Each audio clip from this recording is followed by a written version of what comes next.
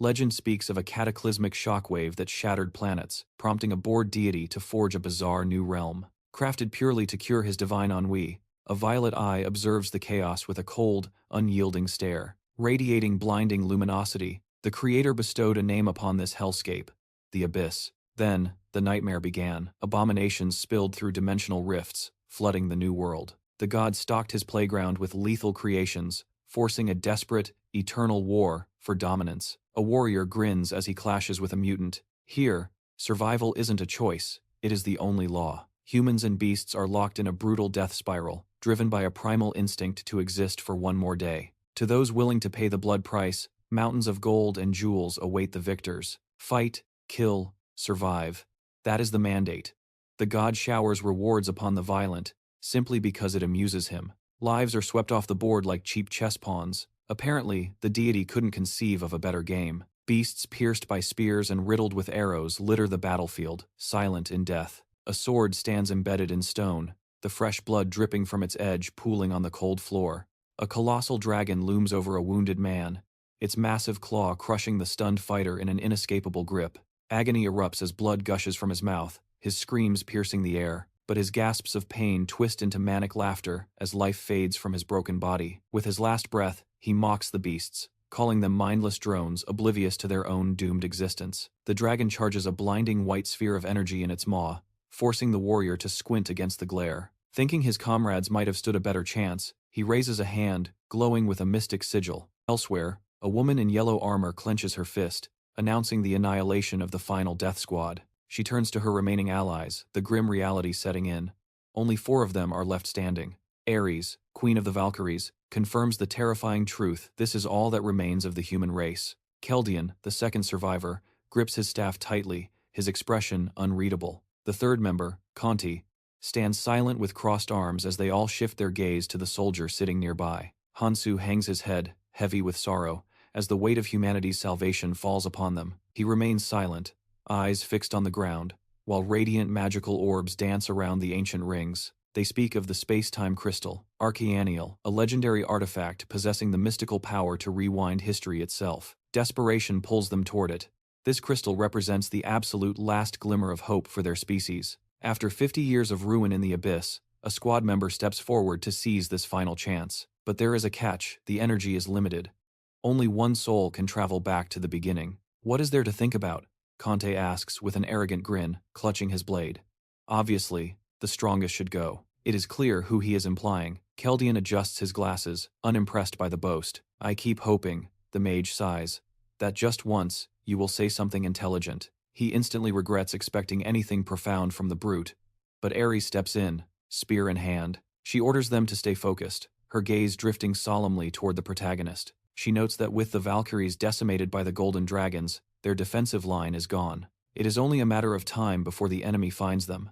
She steps closer to Hansu, whispering that it isn't fair, but fate offers no other path. The blue-eyed warrior looks at her companion and declares, "You are the only one who can do this." Hearing his name, Hansu looks up, his expression hardening as he stares at his own trembling hand. His palms are stained crimson.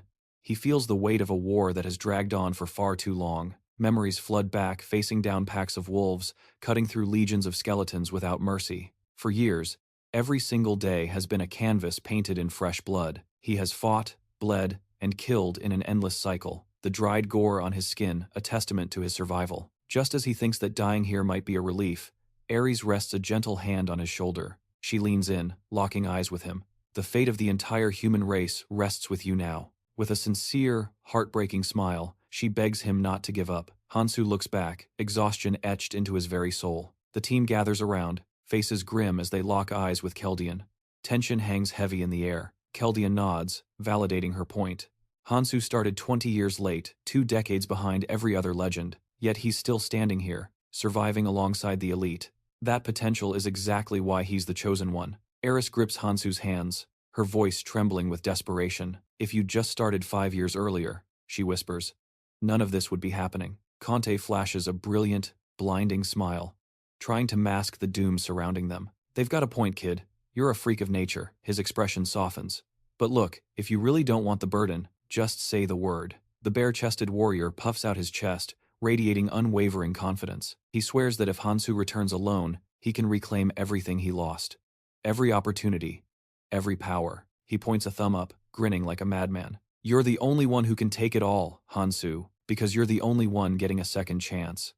Hansu stares at the ground, silence wrapping around him like a shroud. He rises from the rubble. Before them, a complex magical sphere begins to spin, rings rotating in a hypnotic rhythm. The party watches the artifact activate. Suddenly, a blinding light erupts, swallowing the shadows. The ground shudders. A tremor ripples through the chamber. Asterisk, he times is already here. Stone pillars splinter. Cracks spiderweb across the floor, widening with every terrified heartbeat. The ceiling gives way. A colossal dragon crashes through the structure, debris raining down like apocalyptic hail. Yellow energy crackles in the beast's maw, charging a breath of pure destruction. Keldian snaps to attention. Focus, he roars, unleashing a burst of radiant magic. Ignore the beast, we hold the line here. Boulders smash into the ground inches from the mage. The bespectacled tactician commands Aries and Conte to swap positions. Buy me time. Keep that thing off me. While Keldian channels the spell, the warrior grabs a massive chunk of debris. Leave the heavy lifting to us. Aries launches herself forward, spear leading the charge. I'm taking point. Cover my back. She twirls her weapon with lethal grace, just as more dragons pour through the shattered roof. She slams the earth, shockwaves of energy blasting outward. Aries unleashes her ultimate skill. Now, Conte, hit him! The warrior's blade erupts in roaring flames, turning into a torch of vengeance. You heard the lady! With a maniacal grin, Conte swings, delivering a cataclysmic fire strike. I know the drill.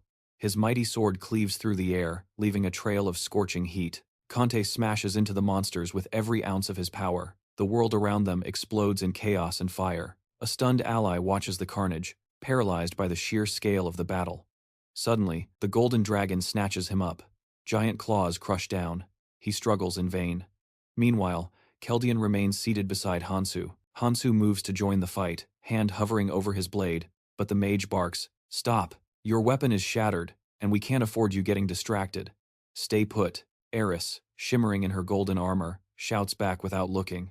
He's right, Hansu. Leave the monsters to us. And listen, don't turn your back on the people you meet this time. I know you find people annoying, but you have to protect them. Save as many as you can. She turns, blue eyes sparkling with a heartbreakingly genuine smile. Are you listening to me, dummy? Blood streaks Hansu's face as he nods. Yeah, I'll try. This time, I'll listen. The warrior chuckles, shaking his head. Even at the end of the world, he doesn't change a bit. Aries tightens her grip on her golden spear. It's all on you now, Keldian. Send him back. The mage, staff in hand, turns to Hansu. His gaze is intense, piercing. Listen closely, Hansu. Keldian opens his grimoire, pages glowing with arcane light. The bespectacled tactician speaks fast. No more aimless killing. Do you understand? But don't show mercy to the parasites. The ones who will betray humanity during the Great War, wipe them out. Illusory bloody hands claw at Hansu's boots. A grim reminder. Save only those who deserve saving. An image of a savage warrior flickers in the magic. And don't forget the berserker.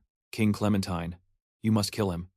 The sorcerer extends his hand, magic surging. Do you understand your mission? Hansu meets his gaze and gives a silent, solemn nod. Keldian smirks, a final expression of trust. Good. He channels the last of his power into the book. Prepare for extraction. Inside the ancient artifact, luminous spheres begin to swirl, gathering momentum. A temporal displacement device levitates before the protagonist, who locks eyes with the machine, his expression grim and determined. Arcs of lightning fracture the air around the fortress, forcing his comrades to spin around in alarm. Kelvin slams his palms together, unleashing a blinding eruption of divine light. Even the dragons circling the spire bear witness as the massive sigil forms, and torrential streams of energy explode from the device. A blinding whiteout engulfs the world. When vision returns, the protagonist is standing amidst a sea of strangers. Confusion reigns as the crowd struggles to grasp their reality. Hansu raises a hand, shielding his eyes as he surveys the chaos. Before them lies a ruin, reclaimed by nature, a city strangled by vines. A smirk curls on his lip. The regression worked perfectly. He vows not to waste this second chance. Around him, the bewildered mob packs the overgrown streets. Disorientation turns to panic. A terrified girl screams out, pleading to be taken back home. Nearby, a frantic parent pushes through the throng, begging for news of a missing child. Tensions snap, a man seizes another by the collar, accusing him of treachery, while the victim struggles to break free. Hansu observes the escalating hysteria with a cold, detached gaze. The reality is sinking in. They have been ripped from their lives and dropped into an alien dimension. Legend speaks of the year the protagonist was born. It began with a mere 100 individuals disappearing, but the phenomenon accelerated exponentially, the count of the missing skyrocketing beyond comprehension. Society collapsed under the strain. Hansu stares down at the mobile phone gripped in his hand. He was only 20 years old when the sky fractured, tearing open a colossal dimensional rift. A titanic eye with a vertical pupil gazed down at him, judging his soul, before vanishing into the void. An unseen shockwave slams into him. The smartphone, still displaying breaking news of the apocalypse, slips from his grasp. It smashes against the pavement, shards of the LCD screen scattering like dust. Survivors huddle together instinctively. This place is known as the Otherworld, a nexus dimension that cannibalizes all other realities, sitting at the very epicenter of the abyss. The first wave of arrivals adapted instantly, mastering skills and seizing power with ruthless efficiency. Bestial roars echo in the distance, a chilling reminder that mutants have turned this realm into a living hell. It is a domain of absolute cruelty and anarchy, where the weak are simply consumed by the void. Back in the present, a blonde-haired warrior scans his surroundings warily. The prophecy states that once the quota is filled, the gateway to the abyss will unseal. Above the crowd, space begins to warp. Nightmarish creatures descend to feast on the terrified masses who fight back in vain. This marks the start of the Great War. Hansu knows the clock is ticking. He has exactly 5 years to reach the pinnacle of power. He stretches his limbs, walking into the chaos with eerie calm. He glances down at his palm. It is confirmed decades of skills, stats, and accumulated power have been completely wiped away. He stands motionless amidst the stampede, his mind racing. It doesn't matter. The first trial is about to begin. Right on cue, a hairline fracture appears in the sky, bleeding eerie blue light. The crowd freezes in collective horror.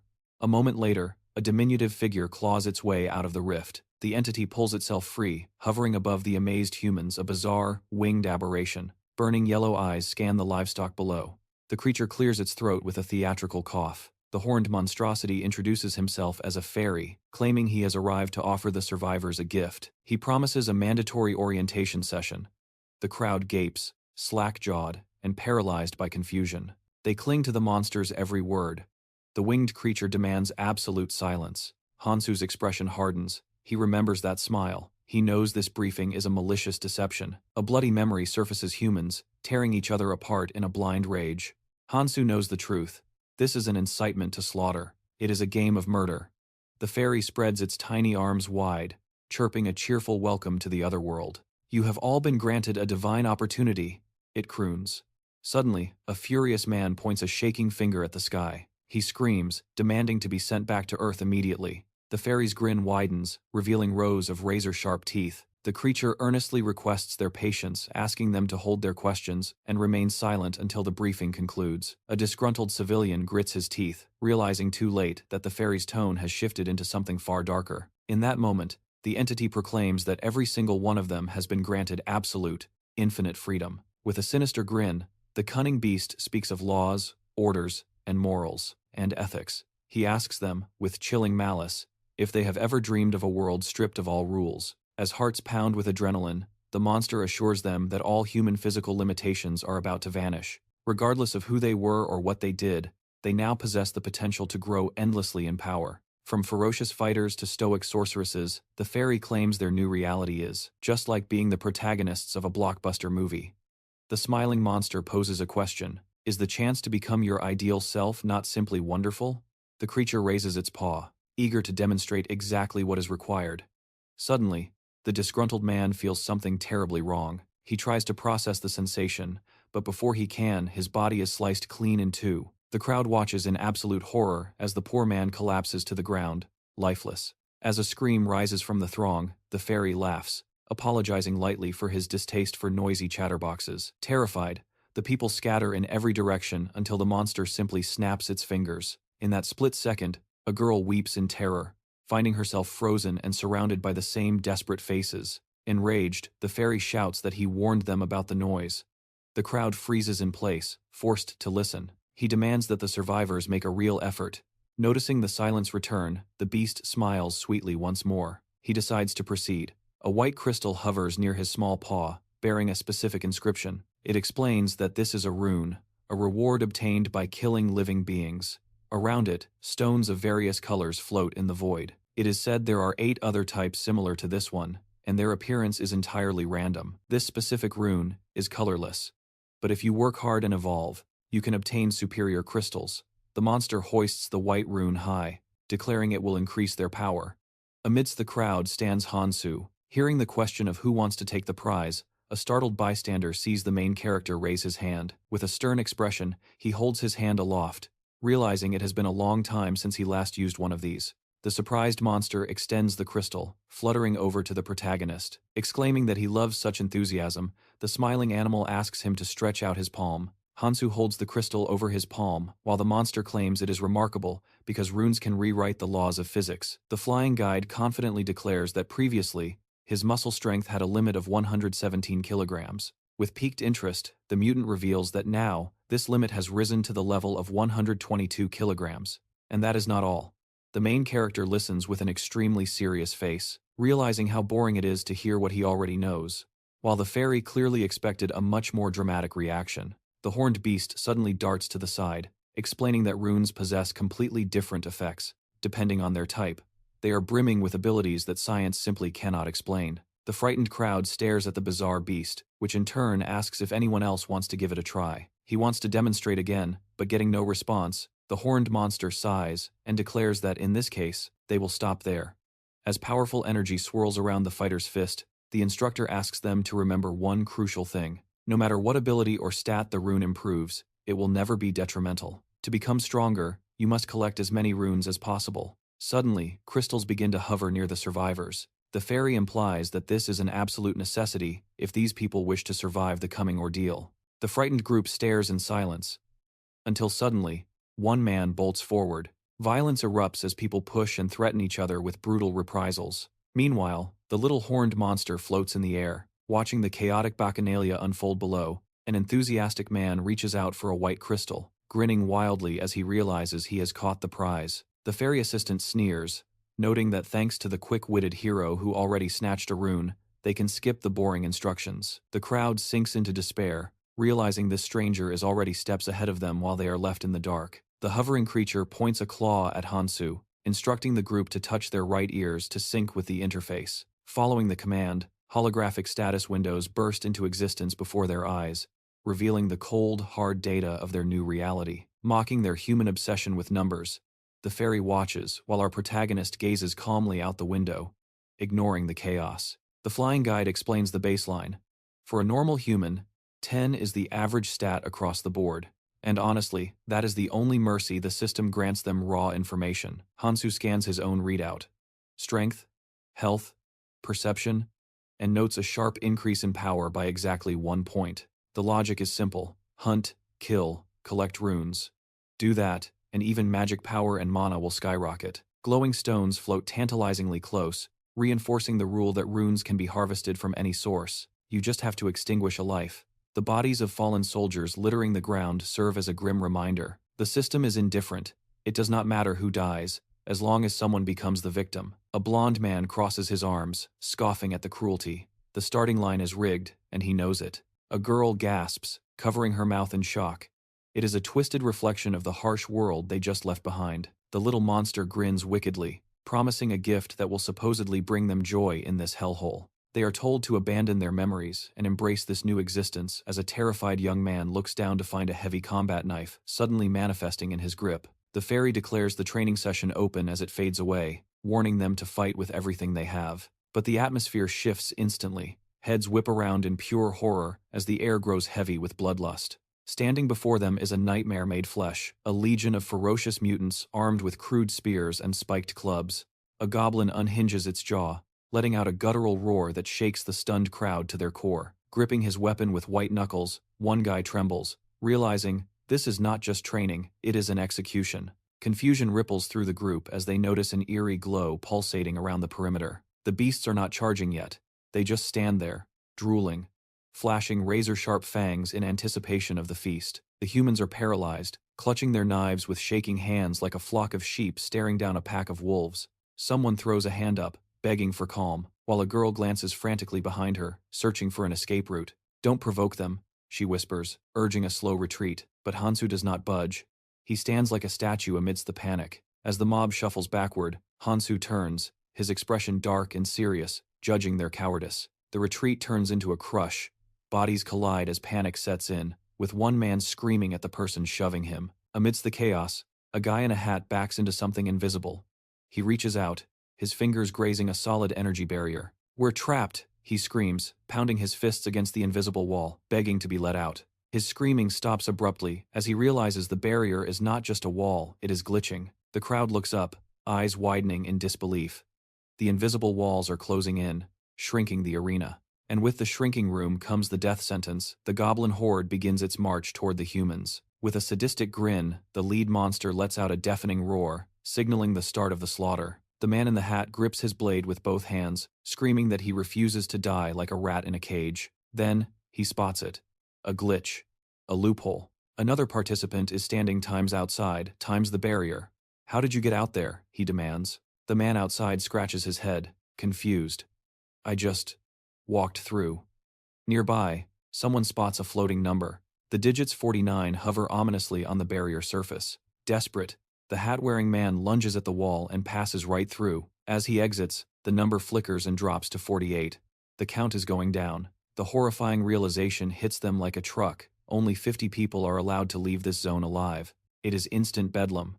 The mob stampedes toward the exit, trampling one another. But Hansu remains frozen in place. The protagonist sighs, watching the pathetic display. In his eyes, they are absolutely worthless. If they had just stood their ground and fought together, they could have crushed the monsters with barely a scratch. But history is painted in blood. A flashback reveals the protagonist perched atop a grisly mountain of corpses. His mind drifts to the previous timeline, where 40 souls were butchered by these goblins. Of the many who failed to breach the wall, only 10 survived. The protagonist frowns, yet his composure remains unshaken. This time will be different. He grips the hilt of his blade, radiating absolute confidence. First, he must purge this zone. On cue, a frenzied horde of goblins charges in a blind rage. Terrified civilians whip around to face the monsters, just as a blade comes hurtling through the air. Before a cry for help can even escape his lips, blood sprays violently across the room. The fallen man stares up in horror, only to realize Hansu has already executed the goblin with surgical precision. The next beast lunges, swinging a heavy club with lethal intent. With a cold, steel gaze, the main character intercepts the blow, catching the monster's arm in midair. He drives his blade home with a devastating strike, sending the bloody mutant collapsing to the floor. Hansu stands tall, knife raised and eyes blazing. The sheer intimidation forces the terrified crowd to recoil. They have no idea what is really happening. The weary protagonist just lets out a heavy sigh. As he slowly advances toward the energy barrier, the warrior wipes the grime from his face. He is painfully aware that his body has reverted to its state from decades ago, leaving him with an uncomfortable sense of weakness. Sitting down, he reaches toward the ground and pulls up his system window, scanning the data with a serious expression. Luck is on his side. His agility stat has already increased by 1/10 of a point. Hansu's status screen reveals a crucial detail. Agility governs more than just physical speed. It alters the perception of time itself, drastically sharpening reaction speeds. A wounded goblin struggles to its feet. Hansu calculates his next move instantly. In this scenario, he can repeat his past feats only faster. Suddenly, the enemy strikes. The monster hurls a dagger straight at him, but the protagonist's ability activates, flagging the attack instantly. In a split second, he sidesteps the projectile and swings his own razor-sharp blade. He drives the steel directly into the mutant's skull, shocking the nearby monsters into hesitation. Snapping out of it, they bare their vile fangs. Hansu watches as multiple enemies launch themselves at him simultaneously. Gripping his weapon, Hansu recalls a vital fact. The moment goblins scent blood, they go absolutely berserk. He tightens his grip on the knife.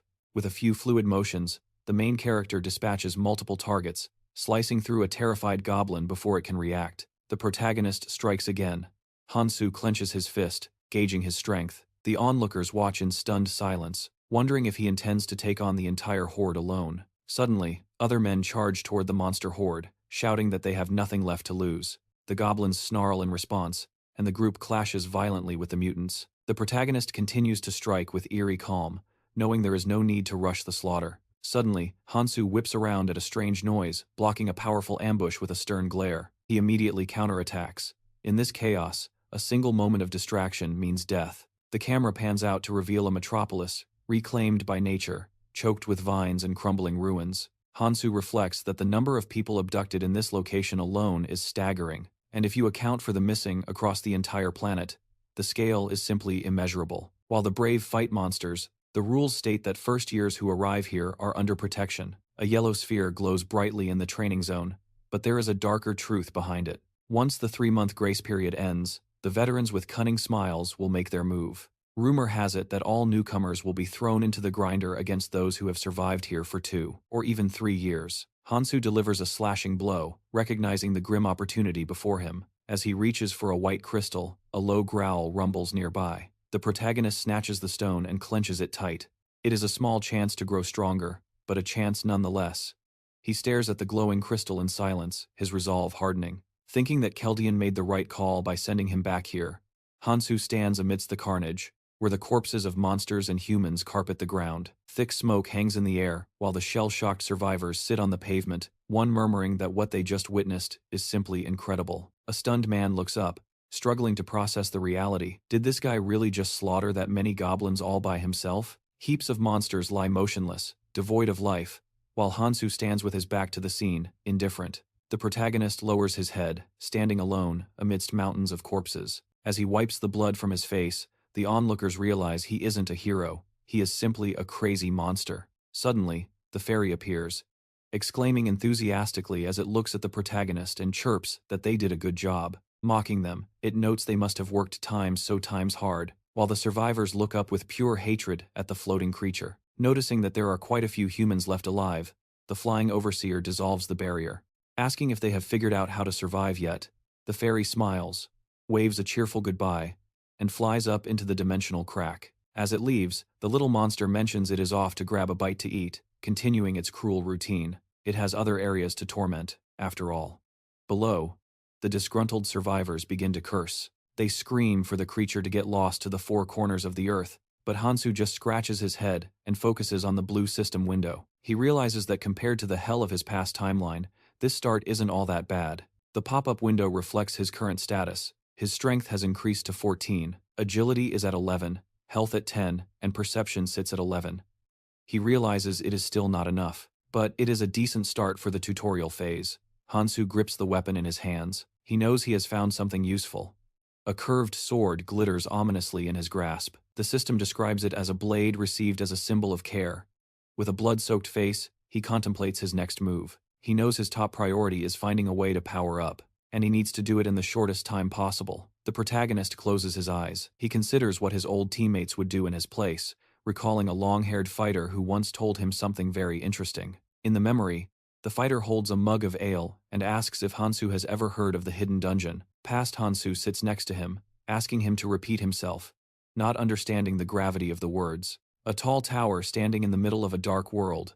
It is rumored to be a dungeon of extreme difficulty, hidden right here in the training area. The guys clink their mugs together. His friend admits that he couldn't clear it. To be honest, no one ever has. Hansu sits beside him, wondering if the guy became that strong even without clearing it. The friend smiles joyfully, clarifying that if he had times cleared it, his standing here would be very different. He would have been on the level of the Valkyries. Hansu listens intently, mug in hand. The man insists that if he could go back, he would definitely try to clear that dungeon. And if he succeeded, he would surely be able to surpass everyone. An image of a ferocious snake crawling through a chest of gold flashes in his mind, reminding him, the higher the difficulty and the lower the odds of winning, the greater the reward upon success. The question remains, is he really not interested in seeing what lies at the end? Back in the present, the main character frowns. His goal is set. The brave survivor looks back at the ruined world around him. He thinks that if he wants to succeed there, he has a few tasks to complete beforehand. The survivors are divided into groups. The system explains that this is the earliest stage of training, where 100 people must unite and cooperate. A bright sphere of light floods the space. Everyone must survive in the designated area for a week. Then the zone shifts, repeating for 3 months. As soon as the second stage of training is complete, the safe zone will vanish. That opens the possibility of contact with those who arrived earlier. Large steel chains seal the doors shut, but in this first stage, 2 secret pieces are hidden, and no one has ever reached the true end. Because to reach the end of the hidden dungeon, you must acquire them first, and this is the only way to become stronger, faster. The main character mentally confirms that this is his first step. Hansu scans the area, sensing the hidden piece is close. He's standing right on top of it. Suddenly, a piercing scream tears through the air, and he spins around to see chaos unfolding. A man is cornering a girl, demanding she join him, but she screams back that they don't need his help. He violently grabs her wrist, and Hansu instantly recognizes the signs. Conflicts are erupting everywhere. The thug smirks, blocking her path and insisting that sticking together is the only way to survive. The terrified girl trembles as he manipulates her fear, asking if she really wants everyone to die. Hansu watches cold-bloodedly, calculating that he has zero time to waste on this drama. He can't afford distractions. He has exactly 1 week to find the hidden piece. If he fails, it disappears forever. Suddenly, a voice shouts Hansu's name. He turns to see a guy asking if that is his name. Damn. He's been spotted just as he needed to vanish. Wiping a smear of blood from his cheek, Hansu plays dumb and asks if they know each other. The guy's jaw drops in shock, and a blonde man storms over, shaking with rage. He screams that Hansu is insane, reminding him they were standing together just seconds before arriving in this hell. Hansu feigns confusion, scrutinizing their faces until the memories suddenly flood back. A furious classmate jabs a finger at him, demanding to know if he is even listening. It clicks. These are his college classmates. Hansu, unmoved, remembers their gruesome deaths from the past. They had studied together, but after they died, he had completely erased them from his memory. The girl shakes off the creep, declaring she is sticking with Hansu, while her friend stares blankly in fear. Hansu locks eyes with her and realizes that it is Mihi. He steps to her side, knowing that with her looks, she will be a magnet for trouble in this world. A group of thugs blocks their path, their leader seething that these kids dare to ignore him. The boss focuses on the dark-haired student, and recognition dawns in his eyes. He trembles with excitement, realizing this is the monster who single-handedly slaughtered a pack of goblins. The villain glances back at his crew with a smirk, thinking the hero is exhausted and vulnerable. The students turn to face the threat as a thug in a jacket flashes a predatory smile. He mocks their manners, convinced that the disheveled Hansu is too weak to fight back. Judging by his ragged state, they think he's harmless. The leader steps forward with a malicious glare. He extends a hand, offering a fake truce, suggesting they submit quietly before things get ugly. It is a threat wrapped in a smile. Hansu steps in front of his trembling comrades. He sighs, stating that trash like this exists in every world. His gaze turns icy. These amateurs are just high on adrenaline from their first battle. Hansu takes charge. They have no idea what kind of predator they are provoking, blinded by the delusion of victory. The thug stares in silence, stunned, as Hansu walks right up to his face. Hansu asks if he has a death wish. The guy shoves him back with an elbow. Gritting his teeth in shock, the villain curses Hansu, calling him a bastard. His eyes bulge as a shining blade materializes in Hansu's hand. Any last words? Suddenly, a man in a red shirt steps out from the crowd, telling everyone to calm down. It is the real boss. Flanked by bald enforcers, he claims they are just misunderstood. He smoothly invites Hansu to join their faction, arguing that they need numbers to survive. He promises everyone will have a role, his gaze steady and commanding. He preaches unity, but Hansu remains stone-faced, unimpressed by the performance. Hansu studies the sinister boss and realizes this man has already adapted to this cruel world. The villain smirks, a red aura flaring around him. Hansu sees no point in hiding his power anymore. This man is a hyena in his habitat, a born criminal thriving in the chaos. Gripping his sword, Hansu calculates, should he slaughter this threat right here and now? A flashback surfaces. Keldian, nose buried in a book. Hansu recalls Aries' voice, her insistence that aimless slaughter serves no purpose. Yet, mercy is wasted on the parasites destined to betray humanity in the coming Great War. Still, the warrior smiled, telling him never to turn his back on the people he crosses paths with. Save them, she urged, as many as possible. Hansu, blood smeared across his cheek, bows his head in thought. Her way saved countless lives, but here in reality, a pack of villains stands in his way. Blade in hand, Hansu calculates the odds. He doesn't have the time to waste on this trash. Besides, scum like this tend to self-destruct if you just wait long enough. Why get his hands dirty? He turns calmly, suggesting they simply walk away. The underling bristles, confused by the audacity, but the bald leader raises a hand to silence him. Surrounded by his goons, the boss declares their priority is establishing order in this chaos. A hellscape where strange monsters roam, and desperate survivors clutch their heads in madness. Above, the fairy grins that wicked smile. The bald man knows he has to play by the devil's rules to survive. Yet, he enjoys this new world. He puffs up, proclaiming that only the strong make the laws here. He decides not to press his luck today. The bandits and the students drift apart, heading in opposite directions. Hansu orders the group to keep moving. The blonde student glances back at the thugs. It's terrifying, people have become scarier than the monsters. He shifts his gaze to Hansu. He always knew Hansu was odd, but this is different. Hansu casually wipes the grime from his face. Was he always like this? Memories surface of Hansu in the classroom, hidden under a black cap and hoodie. An orphan who sat in the corner, radiating gloom and silence. Nobody paid him any mind back then. The blonde student steps closer to him now. Why act like you don't know us? He asks. Hansu remains stoic, visibly annoyed. With a serious expression, he spins a lie. Memory loss. The shock, I guess. His classmates exchange bewildered looks. Why does this teenager sound like a weary old man? Isn't it obvious? Hansu snaps. He turns his gaze toward Mihi. She bursts into sudden, loud laughter, leaving him perplexed. What's so funny? She was destined for a good life before this. Hansu studies her with a stern, analytical eye. In this world, beauty is a double-edged sword. Wielded correctly, it's a powerful weapon. One can only hope she survives long enough to use it. They trek through the overgrown city streets. One of the guys sidles up to the girl, breaking the silence. We've been walking forever without a word, he complains. Where are we even going? Mihi turns to Hansu, smiling. Well, where to? Hansu replies cryptically. You'll understand when you see it. Her jaw drops as the destination finally looms before them. Hansu halts in the middle of the street, mind locking onto his first objective. He stares ahead, dead serious. 6 students stand at the top of a descent. This is it. The subway station hiding the secret zone. Vines choke the signage, but the letters are still visible. Gangnam Station. They stand at the maw of the stairs leading into the dark. Mihi looks at the dark-haired leader in surprise. Why this station? She asks. Hansu rubs his chin, covering his mouth as he thinks. He squints at her. Explaining every detail is a luxury he can't afford. If not for Aries' dying wish, he would be doing this solo. But he has no choice. Without turning his head, he speaks. A premonition led me here. He lies. Instead of memories, I got instinct. He claims he awakened a special ability, a 6th sense. The group is stunned, but Hansu figures it's a believable lie. After all, they just saw a magical fairy. Is a superpower really that far-fetched? The blonde student turns to the others, alarm in his eyes. Are we sure we should follow him? The brunette spins around, eyes closed, radiating an eerie calm as he tells them he's not forcing anyone's hand. He claims to be the type who respects personal boundaries, a real gentleman. If they're too scared, they can step back and watch from the safety of the sidelines.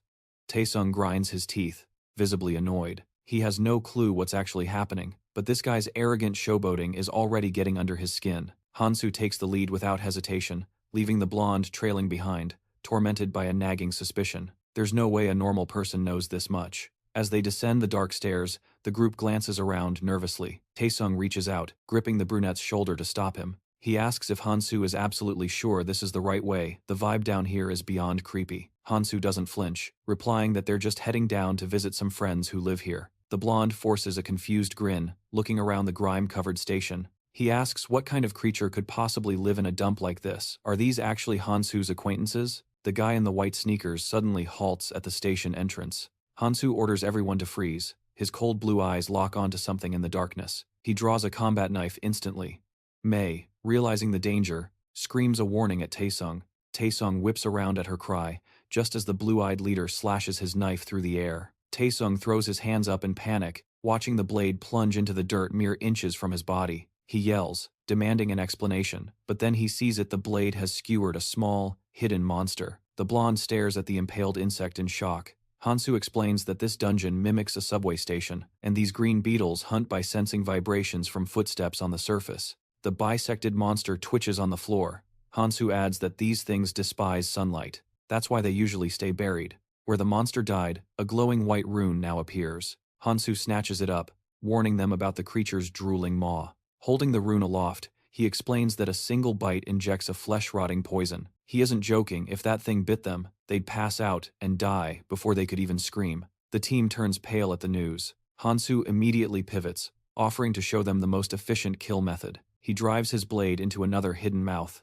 Following his lead, the others start stabbing into the infested earth. Hansu surveys the team. The 4 of them seem competent enough to be useful, but his gaze darkens when it lands on the guy with the headphones. He steps closer, doubting the kid's resolve. Hansu warns him, if he lacks confidence, he needs to stick to the unbroken tiles. If he sees a crack with loose earth inside, that's the target, pierce it immediately. but he warns him to watch his hands. Nearby, Mei wipes sweat from her brow. She realizes the pattern: you just have to strike wherever the ground bulges upward. Taesung laughs, agreeing that it's just like a high-stakes game of whack-a-mole. Sangjin shuts his eyes tight. Gripping his knife, he ignores the ground swelling behind him, mentally chanting that he can handle this. Suddenly, a round mouth bursts open to attack. Hansu moves in a blur, shoving the kid aside. Blue energy flashes as he slices the monster apart, its remains scattering at the hero's feet. Sangjin, trembling on the floor, looks up and thanks him with a shaky smile. Hansu doesn't bother responding. He's seen enough to know the kid has zero combat instinct, so he just keeps walking. Headphone guy hangs his head, crushed by the realization that he's nothing more than dead weight. Taesung saunters up to Hansu with a knowing smirk, claiming he has a hunch. He bets Hansu knew exactly how that would play out. Hansu remembers his earlier claim. He turns back confidently, declaring that this foresight is simply his superpower. The team is left dumbfounded. While they stare at him, he suggests they focus on the hunt. Dismembered monster parts litter the floor. Hansu holds up another white rune he swiped from the carnage. He shifts his gaze to the others, genuinely puzzled, and asks why they aren't looting the drops yet. Mahi stepped forward, buzzing with enthusiasm, and proposed a deal. He suggested that Hansu should take all the runes in exchange for guaranteeing their protection. The girl arched an eyebrow, scoffing that hoarding runes wouldn't exactly turn them into Superman. Hansu just shoved a hand in his pocket, staring her down with a cold, calculating look. He weighed the offer. Give up the loot in exchange for playing bodyguard? With a sharp exhale, Hansu looked at the aspiring heroes and laid down the law. Your loot belongs to you alone, but if you want to travel with me, you follow the basic rules. He pictured the veteran wanderers, cloaked figures braving the scorching sun of the zone. Decades of survival had forged an unwritten code of coexistence. He ran his thumb over a crystal. My kill, my prize. In group hunts, sure, loot was distributed by need and contribution, but relying on goodwill, he imagined a friendly handshake masking a hidden dagger. In a crisis, goodwill dissolves instantly. He visualized a survivor stabbing a comrade in the back. Alliances built on charity always fell apart. The rookies stared at him in shock, but the hero knew the truth. Soon, they would realize just how savage and unforgiving this world really was. His gaze hardened. Rely on your own skills first, Hansu warned. If you're useless, I'll leave you behind. The group stood frozen, stunned that this cold ultimatum was his idea of a basic rule. Hansu didn't wait. He surged forward, leaving the others to exchange nervous glances. He stared back at them silently, knowing they would adapt soon enough. They wouldn't need a lecture on the obvious for long. He reached out, snatching a white rune. Before long, they'd be fighting over these scraps like starving dogs. The group began scavenging crystals around the station. Suddenly, one of them spotted something strange ahead and called out. Taesung held a pulsing purple crystal, a sly grin spreading across his face. His instincts were screaming. The system notification flashed. Asterisk asterisk, essence of the Acrol troll tribe. Asterisk asterisk, a purple rune etched with a lizard. He knew instantly if he absorbed this, he'd gain superhuman power. The blonde man shot a sideways glance at the hero. He remembered Hansu's earlier lecture about distribution rules. If he played this right, he could trap Hansu in his own logic. He gripped the purple crystal tight. I found this rune, Taesung challenged, so I can keep it, right? You wouldn't go back on your word, would you? Hansu simply nodded. The blonde blinked, surprised by the easy victory. He eagerly clutched the crystal like a lifeline. Hansu watched him, unimpressed. Asterisk. Essence of the troll tribe. Asterisk. A solid starter rune. It granted armored scales and regeneration, 2 stats that greatly increased survival chances. It was a highly coveted item, but it had a passive drawback, a massive increase in appetite. In a world where food meant power, that hunger could get you killed. Hansu scanned the other crystals. Rune rank determined skill power. He thought of the elites in white uniforms, the geniuses who wielded magic. They commanded hundreds of different skills. He pictured a man in glasses poring over a tome. Kelvin had mastered over 1,000 skills. Hansu stood there, hands in his pockets, but his situation was completely different. He stared ahead, analyzing his path. Colored crystals littered the floor. He reached for an orange rune. Hansu shielded his eyes from the blinding glow, then crushed it in his fist. Aries held a green rune, her voice trembling. I knew it. There's a skill limit. She covered her face with her palm. It's 7. We can only hold 7 skills. If they had known earlier, they wouldn't have wasted slots on trash. The dark-haired boy hung his head in defeat. He only had 7 skill slots. To most, that sounded like a fatal limitation, but hidden within that cap was a power that defied logic. He recalled the brilliant blue aura that once surrounded him. It was the power of infinite evolution. Take the lizard essence, a skill that initially offered only minor regeneration. Evolved enough, it rivaled the arts of immortality. A simple dash could transform into the legendary Kolbein's stride. Space break. The memory flashed white-hot. There was a reason Aries had named him 7 stars. That unique ability was the only reason he could walk shoulder to shoulder with those smiling legends in his past life. It was the bridge that allowed him to stand equal to them. He had lagged 20 years behind, yet he closed the gap. Now, standing before the rune-etched spheres, he knew this was the core reason for his return. This was why he turned back the clock. Hansu stared into the distance, eyes burning with resolve. No mistakes. Not this time. He remembered Aris's warning clearly. Be agonizingly careful when choosing your 7 skills. If he executed this plan perfectly, his training would be a walk in the park. He watched in surprise as the other guy grabbed a rune. I'm taking this one, the man announced. A purple crystal flared in the man's palm. The system pinged. Physical resistance characteristic created. It was the troll tribe essence. Mastery level, 1%. Tyson smirked at the lizard crest burning into his hand, convinced he had just hit the jackpot. He pulled up his status window, grinning as he watched his stats inflate. Glancing at the dark-haired youth, Tyson scoffed internally. Asterisk. What a fool. Asterisk. Asterisk, I'd never share power like this. Asterisk, Tyson figured his opponent was just hesitant, frozen by indecision. Asterisk, I'll leave him in the dust before he blinks. Asterisk, Hansu, ignoring the glare, waved to the group. Let's move out. Tyson clamped a heavy hand on his shoulder. Hold up. It gets dangerous from here. We stick together, he said, pivoting to the group with a practiced, dazzling smile. It's only logical that the strongest lead the charge to the front lines. Right, May? He shot the girl a look, clearly fishing for validation. Hansu side-eyed the blonde. Nobody had said anything about a competition, but Tyson had already decided they were rivals. Honestly, it was kind of adorable. Hansu casually brushed the hand off his shoulder, but that didn't mean he'd let the guy walk all over him. He started down the stairs. May peered into the darkness ahead. Wait. Why are we going down? To catch the subway, Hansu replied, his voice flat. May looked at him with disbelief. Do the trains even run anymore? You'll see. He took a confident step into the dark. May realized then he hadn't been wrong yet. Hansu's mind drifted to a memory. A brown-haired man sitting in the dirt, bragging about his dungeon clears. I guarantee, the man had argued back then, the dungeons you're talking about are a joke compared to where I've been.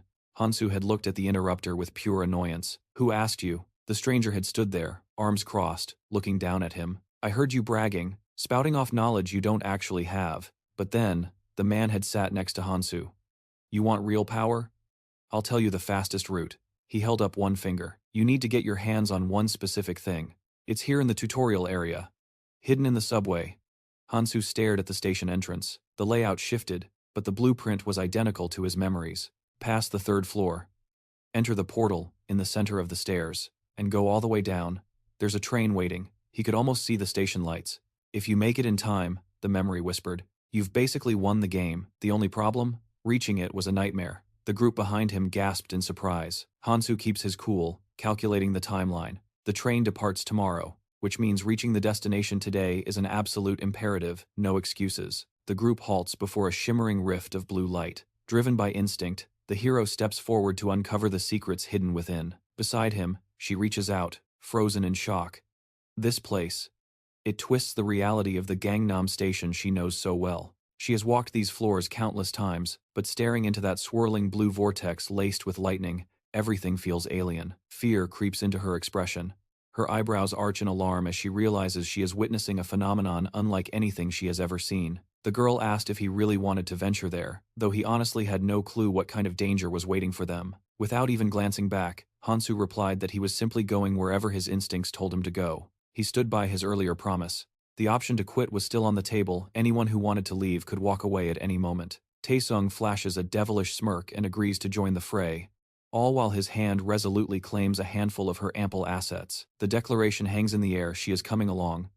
Hansu narrows his gaze, studying her reaction closely. He senses the trembling anxiety radiating from her, his mind flashing back to the moment the bully clamped down on her hand. He realized she wasn't naive. She understood the gravity of their situation perfectly well. Flashbacks of that man dragging the girl along flooded his mind. For someone as vulnerable as her, the danger was tenfold compared to the others. Yet, He steeled himself, keeping his eyes fixed on the path ahead. The hero finally understood.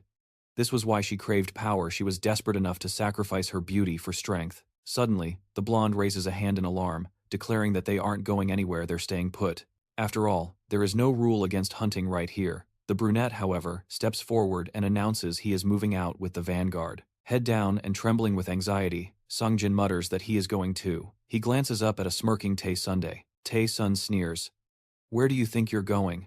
You've been too terrified to lift a finger this entire time. Glaring from beneath his bangs, the headphone-wearing boy snaps back. That is none of your business. He turns away, dismissing them cold. Outraged, Tae-Sun jabs an accusing finger in his direction. You've got a big mouth for dead weight, he roars.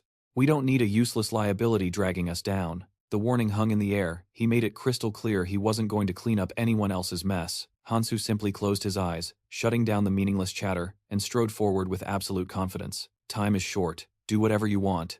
He threw back, leaving the blonde man standing in the dust as he and the girl moved on. The rejected man ground his teeth in fury, glaring daggers at their retreating backs. How dare they? How dare they humiliate him right in front of Mahi? Seething, he stepped through the portal after them. Hansu instantly analyzed the new zone. There were 1,000 mobs in this tutorial area, and the terrain had completely shifted. Even with the changes, the core rules remained the same. Walking behind him, Sungjin stopped dead in his tracks, eyes wide with shock. No way, he stammered. Where on earth did a convenience store come from? Right there in the dungeon stood a dilapidated shop with shattered windows. One of the survivors immediately rushed toward the supplies on the shelves. Hansu brushed his hand against the glass, realizing the rumors weren't just stories after all. The legend that a hidden store always existed on the subway's second floor was true. Was this some twisted kind of reward for their survival? Taesung picked up a knife, examining the blade with a critical eye before asking, should we stock up on different weapon types? Another survivor stared, hypnotized at the humming, glowing refrigerator, marveling at the fully stocked shelves. Hansu noted that calling it a convenience store was an understatement. This place was practically a fully loaded supermarket. It had literally everything they needed. Hansu grabbed a saucepan, and the others watched in confusion as he immediately set it over a makeshift fire. What are you doing? Someone asked. Hansu calmly pulled out a pouch. Cooking, he replied flatly. The girl's eyes went wide with amazement. What is that? She gasped as Hansu poured a thick, green liquid into the pan. Realization hit her like a truck. That was the blood of the green worms. She suddenly remembered seeing him harvesting the remains earlier. She hadn't understood back then why he was stuffing insect parts into his bag. But now the puzzle pieces were falling into place. A satisfied smirk curled Hansu's lips. He tore off a chunk of monster flesh, knowing the secret reaction. Goblin skin becomes deadly poisonous. The moment it makes contact with green blood, he tossed the chunks into the bubbling pot to let them stew. Goblins had evolved specifically to survive against the green worms, and Hansu knew that mixing their biology created a venom potent enough to kill anything. Taesung approaches with a plastered grin, commenting on how wonderful the air suddenly smells. You want a bite? Hansu replies calmly. It is poison. The blonde jumps back in total shock. You didn't say it was poison before. You're the one who came sniffing around, Hansu retorts.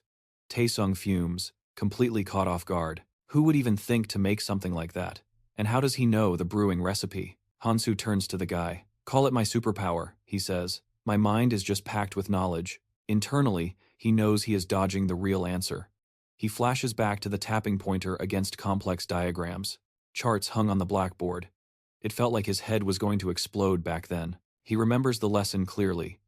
Even if you travel back in time, without knowledge, it is useless. All the critical intel is right here. Not just where to find items, but how to enhance them. In his memory, Keldeo slings the pointer over his shoulder. If you have any brains, you understand why this matters.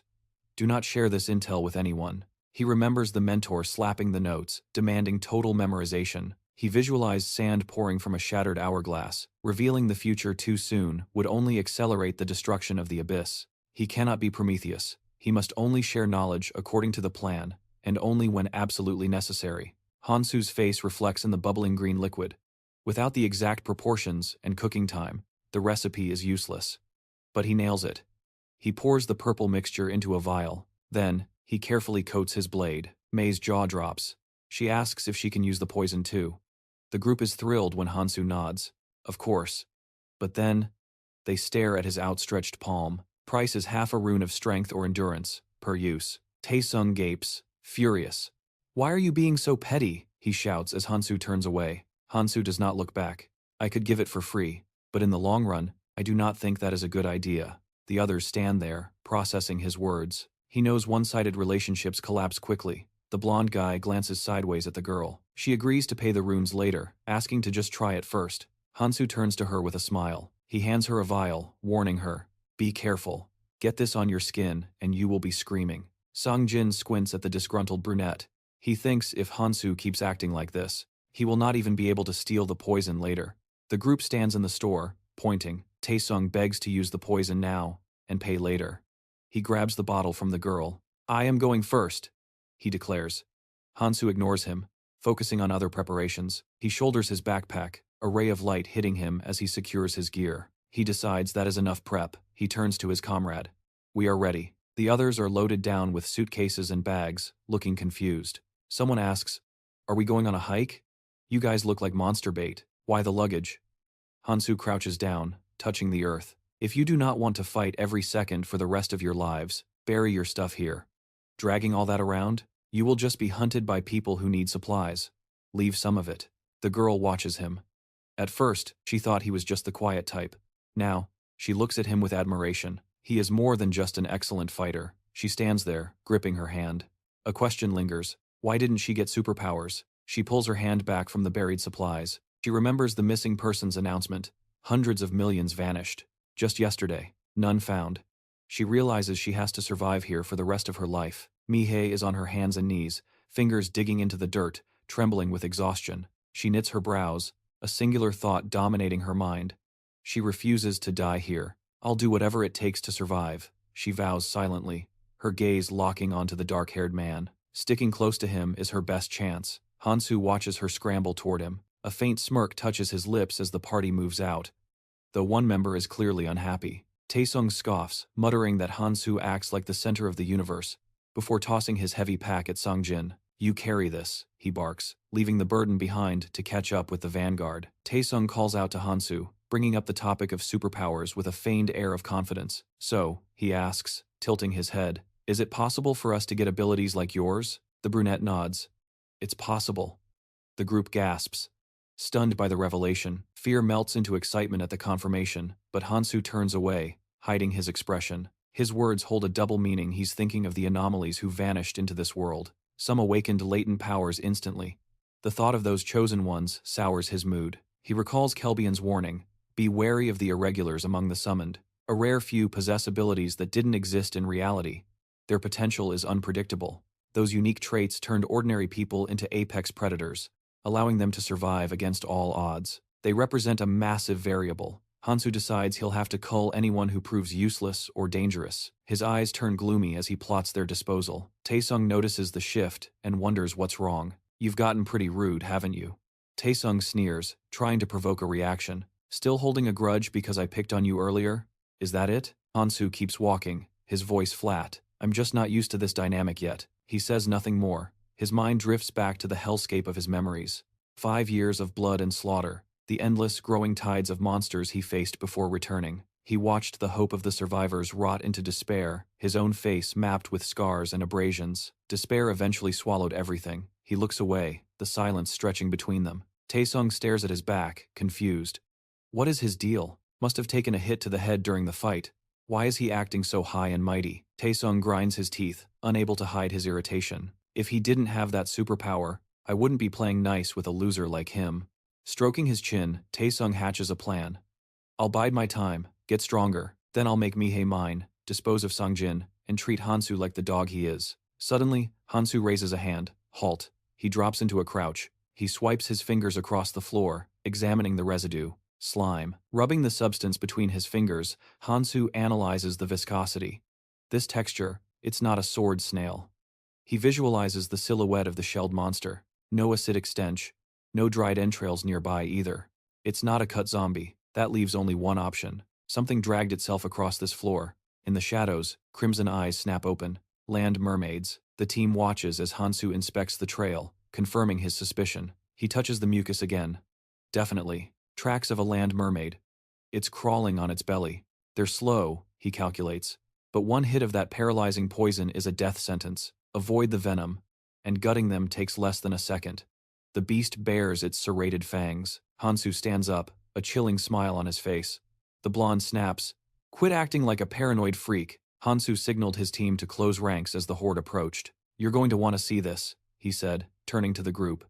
"But I'll need a hand. Prepare to be surprised."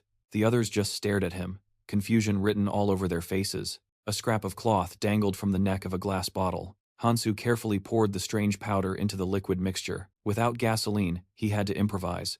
"This will have to do," he muttered. The girl's eyes went wide as she recognized the device.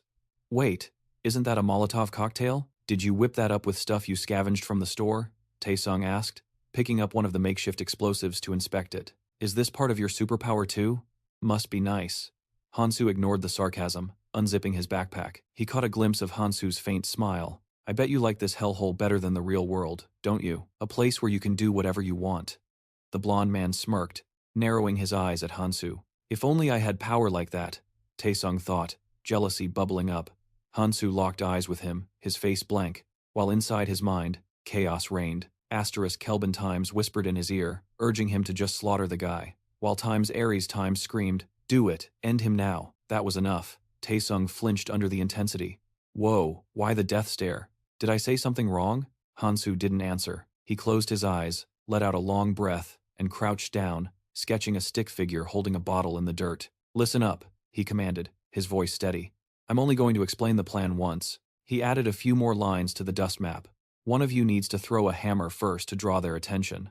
Once they're distracted, the other three rush in for the kill." The team gathered around, watching him trace their strategy in the dust. "Whoever takes point, the vanguard gets first pick of the runes," Hansu explained. Taesung rubbed his chin, doing the math. "That means I'm taking the vanguard slot. Obviously, you need someone competent on the front lines." Hansu ignored the boast and looked at the others. "Who's throwing the explosives?" Mihei and Songjin exchanged a nervous glance, neither wanting to volunteer. The pressure to choose hung in the air. Songjin awkwardly shifted his gaze away from the radiant girl. Arguing with Mihei felt wrong, somehow. He squeezed his eyes shut, trying to avoid the confrontation. Ignoring her pleading look, Hansu cut through the tension. "You two will take turns throwing." Long shadows stretched across the floor as the team advanced down the dark corridor. Songjin wondered just how deep they had gone. It was too late to turn back now, not that he wanted to admit it. Watching the backs of his teammates, Songjin realized why he was really following them. It wasn't bravery, he was terrified of being abandoned. But surprisingly, they didn't seem to mind him tagging along. Songjin, headphones around his neck, clutched the Molotov cocktail like a lifeline. Beside him, Mihei gripped her backpack straps, trembling with adrenaline. Taesung glanced at her, surprised by her intensity. Suddenly, Hansu, taking point, signaled for them to freeze. "Heads up. Incoming." The heroes halted near the station entrance as a low, guttural noise echoed toward them. "Throw it!" Toward the sound. At the command, the girl scrambled to open her bag. She flicked her lighter, setting the rag ablaze. Asterisk. "I won't be a burden." Asterisk, she told herself. Asterisk. "Not this time." Asterisk. The fuse crackled to life. Asterisk. "I can do this." Asterisk. She hauled back and hurled the flaming bottle into the darkness. Fire licked at the bottle's neck as it soared through the air. In the shadows, the crimson eyes of a mermaid monster flared. Asterisk. Smash. Asterisk. The bottle shattered on the floor, engulfing the monster's silhouette in a roaring inferno. I did it," she gasped, shocked by her own aim. "Attack! Now!" Hansu barked. "Watch out for the spit, it's parasitic poison." Taesung's jaw dropped as he realized the danger. Taesung watched Hansu tear through the enemy, his eyes locking onto the shiny runes spilling from the monsters. Asterisk. "That greedy bastard is trying to hog all the loot again." Asterisk. Suddenly, a mermaid lunged at the blonde. Asterisk. "I'm not losing to him. Not again." Asterisk. The monster reached out, claws slashing toward him. Taesung squeezed his eyes shut, swinging his knife wildly. "Get back! Get the hell away from me!" He cracked one eye open just as the monster collapsed next to him, cursing under his breath. He looked at his blade, a smirk forming on his lips. "Hey, this poison actually works like a charm." Hansu, already clutching a handful of fresh runes, nodded. "Told you the poison was worth the investment." Taesung stared at his reflection in the deadly blade. With this poison, he realized, he might finally have a chance to catch up to that monster Hansu. Emboldened, the team rallied, fighting back the wave of monsters with newfound confidence. The burning mermaid unhinged its jaw to shriek, but the hero was already calculating his next move. Against an opponent spewing flammable, paralyzing toxins, fire was the only answer. Blade in hand, he charged. His strike carved a path of light through the air. Hansu knew the Molotovs were the perfect call. The blade was dull, battered from use, but in his hands, it didn't make a damn difference. The creature screamed, mouth wide open, exactly the target he had been waiting for. While the poison sprayed, the blonde man in the back wasn't watching the fight. He was eyeing the white crystals on the ground with a greedy smirk. Asterisk, all these runes are mine. Asterisk, he thought, reaching out. But the dungeon had other plans. A mermaid spat a glob of acid right at him. The liquid splashed his leg. He hit the deck, screaming as the toxins sizzled straight through the fabric of his pants. The shame stung worse than the burn, everyone saw that. But he didn't have time to blush.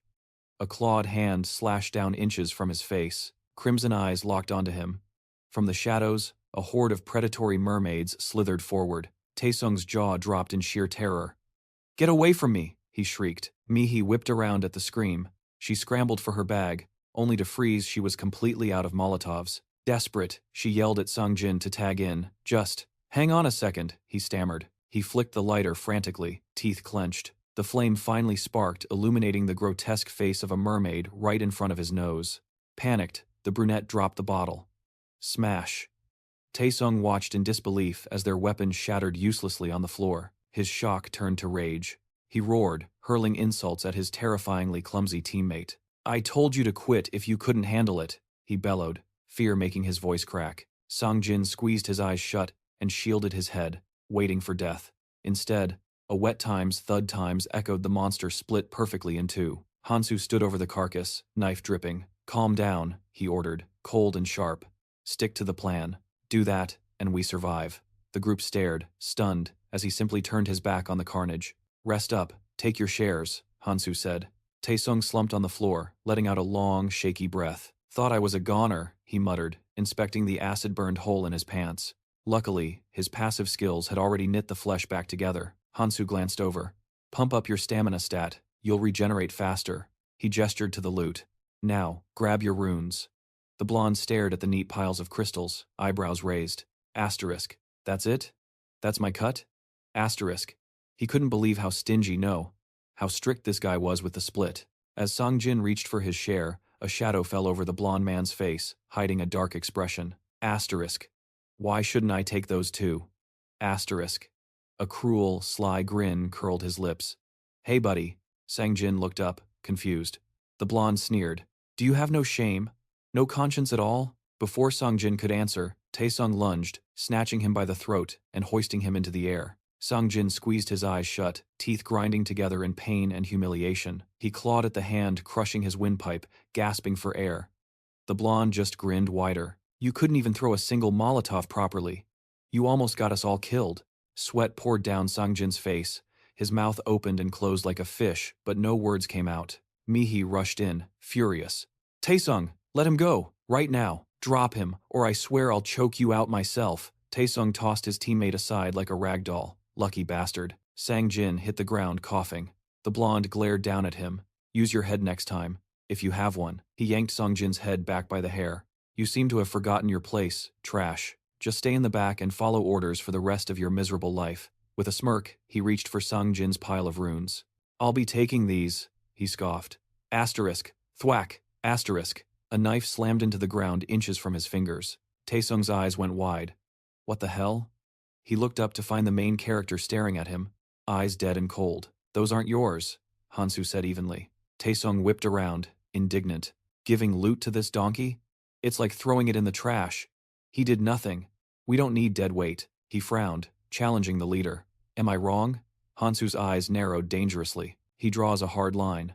Fairness is paramount. Messing with someone's livelihood in this hellhole, that is off limits. The other guy turns away, grumbling under his breath that Hansu is going to regret this decision. Hansu just looks at the victim of the bullying, telling him coldly that he needs to learn to protect his own share. The young man stays silent, scrambling to collect his dropped runes from the dirt, while the girl watches the main character in total confusion. She offers an awkward smile, asking if they are bothering him, while her hand nervously grips the strap of her bag. She mumbles that she feels like a burden, especially since he's the one doing all the fighting. Hansu doesn't even look at her, simply replying that everything is fine. He adds that he isn't the type to complain about his teammates' weaknesses, and the group continues marching forward. The girl presses on, asking if this means he actually plans to stick with them until the very end. There is a lingering fear that he could just abandon them at any moment, but Hansu keeps walking. Without turning around, he reminds her that they were the ones who decided to follow him, not the other way around. But he reassures her that they're doing fine, so she needs to stop overthinking it. Still, Mihei watches his back with anxious eyes. As Hansu navigates around the monster corpses, he calculates that most of the loot drops are strength and stamina runes. It makes sense you can't ignore the fundamental physical stats of the body. Honestly, it's not a bad strategy, considering how critical endurance and raw power are for survival. He sits down to absorb a stone, realizing these are exactly the stats he needs right now. A system screen pops up, displaying strength at 25.3, stamina is sitting at 24.5, and agility is at 14.1. Suddenly, Hansu looks up, as a floating silhouette appears above him, a fairy, grinning from ear to ear. The creature exclaims that the sum of his strength and endurance has officially exceeded 50. It's his first major achievement. Hansu smirks, spinning the rune in his hand, and asks why the admin has bothered showing up. The creature stares at the hero, noting that he was the first one to reach this milestone. Impressed by his speed, the fairy flutters around him, adding that the system always loves those who try their hardest. The fairy lands on Hansu's head, announcing that it wants to grant a special gift, a reward for the most active traveler.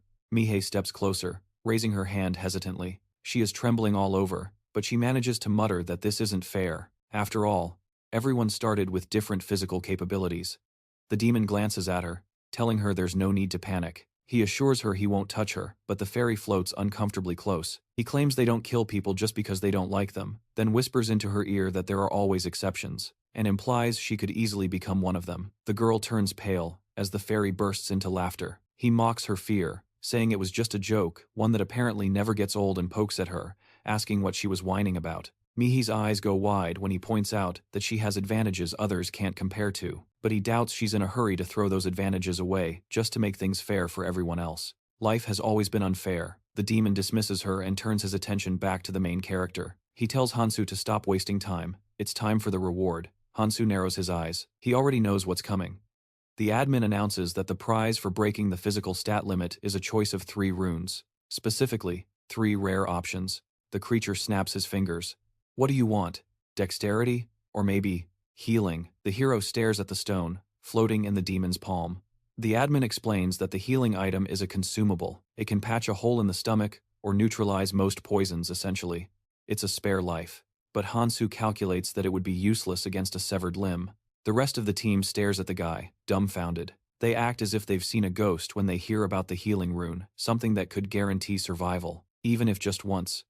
The group looks at their hero with desperate hope, each thinking the same thing, that in a critical moment, Hansu might spend that rune to save them. However, the warrior looks the demon in the eye, and asks if there is a rune for magic immunity. The admin snaps his fingers again, genuinely surprised. He conjures the stones, confirming that such a thing exists, while the rest of the team feels their hearts sink. The protagonist accepts the reward without hesitation, deciding that while healing is nice, immunity is power. Gaining total immunity to magical and physical damage in the tutorial zone is statistically impossible unless you've got the devil's own luck. The stones pulsed with a faint glow, just like Conte, and the veteran etched that detail into his memory. Boosting stamina is basic. It dictates how much energy you burn and how fast you get it back. But true resistance?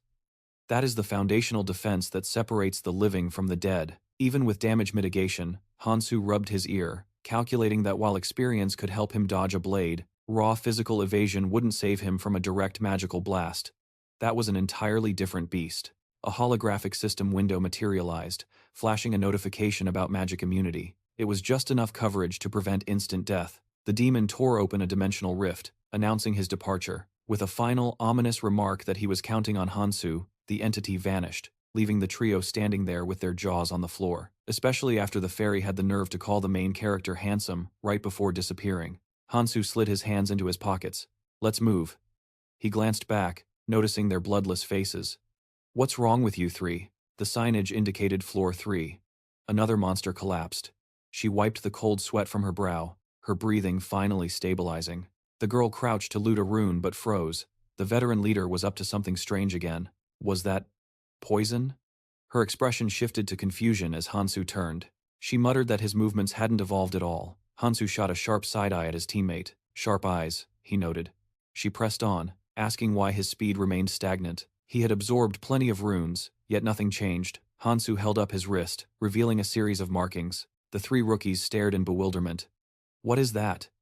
Hansu picked up a stone. Storage, he explained calmly. I'm banking the runes. The girl sank to the ground. How do you even know that's possible? She assumed it was some hidden superpower, and wondered aloud if she should try it too. Hansu stood up abruptly. Don't copy me. He pointed to the stones scattered around the monster corpses. It slows down the hunt, and there's a hard cap on how many you can hoard in reserve. He pocketed another stone, adding grimly, plus, if you die, all that stored power becomes worthless instantly. Sang-jin looked at him, completely lost. Then why bother collecting them at all? Future investment, Hansu replied, visualizing the marketplace that would soon exist. It was a hassle now, sure, but once the system rules stabilized and society reorganized, these stones would replace cash as the new currency. He realized he'd said too much. Forget it. You guys just use them immediately. Consume them one by one. Taesung suddenly stepped forward, shoving his comrade aside. He was fuming. Who gave you the right to look down on us? Why can't we do what we want? Hansu sighed heavily. It was painfully obvious they still didn't grasp the reality of their situation. They would learn the hard way once they descended and the real curse took hold. He eyed the rusty blade in his hand. Asterisk. I need to overhaul our gear first. Asterisk. The others turned away, the tension in the air thick enough to cut. They spun back around when Hansu commanded them to listen. He stepped into their personal space. I don't care if you follow me or collect rocks, he said cold, tossing his own weapon onto the concrete. But you will listen to this. He extended an open hand. Give me all your weapons, now. The blonde raised a skeptical eyebrow. You're robbing us? Seriously? You have your own sword. Hansu gestured to the weapon at his feet. You can't fight with that garbage. The craftsmanship is crude and practically useless. I need the steel to forge extra blades. The blonde frowned, his voice rising. This is absolute nonsense. He threw his hands up. And how are we supposed to defend ourselves without weapons, huh? We all need to fight. Hansu just smirked at the outburst. Or maybe, the blonde sneered, you just want us to hide behind you? Sang-jin looked between them, trembling. I'll give mine, Sang-jin stammered. The blonde whipped around, snapping, shut your mouth. The two men stood face to face, the atmosphere turning volatile. Hansu knitted his brows. You really want to fight me? Taesung glared back, doubling down. Yeah, I do. The brunette rubs his chin, unable to hide the disdain he feels for that arrogant, condescending stare. He figured his opponent would refuse, but he keeps forgetting this fool has no idea what kind of nightmare awaits them below. Hansu narrows his eyes. It is time to draw a line in the sand. He raises a single finger, his voice cold. I am giving you two options. Option 1. I walk away right now, and you handle everything on your own. The hero points to the others. Or, you stand back and watch while I handle it alone. Hansu looks them dead in the eye. The choice is yours. Sang-jin averts his gaze, deciding immediately to sit this one out. The girl arches a brow and quickly agrees with him. After all, if the brunette says it is a death trap, she believes him. But the blonde man turns to her, furious. Are you kidding me? He screams. That is exactly why we need to fight together. We are supposed to help each other in times like this. He sneers, pointing an accusing finger. This bastard just wants to ditch his friends, so he can hoard all the trophies for himself. Tyson clenches his fist, but Hansu could not care less. He expects a coward like Sang-jin to fold, but since Mihi is also backing off, it actually puts him in a tricky spot. The protagonist narrows his eyes, internally scoffing at the word, friend. This blonde idiot has no idea how lucky he is that Keldian did not regress back to the past instead. If that mage were here, he would probably already be sweeping through the blue or purple zones by now. Hansu knows he cannot afford to waste another second here either. He frowns. Realizing he needs to get down there immediately, he spins around, cutting the conversation short. We are out of time. You can decide when we get downstairs. Honestly, if they could actually fight, he would not have to say a word. Tyson grins, thinking he has won the argument. Finally, you are making sense. He figures that if the brunette is this eager to go solo, he must know exactly what treasure is hidden below. A stairway leading into pitch darkness gapes before them. Tyson decides only a fool would pass up an opportunity like this. Moments later, the trio is scrambling back up the stairs, screaming in terror. The girl squeezes her eyes shut, yelling, I told you it was dangerous. The blonde man's jaw drops in shock as he unleashes a stream of curses. Just minutes earlier, They stood frozen in disbelief as a colossal serpent loomed over them from the shadows. Tyson realizes too late, this is not just a monster. It is a creature on a completely different level of existence. He glances back, unable to believe his eyes. Is the protagonist actually going to stand and fight that thing? Alone? He is absolutely insane. But Hansu just raises his brows, his face set with grim determination. The beast's pupils narrow into slits. Hansu tosses his backpack aside and drops into a combat stance. The serpent rears back, its throat swelling. The brunette shudders, he knows exactly what is coming next. He dives behind a massive stone pillar and clamps his hands over his ears. A split second later, the monster unhinges its jaw, unleashing a devastating blast of sonic energy. The attack slams directly into the pillar, shielding the hero. The stone cannot hold, it crumbles under the pressure. Hansu's eyes flash. He expected as much. He survives the blast thanks to his high magic immunity. The monster seems to grin, its sonic roar powered by pure magical energy. Its scales sparkle ominously in the gloom. An ordinary blade would shatter against that armor. The serpent snaps its head toward its tiny opponent. The tail strikes just inches from the brunette. He leaps back, fully aware that this will not be an easy fight. Hansu dodges another strike, his hand tightening around his weapon. He remembers the weakness. He sees the opening. He drives his blade deep into the soft flesh between the scales. The steel bites true. The monster arches its back, howling in agony, while the main character vaults away to safety. The serpent roars, eyes glowing with rage. It launches another vicious attack at the boy. He barely manages to evade it. The monster towers over the warrior, summoning a massive pillar of magic to crush him. Hansu shields his ears and shuts his eyes against the blast, but he notices the tail sweeping in too late. He is whipped into the wall like a ragdoll. A cloud of dust erupts, obscuring the hero's silhouette. Hansu steps out of the debris, blood streaming down his face. He frowns, but smirks. Finally, the bastard is reacting to the pain. The giant serpent trembles, dark blood oozing steadily from the wound in its side. The protagonist straightens up. He reminds himself that this is just a training zone, so despite its insane physical defense, even with his resistance, the warrior knew he was still susceptible to the poison, so he gripped his hilt tighter. Realizing he was down to just 5 blades, the brunette shifted into a combat stance, eyes narrowing in focus. He launched a sudden offensive, figuring he had a brief window to enjoy the chaos, before the status effects kicked in. Meanwhile, the girl shuddered, feeling the tremors all the way down the hall. She realized that despite the distance, the shockwaves were reaching them. The power was terrifying. She cowered, terrified for the protagonist. The blonde man frowned, confused as to why she had frozen in place. He glared at her, reminding the group that they were unarmed, not even a single dagger between them. Their only logical move was to retreat to the store. The girl clenched her fists, torn by indecision. Taesung's jaw dropped, flinching in disbelief when she announced she was going back for the brunette. He ground his teeth, pure irritation boiling over, realizing these people had been treating him like background noise since the moment they arrived. But the guys followed her anyway, Taesung cursing his luck as the trio sprinted back down the corridor. She arrived first, eyes going wide as she screamed out to check on him. The horror was visceral. The serpent had the brunette's hand clamped in its jaws, fangs buried deep in the flesh. Blood sprayed the concrete. The girl screamed. The trio stood paralyzed on the stairs. The hero glanced at them, annoyed. He thought, asterisk, I've wasted too much time playing with this thing. Asterisk. He gripped a knife and drove it straight into the monster's face with brutal precision. The serpent howled in agony, jaws slackening just enough for the brunette to leap clear. The beast thrashed. The hero smirked, noting he had successfully planted 3 daggers, deep into its hide. Hansu checked his hand. It was a nasty bite, but with his current stats, regeneration would be swift. He analyzed the creature. In later stages, these monsters develop high resistance and healing factors due to evolved traits. Regular poisons become useless, and using abilities just complicates the battlefield. But right now, the hero gripped his blade. Early game paralysis poison is devastatingly effective. Without it, surviving this long would have been impossible. Now, finishing it was child's play. The snake's eyes rolled back, and it slumped to the floor. The group rushed in, the girl frantic with questions. The brunette turned, cool as ice. "You guys still here?" Mihi stammered that she came back, because she was worried, though it seemed unnecessary now. She pointed trembling at his mangled hand. He slung his pack over one shoulder. "Just a scratch," he assured her. "It's already healing. Don't waste your energy worrying about me." Taesung stared at the massive corpse, mind blown.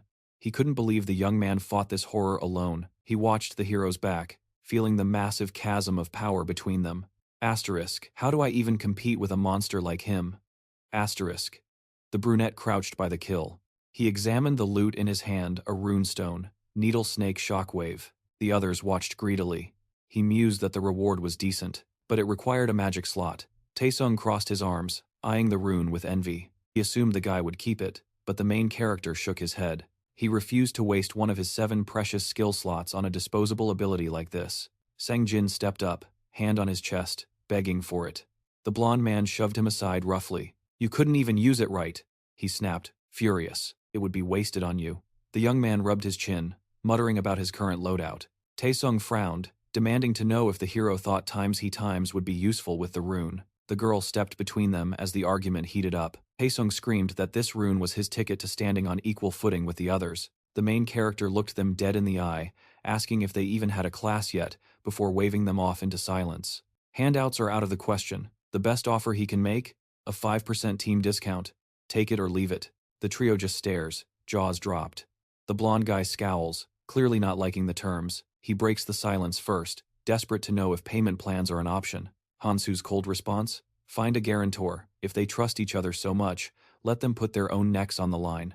Mahi glances around while Hansu waits for a verdict. Stepping up, she presses a hand to her chest. She is buying. Since the men are too paralyzed by mistrust to act, she collects the stones from the group. Hansu watches her sharply. He has not forgotten seeing her pocket a magic rune earlier. She tried to be subtle about the loot she stripped from that monster, but nothing escapes his eyes. He narrows his gaze. It is not surprising, really. In this game, holding your cards close to your vest is the only way to stay alive. She has a survival instinct. More ambitious than she looks, Mahi steps forward, tallying the payment. 3 runes of agility and perception, and 7 runes of strength and endurance. Hansu hands over the goods, catching her off guard. He only takes 6 power runes, the promised 5% discount. A smile tugs at her lips. You are too kind, she says. Turning his back, he tosses a warning over his shoulder. He is not being a jerk for the sake of it. It is a lesson. Get used to handouts in a ruthless environment like this, and you are dead meat. Mahi frowns, eyes dropping to the floor. The hard truth hits home. Nothing comes free. Lesson delivered, Hansu moves on. Time for the real work. He scans the crystals in the corner. If a needle snake was lurking here, then Zetrium deposits must be close. Sure enough, the stones pulse with a faint, otherworldly glow. He snaps a piece off. Sang Jin and Mahi watch, fascinated. Is he using some special ability? They peek over his shoulder, curious. The material is strange, metallic sheen, but soft to the touch. Hansu ignores them, pushing through the group. He approaches the monster's corpse and starts carving. The others hold their breath. What is the plan now? The blonde guy cannot help himself. What the hell are you doing? Wet, visceral sounds fill the air as organs spill from the snake's carcass. The blonde edges closer. Brewing another poison? He asks. Hansu shakes his head. Something better. He arranges the harvest next to his pot. Needle snake scales are tough, but useless as raw weapons. He needs to refine them, build something from scratch. He mentally flips through the hidden combination recipes. Crafting gear from monster parts.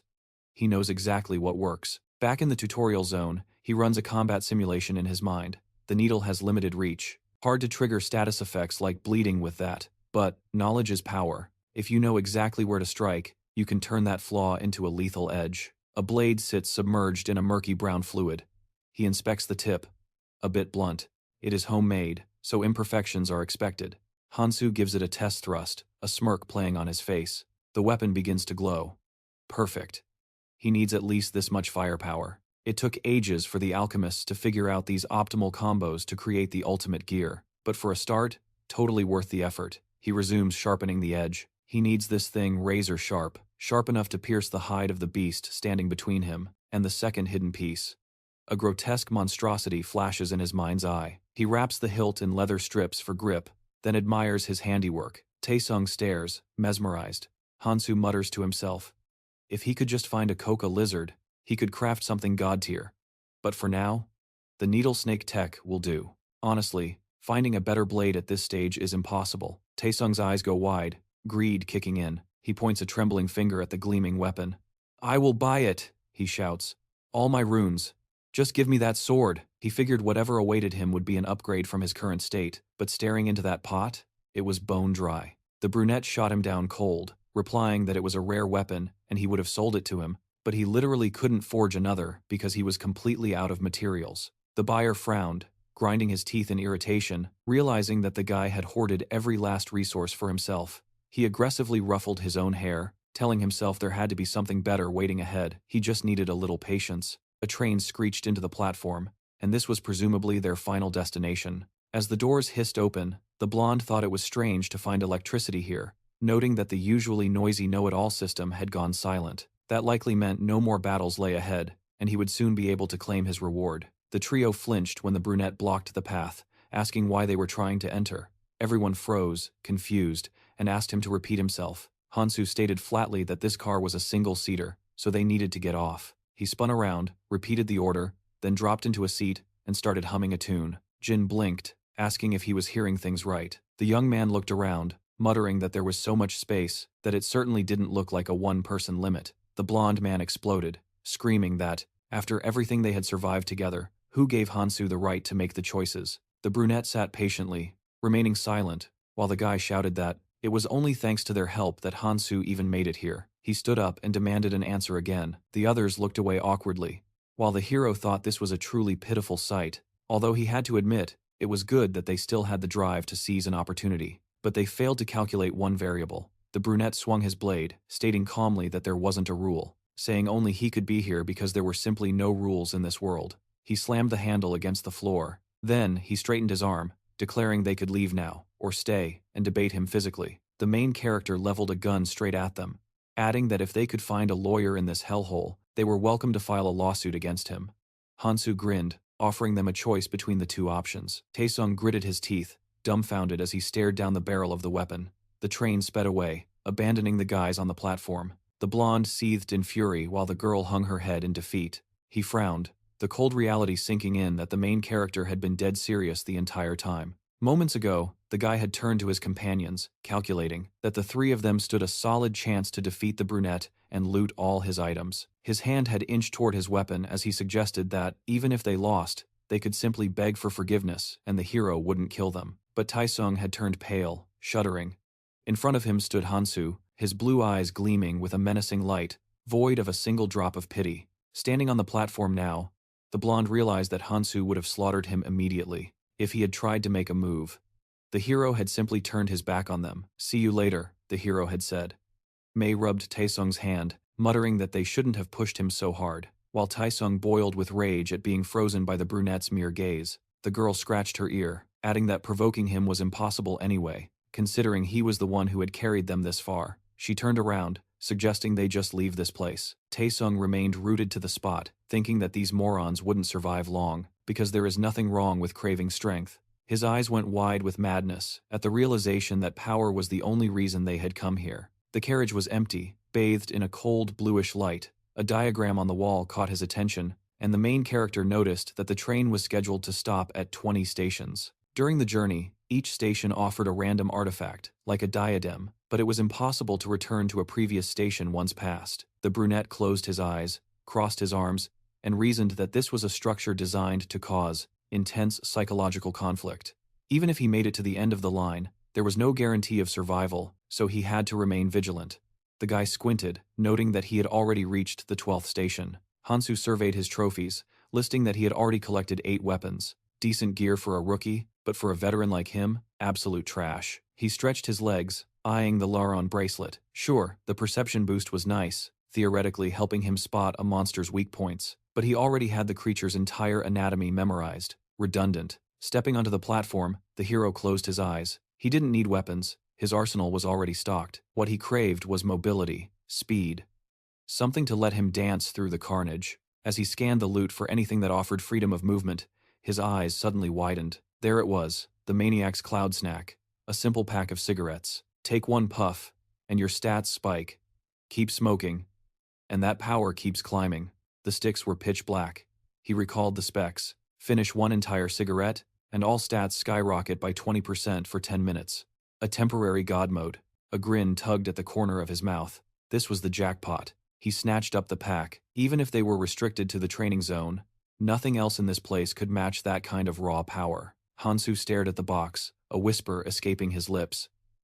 Been a long time, hasn't it? A memory surfaced, a vision of a girl, frustrated and exhausted, scolding him. "I'm sick of telling you," she'd yell. "Every puff makes you age faster. You look terrible." He just stared back in silence. She stood there in his memory, fragile yet fiercely brave, snatching the pack from his hands. "You're ruining yourself." He could almost see her smile now, hear her teasing voice. "Keep smoking this filth, and you're going to ruin that handsome face of yours." Hansu turned away from the ghost of the past. "Don't worry," he projected the thought to her. "This time, things are different." The train doors hissed shut as he disembarked. He bid a silent farewell to his temporary companions. It seemed they had already moved on. Walking past the massive corpse of the snake, he ran the numbers. 4 days remained. The next hidden artifact wouldn't spawn for another 2 days. He had 48 hours to kill. He juggled the stones in his hand. He could focus on hunting, maybe grind for some runes. But then he flicked open the system interface. There was another option, clearing the backlog. He checked his pending quests. The hero glanced at a pot he had collected earlier. He'd knocked out a few minor tasks during the journey. He stowed the item in his backpack. The rewards were a mystery box, but he was willing to roll the dice on missions promising high-tier loot. Rubbing his chin, the brunette visualized the crystal. He remembered a specific task on the list: high risk, high reward, and fast. The Sage Stone. It came with a clumsy mage follower, but the item itself increased all user stats by 10 and could heal fatal wounds instantly. He climbed the stairs, calculating the odds. That reward was top tier. Rare in the tutorial, and honestly, rare even in the hellish red zones. But the clear condition? You had to be a complete psychopath. The system introduced Erin, a member of the Death Squad. She was a prison volunteer, dragged into the abyss alongside the very criminals she tried to help. Confused and terrified, she looked for allies. But the people she trusted? They betrayed her instantly. The moment the trial started, their masks fell, revealing nothing but greedy, murderous grins. 7 days later, Erin was the only one left standing, alone, amidst a sea of corpses. She had torn them apart, piece by piece, feasting on their hearts to survive. She grinned, completely broken. She had wanted to die, to end it all. But the system forced this task upon her. The main character rubbed the bridge of his nose. No, this wasn't his style. He'd have to skip it. It clashed fundamentally with his mission to save as many lives as possible. A shiver ran down his spine as he realized night had fallen. The nocturnal rewards should be active. A new window popped up, displaying an icon. The selfish rich man's food bag. He stepped forward. Decision made. This was the priority. He needed to secure his stamina reserves now. Once the fighting started, there wouldn't be any time to rest. Hansu stomps toward the convenience store, muttering about how he needs to eat before he drops. But the place is a wasteland. Empty bottles and trash litter the floor. Even the emergency stash he buried underground has been dug up and stolen. The protagonist freezes, a cold spike of irritation shooting through his veins. "The nerve of these rats," he mutters. A dark chuckle escapes him.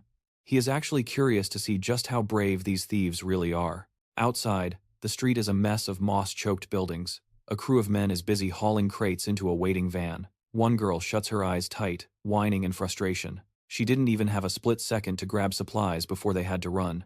"We had to bail in a hurry, and those bandits stripped the place clean," she complains. Mihi raises an eyebrow at the chaotic scene. "They look dangerous," she whispers.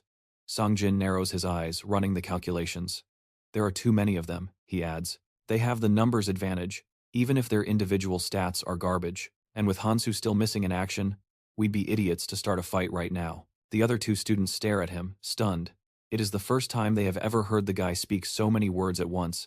The girl rubs her chin, puzzled. How did a random crew like that even find the hidden stash? I thought we had more time. Suddenly, one of the looters by the van spins around. He spots them watching. A nasty grin splits his face, and he gives them a mocking little wave. The students freeze, eyes wide. The girl whispers, "Did he just wave at us?" The blonde student replies, "He's baiting us. Don't fall for it." Taesung furrows his brow, playing the voice of reason. "Ignore them. Engaging now is pointless. We need to vanish." He turns his back on the scene to lead them away. "We'll find resources and food somewhere else," he says loudly. But internally, he is sweating bullets. Asterisk. That idiot bandit wasn't supposed to wave at me. Asterisk. But the damage is done. Flashback to a while ago, the bandits cornering a stranger in the alley. Taesung steps out of the shadows, helpful as a viper. "If you boys are looking for food, check the subway station." The blonde bandit leader smirks. "Why wait? We should just take what is right here. Grab it before the others show up."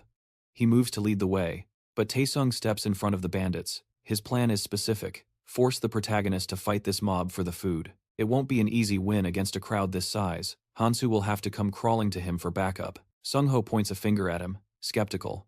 Why should we trust a guy who is so obviously setting us up? You're trying to use us as a weapon against this Hansu guy. The thug grabs Taesung by the collar. Just shut up and lead us there. Taesung frowns, feigning indignation at the rough treatment. Is this how you treat a brother who helped you? But a fist suddenly manifests in front of the bandit's face. Bam! Sung-ho flies backward, screaming as he hits the dirt. Taesung grins. You three aren't even my equals, he scoffs. Why would I need to set a trap for weaklings like you? The bandit clutches his broken nose, shuddering in fear. Taesung looms over the group. Think carefully. Don't blow this chance. Back in the present, he glances nervously out the window. The door opens. Mihi spots Hansu walking down the street and calls out to him. She smiles, a wave of relief washing over her. You're back. She was terrified they were on their own. Taesung smirks to himself. No need to be nervous. Nobody knows he orchestrated the whole robbery, and even if he gets caught, he can talk his way out of anything. He is a survivor. As Hansu stepped inside, the tension was palpable. They broke the bad news immediately. Things went south while they were retrieving Jizian and Youngju. Apparently, scavengers had stripped the local store bare, a fact Hansu didn't even blink at. He'd already spotted the aftermath on his way in. The brunette rushes to the table. How bad is it? What do we have left? It is pathetic. A couple of cereal boxes, some water, and a few energy bars scattered near the backpack. We tried to grab as much as we could, the girl says, defeated. But we weren't fast enough. Taesung looks at the hero, a sly glint in his eye. Tough break. But hey, now that you're back, we can march over there and demand everything back, right? He shrugs, acting casual. I mean, taking them all on solo would be suicide. But I'd be willing to be generous and help you out. Hansu doesn't even turn around. He just chuckles. I'm eating first. Taesung grimaces, his brow furrowing. That was not the reaction he wanted at all. Someone slammed a hand on the table, crying foul, but the blonde man just smirked, a cruel glint in his eye, asking if the guy had absolutely no shame. The protagonist's brow furrowed, as the blonde pointed out the harsh truth: they had risked their very lives to secure this single meal. So why should he eat for free? The guy made a greedy gesture with his hand, demanding a trade. He made it clear. He might consider tossing a scrap or two, but only if the hero coughed up something valuable first. Mihi stared at him, wide-eyed and shocked, stammering that they were supposed to be gathering supplies for the whole group, not hoarding it. The blonde man's expression darkened. He was genuinely offended at the mere idea of handing out charity. Why give away hard-earned provisions for free? Taesung let out a dark chuckle, lecturing them that even among so-called friends, nothing comes cheap. Fairness was key, he argued, and while they were out there busting their backs, Hansu hadn't lifted a single finger to help. Another voice chimed in, agreeing that handouts were a thing of the past, while Jizian and Yangji just looked away, too ashamed to meet anyone's gaze. The blonde grinned internally, realizing this was the perfect moment to solidify his leadership and pull everyone to his side. Once he did that, the hero would stop being a thorn in his side. He cast a side-eye back at the brunette, calculating his next move. He wondered just how long the guy would keep up this annoying act, but Hansu just straightened his posture and muttered under his breath, "What a pity." The brunette turned to face his accuser, calmly admitting he had absolutely nothing to trade for a meal. So, what now? The instigator took a threatening step forward, closing the distance. He insinuated that while the hero was off on his own, he must have stockpiled all sorts of rare items without the group knowing. The two students glanced between them, confusion written on their faces, while the blonde jabbed an accusing finger straight at Hansu. He announced that Hansu had just emerged from a secret zone. Surely he had found some high-tier loot in there. Logic dictated he should share the wealth. The guy smirked, explicitly demanding a cut of the trophies. Since Hansu hadn't bothered to help the group, it was only fair. He dangled a food bar in front of him, warning him not to be stupid. Hansu gave him a silent, deadpan stare before sighing, realizing the fool hadn't learned a single thing about how this world worked. Well, whatever. Hansu realized he needed to handle this with a bit more finesse. Though, honestly, it wasn't surprising given the pathetic state of the rest of the group. Taesung arched a skeptical eyebrow as the hero pondered the situation. That wasn't really the issue. It wasn't like he had kept them around because he actually needed them. He didn't even need their runes. The protagonist abruptly turned his back on the negotiations, prompting the blonde man to demand where the hell he was going. Hansu's mind drifted to Aries, the only reason he had come to this place while looking away with total indifference. He decided he'd done his part, recalling an old friend, Conte, who used to say that people like this were nothing but a headache. It was baffling how someone calling themselves a friend could spout such shameful garbage. The main character pushed the door open, tossing a cold piece of advice over his shoulder. Take care of yourselves, and save your strength for the future. Mihi and Sungjin watched his retreating back in silence. The blonde forced an awkward smile, telling everyone to calm down and not escalate things, reminding them of the past. After all, he claimed, they had managed just fine without him so far. Mihi glanced at her friend, conflicted. She made up her mind she was going to bring the hero back. Taesung frowned, snapping that she should just let him walk. Why stop him? Hansu was already outside, and Taesung thought the guy was acting like an arrogant prick, right to the bitter end. The blonde man narrowed his eyes, sneering that Hansu was just putting on a show, acting like he was special. Taesung bet that, if they didn't hand out freebies, Hansu would eventually crawl back on his belly. And honestly, they didn't need a bastard like that. Taesung flinched as he saw movement. "Where do you think you're going?" he demanded. And Mihi froze for a second. Was she really abandoning the group for that jerk? Ignoring him, Mihi ran up to the protagonist, breathless, asking if she could tag along. Eyes full of hope, she waited for an answer, but the brunette didn't even turn around, coldly stating he couldn't take her with him. She let her shoulders drop, muttering that she understood. But then, the guy spoke up again, reminding them that he'd already warned them.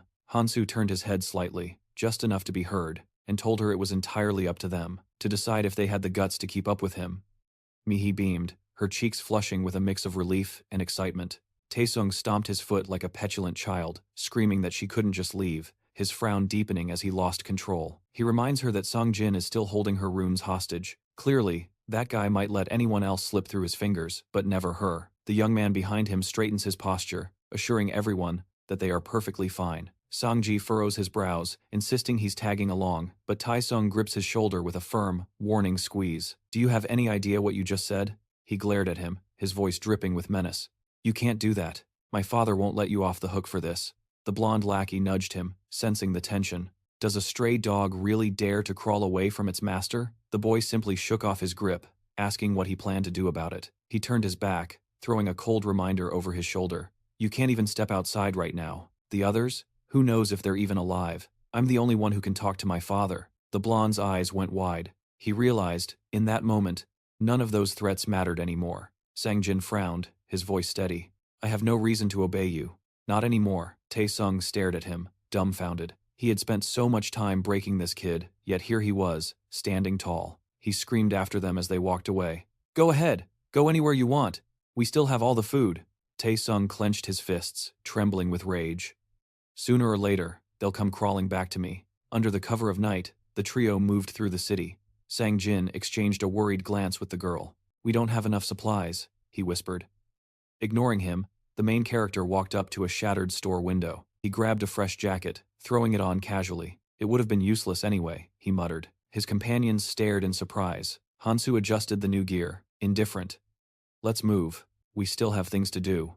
Sangjin stole a suspicious glance at the hero. He tried to decipher what was going on inside that head. The dark-haired leader walked silently in front. The young man thought to himself, "Asterisk. He has the strength to do anything. But, if we get into real trouble, asterisk, asterisk. Everything becomes pointless. Asterisk." Hansu glanced sideways, catching the look. It was like he could read his mind. The protagonist looked up at the sky. Not surprising. Feigning ignorance about the moon, he smiled. "It's almost midnight." Suddenly, the girl stopped dead in her tracks. "What?" Her eyes went round with horror. She pointed a trembling finger upward. "Something's wrong with the moon." The bright yellow disk was enormous. A slit formed in the center. In a split second, a massive, grotesque eye opened, staring down at the city. Hansu looked up, feigning shock. The moon. It opened an eye. Nearby, a frightened guy clutched a packet of food, confusion written all over his face. The student looked down in shock. "My food. It's turning into sand." The girl frantically ripped open her backpack. "No, this can't be happening. All of it. Gone." Her bag was filled with nothing but useless yellow sand. The guy looked ahead, stunned. Something is glowing out there. Silhouettes of people were lighting up on the rooftops. I can see them from everywhere. He and his partner looked down at their own hands. Were they glowing too? "This mechanic," his friend stammered, realizing the implications. "You can't hide nearby. And from a distance? You're a beacon." The girl realized the horror. "I can see them through the walls." Everyone knew where everyone was. It was a setup designed to force them to fight. Terrified, the guy turned to Hansu. "Did you know this would happen?" The protagonist smirked. Don't talk nonsense. I have superpowers, not future sight. How could I know? Around them, the terrified survivors began to panic. An indignant scream for supplies tore through the air, but Sung Jin thought, asterisk, he's too calm, this doesn't feel right. Asterisk. Dilapidated buildings loomed under the dark sky. Survivors raged at the loss of their rations. They started shifting the blame, turning on each other. The protagonist stood still amidst the chaos. Someone nearby was screaming, demanding others give up their remaining food. We don't have anything left, came the desperate reply. Hansu nodded to himself. Asterisk. This really is a hellish world. Asterisk. He looked up at the sky. This was exactly why he told them not to hoard supplies. The giant white eye loomed over the city. Hansu knew the rule.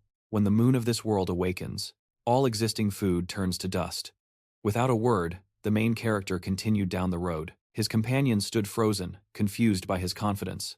The protagonist paused and turned back. He states clearly that he intends to do exactly what needs to be done. Meanwhile, the blonde and the other students stare at the table in absolute horror. He exclaims that every scrap of their food has simply vanished. A terrified girl looks at the guys, her voice trembling as she asks what on earth they should do now. She wonders if it is worth scavenging for food elsewhere, but the brunette in the blue sweater shakes her head. She assumes that every store in the vicinity has already been picked clean by other students. The blonde concludes that this bastard probably planned everything in advance. The enraged guy clenches his fists until his knuckles turn white. He realizes the opponent decided to outplay him mentally, and this manipulation is likely his true superpower. Suddenly, a stunned blonde gasps to Taesung. Something is happening outside on the dark street. Glowing silhouettes of people are moving in the shadows. Sung Ho demands to know where the kid who fooled them is hiding. How dare that brat deceive him?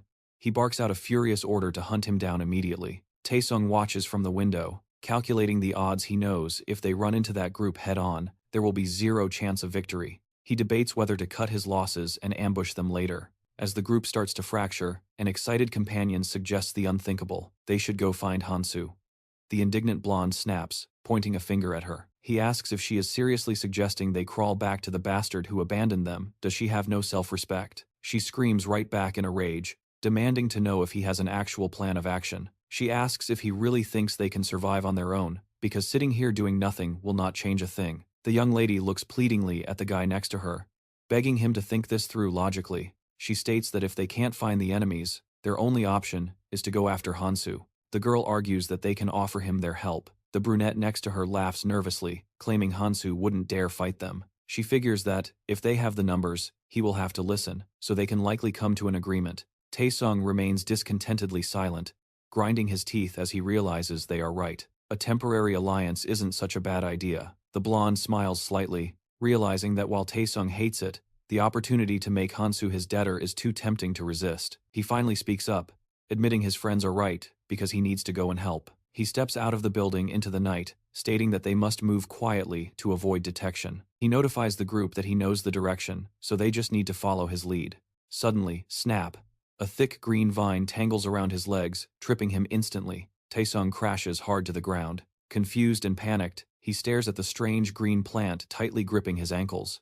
The blonde screams that he can't pry the thing off. The frightened leader stretches his hand out to his comrades, begging them to drag him to safety. But then, a mysterious man steps out of the shadows nearby. He asks if they are sure they'll be okay, dragging dead weight. The boss and his bandits block the path, standing opposite them. He assures them that escape is highly unlikely, then invites them to step a little closer, claiming he just wants a friendly chat with the guys. The discouraged students freeze in place, terror taking over. In a split second, they turn tail and run. Taesung screams obscenities at them to stop. Betrayed. The man clicks his tongue, wondering how he can use such rude language. The boss leans over the indignant guy, claiming he is far too young for such a dirty mouth. The villain in the red shirt and jacket looks down at him and reveals that this is just duct tape. While the blonde was busy plotting, they didn't sit still either. He explains that when there are too many opponents, the game becomes boring. He stands up, declaring that there has been enough chatter for now. The boss studies his hostage attentively, wondering why there were only 3 of them. He demands to know where the others have gone. Taesung remains silent, eyes burning with hatred. The scoundrel raises his leg high. A moment later, the student begins to shout in pure terror. A powerful kick smashes the asphalt right next to his head. Taesung throws his hands up in fright, a nervous smile breaking onto his face, and declares that he will tell him anything. He will even reveal exactly where everyone else is hiding. The boss turns his gaze towards Sungo, impressed by how quickly the guy grasped the gravity of the situation. But before they can proceed, someone demands attention. The assistant with a band-aid plastered across his nose flashes a smirk. There is an offer on the table. But first, the villain looms over the blonde student to settle a score. He remarks that this isn't their first meeting, adding a dark warning that his situation isn't likely to improve. Not until he inflicts the same pain upon him. Taesung clenches his teeth, seething with suppressed rage. His mind races with the bitterness of being abandoned, while the boss grins like a hyena sensing a fresh kill. As the boss walks away, he drops a reminder that they are technically partners now, so there is no need to break him completely. One henchman signals to his comrades, warning them to keep the beating controlled, don't get too carried away. Several bandits begin raining kicks down on the boy. He tries to shield himself, watching in horror as his so-called comrades turn tail and flee. He cannot believe they actually left him to die. Through bloodied lips, the blonde vows to slaughter every single one of them. Meanwhile, other students stand frozen, unable to process the chaos, while a bowl of hot soup steams gently, beginning to cool. Hansu sits comfortably on the ground, sharing a freshly cooked meal with his friends like it is a casual picnic. While the others scramble to figure out their next move, a blonde student asks in total shock if they are seriously eating right now. A worried student chimes in, suggesting they probably realized the food would spoil if they didn't eat it immediately. They shamelessly approach their former teammates, and the girl chirps brightly, acting as if everything worked out perfectly. She suggests they join the feast, but Hansu calmly sets his spoon down and rises to his feet. With a single, fluid movement of his blade, the main character carves a deep line across the asphalt. The girl blinks, confused by the hostility, until the MC levels his weapon at her and issues a cold warning, do not cross that line. The protagonist turns his back on them to rejoin his friends, while someone screams behind him that he is being petty and childish. They insist it is all Taesung's fault anyway, while the worried bystanders just stand there, paralyzed. The question hangs in the air. What happens if they cross? The main character smirks, ready to answer. He states that his ability foresees a very bad ending for them. A brunette girl scowls, clearly annoyed by his arrogance. She snaps, asking if this damn ability of his really knows everything in the universe. Hansu tightens his grip on the blade. He replies coolly that it tells him enough specifically that they have led danger right to his doorstep. The stunned students spin around as a voice cuts through the tension, praising the protagonist for his sharp observation skills. Looming before them is the bandit horde, led by the boss in the crimson shirt, watching them with a terrifying calm. The main character stands his ground beside the others, his expression completely void of fear or excitement. Beside him, Mihei tenses up, casting a worried glance at her friend, bracing for the inevitable fight. The scene shifts to the prize, a brown sack of provisions from a wealthy hoarder, set against the backdrop of a mysterious island floating above the dark city. The system reveals that the conditions to claim this item are deceptively simple. Specifically, cook and consume as much food as possible while the moon hangs in the sky. The protagonist analyzes the rule. It sounds easy, but there is a catch. The board displaying the sliced meat hints at a hidden requirement: total selfishness. The victor must be the one who refuses to share, cooking and devouring the most. The meat splashes into the boiling pot. As the crowd watches, the cruel reality sets in. Only the most selfish glutton will claim the reward. The boss and his henchmen observe the scene, their eyes locked on the prey with a predatory gaze. It becomes clear that in this chaos, where everyone is frantically scrambling, obtaining supplies means crushing obstacles and gorging oneself without hesitation. A sharp knife plunges deep into the meat. The protagonist muses that the architects of this trial possess a twisted sense of humor. The stunned onlookers watch Hansu casually preparing his meal. The main character knows the truth. Panic is death. You must remain ice cold, no matter the circumstances. Suddenly, a figure emerges from the bandit crowd. It is Taesung, beaten and bruised, limping forward. Someone asks if he is okay, and the blonde snaps, screaming at them to shut their mouths after leaving him for dead. The blonde girl stammers that they only ran to get help, but Taesung roars in fury, telling her to cut the nonsense. He knows they ran to save themselves. Suddenly, a voice commands him to settle down. The boss places a heavy hand on Taesung's shoulder, smirking as he suggests the boy cool his temper. The bandit leader announces he is delighted to see them again, noting that the young man eating is quite the skilled warrior. He demands to know where the meat came from. The main character simply takes another bite, eating with absolute pleasure. He gestures to the carnage around them, sarcastically wondering if they need a diagram to recognize fresh meat when they see it. The thugs stare in stunned silence, unable to comprehend that he is actually devouring the toxic flesh. Hansu stands casually among his allies, chewing with indifference, while the bandit boss recalls the poor souls they forced to test that very meat. Those guinea pigs are still writhing from poison-induced dehydration, yet this kid feasts on it like it is a gourmet meal. The gang leader squares up, convinced the boy has discovered some secret preparation method to neutralize the toxins. Hansu offers a chilling tip. If you boil goblin meat in the blood of a monster, it becomes perfectly safe to consume. The boss just stares at him, calculating. His mind flashes back to Taesung's terrified, warning the insistence that this protagonist possesses supernatural abilities, not to mention the high-level loot he secured at the station. Suddenly, a crimson sphere of energy manifests in Hansu's palm. The leader decides the time for talk is over. He signals his suit-clad enforcers to move in. He knows individual skill levels might differ, but raw numbers are on their side. Besides, their opponent is just a 20-year-old civilian. A dark smirk curls the bandit lord's lip. Just because the kid can slaughter monsters does not mean he knows the first thing about killing men. The blonde flinches, averting his gaze until a sharp order snaps him back. What is he waiting for? The leader pushes him forward, urging him to rejoin his friends, to share a meal and chat like everything is normal. Taesung trembles, questioning this twisted friendship and the authority behind these commands. But defiance is not an option with this crowd watching. He shakily rises from the ground. The battered blonde approaches the group to talk, but a girl screams out a warning. Stop right there, do not cross that line. But Taesung, face purple with bruises, keeps walking, snapping at her to keep her mouth shut. They are all the same in the end. Hansu grips his blade, his voice ice cold. Looks like this is it. The steel flashes, slicing clean through the blonde's legs. Hansu offers a silent mental apology to Aries. The blonde lets out a confused breath, sensing a sudden shift in gravity before he collapses. Terror sets in as he stares at the ground. His white shoe is lying there, detached from his body. Taesung clutches the stump, and a blood-curdling scream rips from his throat as the agony hits. The boss and his thugs recoil in shock. Has this lunatic actually lost his mind? The onlookers freeze in horror while Taesung's mind shatters, unable to comprehend how Hansu could do this to him. He squeezes his eyes shut in terror, his screams turning into a rage-filled roar. All this brutality over a scrap of meat? Hansu's partner watches in silent, trembling fear. Writhing in the dirt, the blonde screams a warning to the others. That monster crippled him just to avoid sharing a meal.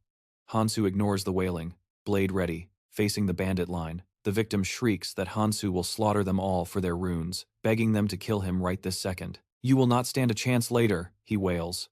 The bandit leader's expression hardens. He barks the order to prepare for battle, but his assistant stammers an objection in pure fright. Sungo's face goes grim, realizing the boss's assessment is dead on. Hansu might not want this fight today, but if they let him walk away and grow stronger, he will wipe them out with a flick of his wrist in the future. Blades snap out as the bandits arm themselves. The assistant clutches his weapon, realizing that under the moon's radiance, there is nowhere to hide. They have to eliminate this threat, right here, right now. Hansu watches the mobilization with the cold, predatory gaze of a shark circling its prey. The villain shudders. What kind of hell did a mere student survive to possess eyes like that? Hansu lets out a heavy, stern sigh. Facing the armed mob, his mind drifts to the old days, remembering the constant bickering between Aries and Keldian. Even after forming an alliance, they never stopped fighting.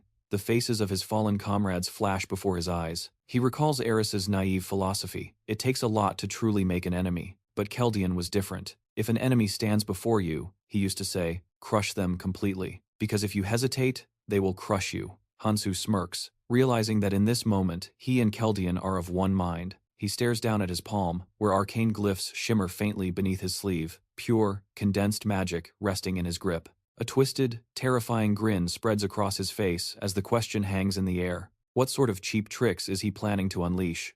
Blind rage takes over. The bandits charge, spurred on by Sungo's vicious command to beat him into a bloody pulp. Blades flash in the hands of these savage thugs as the order echoes through the chaos. Kill the bastard. Hansu tightens his grip on his weapon. If they want to start a war, he is more than ready to finish it. The night isn't over yet, and the real slaughter is just beginning as he coils his muscles to strike. 0 to 60 in a heartbeat, Hansu launches himself forward, a blur of motion closing the gap instantly. He taunts them, challenging them to meet the quest conditions, while the female onlooker frowns, unable to comprehend how he moves with such blinding speed. Impact. Hansu drives his blade home with a bone-crushing strike, warning them that this is going to hurt a lot. The thug is sent flying like a ragdoll, unrelenting. Our hero pivots, hunting down the next target through the suffocating darkness. Agonized groans echo in the night. The bandit leader stands frozen, watching in disbelief as his subordinate is systematically dismantled. Shock washes over the leader. Is it possible? Has this kid actually absorbed the power of every single rune? If this keeps up, they are dead. Drawing his own blade in a blind fury, the boss screams at his men, forbidding anyone to flee. He roars that they have the numbers advantage, they just need to overwhelm him, but his rallying cry is cut short. Suddenly, Hansu is right there, looming directly in front of him. The scoundrel's face twists with rage. Does this punk really think he will just roll over and surrender? Hansu steps closer, his presence suffocating, and offers a cold piece of advice. You might want to rethink your next move. A maniacal, unhinged smile cracks across the boss's face. He mocks the boy, asking if he truly has the stomach for this. Taking a human life isn't the same as slaughtering mindless beasts. Hansu's silhouette burns blood red against the shadows as the accusation hangs heavy. This isn't combat, it is murder. Panic starts to set in. The leader stammers, desperate to convince him that a kid like him isn't built for this kind of darkness. It is not a line to be crossed lightly. Trembling, the terrified bandit raises his blade, putting up a shaky defense. Flash of steel, a devastating strike tears through his defenses. Hansu guiding the sword with the cold precision of a master assassin. Blood sprays the air as the scoundrel is hurled aside. Hansu stands there, weapon in hand, the picture of eerie calm. Hansu's eyes are ice cold. Around him, the wounded bandits writhe on the dirt, their screams piercing the night. Terrified students watch in silence as he drives his sword into the back of a fallen enemy, ensuring they stay down. Noticing the spectators are still frozen in place, a chilling smile touches Hansu's lips. He asks if their lingering presence means they want a piece of the action too. The guys exchange glances of pure horror. He yanks his blade free with a wet slide. That is all it takes. The students scatter, fleeing from him in a blind panic. Hansu strolls past Mahi and his other partner, visibly shaken.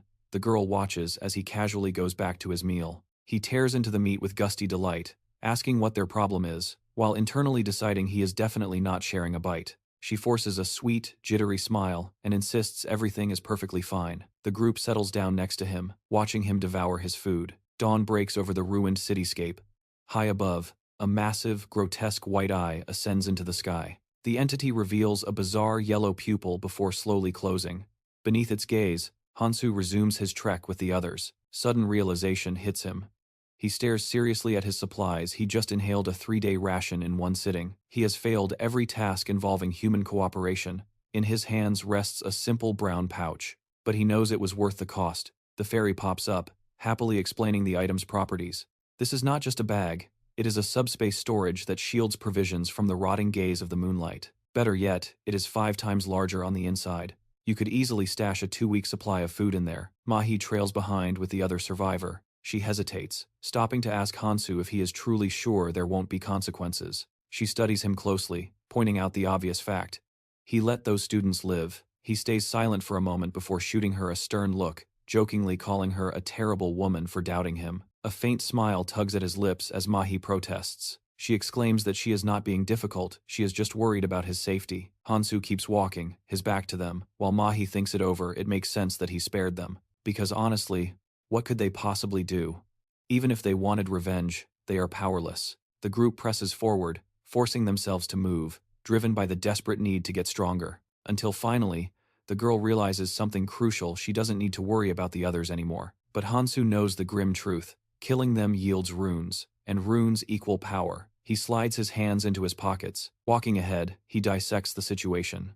If you look at it from her perspective, she actually fits perfectly into this twisted reality. That is exactly how you have to think to survive in this new world. The protagonist's expression darkens. He knows he could easily slaughter them all if his only goal was raw strength. His gaze turns icy. He didn't come back from the future just to be a solitary butcher. He returned to save lives, to minimize the chaos and forge a united force. Amidst the scattered corpses, his priority is clear. He must establish the law. Rule number 1. No killing humans for runes, no matter how tempting those floating magic stones are. Hansu knows he could harvest these people right now for a handful of runes. But a few stats can't outweigh their potential value to the cause. He stands like a reaper before a mountain of bodies. The protagonist realizes that enforcing order in this hellscape won't be easy. But people listen to power. If the strongest among them sets the rules, the weak will fall in line. That is why he can't be seen slaughtering innocents without cause. Image is everything. He feels their eyes on him. They know cleaning house is sometimes necessary, but with so many witnesses watching his every move, he has to be careful. The group trails behind him. He knows it is only a matter of time before others stumble upon these ruins anyway. Suddenly, The guy with the headphones stops dead in his tracks. He isn't going any further. He announces he is done walking with them. Mihi freezes, totally caught off guard. She asks why, but the main character just closes his eyes, indifferent. Do whatever you want. He claims to respect everyone's choices. The partner slowly turns his back on the group. A second later, he bolts, running away in sheer terror. Mihi remains, hovering behind the protagonist. Hansu steps closer, his presence looming. Why aren't you running too? She flinches. He sees the terror in her eyes. It is almost amusing to him. She averts her gaze, silently admitting her fear. She lowers her head, looking guilty. She realizes the condition is simple. Just don't cross him. She looks up, voice trembling. She knows if she leaves now, there is no coming back. He wouldn't let her return, so she pledges to follow him to the bitter end. Hansu stares back, his face a blank mask. She falls silent, heart pounding. The protagonist turns away. He has to give her credit. Her intuition is sharp. Together, they approach the dungeon entrance. Let's move, the main character commands. Meanwhile, back on the trail, Taesung lies broken beneath a corpse. Trembling with pure rage, the injured man curses them. Useless bastards, all of them. He wishes them dead. The blonde drags his mutilated body along the road, crawling through the dirt. He grins maniacally. The protagonist made a fatal mistake. His wounds, they are already healing. Once he is back to full strength, he will slaughter the weaklings and hunt Hansu down. He crawls through the agony, his mind consumed by one thought. How dare they abandon him? Suddenly, a dark shadow falls over him. He snaps his head up in amazement. A figure in combat boots stands silently before him. It is Songjin, looking down with a pitiful expression. Taesung scoffs. You've been watching this whole time? What do you want? Taesung points a trembling finger, forcing a smile. You. Help me up. Now. He sees a lifeline, but Songjin just stands there. Should I really do that? Taesung screams, veins popping. You can't leave me here, not after everything. He reaches out, offering a partnership. This is your chance to move up in the world. Songjin remains deadly silent. Unaware of the danger, Taesung mocks him one last time.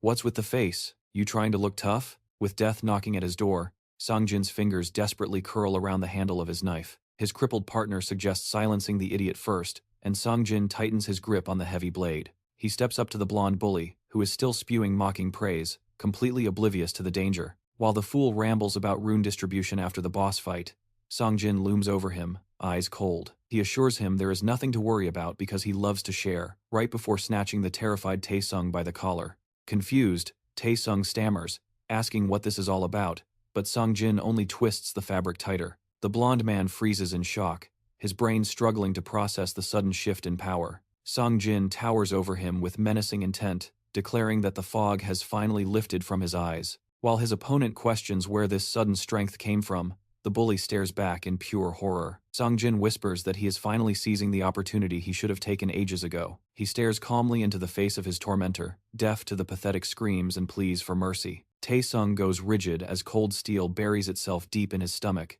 He claws at his killer, spitting out one last curse. The blonde winces in agony, gasping out a disbelief-filled question of how he dared, but Songjin just holds him steady. He reminds the dying man of his own words. Everyone needs to know their place, and now he is being shown his. Songjin glares with intimidating intensity, telling him that without his background, he is absolutely nothing. He sneers that Taesung only ever had power because of his father, watching as the bully slowly collapses. Even as he falls, Taesung mumbles insults, but Songjin just laughs in his face. The bloody knife clatters to the floor as the anti-hero slumps down beside his fresh victim. He wipes tears from his face, kneeling in the pool of blood spreading from the blonde corpse. Mentally, he fights to keep his sanity intact, his eyes locking onto the shining rune lying next to the weapon. Songjin convinces himself this is nothing personal, just another stepping stone. As the wounded raid leader reaches out, the desperate man begs for a truce, offering to unite their forces if only he is spared. He promises they will be stronger together, but in that moment, Songjin finally realizes why Hansu left him behind. Looming over the bald leader, he reflects on just how pathetic he must have looked to the protagonist. He recalls the crazed look in Taesung's eyes and realizes Hansu never had any intention of protecting dead weight. A terrified Songjin lies on the ground in his memories, consumed by regret that he wasn't brave enough to fight alongside the hero. Facing death, he looks toward the future, finally believing he has the potential to be strong. Instead of cowering before the protagonist's overwhelming power, he stares with wide, surprised eyes. He realizes he could have stood by Hansu's side. Colorful runes now dance above his open palm. He is certain that if he possesses true strength, He will never face rejection again. Sang-jin places a hand on his head, fully aware that the rules of his existence have fundamentally shifted. He remembers cowering in the corner, paralyzed by fear of the bullies, always the victim, and it was all because he feared one person. Now, Sang-jin's face is stone cold. He vows to prove his worth and reach Hansu's level, the knife feeling natural in his hand. If he has to slaughter these fools to catch up, he will do it, just so the main character will finally respect him. High above, predatory birds circle. One screeches, opening its beak for a dive. The girl notices the threat, taking a deep breath before unleashing a shout in their direction. The creatures drop from the sky, and Mihi spins around, her ears catching a sudden noise. One surviving bird lunges at her, but a brilliant flash of light slices through the air. The severed pieces of the beast fall behind the man's back, and his companion offers a relieved smile. She admits she needed saving again, but he counters that there is a difference between dependency and solitude. Doing everything alone isn't the goal. Hansu hands her a handful of crystals. He explains that if she hits a wall with her skills, it is only logical to leverage a friend's help. He smiles, telling her that this is her burden to carry, and she needs to keep pushing. She must master the strengths and weaknesses of her own abilities, though he remains as strict as ever about splitting the loot. Mihi pulled up the system interface, the reality sinking in that it had only been 3 days since their arrival in this hellhole. Flipping through the shop menu, she calculated her next move specifically, what she could buy from Hansu to survive. She needed skills that boosted mana and stamina regeneration.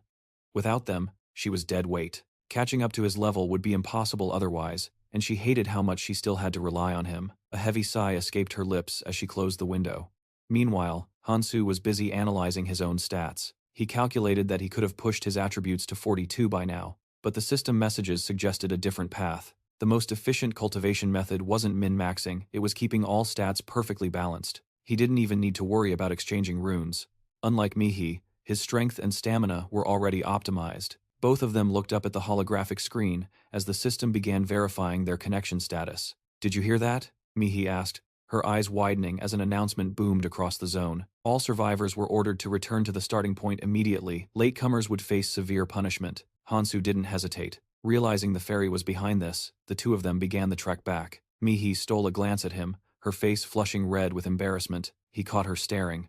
"If you have something to say, just say it." She fidgeted, unable to meet his gaze. Taking a deep breath, she blurted out the only thing on her mind. "Do you have a girlfriend?" She instantly regretted it. "Sorry.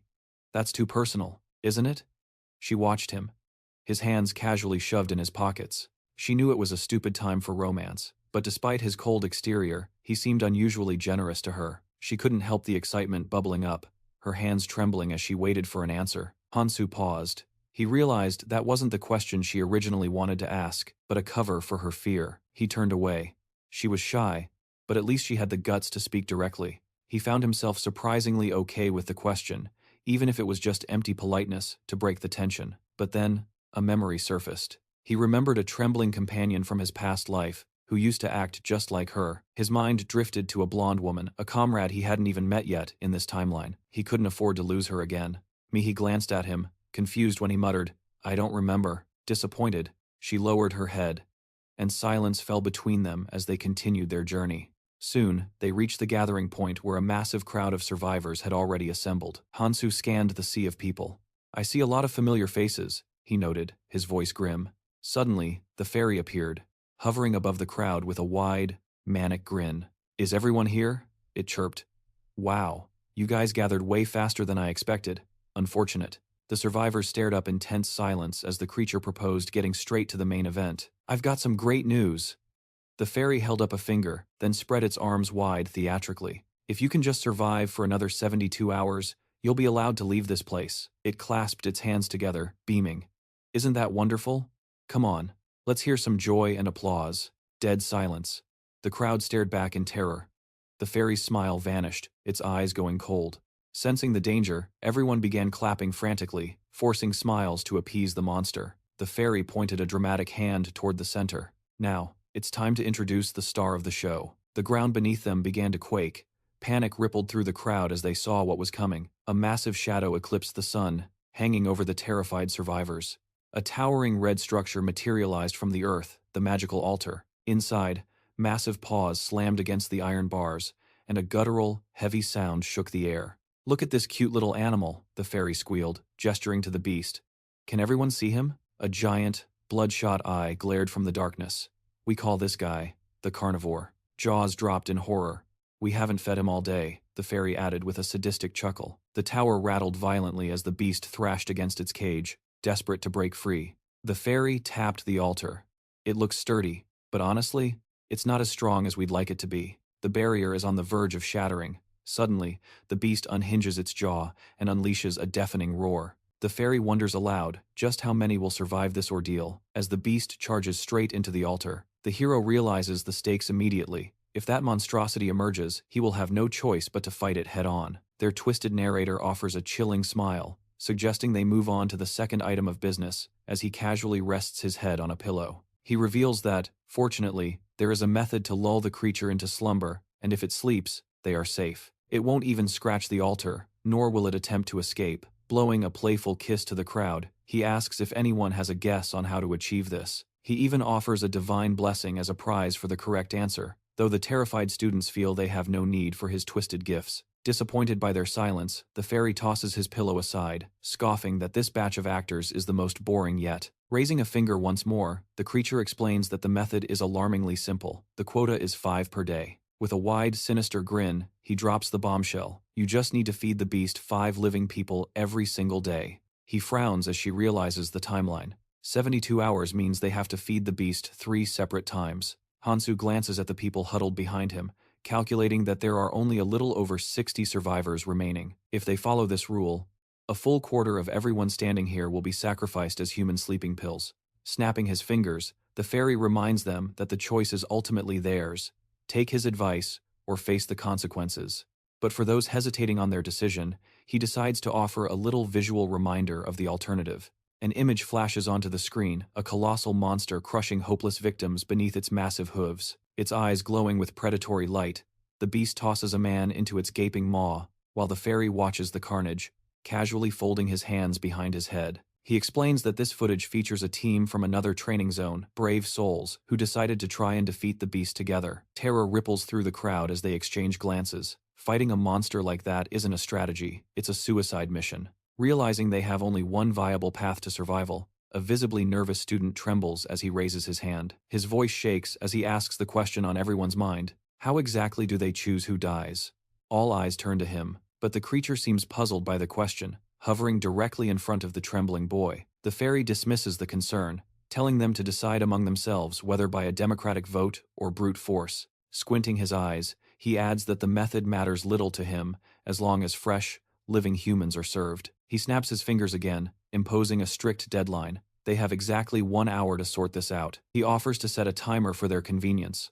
Once the deed is done, they will be granted safety for the next 24 hours. After that, they will get another hour to select the next batch of victims. The timer begins its ominous countdown. Leaving them with an encouragement to make the right choice, the fairy watches as the students sink into absolute despair. Muttering that they are finished, Mihi turns to look at the hero with a bitter, hopeless smile. Wondering what the right choice actually looks like, Hansu closes his eyes, failing to see any real difference between the options. In his mind, everything has already been decided. The man in the hat scans the crowd with a calculating look. Calling for fairness, he raises his hand and suggests they draw lots to decide who dies. He argues that this way, they can fairly select the 5 for today, and then 2 more later. But in the back, someone cracks a smile. A voice cuts through the tension, asking why on earth he would agree to that. Everyone turns to the source. The student stares in surprise, as Sung-jin offers a slight, mocking smile, genuinely confused as to why they should be honest in a situation like this. Flanked by his group of followers, Sung-jin steps forward, brushing aside the crowd's indignation at his cold attitude. He replies calmly that this is simply the reality of their world, his eyes piercing through his thick bangs. He asks the crowd again, what reason is there to be fair? The student points an accusatory finger, demanding to know what Sung-jin proposes instead. You can't just shoot down a plan without offering an alternative. Without a word, Sung-jin walks over to the side. Placing his hand on a nearby stone post, he states that they must use the most logical, reasonable method available. With a sudden clench of his fist, he crushes the solid stone. The others watch in shock as debris crumbles to the ground. Standing before the shattered remains of the pillar, he makes his proposal. They start by sacrificing those who bring no benefit to the group. The briefing ends with a final ultimatum. They are picking exactly 5 candidates. Sang-jin immediately turns, shifting his focus to the rest of the group. Catching the stares from the hero and his sidekick, the guy realizes something intoxicating. He holds the power now. Every word he speaks commands attention, and a twisted smile creeps across his face. He absolutely loves it. Sang-jin abruptly pulls his hand back. His voice tense with urgency. They are burning daylight. Another 100 souls have just vanished into the void, and they still have to carve a path through the enemies standing right in front of them. Hansu crosses his arms, listening to the heavy, rhythmic thuds echoing from the distant altar. Someone argues that a boss battle is inevitable, so they need to unite immediately. He casts a sharp glare at the man wearing the hat. His eyes are cold as he sneers, declaring that dead weight has no place in their alliance. In fact, he suggests throwing the weak to the beast as bait. Hansu remains silent, his gaze piercing as the group turns to him for a verdict. Sang-jin stands before the hero, realizing that the man in front of him is no longer the person he used to know. Hansu must have realized it too. Sang-jin decides to align with him, simply because making an enemy of Hansu is a death sentence. The memory of being dragged by his hair still stings, but he steels his resolve. This is his chance to carve out a new destiny. But to do that, he needs the hero's cooperation. Anxiety flickers behind his eyes, yet, he trusts Hansu completely. The man's judgment is flawless, and he will make the right call. Hansu raises a hand, brushing his face thoughtfully as he admits that sacrificing the weak isn't necessarily a bad strategy, logically speaking. However, he proposes an alternative path, one where perhaps, just perhaps, everyone gets to walk away alive. No sacrifices required. The man who suggested the bait looks at Hansu, dumbfounded. It seems impossible. Sang-jin stares intently, trying to decipher the gears turning in Hansu's mind. The other man raises a hand in protest, unable to believe the hero is suggesting a group raid. That would be suicide. He saw the footage. He knows exactly what that thing is capable of. Visions of the beast devouring humans whole flash through his mind. Defeat seems inevitable. Every life it consumes boosts its vitality. Hansu shoots him a questioning glance. Who said anything about fighting together? Hansu clarifies his position. He plans to take the beast down solo. A faint smile plays on his lips. That is exactly what he means. The crowd erupts, some in shock, others in anger. It sounds like a bad joke. Murmurs ripple through the gathering. How could one man possibly stand against a nightmare like that? Yet, a part of them desperately hopes he can. Eyes shift to the skeptic, calling this entire plan absolute nonsense. This isn't some low-level goblin hunt, he shouts, pointing an accusing finger at the hero. He insists they are doomed to fail, and death is coming in less than an hour. The timer overhead ticks down ominously, 49 minutes remaining. Sang-jin watches from the back, a bitter realization settling in just when he thought he was closing the gap. He turns away, overwhelmed by the sheer distance between them. How did Hansu become this powerful? Powerful enough to challenge a catastrophe single-handedly. Hansu looks up, eyes locked on the objective. But even for him, the current odds are problematic. Sang-jin secretly hopes that even a monster like Hansu needs help. He steps forward, suggesting the strongest warriors should form a vanguard. He offers to fight by his side, but Hansu cuts him off before he can finish the sentence. Sang-jin purses his lips, confused. What does the hero actually want? He lowers his hand, waiting for the counter-proposal. Mihei watches with a confident smile, assuming she is the obvious choice to accompany him. But catching the calculating look in his eyes, her confidence falters. He is not looking for a partner. Hansu breaks the silence. It's simple, he announces, commanding the room's attention. If he boosts his strength and stamina by 30 points each, he can crush that monster in a duel. He puts a proposal on the table. Sang-jin, Mihei, and the rest of the crowd freeze, listening intently. The deal? They need to hand over every single stat enhancement rune they have to prepare for the boss at the altar. In exchange, he takes full responsibility for slaughtering the beast. He stands there casually, hands buried in his pockets. Whispers erupt about fairness. Do only the weak have to pay? How many runes does he really need? Hansu lowers his head, running the mental math on his strength, stamina, and perception. With the right items, victory is a statistical certainty. Plus, he knows exactly how to dismantle this creature. Decades of combat experience have prepared him for this. He reveals 2 hidden artifacts. He visualizes the path to victory, a warrior standing tall, clutching a radiant sphere of power. He recalls the failure of Conte and the others, and the one man who actually cracked the code. Even the Berserker King, perfectly built for combat, nearly lost his life seizing that treasure. Fists clenched, he solidifies his resolve. His drive isn't just survival now, it's the prize. This time will be different. He'll stand tall among them, faster, stronger, lethal. He announces that the source of the runes doesn't matter, but the moment those stones are in his hand, he's heading straight for the altar. The clock is ticking down. 41 minutes remaining. Stalling won't save anyone. A man in the crowd rests his hand on his belt, eyes narrowing. He sneers, claiming the weak don't hold enough runes anyway. If they did, they wouldn't be such easy prey. A voice pipes up from behind, demanding they hand over the runes or draw lots to see who dies. He spins around at the accusation of selfishness. A girl steps forward, cutting through the crowd towards him. She points out the flaw in his logic. If they start culling the weak, he'll be the first one tossed into the pit. Looming over him, she questions why anyone would surrender their lifeline to a coward like him. She reminds him that the gap between the predators and the prey is massive. She flashes a cold smile, taunting him. His weakness isn't just physical, his spirit is rot. Just as she expected scum like him try to snake their way out because they have nothing of value to offer. He grinds his teeth in fury. A blade flashes at her waist as she warns him to keep his mouth shut. One more word, and she'll snap his limbs like twigs and toss him to the beast herself. In here, strength is the only law. He stammers about respecting elders, trembling as he desperately clings to the memory of their old world's democracy. She closes the distance, mocking his plea. You want democracy? Fine, let's take a vote. Glaring down at him, she lays out the options. Hand over the runes to save his skin, or be fed to the monster. The crowd exchanges horrified glances as she proposes an anonymous ballot, just like a civilized society. Amidst the tension, a man slinks toward Hansu. He whispers that Hansu could easily strip the others of their runes. Before he can finish, a fist connects with his face. Outraged that he'd suggest the hero slaughter the strong, a man in a hat seizes him by the collar. I have a family, I have to live, he screams. Hansu glances at the timer, 38 minutes left. Cries erupt to sacrifice the screaming man first. Hansu takes a deep, steadying breath. Watching the chaos unfold, he realizes these people are rabid. They won't stop until they tear each other apart. Just as he predicted, it's up to him to end this madness before it consumes them all. The crowd falls silent as he raises a hand, commanding attention. He has a proposal. He points a finger at the group. There are only 5 of you, he declares. This is the pecking order. Disbelief washes over the man. No, this can't be, he whimpers, clutching his family tight. Someone shouts in protest at being fed to the beast. Hansu just smiles coldly. They scream at him, calling him a monster for sacrificing them just because they're weak. The timer ticks down. 30 minutes. The gate to the altar yawns open, waiting. Mihi watches the scene unfold in silence. A shadow moves up behind her. It's Sang Jin. He suggests that if she keeps hesitating, she might as well just leave with the others. He muses that perhaps this ruthlessness is the only way Hansu lets anyone get close. She looks flustered, realizing Sang Jin thinks she still doesn't grasp Hansu's true nature. She lifts her chin, eyes burning with determination. I want to walk beside him, she admits. A smile tugs at her lips.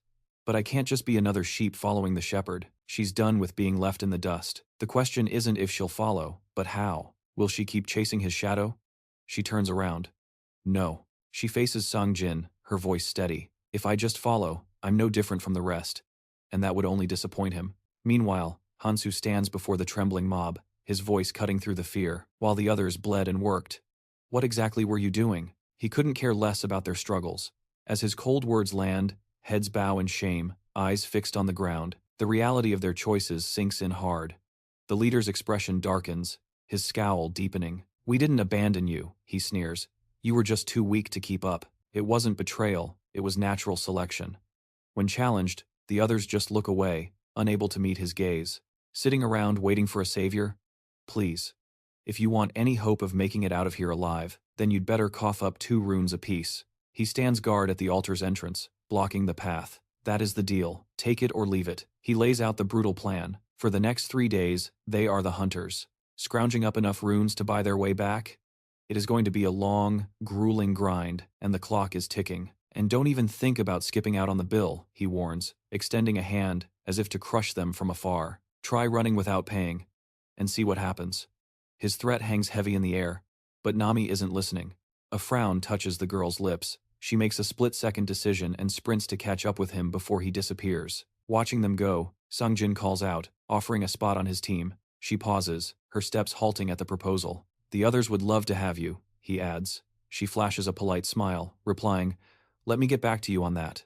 Without another word, she marches onward. Sang Jin watches her silhouette, bathed in the sunlight, analyzing her movement. He doesn't need to see her throw a punch to know the truth. She is on a whole new level compared to the last time they met. Sang Jin tightened his fist, resolve hardening as he realized his current strength wasn't enough. He had to prove his worth. He visibly tensed, preparing to show everyone exactly what he was capable of. When a voice cut through the air, and the strong girl pointed a finger directly at him, she stared him down, declaring they needed to talk, leaving Sang Jin to look up in confusion and ask what the problem was. Before things could escalate, a hand landed on her shoulder. A man stepped forward, clearly sensing the tension but misreading the situation entirely. He introduced himself as Seol, apologizing and explaining that she was just shy, before gesturing to the group behind Sang Jin and assuming he was their leader. Seol suggested that as leaders, they should have a chat, causing Sang Jin to shudder, completely taken aback that anyone would mistake him for the boss. The stranger extended a hand for a shake, and even though Sang Jin insisted they were just friends, Seol pointed out that the group naturally followed his lead. Seol remarked that this natural authority was exactly what made him a leader, and a cool one at that, considering their strength, leaving Sang Jin flustered and embarrassed by the praise. But Suyo cut in, noting that based on his observation, Sang Jin seemed to have a connection with Hansu, which made the stranger smile knowingly. Seol asked if they could discuss the hero, and Sang Jin, lowering his gaze, agreed to the request while the hero in question stood high atop the altar. Hansu set his gear down, calculating that the goblin poison would be useless here, and began sorting through the items in his hands. He decided a paralyzing poison was the only way forward. A system message flashed regarding the rosary of a flying cat, and he paused to consume a snack. He chewed thoughtfully, acknowledging the item's utility, a prize from the hunt that would prove vital in the upcoming battle. Descending the stairs, he accepted that the odds were stacked against him, but with no other choice available, he watched the monster's maw open wide.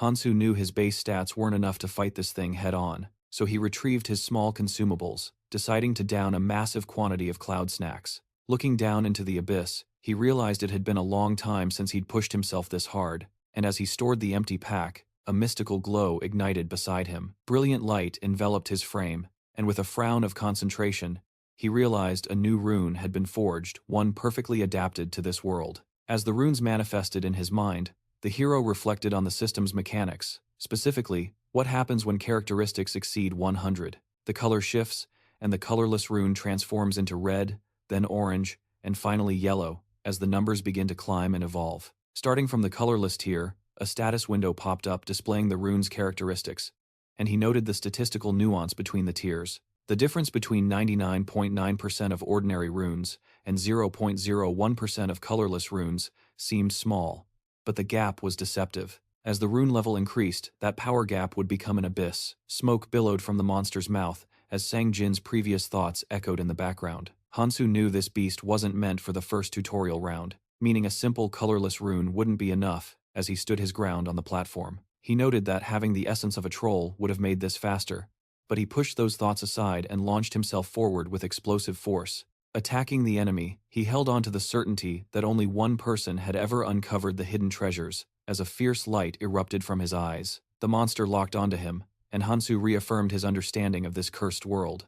The more impossible the task seems, the sweeter the reward. The hero swung his blade to the side, signaling that the real battle was about to begin. Visualizing the bestiary in his mind, he recalled that monsters like these carnivorous beasts are born with innate racial skills. This specific carnivore possessed 2 racial skills from birth, and as the monster struck, Hansu realized the situation had escalated. The beast's eyes shone with a blinding intensity. There were 3 skills now, and Hansu instantly felt the crushing weight of deterrence. The enemy reached out, and seeing the massive claws sweeping toward him, Hansu jumped, dodging the fatal blow and landing silently behind it. He analyzed the combo. Deterrence freezes the prey in place with fear, allowing the beast to devour them and restore stamina using carnivore. Wiping sweat from his brow, he noted that the monster's behavior followed the pattern he knew, relieved that its raw strength hadn't mutated further. The monster opened its jaws and roared, but Hansu anticipated the 3rd layer of the attack that would stack on top of the healing carnivore skill. It was blood-drinking swamp, a skill that drained vitality directly from the victim's body. A red eye flashed, and the monster launched another strike. Hansu knew he couldn't overpower it in a contest of strength. He broke eye contact, realizing his blade was only making superficial cuts on its hide. He needed the most effective method known to veterans. Visualizing the nerve endings beneath the monster's skin, Hansu decided to dismantle its mobility. The clawed paw swung back toward him, and he dodged again, fully aware that blindly striking the tough skin with a needle was futile. Instead of random slashes, the hero aimed with surgical precision, targeting the exposed nerves to deliver the payload.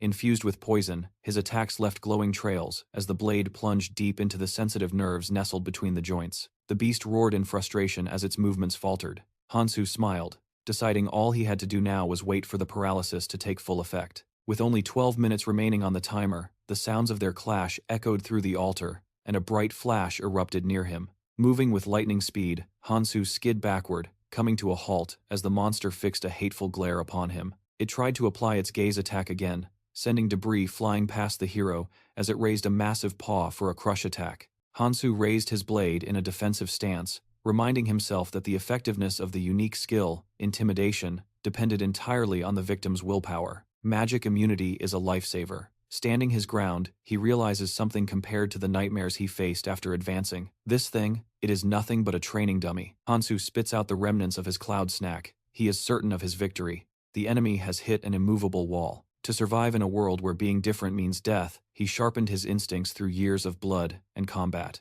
He pops a fresh snack into his mouth, senses dialing up to 11. He recalls Conte's words, "Anticipation is the heart of battle." Back then, he laughed. Now, he understands. It is like the monster is telegraphing every move in slow motion. He sees it all. Another lethal strike whistles harmlessly past him. He tracks the beast's trajectory, predicting the claw's path. Snip. A few strands of hair float away. Okay, maybe not that easy. Exhaling a puff of smoke, he admits the truth. Without his enhanced strength and stamina, he never would have dodged that. He would be dead. Luring it into the altar was the right call. The high walls form a perfect cage. Meanwhile, spectators lurk in the shadows.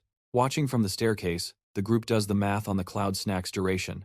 It becomes terrifyingly clear this hero is not playing around. His companion grimaces, disbelief painted on her face. Is he really fighting that thing alone? The guy is absolutely insane. The leader scoffs. He looks confident, too relaxed. From the back of the group, Song Jin listens, pieces clicking into place. It wasn't that the hero needed to steal their runes. He took them to force their hand. Sang Jin creeps toward the edge of the platform. "Stick to the plan," someone whispers. We go down quietly, catch them off guard. But Sang Jin cups his hands around his mouth. "Hey, we're coming to help," he bellows. Hansu glances back. Suyo freezes, horrified. The element of surprise is gone. "What the hell are you doing?" Suyo grabs Sang Jin's shoulder, shaking him. "We were supposed to be ghosts. If the monster hears us, we're dead." But the beast's roar is the only reply. The hero definitely knows they are here now. Sang Jin scratches the back of his head, feigning innocence. "Oh, right. If I yell, the monster hears me. My bad. I didn't think of that." He shrugs. Suyo grits his teeth, veins popping, before turning away with a string of curses. "Really sorry about that," Sang Jin adds, not sounding sorry at all. Below, Hansu cracks a knowing smile as he watches the chaos unfold. Suyo panics. "We can't screw this up because of him." He checks the stairs. The monster is distracted. Maybe they are still okay. The plan shifts. Fine. Once the beast is down and the hero relaxes, we kill them both. 2 birds, 1 stone. As he descends, his mind races. He has seen how this hero fights, and it terrifies him. The man is dangerous. It is in his eyes. He isn't like the other students. He isn't even human. He is a predator, a well-fed beast that acts calm only because its belly is full. It isn't just about raw power. Suyo can't scrub the memory from his brain. That first night, 59. While everyone else cowered, this guy ran toward the carnage. He fought alone, without hesitation. Even covered in wounds, the guy was smiling, like he actually enjoyed the slaughter. A creature that dangerous cannot be allowed to live. As Suyo heads down, his resolve hardens. Kill the hero. Take control. With the hero gone, Suyo will rule the others. Even that girl, Mihi, she will be a useful pawn. He orders the girl forward. Go check it out. She descends, relieved to see the monster's movements slowing. We've got this, she thinks. The beast is tiring. Behind them, Sang Jin looks down at the crumbling structure, a dark grin spreading across his face. The girl turns, sensing the sudden silence. She looks up just as the world shakes. A massive boulder smashes into the staircase. It's collapsing. Screams fill the air. The stairs give way, sending them plummeting into the darkness, minds unable to process the betrayal. Groaning, they pick themselves up from the debris. Why did the stairs break? She stares at the shattered remains of their exit. Their cover is blown, but the beast is exhausted, right? Suddenly, a massive tail whips through the air. The monster looms over them. 3 heads. 3 pairs of eyes locking onto fresh meat. They clutch their heads in sheer terror. The pressure down here is suffocating, far worse than above. The beast growls, shaking the room. Suyo grits his teeth, trying to convince himself. It's fine. It's fine. The ambush failed, but Hansu is still here. He'll draw the aggro. Suyo scans the room frantically. Look! His companion points upward, voice trembling. What is he doing up there? Suyo spins around. He's supposed to be tanking this thing. Together we can kill it. Unless he gave up on them? The job was almost done. High above, standing on the broken ledge, Hansu exhales a long cloud of smoke. He looks down at them with cold indifference. I was going to kill it, Hansu calls out. But you idiots ruined everything. Now the beast has time to recover. He thinks back to the fight. He barely dodged those attacks, and that was with the buff. Without the rhythm, it's suicide. He turns his back on them. They don't stand a chance. Suyo's jaw drops in horror. Hansu grabs the flag, checking his inventory, checking paralyzing poison levels. 2. Low. Once the monster finishes eating those fools, it will be fully enraged. Too risky to continue now. As he ascends the remaining stairs to safety, he begins calculating his next attempt. Good luck, he mutters. If you manage to kill it, let me know. Let them handle it themselves. As he struggles to his feet, he catches a frantic question about trying to escape. Frowning, the girl reminds him that his own comrades are trapped here too. She scans the area, threatening to use him as live bait if he doesn't comply immediately. Suddenly, a figure steps out on the stairs. It's Songjin, looking down at them with a chilling, knowing smile. He mocks their surprise, replying that he assumed they'd all tumbled down the stairs by now. It's hardly shocking they didn't hear him approach. Perhaps he shattered the ladder while eavesdropping on their little scheme. When they scream threats to kill him, he just looks down, calm and collected. I'm willing to bet you won't have time for that. Behind the group, a massive beast licks its chops, waiting for the moment terror freezes them in place. A towering monstrosity looms over the trembling group. One look at its twisted grin tells them everything this creature is savoring their fear. Heads snap up in horror. Suyo stammers that it will be a massacre if the beast regains its stamina. Panic rises as a man shouts that if the hero abandons them, it's all over. He desperately screams that they need to cooperate. Hansu glances back, his expression unreadable, and delivers the final blow to their hope. He tells them not to worry about the monster breaking the stairs after all. They voluntarily walked right into the tiger's den as living donations. Everyone freezes. A cold shiver races down their spines as they recall the fairy's twisted smile and the simple, brutal method to pass this trial. A toothy maw hangs over them, echoing the decree. Asterisk. Feed 5 souls every single day. Asterisk. The monster lunges, tearing into the paralyzed group watching from below. The hero silently thanks them for their noble sacrifice. Moments later, back at the top of the altar, Hansu confronts Songjin. Why did you do this? Hansu demands, eyeing him sharply. He knows Songjin lured them to their deaths on purpose. Choose your next words very carefully. Standing opposite the deadly hero, Songjin simply smiles, signaling that he has finally figured out how this world works. He looks up, confidence returning. He realizes his value now. Frowning with determination, he suggests that Hansu put that value to use.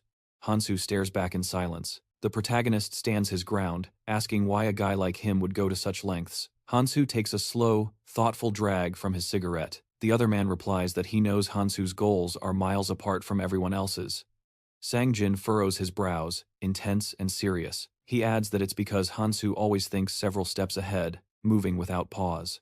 Songjin has finally become convinced of this truth, back when the hero fought Tae-sun and those bandits. He recalls the defeated men, and the fact that despite a crushing victory against superior numbers, Hansu hadn't killed a single one of them. Those men had looked at Hansu with pure hatred, loose ends that would inevitably cause problems down the line. Even when the altar appeared, the main character remained calm. He could have easily wiped everyone out with brute force to clear the path, but he didn't. Songjin knits his brows. He claims he doesn't know why. Maybe it just isn't in Hansu's nature to slaughter without cause. The dark-haired youth stares intently at the hero. He stretches out his hands, pleading, "Use me. Let me be the one to get my hands dirty so you don't have to." Songjin frowns, laying out his terms. In exchange for doing the dirty work, the hero will take him along, or at least allow him to travel in his shadow. Hansu only closes his eyes and grins. He walks past, muttering that he isn't even sure about that. Songjin clenches his fist, desperate. There was no other way to deal with them back then. That's why I got caught. Songjin spins around, vowing he won't let that happen again. Next time will be different, I swear. He shouts at the heroes retreating back, begging him to just consider it. Hansu pauses, back turned. Sang-jin knows people will constantly obstruct Hansu because he stands out. The trash the hero can't bring himself to eliminate, the assistant will ruthlessly remove. This way, the dark-haired hero can focus entirely on his objective. Sang-jin narrows his eyes, solidifying his resolve. In return, he will follow Hansu and grow stronger, mirroring the hero's power. He looks at Hansu, hoping for permission to join this crusade. The swordsman finally turns. He studies Sang-jin carefully. "And what will you do if circumstances don't allow you to join me?" Hansu smirks. "You might have to fall behind." Sang-jin steps closer, realizing this is a hint about the upcoming second training phase. Sang-jin smiles. "Then I'll get stronger on my own and find you. Just accept me as an ally when that happens." The main character closes his eyes, and with a faint smile, asks the young man to leave.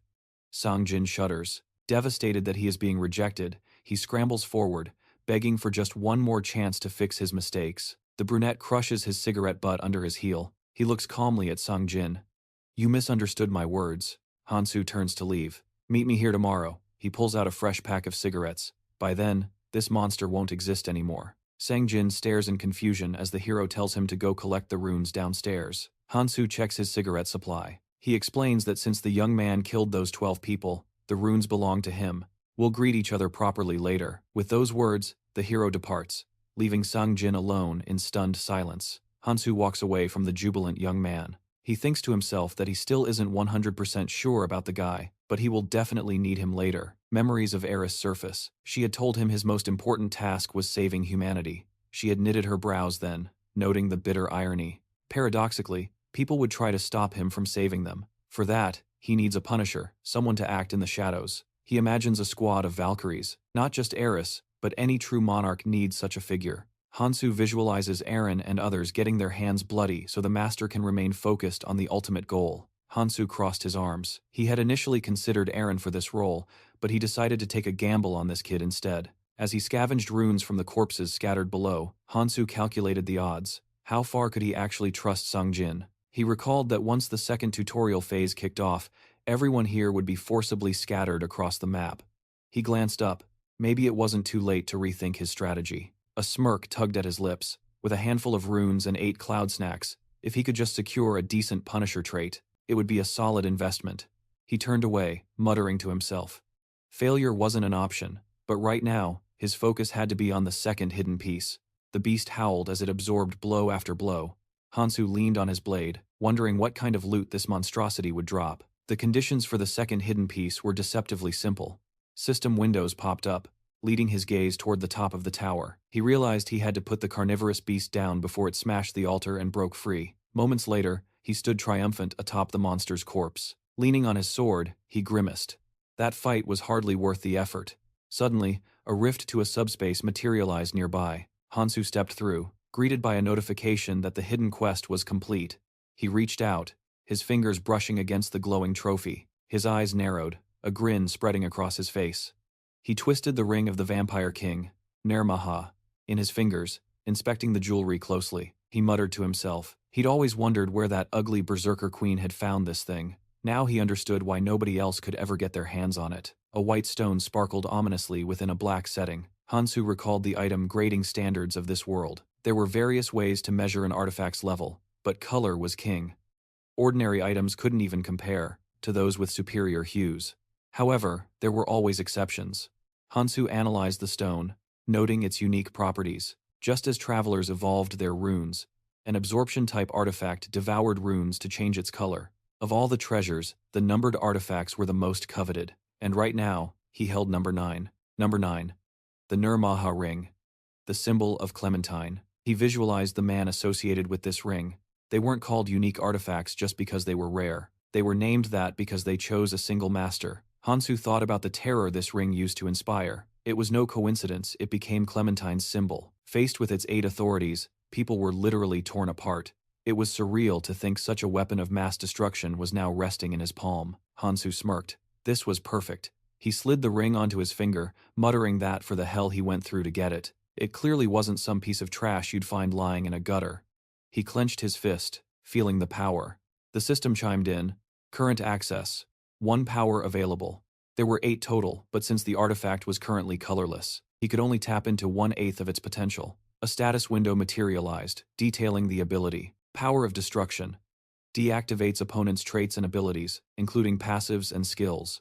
Hansu ran a combat simulation in his head. To trigger it, he needed physical contact.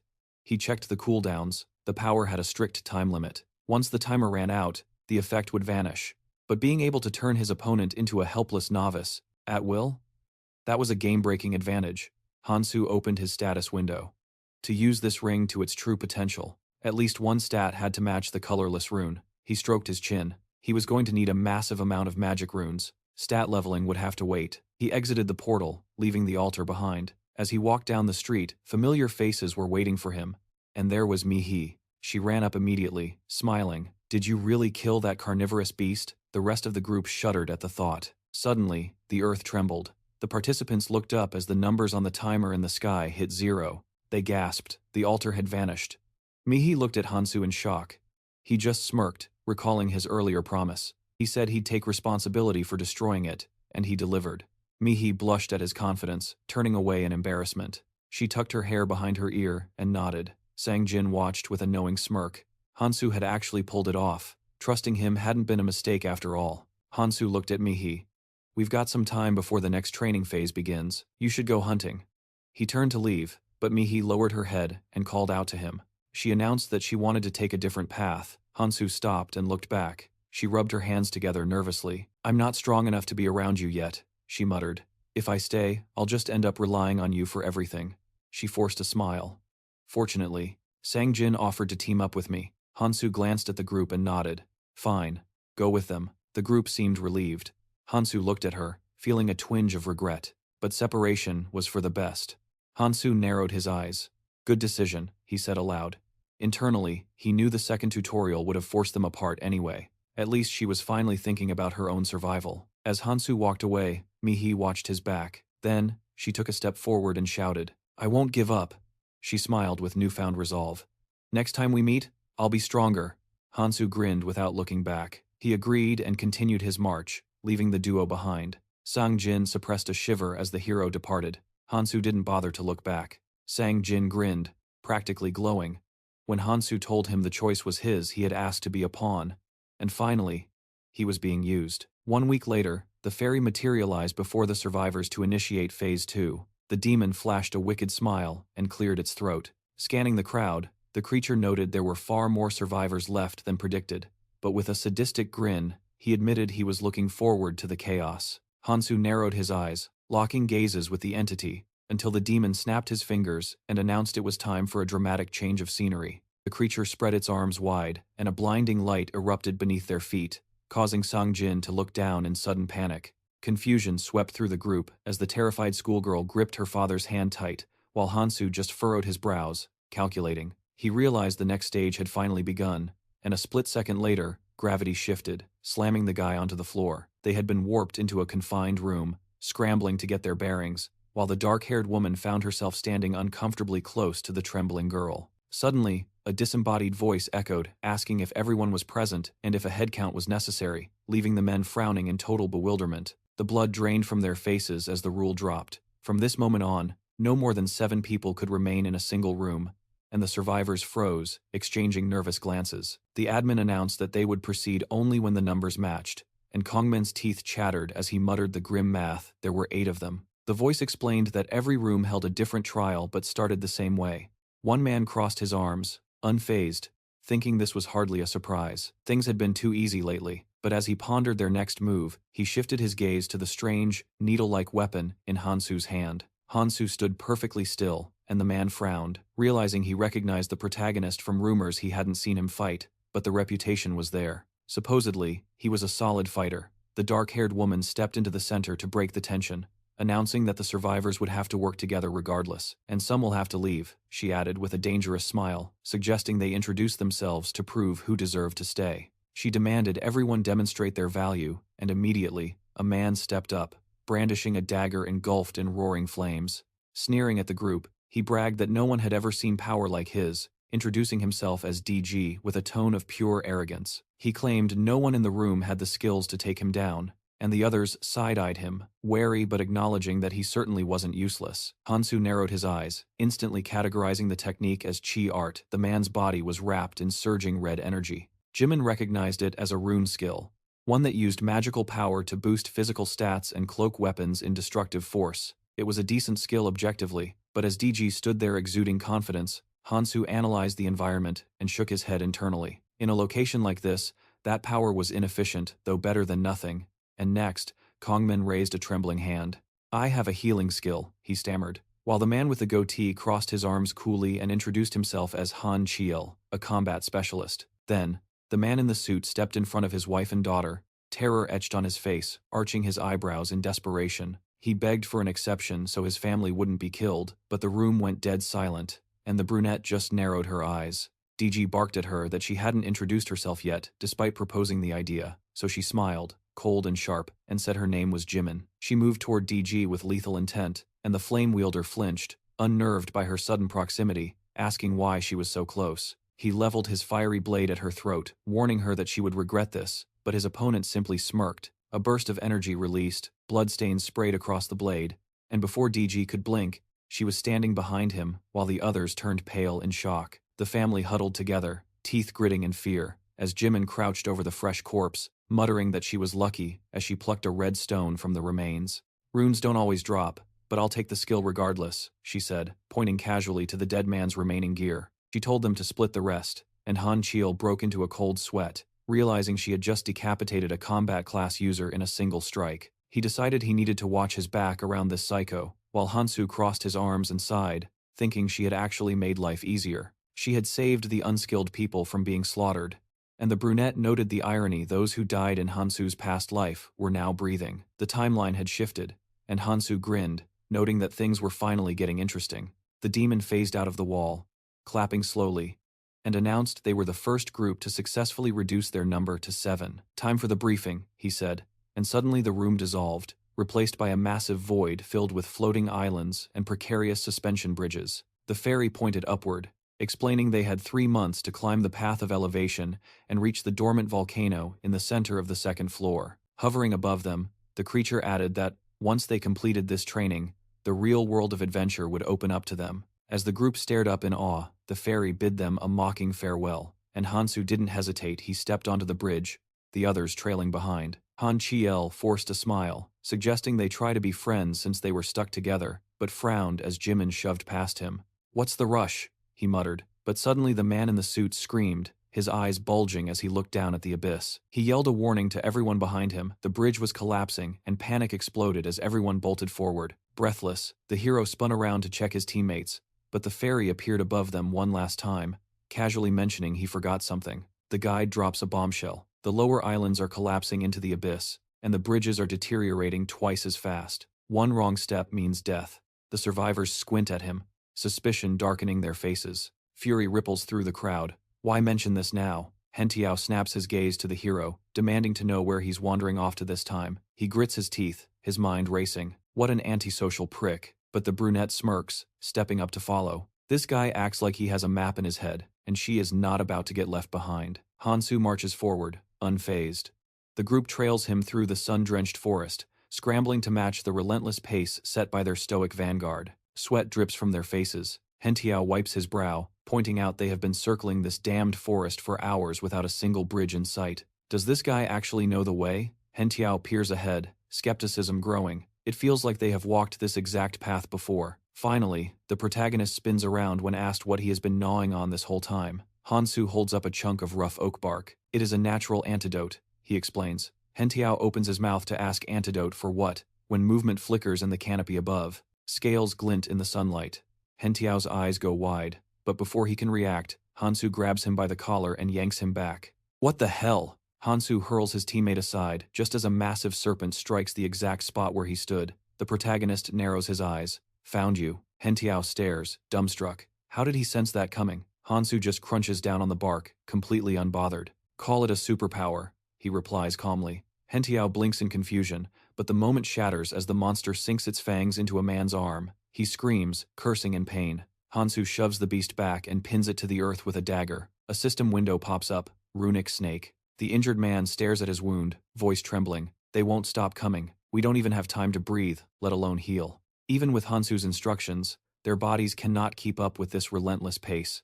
Frustrated, the man turns his glare toward the family huddled in the back. Why are you just hiding? He demands. The father sweats, pleading for understanding. Please, I have children to protect.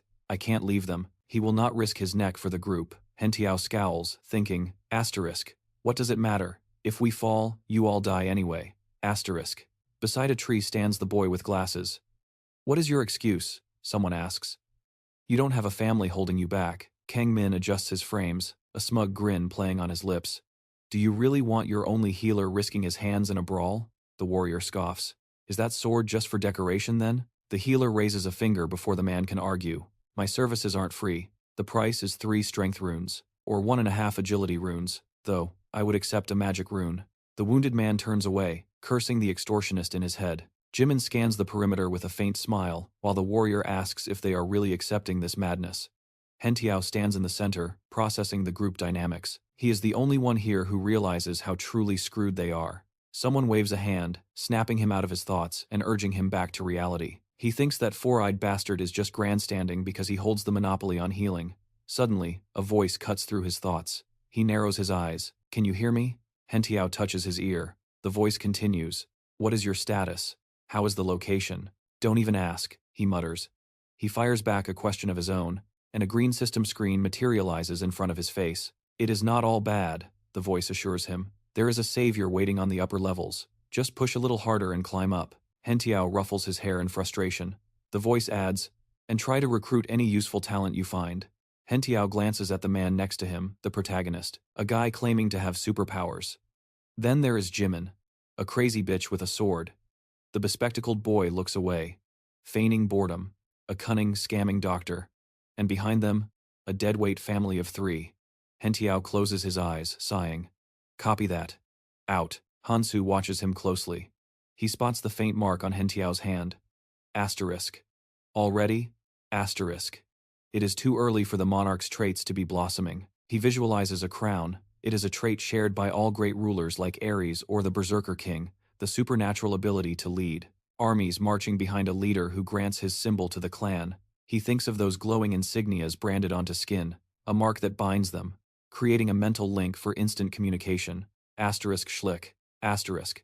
His blade pierces another snake, mid-thought. But there is a catch. A monarch has a limit on how many subjects they can brand with their symbol. That explains why they are so desperate to scout talent. Hansu snatches up the rune. If he wants to stand toe-to-toe with them, he needs to get to work. He tosses the crystal in his hand. Rule number 1. If you want people to listen, you need the strength to force them. Snake carcasses litter the ground. As Hansu steps over them, a teammate notes the silence.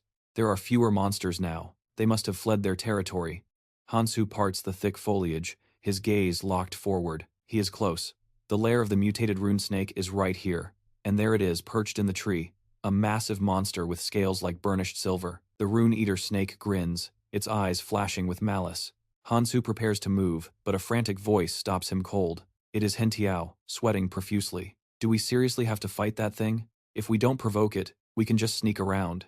Hansu looks at him with dead eyes. You guys can go. I am killing it. I don't care if you climb up ahead of me. Hentiao leans in, desperate.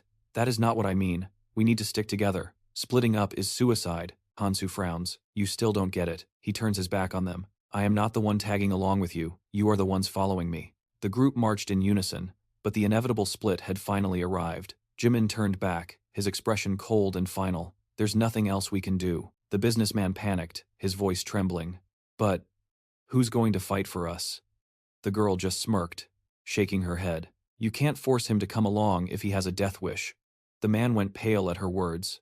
Henschel watched the hero, his gaze calculating. The group made the call to move out. One man rubbed his chin, scoffing as they walked away. That kid? He's as stubborn as a mule. It feels wrong to just leave him here, someone whispered. The healer shot the idea down instantly. Don't even think about dragging that swordsman along with us. Kamen sighed deeply. Look, Hansu never once asked me for a heal. Not a single time.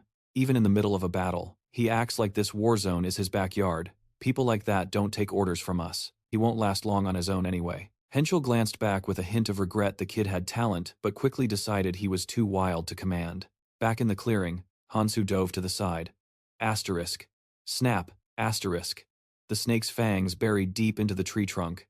The monster recoiled, spitting out wood chips and growling. Hansu analyzed the pattern instantly. It dodges every time my magic rune is active, but attacks the moment I switch, except for the agility rune. A symbol flared on the beast's forehead. Hansu launched himself forward, his blade striking 3 times in a blur of motion. The massive serpent towered over him, casting a long shadow. Hansu smirked. Asterisk, I'm faster, and I'm definitely stronger than that trash from the subway. Asterisk, but this was a true predator. It triggered a resistance rune, tanking his strike and reducing the damage to almost nothing. Hansu exhaled sharply. A war of attrition wasn't a problem for him, but it was a waste of time he didn't want to spend. He squared up, recalling the winning strategy. Asterisk. Simple. Ignore the snake. Focus on the trees in the center of the clearing. Asterisk. Asterisk. That's the lair. Asterisk. Hansu ignored the monster completely and sprinted straight toward the nest. Pure instinct took over. Realizing its home was under attack, the snake abandoned all defense and lunged blindly at his back. Asterisk. Gotcha. Asterisk. Hansu slammed the brakes, pivoting instantly. His sword became a whirlwind of steel, carving through the exposed monster. The enemy crashed to the ground behind him, dead. Faster than I expected, Hansu muttered. Ahead, a rune-eating snake's egg glistened in the sunlight. The egg pulsed with life. He picked it up and applied a catalyst stone. Asterisk. Crack. Asterisk. The shell fractured, revealing a bright yellow eye. A tiny, snow-white serpent slithered onto his palm. It was minuscule compared to the behemoth he had just slain, but size didn't matter. This baby had a special ability. He fed it a handful of crystals. Asterisk. It eats runes and refines them. Asterisk. The cub devoured the stones. The mechanic was simple. Feed it any 3 runes and it spits out 2 specific, high-tier ones. He held out his hand. To an amateur, trading 3 for 2 seemed like a loss. Hansu stroked the creature's head, smiling. Let the idiots hoard trash runes. I need specific materials. It was time to min-max his magical and physical resistances. The snake coiled into his sleeve as Hansu whispered, "Get some rest, little one." With her help, his build was secured. Time to move. Meanwhile, the father of the stranded family unfolded a map, his hands shaking. "Where do we go, Daddy?" his daughter asked. The man stared at the paper in a cold sweat. It was barely a sketch, completely useless. They couldn't just wander into the fog. Without a safe zone or a plan, they were walking corpses. Just as the despair of being abandoned set in, the wife grabbed his arm. "Did you hear that noise?" She pointed at the rustling brush. The terrified father shoved his family behind him. Asterisk. A monster? Or another bandit? Asterisk. "Stay back," he yelled. But the figure stepping out of the shadows wasn't a beast. It was Hansu. "Oh, thank God," they gasped in unison. Hansu walked into the clearing, eyebrows raised. "What are you people doing here?" The businessman laughed, nervously, disbelief on his face. Did you manage to run away from that monster?" "Run?" Hansu shook some leaves from his hair. "No. I caught it." The man froze, his brain struggling to process the words. He stared at the young swordsman, barely a scratch on him. And it had only been a few minutes. The father flinched when Hansu asked where the rest of the herd was. He looked at the group, the memory of the betrayal fresh in his mind. "They told us to get lost." He laughed bitterly. "They said it was dangerous to split up, but apparently they didn't need us." He remembered Henschel's sneer. Asterisk. "I plan to travel in comfort, not babysit." Asterisk. Asterisk. "I'm not dragging dead weight." Asterisk. The woman had chimed in. 2. Asterisk. "Without the heavy hitters, weaklings are just annoying obstacles." Asterisk. Even the healer had laughed. Asterisk. "I don't care who I get runes from as long as they're strong enough to protect me." Asterisk. The father squeezed his eyes shut, grinding his teeth. "They said we were useless and blocked the path. They forced us to go this way so we couldn't follow. How can people be so heartless?" Hansu spun around abruptly. "We're leaving. We've wasted enough time chatting." The mother nudged her husband, eyes wide with urgency. "We need to follow him, now." The family scrambled after him. Hansu took point, then glanced back over his shoulder. "Well? What are you waiting for?" The businessman wiped the cold sweat from his brow, remembering the brunette's warning. Hansu was a lone wolf, and they were never to disturb him. They walked separately, maintaining a safe distance. The hero turned his back on them, closing his eyes, and silently giving them permission to do whatever they pleased. It seemed like a straightforward arrangement, but in reality, it changed nothing. Hansu had always intended to fight this battle alone. Steel flashed through the air as Hansu swung his blade, slicing through the monsters blocking his path, noting that these battles were becoming anything but easy. But the struggle yielded results. His stats were climbing. He lowered the snake in his palm toward the glowing stones, watching as the creature devoured the runes. The brunette muttered that prioritizing resistance was a wise tactical move, while Hansu tossed a crystal aside and pulled up his status window. Fighting was becoming efficient. From the safety of the bushes, the trembling family watched him, the brunette realizing he would need to scavenge food from the others soon. The schoolgirl gazed at the main character with wide, enthusiastic eyes, marveling at how he seemed to grow stronger with every breath. It was absolutely incredible. Beside her, the mother hugged her knees to her chest, muttering in relief that they were lucky the young man had no interest in harming them, while Moon looked down, burning with shame. She suggested they should fight too, but her father immediately shut her down, pleading with her to stay calm and insisting that interfering would be reckless. He argued that their family surviving together was already a blessing from the gods, so their only priority was to stay hidden and safe. Eventually, the trio crept out from behind the bushes, scrambling to catch up with the main character, who had already left them far behind. They stared ahead, dumbfounded, and the girl asked where he was heading. Hansu was already standing at the gaping maw of a tunnel entrance. He stepped into the darkness, a shadow casting over his face. His hesitant companions followed, glancing around nervously as they approached a gathering of other participants. A man stepped forward, asking if they had walked the whole way. The family smiled, shouting in jubilation that they had survived, leaving Hancho looking around in disbelief. Noticing the hero, the brunette stood quietly at the edge of the crowd, while the man realized Hansu had returned in perfect health, confirming the terrifying rumors. The stories that he had slaughtered the carnivorous beast single-handedly were true. Suddenly, a small demon fluttered up to the businessman, muttering about how noisy and happy they were. They were late, but since they were the final arrivals, it was time to lock up. Behind them, a massive stone wall ground shut, sealing the exit. The fairy snapped his fingers, initiating a large-scale event. He greeted the survivors at the first-floor dock, noting there were only about 75 people remaining. Casualties were surprisingly low. System screens materialized in front of the players as the admin announced the next phase, a battle royale. They were fighting for tickets, the only currency that could buy them, passage off this collapsing island, and onto the next stage. The fairy spread his arms with a twisted smirk, adding that while some islands were hellscapes of monsters and lava, a little luck could change everything. They might land on a southern or central island overflowing with treasure, but he warned that if paradise were easy to reach, it wouldn't be any fun. So, rules were necessary. Ships materialized on the dark water as the demon explained that a single boat could carry only 3 passengers. That passage required 3 tickets, but there was a catch. If 3 people used 3 tickets, they would be scattered to completely different islands. He projected a schematic, explaining that random distribution could send them to the dangerous outskirts, or, if lucky, the central zones. The simulation shifted. He explained that if 2 people pooled 3 tickets, they would arrive at the same destination together. However, they would lose the right to choose their location. The participants stared at the demon in tense silence, while the businessman's eyes widened, sweat pouring down his face. The fairy dropped the final bombshell.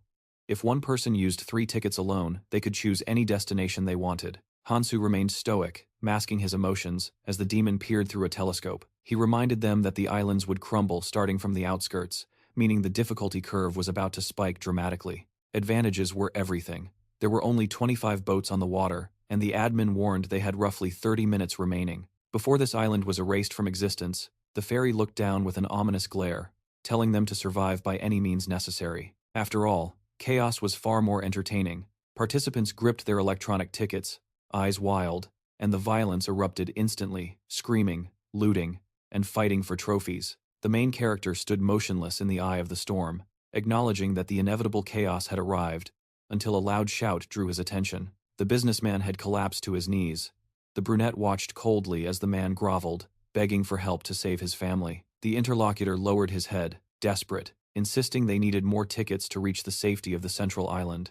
The man's smile was bordering on madness. He muttered that the young man was powerful, that obtaining tickets or anything else would be child's play for someone of his caliber. He raised his head, grinning nervously. He demanded that the hero simply take tickets from the others and hand them over, reasoning that if Hansu did the dirty work, it would be easy. That way, they would reach paradise without effort. The businessman slammed his forehead into the ground, screaming that the brunette would be saving innocent lives. The main character narrowed his eyes, his voice ice cold, as he replied that it was time for the man to take responsibility for his own survival. Someone approached from the side just as the man asked what was so hard about it, accusing the guy of having zero sympathy, but a harsh voice ordered him to shut up. Hancho shoved his hands in his pockets and delivered a brutal kick to the businessman, making the daughter scream in terror. The thug grabbed the whiner by the collar, noting that his ceaseless yapping was annoying and that the hero wasn't going to stand there and listen to it. Why talk when you can just take the tickets and end it? He turned to the main character, inviting him to join their squad, promising to provide tickets if he accepted. Hancho knitted his brows and added a dark caveat. The others were technically his teammates, but frankly, he didn't like a single one of them. The man clenched his fist, flashing the green mark etched into his skin, convinced the young man understood the situation after all. He was every bit as powerful as the rumors claimed. Why not align with someone on his own level? He extended a hand, explaining that this power was awakened by a comrade, not merely a skill found in the system. If the leader gives the nod, you could have this power too, he offered. But Hansu just glanced at him with cold indifference.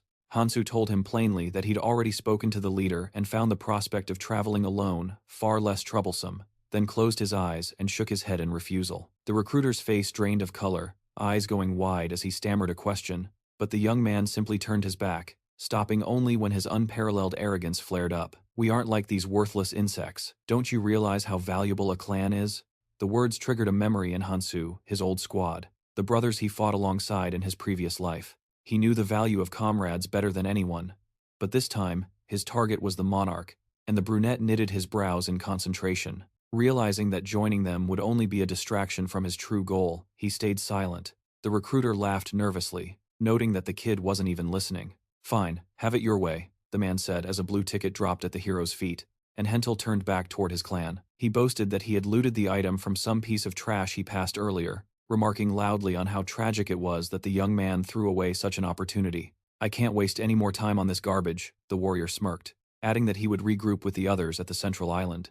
Consider that ticket a parting gift for the future, he sneered, because we will definitely meet again, and next time, I won't be asking nicely. The ticket shimmered temptingly on the ground, but the main character knew better. Cheap psychological tricks wouldn't work on him, because none of this mattered right now. The other participants eyed the ticket at the brunette's feet, realizing he had no intention of claiming it. Suddenly, the crowd snapped like a herd of wild animals. They stampeded toward him, clawing and shoving to get ahead, until one man snatched the trophy, only for a businessman to tackle him by the leg. That belongs to me, the businessman screamed, but chaos erupted as a schoolgirl grabbed a man with a knife, desperately trying to protect her father. The father begged for mercy, but the attacker grabbed the girl by her uniform, realizing with a twisted grin that they were a family unit. Let's make it a dramatic exit for the whole family, shall we?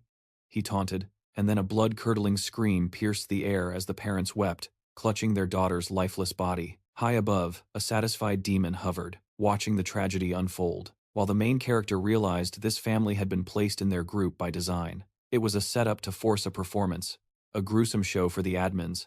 The demon grinned, pulling the invisible strings of human desperation. The brunette understood the cruel truth. No matter how hard they struggled on this stage, even their deaths were following a pre-written script. Hansu scanned the area as a voice asked why he turned down Han Chiel's offer. He looked at Jimin and replied simply that his reasons were personal. What do you want? He asked, and the interlocutor smirked, revealing a purple mark on her hand as she invited him to join her instead. The hero shook his head immediately, prompting the girl to laugh and say she expected nothing less. But before she abandoned him to his fate, I have one question, she said as the brunette walked past. Are you staying behind because of some clumsy sense of sympathy? She narrowed her eyes, assuming he wasn't that pathetic, and the main character held her gaze intently, before grinning and echoing her own words back to her. Ships were already hovering overhead, and Jimin was the last one on the ground. Everyone else capable of climbing up had already escaped. There was only one boat left on the water now, and whatever horror happened next, the world outside would never know. The people left on the ground stared ahead in paralyzed fear, realizing they were defenseless, and pitifully reached their hands out toward the hero. They begged him to save them, and for a split second, the thought crossed his mind, but he knew that in this training zone, where the fairy's power was absolute, he could not save everyone. He turned away, deciding that he had to do what was necessary, and the main character whispered a quiet apology to the damned. He realized that if he failed here, every sacrifice would be in vain, and the brunette's hand tightened around the hilt of his sword. He remembered the fate of those who failed to reach the next island. Visions of bodies dissolving in acid rivers, while demons watched with glee, filled his mind. The survivors would be left to rot, begging for death to end their torment, so the guy moved forward with dark resolve. You can hate me all you want, the main character said, looking at them with cold, dead eyes. But I am showing you the only mercy available here. He refused to leave them as playthings for a demon's entertainment. Later, Hansu watched the clouds drift by, sitting alone in the boat. He handed the runes to the snake, noting the harvest was amazing, though it was a pity it had to end so quickly. The demon hovered nearby, muttering. Expected behavior from a rising star, the creature hissed. But don't let it weigh on you, we never just chatter without a price. The fairy smirked, vanishing into thin air with a final goodbye, adding that he looked forward to their next meeting. The brunette lowered his gaze, refusing to feel regret. He clenched his fist, reminding himself that he hadn't returned to the past to save everyone he came back to win, and hesitation was a luxury he could not afford. Hansu threw his head back, eyes locked on the horizon, where his next target loomed the massive silhouette of the central island. The towering fortress stood stark against the sun, and a system voice announced that only 1,921 travelers had set foot on this land of opportunity. The central island was a fortress bristling with towers, housing a purple crystal that must be protected, while massive doors below guarded the entrance to a dungeon. This region was unique, a place where one could amplify their own powers, and the protagonist prepared himself to face the army of the undead. But the third and most critical rule of the central island was simple. A massive wave of monsters is coming, and the warriors on the walls were already fighting for their lives. We have almost no people left. The scream tears through the air as skeletons impale participants on swords and spears. If we just hold out here, we survive another day. They have to try. But a man on the ground reaches forward, his spirit broken. I can't take it anymore, he mutters. How do they expect me to last a month? Blades flash. Blood sprays into the air. Screams of the dying echo from every direction. Asterisk. Slap. Asterisk. A hand hits the table hard. We need to set some rules. The man scans the faces gathered at the round table. Our defenses were breached on day 1, he says grimly. We've already suffered critical damage, and we are stuck here for the long haul. Park Young-wook, monarch of the MK clan, frowns deeply. If this continues, not only will we fail to defend the crystal, but we'll be carved apart by monsters. In Jihan, monarch of the Wajong clan, clasps his hands together. Let's discuss this properly. When the rest of the monarchs arrive, Hongxia, head of the Noah clan, crosses her arms. The strongest are already present, so the rest are irrelevant. Gupti, monarch of the Smog clan, arches a brow. So, what exactly do you propose? The brunette turns to him. Our biggest problem is a lack of protectors. We need to draft the people who haven't joined clans yet. By force, if necessary. The woman frowns. We have no way to control those non-aligned travelers. He narrows his eyes. We apply pressure. Words won't work on that lawless mob. He slams his hand on the table. The next attack hits in 3 hours. We can't guarantee survival this time. Do we just let it happen? Gotti proposes a clan alliance to pool their forces, but doubt lingers. Is success guaranteed? The round table buzzes with tension. Increasing the number of dungeon divers is a serious issue. The travelers' numbers have swelled significantly. They equal the clan alliance in size, he warns, introducing the threat. These travelers have formed a ridiculous faction called the Basement Alliance. And now that they're active, they are completely out of our control. The burning question remains, can an alliance of clans, built solely for protection, handle them? Jungwook looks away. Send the frontline clans to the dungeons. Jihan jumps up. And how do we defend the castle? The woman crosses her arms. Asterisk. Wishful thinking. Asterisk. The head of Wajong counters. If that is the plan, then small clans should go first to minimize losses. She bites her finger, anxious. What if the first 19 had just focused on defense? She recalls the warriors. Originally, everyone defended because survival depended on it, but then, someone returned from the dungeon with powerful artifacts. They became stronger. Now, clans leave one by one. The woman scowls, trying to figure out how to protect the crystal for a month. Suddenly, Jimin bursts into the hall. Head, she waves him off. Not now, I have a headache. But this is important, the brunette insists. I received a report. A man. He's fighting the entire Basement Alliance right now. Her eyes go wide. What? The monarchs leap to their feet and rush to the exit. Outside, shouts and cries for help ring out. A man crawls on all fours. I plan to hunt for 2 more days. I'd switch back once I got stronger. Let's just talk about this. Asterisk. Slash. Asterisk. A blade flashes. Steel plunges into his shoulder, and the man screams in agony. The main character stands there, a cigarette clamped in his teeth. You're fired. Starting tomorrow, everyone fights upstairs. You're going to work off your idleness. The victim trembles, backing away. Asterisk. My rune stats are superior. Asterisk. Asterisk. So why can't I defeat this guy? Asterisk. Hansu, a snake coiled on his shoulder, reaches out. I need your weapon. Conman peeks out from the crowd, recognizing the brunette. The man snaps, indignant that this young punk is giving orders. He draws a knife and rushes in. The hero mentally notes the glow. Asterisk. That blade has a skill. Asterisk. Asterisk. It increases cutting properties. Asterisk. Hansu eyes the ring on his hand. Asterisk. Pretty good artifact for a colorless rank. Asterisk. In a blink, he is right in front of the enemy. Asterisk. Thud. Asterisk. He stabs him in the chest. The opponent grits his teeth, confused. Asterisk. Why didn't my knife skill work? It didn't even pierce him. Asterisk. In the next second, a powerful blow smashes into his face. Teeth scatter across the floor. The man collapses.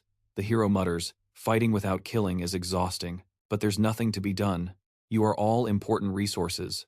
The crowd turns pale. Will you listen now? The brunette asks. Hansu smirks, taking a final puff. That was my last cigarette, but it was enough. The clan monarchs stare down from the balcony in shock, trying to figure out who this monster is. Later, at the round table, the monarchs stare at him intensely, silent. Some know his reputation from reports. Hansu crosses his arms. From tomorrow, the Basement Alliance and the Clan Alliance join forces. We rotate between defense and hunting. Any objections? Speak now. Everyone looks at the guy. He adds, you can't command them without getting involved. Take as many useful people as you can, and absorb them into your clans. I'll make sure the leftovers follow orders. No more problems. Shay sweats. Asterisk. This benefits us, not him.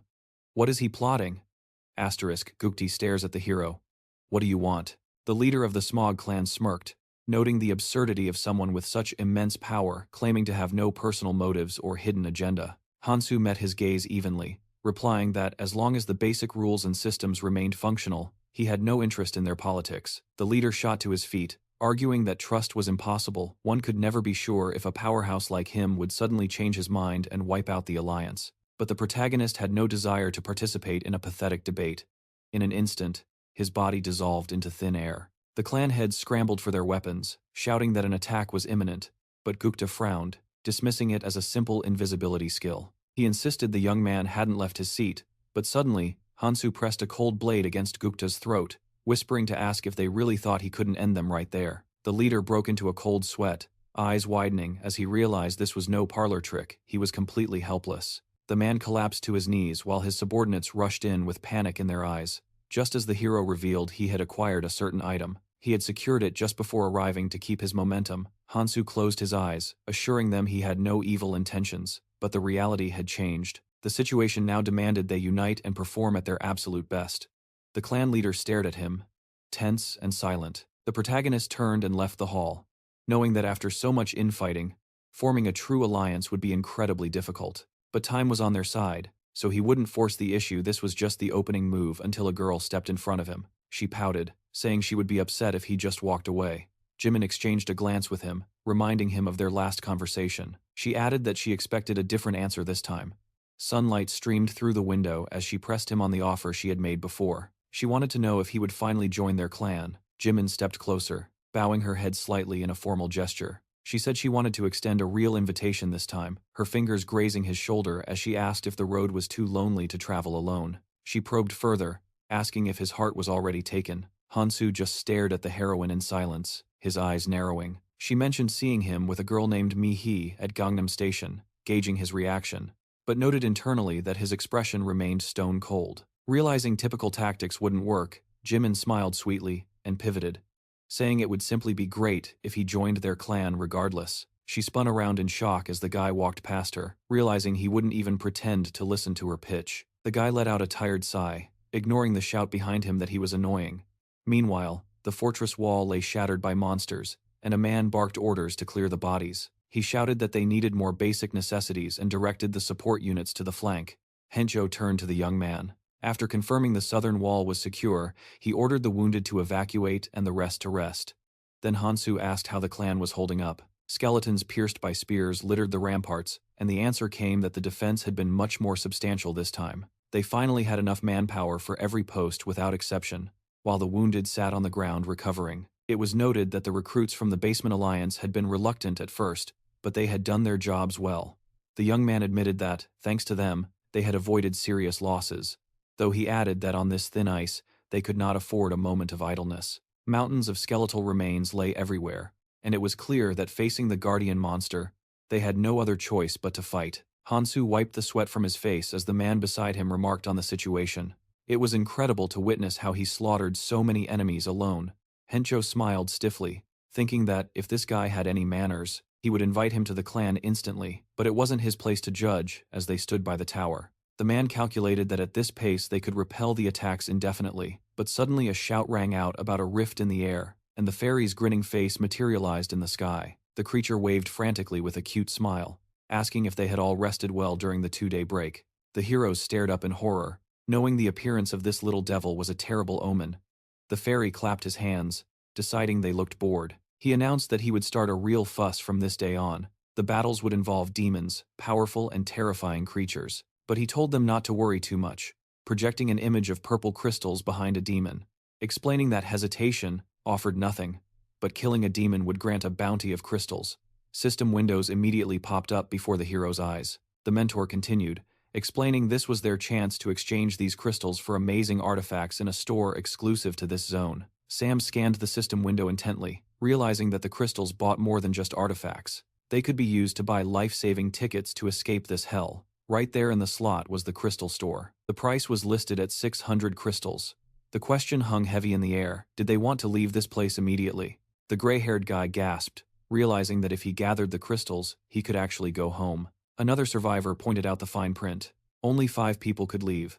Suddenly, an ominous red portal tore open in space, and the fairy told them to mine the crystals. A hand with razor-sharp claws gripped the portal's edge, and a smiling, toothy demon dragged itself out, throwing its head back in a loud, manic laugh. Fire danced across the monster's body as a scream rang out that it was charging in their direction. The survivors watched, their faces turning grim. The crowd froze, realizing someone had to step into the line of fire first. They had no idea just how catastrophic this demon's power truly was. Suddenly, all eyes turned to the heroes. A sharp command rang out for everyone to fall back. Hansu launched himself into the air with lightning speed, locking eyes with the demon's menacing gaze. He intercepted the blade with his bare hand, triggering a blinding flash. A crimson orb manifested in the demon's palm and hurled toward him, but the hero managed to dodge just in time. Hansu narrowed his eyes. Even for a degraded demon, this level of power was exactly what he expected. Normal attacks wouldn't inflict lethal damage, and he was fresh out of Cloud Snacks. He had bolstered his defense and resistance by modifying the Rune Eater, but he needed more. The monster stood there, grinning with arrogant confidence. Hansu realized his offensive power was lacking. Suddenly, a blue aura enveloped the hero's legs. It was time to unleash the artifacts earned from the dungeon. The system chimes in. Lightweight boots activated. Movement speed increases for 1 minute. Darting rapidly from side to side, Hansu decided to gamble everything on velocity. He leaped, swinging his sword in a vicious arc. The strike left a luminous trail in its wake, as the dark-haired hero stared down his opponent with absolute resolve. With a sharp, precise movement, he slashed across the demon's chest. But the monster countered, a blinding sphere of energy coalescing in its palm. The demon hurled the projectile. A massive explosion rocked the battlefield, and Hansu instinctively shielded himself with his glowing blade. He activated the first power of his ring. The system reported destruction. Upon contact, any enemy skill or power is instantly neutralized. A figure watching from the wall murmured in disbelief. That guy was facing the demon completely alone. Hanchul stared ahead, visibly shaken, and asked just how much stronger Hansu had become. His comrades snapped him out of it. They needed to get ready. They couldn't let this opportunity slip. A subordinate looked to the captain, asking if they should intervene in the fight. He hesitated. It was a risky move, but he replied that if they held back, other groups would surely seize the chance. Jungkook didn't wait. He vaulted off the wall, screaming for the others to attack. There was only one demon, and he was determined to claim the kill. Jimin stood beside Shay, frowning. She didn't like the situation, but wondered if they should jump into the fray as well. Shay shook her head. No, she would wait. Tilting her head, she whispered that she wanted to see exactly what Hansu was capable of. The opportunistic heroes closed in on the swordsman, but Hansu noticed another group approaching from the rear, squinting through the chaos. He saw even more scavengers flanking from the other side. The absolute nerve of them. He refocuses his gaze forward. The dark-haired hero calculated. The demon could unleash its racial skill at any second. He couldn't afford to be distracted by these travelers while the massive beast towered over him. The monster bared its teeth in a grotesque smile. Hansu realized the creature had been holding back its racial skill this entire time. As the mob surrounded him and the beast, Hansu analyzed the threat. Demons possess racial skills that operate differently than human abilities. That made them dangerously unpredictable. Since it hadn't fired yet. Suddenly, a pulsating orb manifested in the monster's palm. Area of effect damage. Hansu spun around, screaming at the interlopers to fall back. They had no hope of handling this demon. If they wanted to live, they needed to take cover. Standing with his sword, Conan admitted he had a very bad feeling about this setup, but the dark-haired scavenger scoffed. What was he talking about? They shouldn't retreat, they needed to get as close as possible to steal the finishing blow. The demon crushed the sphere in its fist and slammed it down. The ground shattered, erupting in a cataclysm of flame. Racial skill, hellfire. One traveler raised his shield, grinning ear to ear. He boasted about his luck. Having just looted a high-tier artifact, he believed it would easily block these flames. But his grin instantly vanished, replaced by pure terror. He thought the reward would be his if he struck last, but the inferno rose higher and higher. A scream pierced the air. Run! It was too late. The fire swallowed the screaming man whole. Hansu stood unmoved, sword resting on his shoulder, while the others fled in panic. A silver ring on his finger glinted. He recognized the hellfire. Gripping his glowing blade, he decided it was time to push the ring's power to its absolute limit. He swung. He cleaved straight through the wall of fire. Skill activated. Power of destruction.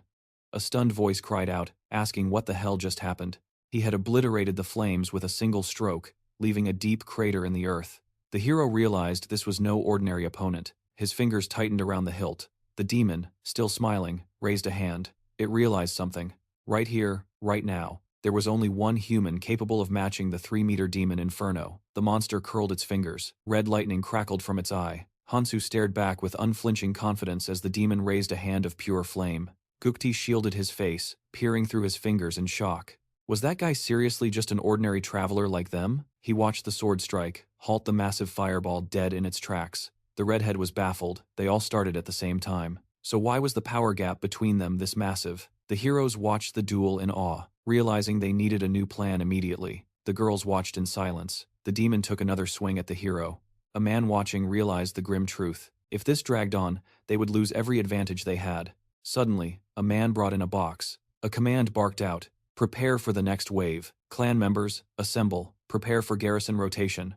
Jimin leaned against the wall, arms crossed, replaying the words in her head. If she just waited for him, looks like today is a bust too. Her gaze shifted to the side as she demanded an explanation. Han Chul scratched his head, sighing. He told her point blank, sticking around was useless. After all, he was in the same boat. Every single time, he waited for nothing. Visibly annoyed, the brunette turned away and asked just who he was expecting. The answer was obvious, Hansu. Who else would matter? Standing up and planting his hands on his hips, he noted a gut feeling. She wasn't here by accident. She was acting on the monarch's orders. The captain had been burying him in similar grunt work lately. He narrowed his eyes at her. Since they were alone, he decided to drop the act. "Let's be real," he said. "You know the clan alliance is on shaky ground, and you know exactly why." The brunette stared him down, demanding to know why he was spilling secrets. The motive wasn't exactly clear. Suddenly, the heroes whipped around in surprise. The brunette revealed that this was their proposal. Confused, the girl asked for clarification. The answer? He felt eyes on them. Standing beside a stack of crates, the guy questioned if it was just his imagination. Watching from the window, Gupti mused aloud. It had been quite a while since Hansu started hogging all the demon kills. He turned his head. Up until now, Hansu hadn't made any strange moves at least. Nothing that made it into the reports. Rumor had it she ordered the clan to keep him under 24-hour surveillance. Standing beside the redhead, the heroine explained that, between defending the fortress, hunting demons, and dungeon runs, the man barely slept. Yet, thanks to his relentless grind, defense had become a breeze. But a new problem was festering. The girl looked at Gupti and pointed out the issue: those who refused to join the clans. They were actively fighting against the established order. Gupti replied that this was exactly what he expected. A voice echoed through the room, noting that with a heavyweight like Hansu refusing to align, it was only natural for other troublemakers to rise up. For now, the clans were dancing to Hansu's tune. As a crowd filled the corridor, the man continued, This was precisely why he had a countermeasure ready. A cold smile curled his lips. If their authority continued to crumble, controlling the masses would become impossible. For the sake of the grand design, they couldn't let that happen. On cue, a group of figures entered the chamber. Gupti turned, waving a hand in greeting. Just in time, he noted. The man in the red cloak stepped forward to discuss the fate of the clan alliance. Meanwhile, a massive sword skewered a defeated beast. Hansu crouched beside the carcass. He tossed the weapon aside, useless junk. From beneath his collar, a small snake peeked out. Hansu breathed a sigh of relief. 60 crystals. Finally, he had enough. He turned his gaze to the two identical crystal shops. The top-tier artifacts were sold here. Most were clan exclusives with devastating effects. Scratching his head, the brunette strategized. If the clans got their hands on these crystals, it would spark a war. He had to nip that potential rivalry in the bud right now. But there was a bigger prize. He looked down as the system chimed. Exchange complete. 60 crystals deducted. A chain wreathed in purple haze materialized. The description confirmed it was compatible with most weapon styles. At the chain's end hung a wicked, sharp sickle. This is the one, he muttered, liking the weight of it. With a determined grip, he clutched the blade, known as Descartes' judgment. Staring ahead, he knew the upcoming battles would be a walk in the park. He gave the chain a test spin. Time for a test run. The brown sludge on the ground began to boil, and monstrous hands clawed their way to the surface. A faint smile played on Hansu's lips. There were roughly 10 days left until the siege concluded. He was dying to see who would strike first. Meanwhile, a glowing red seal manifested on the palm of the insidious Gupti. A blonde woman stood amidst the crowd. 10 days later, the fairy extended a hand, grinning sinisterly. Watching you travelers this time has been amusing. Suddenly, a massive tremor shook the tower. Panic set in. It wasn't time for a new wave yet. What's happening? Someone shouted. The demon's voice boomed. For the veteran survivors, they had prepared a special event. Around them, monster corpses littered the ground, already pierced by swords. Suddenly, a purple eye ignited within a skull. The archway erupted, spewing a horde of abominations from a violet portal. Screams tore through the air. The demon corpses, they're gathering inside the fortress. Fragments bathed in purple light began to fuse together. A massive, amorphous horror rose in the center of the hall. The hero steeled himself. It had begun. Black feathers swirled around the entity. The beast lifted its head. A demon woman emerged, tossing her hair back as she rose. Hansu realized this was it, the Central Island's hidden quest. The battle against the demon queen. The woman smiled, all 4 of her eyes fixing on him. 2 leathery wings burst from her back. A red barrier locked down the space. A warning echoed. If they valued their lives, they wouldn't go near the fortress walls. Escape was impossible. The fairy hovered above, arms crossed in amusement. You have 2 choices, the guide declared, as skeletons clawed their way out of the earth. Stand your ground and face the undead onslaught. Or use the purple crystal to flee. Hansu pictured the escape item in his mind, but he noticed something. These undead were different from the last batch. He gripped his weapon, waiting with anticipation. Or perhaps, if they refused, only 2 choices remained. The massive tower loomed overhead, bathed in an ominous purple glow. He pressed forward to confront the summoned demon queen within the fortress. Jahyun stared ahead, paralyzed by shock, as the demon queen turned her gaze toward the second girl. Someone shouted that this wasn't part of the deal. The fairy just sat there, indifferently filing his claws with a nail file, completely unbothered. He casually remarked that he hadn't bothered mentioning the demon queen, because, honestly, the odds of them living long enough to see her were slim to none. But now, there was nothing they could do. Very few travelers ever survived to reach this stage. Heng Chao's jaw dropped in disbelief as he listened to the rules. The crystal would activate, exactly half an hour after the undead assault began. And the catch? It could only transport 500 people. A gloomy silence fell over the crowd as they exchanged nervous glances. That meant half of them were destined to rot here. A red barrier net materialized, sealing the space, as the monster continued. If they managed to defeat the demon queen, everyone would be allowed to leave. A timer materialized in the air, counting down from 10 minutes. The fairy grinned, adding that, since this was a special event, he would patiently await their decision. Kongmen squeezed his eyes shut, visibly displeased. He had operated under the assumption that they only needed to survive for a month. The man clapped his hands, then clenched them into a fist. Gupti shouted that they only needed to hold the line for half an hour. Then, they could escape using the crystal. He ordered everyone to prepare, commanding the clan alliance to secure their position near the exit artifact. Meanwhile, the rest were to be sent to the front lines. The healer looked at his comrade, asking if the leaders really thought the crowd was that stupid. It was obvious the clans just wanted to save their own skins. Kongman gritted his teeth in irritation.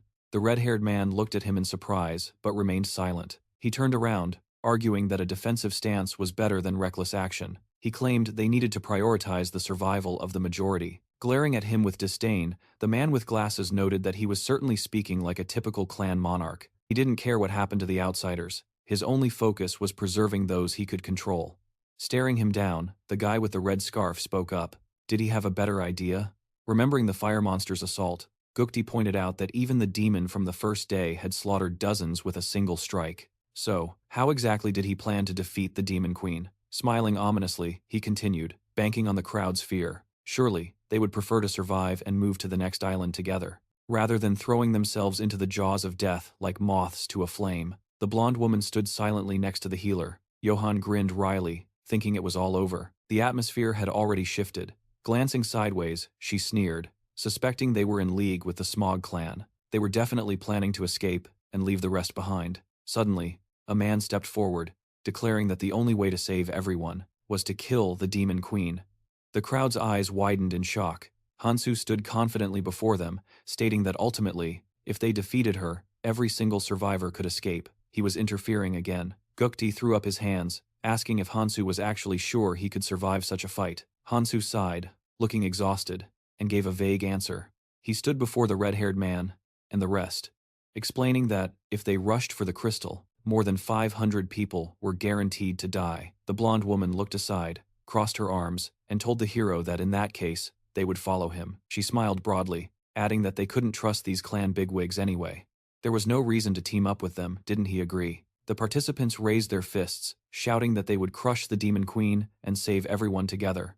The guild leaders stood with Shay, and word spread that they would join the fight alongside Hansu. Suddenly, a glowing yellow seal appeared on the brown-haired woman's hand. She realized that with the way things were unfolding, she had to stop him.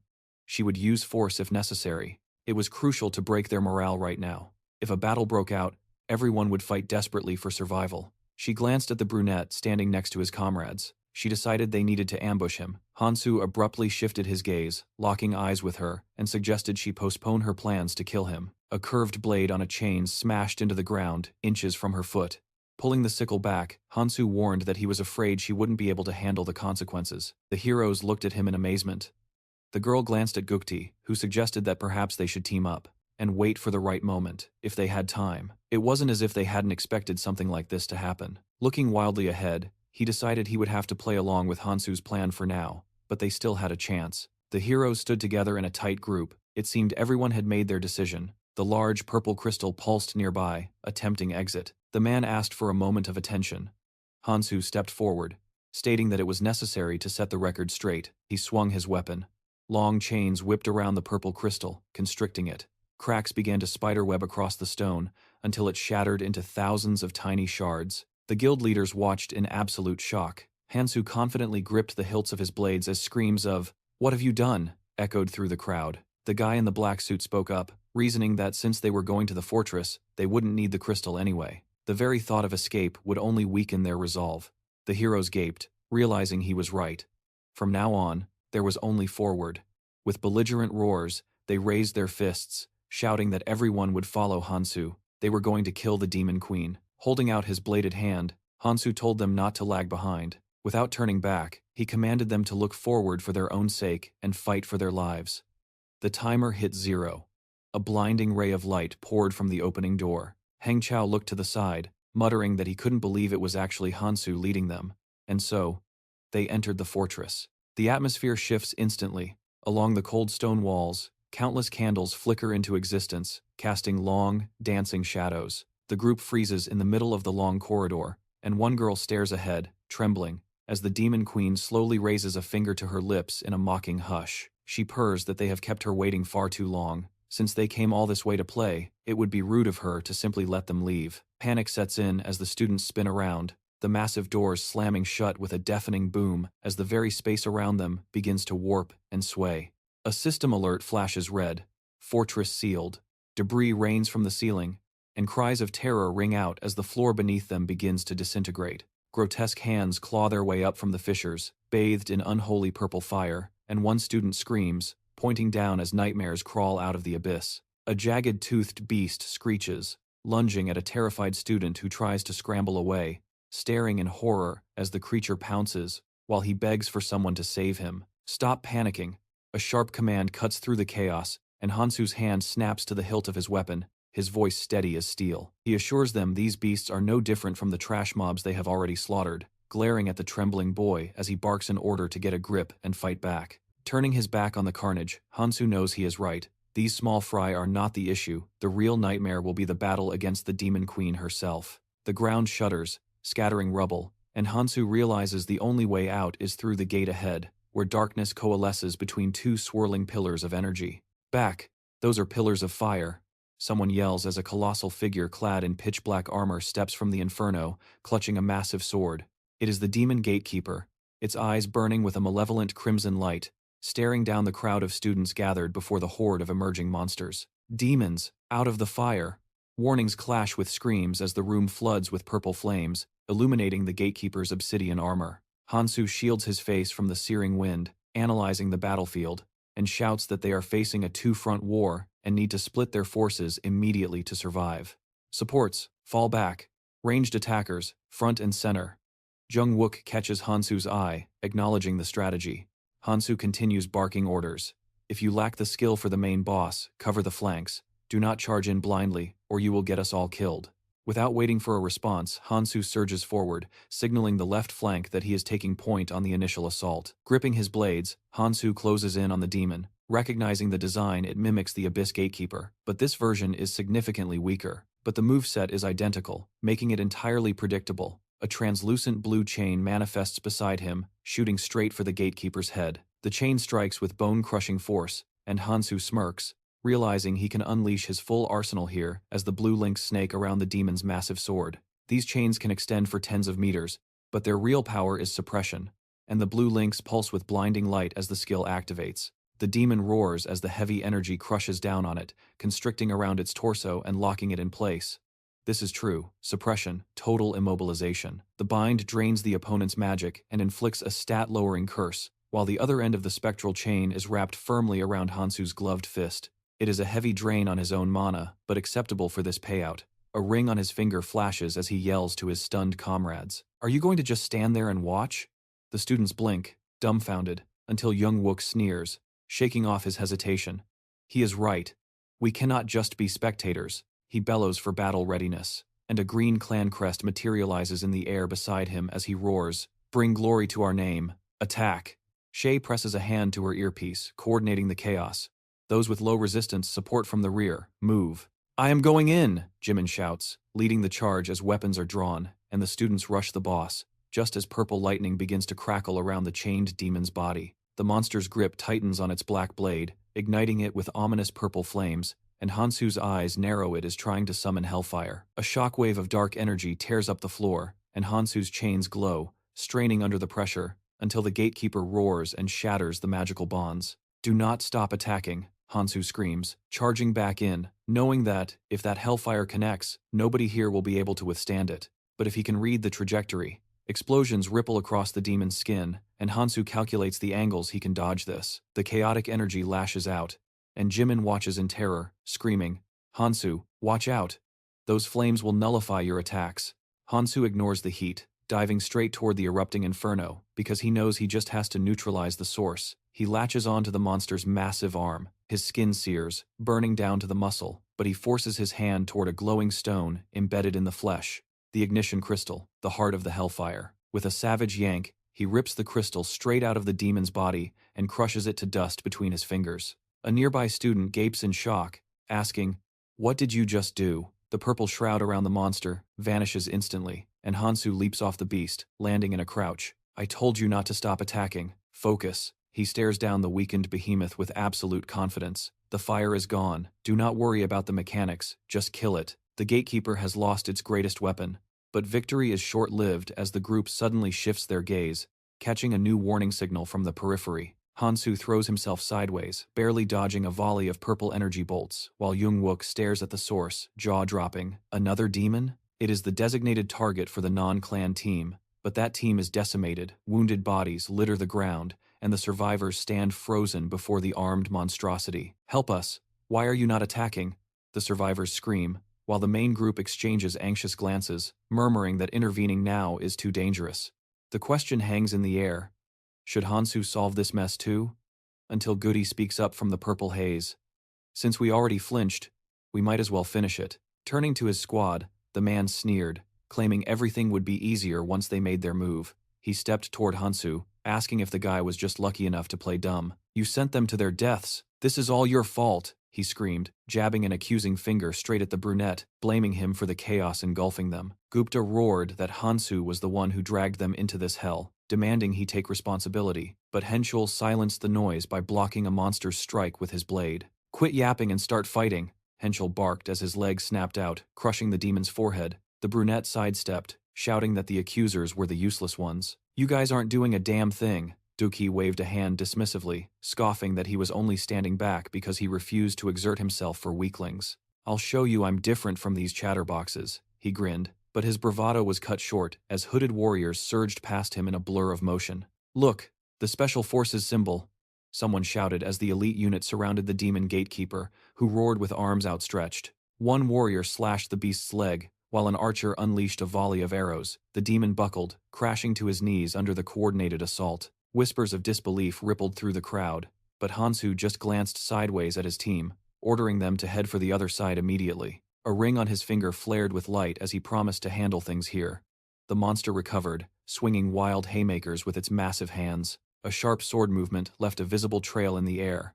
Hansu leaped, dual blades dancing on chains, swinging his sickle before landing lightly. Bright beams of energy scarred the demon's body, leaving Juhyun gaping in shock, unable to comprehend that Hansu was dismantling the beast single-handedly. He was casually destroying a monster that required dozens of warriors to suppress. She waved a hand, demanding to know what exactly he was doing. The demon swung its massive sword at the encroaching warriors, as cries to finish him off rang out. Hansu narrowed his eyes, calculating. He didn't need to bond with them, just display dominance. Focusing on the battle, Hansu whipped his chain forward with lethal precision. The steel coils wrapped around the surprised demon's torso. Hansu clenched his fist, tightening the grip as his comrades charged in with resolve. Hansu stared ahead, attacking in silence, while Jimin wore a wild, feral smile.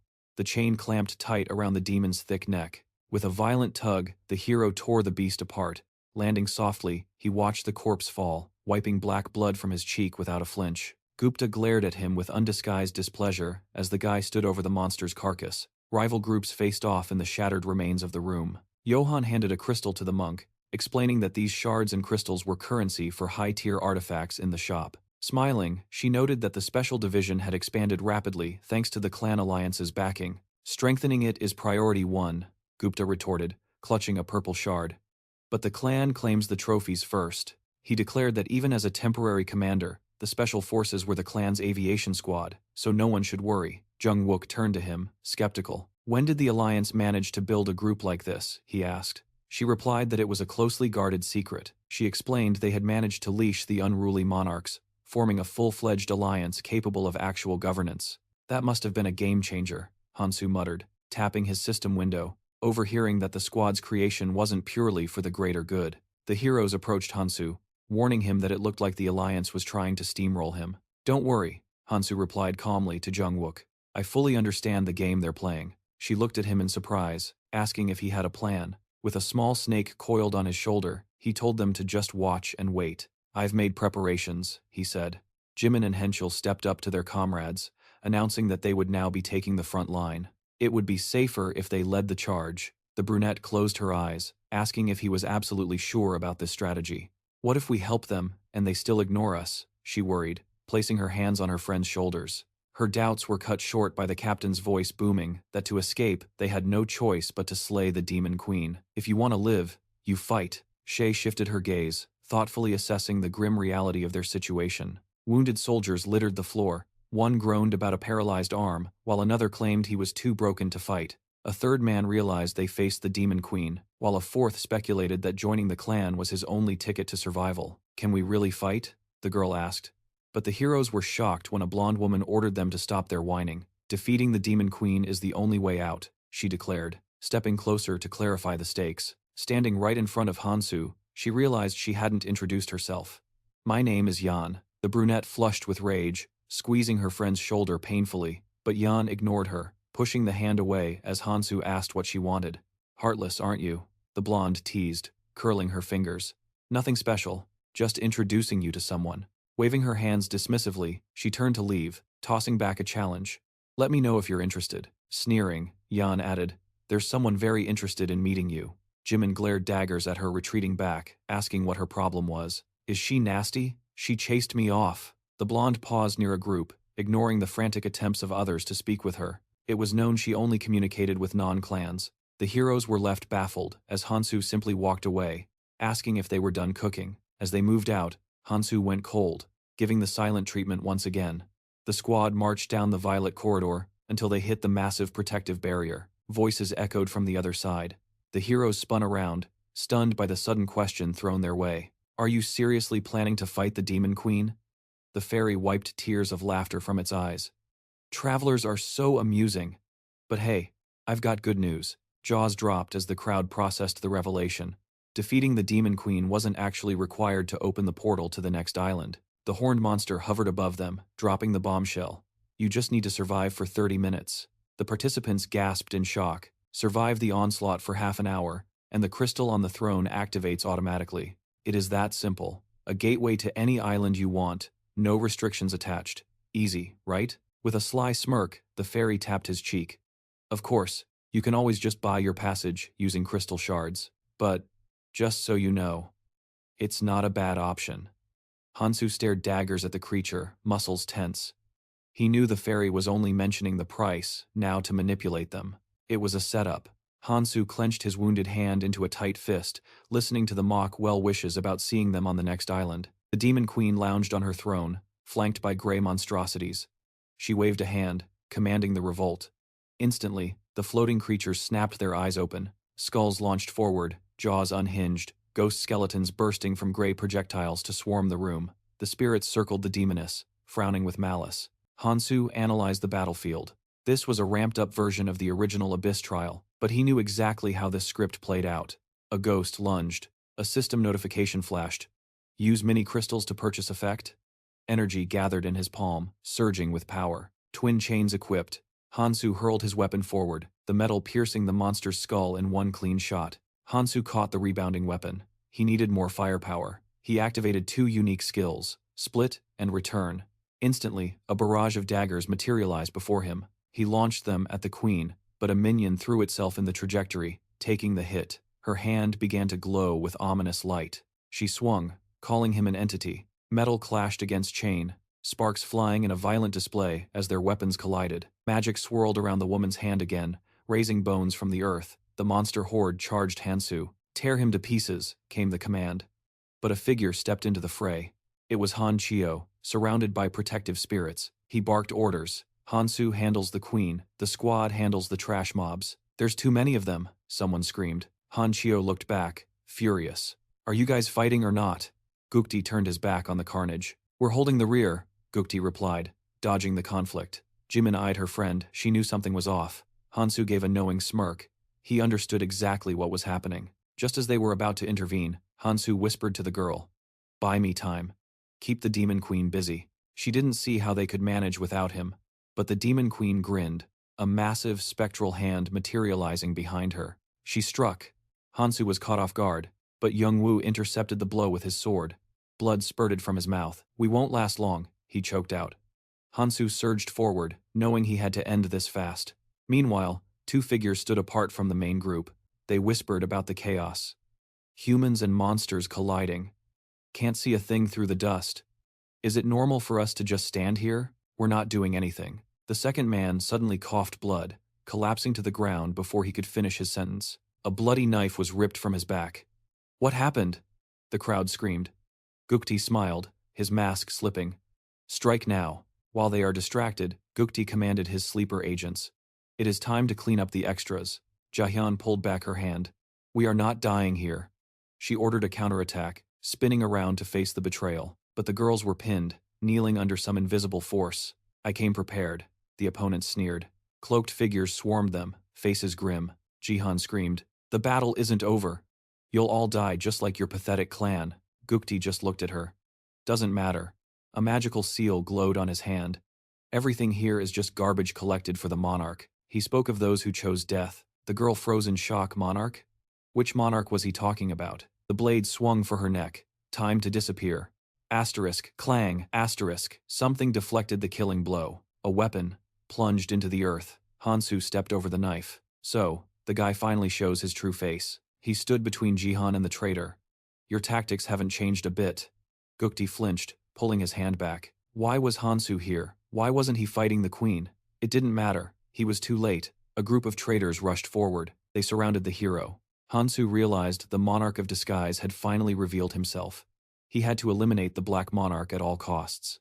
Jung-woo and the others held the line against the monsters. Gukti panicked. "Even if you can't kill him, just detain him. The queen will finish the rest."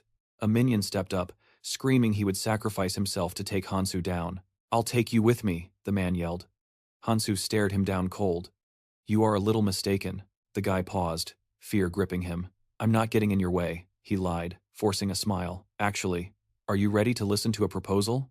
It wasn't the worst plan anyone had ever proposed. Hansu watched him in silence, considering the odds, when suddenly, boom. Several explosions rocked the area. His grip tightened on the trembling blade. After barely dodging the beast's lethal strike, he wondered just when their hero would make his move. "I lost visual!" someone screamed in panic. Suddenly, a figure launched off the ground.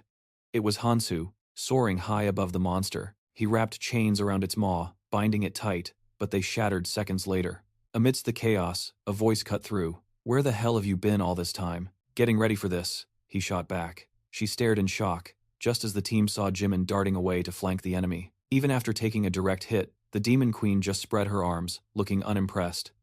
"I'm getting bored," she yawned, as a massive spectral hand clenched into a fist. Hansu sidestepped the crushing blow. His sword flew from his grasp, followed by a dozen more, all homing in on the queen. Chains whipped around her, eliciting a sharp scream. Her jaw dropped, teeth grinding in pure fury. How dare he? A terrifying dark aura exploded around her form. Hansu signaled the team to halt. Han Xiao shot him a confused look. Why stop? But the answer materialized in front of them, a blinding sphere of energy. The blast knocked Hansu off his feet. He shielded his face as thick black smoke billowed toward the ceiling, obscuring everything. The group stared into the rising smog, paralyzed. Confusion washed over them. Had their hero just been obliterated? No way. Shay stammered, shaking her head. He wouldn't die that easily. Jimin placed a steadying hand on her shoulder. "Look." As she spoke, Hansu burst from the smoke, already high in the air. When did he get up there? Several daggers materialized in his grip. He hurled them forward. The blades didn't hit flesh, they pinned the chains, ratcheting them tighter around the Demon Queen. Forced to her knees, she took the hero's strike, a bright mark searing her skin. But instead of screaming, she grinned, eyes manic. "Now that I like." She tilted her head, summoning a colossal hand from the shadows behind her. Hansu watched the chained queen, realizing she was channeling a massive burst of magic. She was recycling the energy to counterattack. He realized mere binding wouldn't work, he needed to end this now. A radiant light condensed in his palm. This was it enough power to finish the fight. Hansu clenched his fist, locking the energy in. The giant spectral hands conjured glowing spheres that morphed into spears, launching at him. Hansu didn't flinch, rushing forward and deflecting them with precision strikes. The hand behind the queen mutated, swelling to a grotesque size. Hansu stared down, the monstrosity looming over him. "The great sword!" Hansu roared. Han Xiao tossed the massive weapon just as the giant hand descended toward Hansu's head. The impact shook the ground. The team froze, seeing only the motionless giant hand. But then, debris flew. Hansu broke free from beneath the crush. The Demon Queen grit her teeth, baffled. How was he still moving? Not just moving, he was sprinting up the giant arm. He leaped, sheathing the sword mid-air. The queen fired a condensed energy ball, but Hansu cut through it, slashing her chest. Blood splattered across the floor. She lowered her head, trembling with indignation. The giant's spectral arms began to fade, and the others let out a breath, assuming the battle was won. But they frowned at the crystal, it remained dormant. Clutching his wound, Hansu grimaced. "It's not over yet." The Demon Queen's face twisted into a wide, demented smile. "I haven't felt pain like this in ages," she whispered, before a shockwave of energy blasted Hansu backward. He slammed into the wall, scattering stone debris. She gathered raw power in her palm. "For you," she hissed. "I'll use everything I have." A glint of light flashed, a spear tore through the air, piercing the queen's hand. Shay lowered her weapon, freezing.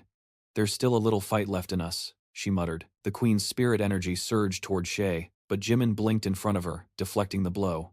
"Good shot," the girl called back. "We just bought him some time." "Fall back," Hansu ordered. Gathering catastrophic energy, the demon queen laughed. "Run if you want. I'm about to erase you all from existence." She pointed a finger. "Consider this your reward for entertaining me." Hansu, down on one knee, stared dead ahead, unblinking. The beam annihilated the ground. Everyone was sent flying. Amidst the rising dust, a teammate huddled behind a barrier, coughing. "Hansu, did he make it?" Another shook his head, unable to believe the sheer force of that shockwave. Through the choking smoke, eyes strained to find a target. A silhouette emerged, a sudden flash of light, and then a blade tore through the haze, burying itself deep in the queen's chest. Hansu lowered his head, breathing heavily. He could hear their gasps, shocked that he had any strength left to attack after taking such a beating. "Finally," he muttered, "some peace and quiet." The demon queen sneered, gripping the blade protruding from her chest. "You really thought," she began, yanking it out, "that such a weak attack could kill me?" She scoffed at the useless attempt. The comrades watched in horror, realizing what would happen if this monster was allowed another second to recover. She prepared to unleash her full power, but suddenly, the crystal pulsed with blinding light. A system message flashed. Conditions met. The radiance intensified. Notification, crystal portal opening. Seeing the message, Hansu forced himself back to his feet. It was over. The system confirmed the defeat of the demon queen. They had succeeded. The path to the next island was open. The queen's body began to tremble as mystical flames engulfed her. Hansu raised a hand, shielding his eyes from the glare. He figured both her hearts must have been destroyed. But as he looked into the inferno, his eyes widened in surprise. "I was just starting to have fun," the queen hissed from within the fire, face contorted in rage. "We can't end it here, even if I have to pay the ultimate price. I will bury you all with me." The four heroes watched as her avatar crumbled to ash, realizing this was only a fake body burning away. She thought she could wipe the floor with everyone, but the fairy had seen enough. A massive, spectral hand suddenly snatched the demon queen. The creature smirked, reminding her that unleashing her true power in the training grounds was a strict violation. "Violators," he noted with a grin, "tend to disappear." He wagged a finger at her, scolding her like a child for acting without permission, while the giant hand crushed her tighter. The demon lectured that independent action was unacceptable. She just stuck out her tongue, snapping back that he was the one who dragged her here in the first place. He silenced her excuses, forbidding any further use of her powers. She snarled, eyes wild, swearing she wouldn't let this slide. She'd kill every last one of them. "And this," the fairy sighed, "is why I hate dealing with half-breeds." In an instant, blood splattered across the arena, silencing her scream forever. The crowd watched in horrified disgust as the demon nonchalantly wiped the blood from his fingers, chuckling about a slight misunderstanding. "No need to worry, folks," he beamed. "I fixed the glitch. Now, who's ready for their reward?" The fairy tossed the queen's corpse aside like a dirty rag, congratulating the survivors on a job well done after all. Few ever lived to tell the tale. He then floated over to the hero. "There can be only one top prize," he announced, turning to Hansu. A dark, ominous crystal materialized, promising to lock all stats at 99% for a day, before crashing them to near zero. Specifically, 0.01%. The fairy threw up his hands, promising to handle the cleanup. "To use the crystal," he explained, "just picture the island you want to warp to. I'll be waiting for you there," he added with a wink. Hansu stared at the reward, realizing this was the key to everything he had fought for. This was why he had come to the central island. He clutched the crystal, sensing its vibration. The energy was faint, almost pathetic. Holding the prize, he knew the road ahead was still treacherous. He turned back to face his exhausted comrades. One of them remarked bitterly that all their struggle was for a single item. Another smiled, telling Hansu not to sweat it. They all knew he was the only reason they were still breathing. "Besides," the teammate added, "there's nobody here crazy enough to try and take that bounty from you. Even if they wanted to." Shay smoothed back her hair, narrowing her eyes. "The Smog clan has been awfully quiet. Too quiet. They wouldn't just let this slide. They didn't even show their faces during the boss fight." Another girl chimed in from behind Hansu. "Maybe we should deal with them now?" "It's probably already over," Hansu replied calmly. Hanshao looked at him, startled, asking what he meant by that. Hansu glanced at his hand. The binding tattoos were fading, definitive proof that the monarchs were no longer in play, which meant they were likely dead. Shay frowned, struggling to believe the Smog clan had betrayed them and used the chaos to kidnap the monarchs. A faint, cold smile touched the hero's lips. Standing amidst the fallen enemies, he knew the purge was already complete. Meanwhile, a figure in a dark cloak watched from the shadows. Gukti glanced up at the towering structure as people exited the portal. Not sure of the exact coordinates, he muttered, but this feels like the right place.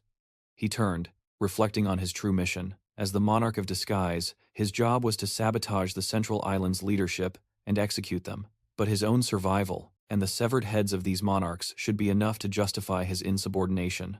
Around him, his men forced the captives to their knees. He scoffed at how easy it was. While the monarchs were paralyzed by their fear of Hansu, Gukti had set his traps and secured immense power for his clan. He remembered Hansu handing him the crystals earlier, telling him to use the chaos to rise up by taking control of the clan members, to turn their monarchs into mindless puppets. Hansu knew exactly what he was doing. He had already built his own squad for this very moment. "Just don't cause me any trouble," Hansu had warned, handing over the crystals. Gukti had taken them, thinking the hero was a fool to trust him. He thought it was just a temporary alliance of convenience. But suddenly, one of his squad members froze, sensing something wrong. "Stay close. We're in the wrong spot," the man whispered, just before a dagger plunged into his neck. He gasped, looking around blindly for an enemy he couldn't sense. Gukti and the girl scanned the area in panic. A voice echoed from nowhere. He had actually come. The unknown assailant was here. "I didn't prepare all this for nothing," the voice mocked. Gukti grit his teeth, shouting that the enemy was hiding because they lacked numbers. "We have the advantage," he roared. But when he tried to charge, his legs refused to move. He looked down in horror. The ground was swallowing him whole. His men were struggling in the same quicksand, realizing too late that this was a temporary binding spell. Someone had planted a trap artifact here long ago. A silhouette materialized behind him, explaining that the trap was set on a timer. "It pays to know exactly where your prey will be," the figure said. Gukti spun around, eyes wide with denial. "Impossible." A blade pierced him from behind. Jihan gaped, trembling as he begged for mercy, promising to do anything in exchange for his life. The assassin simply covered Jihan's mouth, whispering coldly, "I don't need anything from you." He slammed the traitor into the dirt, finishing him off. The attacker wiped his hands, standing tall over the pile of defeated enemies. He recalled his orders: wait for the targets from the central island to arrive, and then slaughter them all. Removing his mask, he admitted that when he first heard about the tower and the penalty, he didn't understand the scope of the plan. But his boss, the interlocutor, was always steps ahead. He remembered watching the man's back, pledging his loyalty to the one who knew how to use him. Hansu turned back, his voice steady as he laid out the hard truth. If the boy wanted real power, he had to endure the hell that was coming. If he could grit his teeth and survive the training, he would eclipse everyone who started on the same level. Sang Jin took the advice to heart, turning to leave. The choice was his alone: follow the hero or forge his own path. A smile crept onto his face. He knew what he had to do. Trusting Hansu was the only gamble worth taking in this life. As the teleportation crystal flared to life, Nam watched him go, knowing now he just had to wait. Meanwhile, the mood shifted. A man bowed his head in defeat, reporting a casualty. The woman didn't mince words. Gutty was dead. She confirmed the worst. The central island had collapsed. The man didn't even turn around, noting that the last signal they received came directly from the Demon Queen's fortress. The guy was undoubtedly dead. He raised a hand, dismissing it exactly as he had predicted. It didn't matter now. They had bigger problems to deal with, and an irritating obstacle in their way. A seal glowed ominously on his arm. Their target was Tower Island. It held greater rewards than the rest, and there was only one path to get there. As the crystal hummed, a crowd gathered around Hansu. The man watching them scowled, determined that not a single one of them would make it past him alive. The map displayed the lay of the land, several islands marked along the ascension path, each one a necessary step in the climb. Massive bridges linked the landmasses. The journey began with the islands of the first group, the starting line for every climber. The second group encompassed the perilous central island, while the third marked the completion of training. But rumor had it that within that third group, one island stood above the rest. The tower pierced the clouds, home to cities that promised unimaginable power to those who could reach them. Back in the room, the crystal illuminated the faces of the survivors. Someone asked for clarification. Hansu casually cracked open a can of rations, warning them that if they were heading to Tower Island just for the loot, they had a death wish. Shay stared at him, confused. As he explained, they would be slaughtered. He reminded them of the disaster on the central island, how greed had nearly cost them everything. The hero looked up, his eyes serious. Think carefully. It was sincere advice, not a threat. The others exchanged uneasy glances, realizing the warning applied to every single one of them. Survival on Tower Island would make the central island look like a playground. There was no point in dying a dog's death before they even had a chance to get stronger. The group stood frozen, asking what their next move should be. Hansu shifted his gaze to the girl, who confirmed she was still set on Tower Island. The hero's attention then snapped to a figure leaning against a pillar. The girl turned as the man spoke up. "There's always a way to get rewards from any island," he said. "Take the warning seriously, but the final call is yours." The survivors looked to Young Wook for leadership. He nodded, scanning the weary faces in the hallway. He explained that their clan had swelled in numbers, absorbing the stragglers left behind after the monarchs vanished. But there was a catch. Everyone was running on fumes. They needed rest, not another death march. Heading to a safer zone was the tactical play. He extended a hand to Hansu, smiling. "Thank you for everything," Youngwook said, genuine gratitude in his voice. "We're alive because of you." Hansu turned away, simply replying that they'd meet again if he stayed alive. Youngwook turned back to his comrades, cementing the decision. Jimin watched the exchange, telling Shay it was time to pack up. Shay nodded. If the hero said Tower Island was a trap, she believed him. Nothing good would come from ignoring his advice. The crystal pulsed with light as the survivors clustered together, murmuring among themselves. They were sick of the danger, tired of the blood. Following a path that even the hero hesitated to take would be pure stupidity. Hansu stood up, leaving the casuals to their safe route. He had work to do. Jungwook signaled his team to move out first. Standing before the swirling portal, he wished everyone luck. As the girls passed, a friend suggested saying goodbye to Hansu, but she refused. She turned back, a knowing look in her eyes. "No goodbyes. We'll see him again." Hansu remained alone before the crystal. He glanced at the girl lingering behind, asking why she hadn't left with the others. Yayan pulled her hand back, gesturing for him to go ahead. "I need to check something." Hansu didn't argue. "Suit yourself." He vanished into the portal, promising to see her on the next island. The girl watched his silhouette dissolve, smoothing her hair back. "People are talking," she whispered to herself. She didn't know exactly where the destination was, but at least one person was heading in the right direction. Elsewhere, a man watched a crystal, noting it had been a long time since he'd seen that signal. Did someone actually come through? He reached for his blade. His allies hid in the tree line as he ordered them to hold their positions. He stepped forward, eyes locked on the gateway. "I'll handle this first." He closed the distance to the portal. The light flared violently. He furrowed his brows as Yayan emerged. A split second later, she ducked a razor-sharp strike, sheared a lock of her hair. Crouched low, she smirked. "Active greeting, you got there." He demanded to know why she was alone and where the rest were. The monarch rested his weapon on his shoulder. She explained she had deliberately waited until the herd had moved on before crossing over. He seemed surprised that no one else had followed, staring her down. "Are you absolutely sure you were the last one?" The girl tracked his movement, her voice confident. "I watched them all leave.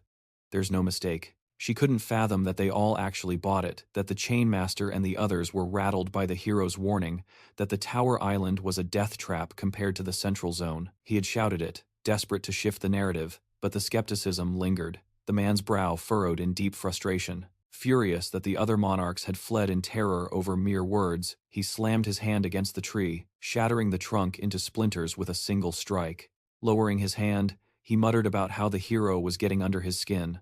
A gun lay discarded on the ground next to one of the younger fighters. "We can't kill any of them," he spat, "and hunting for a portal with this crew is a waste of time." He spun around to face the girl. "Do you know why he operates like this?" he demanded. She raised a hand, hesitating. "He fights, like someone who's seen the front lines. He's teaching us. It looks like protection. He hasn't killed a single person yet." The man listening lowered his head, absorbing the information. Deciding that Hansu was too big of an obstacle to ignore, the man marched up to the woman, barking orders. "Contact the clan members on the other islands. If they see him, take him out." She objected immediately. "He's strong monarch level. We should offer a deal, not launch a suicide attack." But he brushed past her, cold and resolute. "The hero doesn't kill humans. That's his weakness. If we rush him, he'll hesitate. Tell them not to hold back." He grabbed her by the scarf, pulling her close. "Do not forget our goal. Remember what the other monarchs did to us." The woman cast her eyes down, her resolve hardening.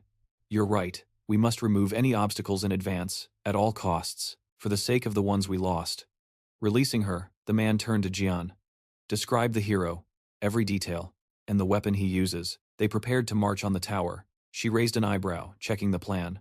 Are we waiting here? I hate waiting, he snapped. They split up, heading in different directions. Meanwhile, near the crystal, a portal hummed to life. Hansu stepped out. He cocked his head, scanning the area. Everyone's gone. If that man is who I remember him to be, he wouldn't have waited. Perfect. The path was clear. Behind a tree, Songjin flinched as Hansu called out. How long do you plan on hiding? The guy lowered his hood, stepping into the light. Been a long time. I followed your instructions to the letter. Did you bring it? Hansu asked. Songjin extended his hand, revealing a shimmering object. You haven't changed a bit, Songjin noted, handing over the kinsman earrings. I brought them, but I have no idea how you plan to use a family heirloom like this. Hansu equipped the jewelry. Good work. I'm heading to the next island now. Songjin stared, stunned by the transformation happening before his eyes. You changed? Songjin stammered. Is that the artifact's power? Hansu nodded. It'll be nearly impossible to track me looking like this. He glanced toward the horizon. Time to move. To the tower. Under the pale moonlight, the colossal structure pierced the sky. The ground floor of the main hall was buzzing. People huddled in cliques, whispering strategies, deciding it was safer to go where the crowd was thinnest. A guy in a hat strolled through the chaos. Lucky me. Managed to get to the spot with the highest payout. And fewer people to share it with. He paused, confused. He spotted a girl nearby and muttered. Strange. By this time, that demon should have shown up. If he's not here, I'll have to explain the rules myself, which is a pain. The girl was standing uncomfortably close to Songjin. She narrowed her eyes. He looked familiar. Suddenly, Hansu, now in his disguise, walked up to them. The earring flashed invisibly, sealing the illusion. You've been staring at him for a while, Hansu said, resting his hands on his belt. Got something to say? The tension spiked. Have we met before? The guy asked, looking between them. Are you two together?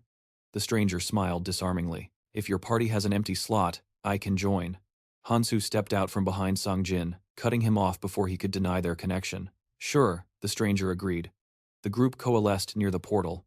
Looks like we have enough people to launch. A guy with glasses adjusted his frames. Serious. Everyone is sticking to their clans. Finding freelancers to fill a squad isn't easy. He looked relieved to have succeeded. Above the portal, a glowing number hovered. Someone read the inscription aloud. There are limits on party size per room. And the higher you climb the tower, the better the rewards. A blue-haired fighter looked up, unimpressed. What's there to understand? We just go in. He turned to face the group. We don't just enter. We crush anyone else inside and take the loot. That should be obvious. We aren't here to make friends. The girl clasped her hands nervously. How many of us will actually survive this? Hansu stood silently at the back. The leader smirked. I can tell who's going to die first. Let's not waste time. He glanced at the squad, then they charged. Inside, giant ants swarmed them. Hit them one by one, he roared. One of the monsters lunged from above. Before she could dodge, the girl hit the dirt.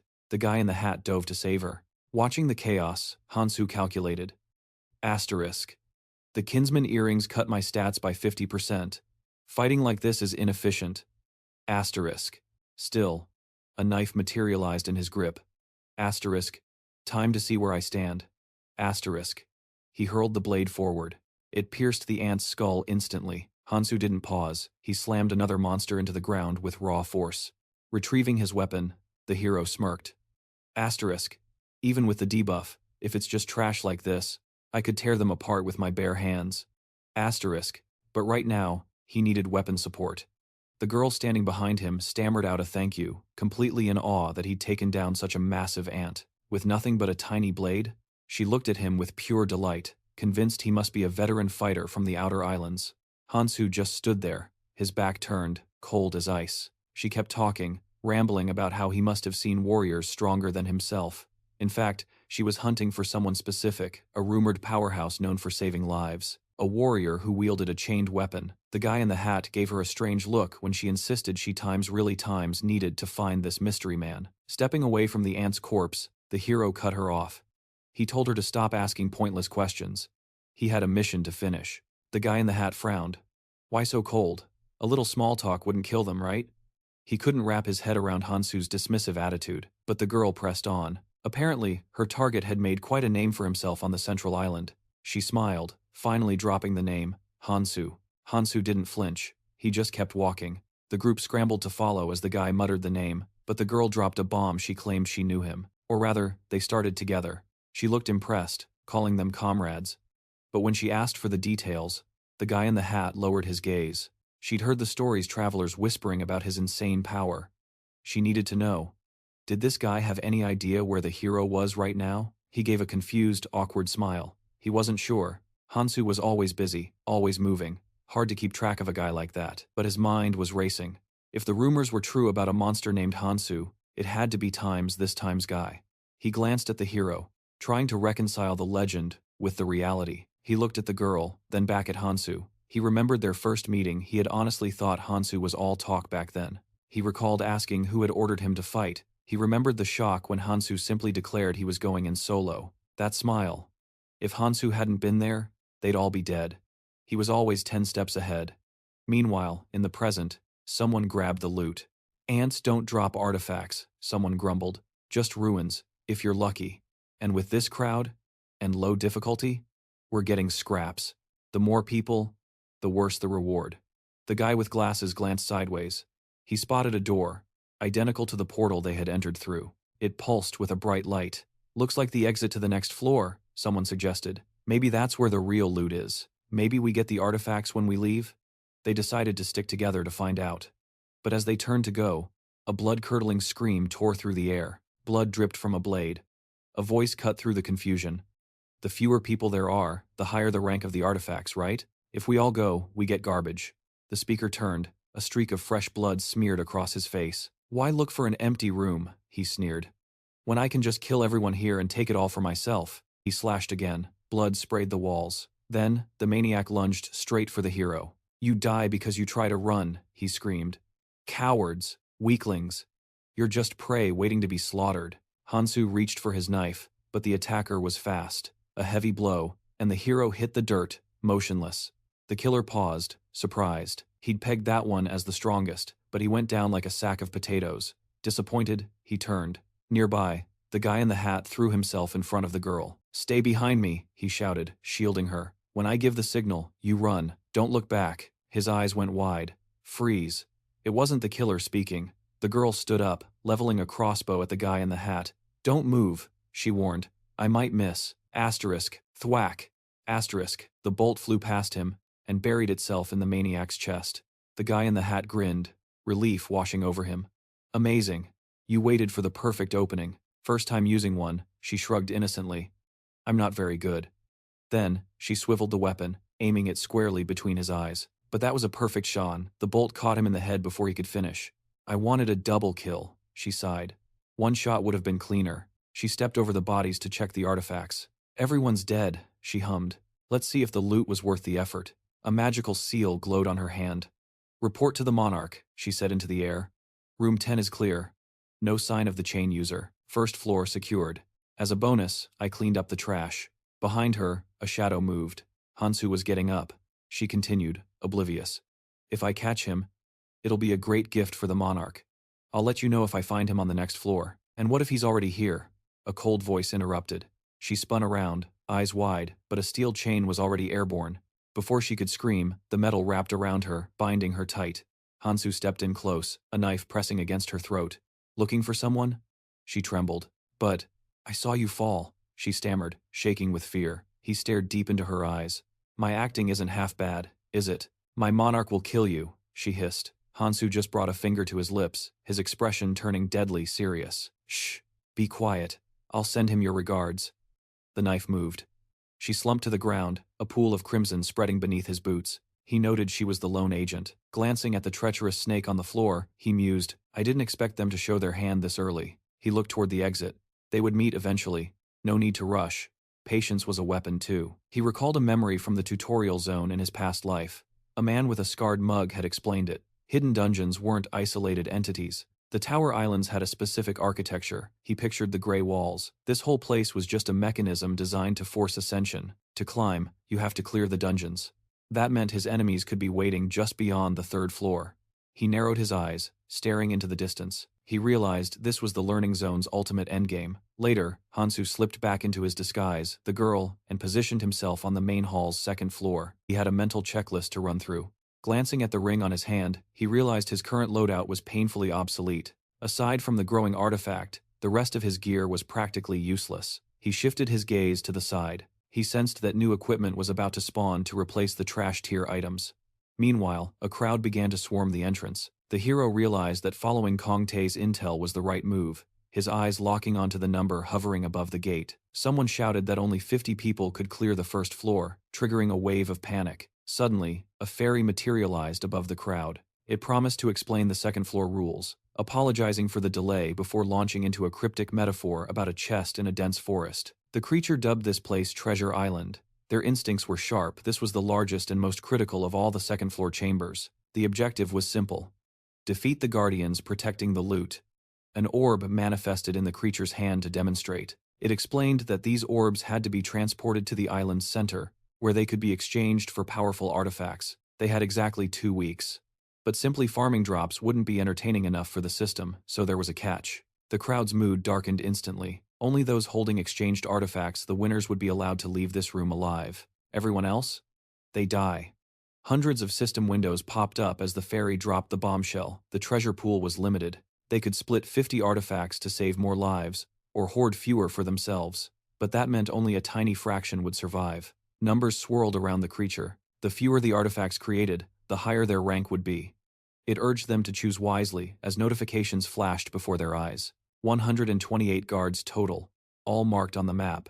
Hansu glanced at the girl standing nearby. The conditions were brutal. He wondered if she could handle the pressure. Just then, someone stepped forward to take charge. The girl took command, proposing they split into 5 groups of 10. Their quota: hunt down and destroy 20 guards every single day. She smiled, radiating confidence. It was a clear suggestion for the clans to stop infighting and cooperate for survival. Without the clans, solo players were dead meat. Hansu admitted it was a solid strategy. A guy nearby nodded, pointing to his crew. They were in. It sounded fair. If anyone failed to pull their weight, the consequences would be on their own head. Their clan had already organized into squads.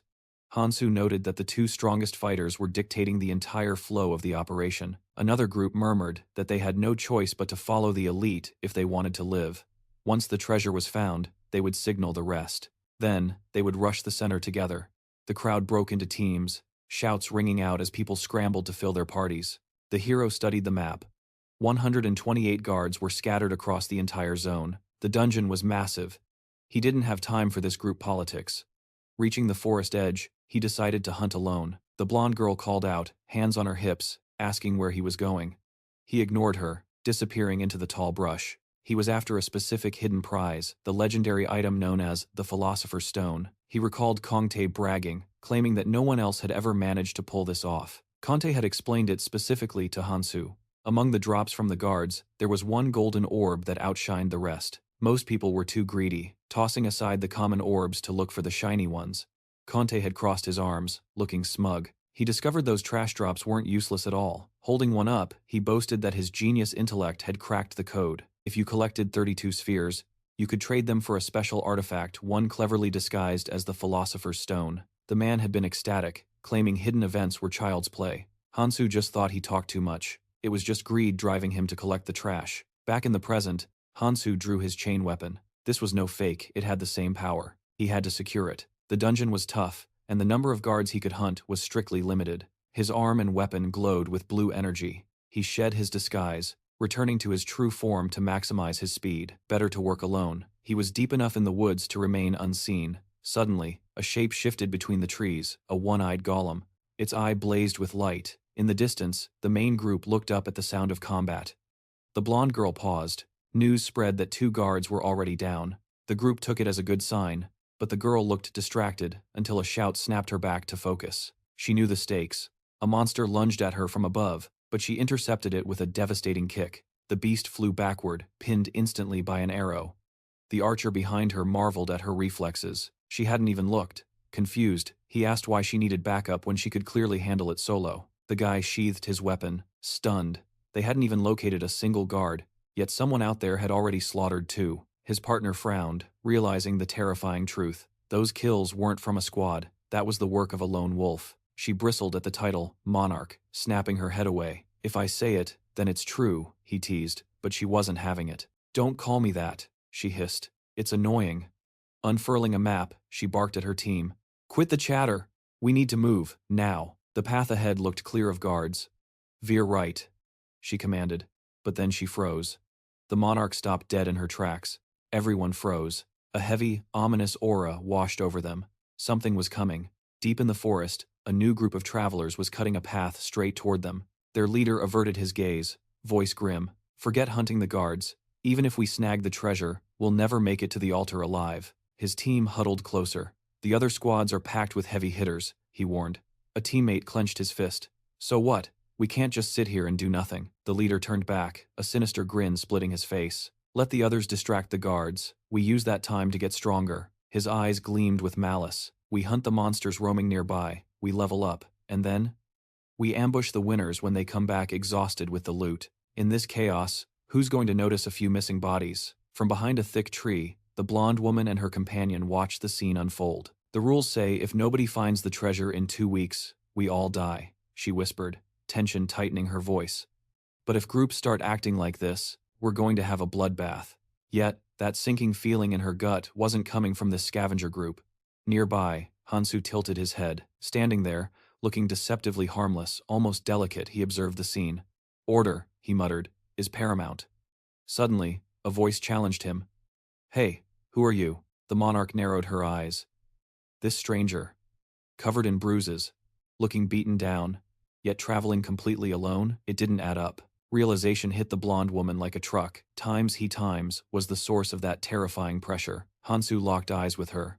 Instantly, her companion drew his bow, arrow notched. Why were you sneaking up on us? The archer hissed. State your business, and don't lie. Hansu leaned casually against a tree, unfazed. Relax, he said, staring down the arrow. I'm just here to offer a favor, the archer scoffed. And why the hell should we listen to a word you say? Being cautious is smart, Hansu replied coolly. But you're wary of the wrong person. He looked past the archer. I'm not here for the lackeys. I'm here for the clan monarch. The archer hesitated, glancing at his leader. Hansu smirked at the woman. You can feel it, can't you? You know exactly what I am. With her high intuition stat, Yun-Chai sensed the truth. She frowned. That suffocating dread from earlier, it was all pouring off him. Recognizing a monarch wasn't easy, yet she was certain. The darkness swirling around this guy was overwhelming. Asterisk, his intuition. Asterisk, she thought. Asterisk, it might be on par with mine. Asterisk, she realized his battered appearance was just a shell, a disguise. Hansu rested a hand on his belt, and Yun-Chai tensed. Whatever was hiding inside that human shape was pure malice. Don't overthink it, he said, his voice cutting through her thoughts. You'll hurt your brain. Staring her down, the hero got to the point. I have a proposal. The archer didn't lower his bow.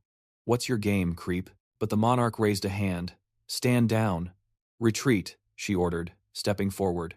Her eyes were locked on Hansu. I want to hear this. Her teammate looked shocked. He'd never seen her this intrigued. She brushed him off.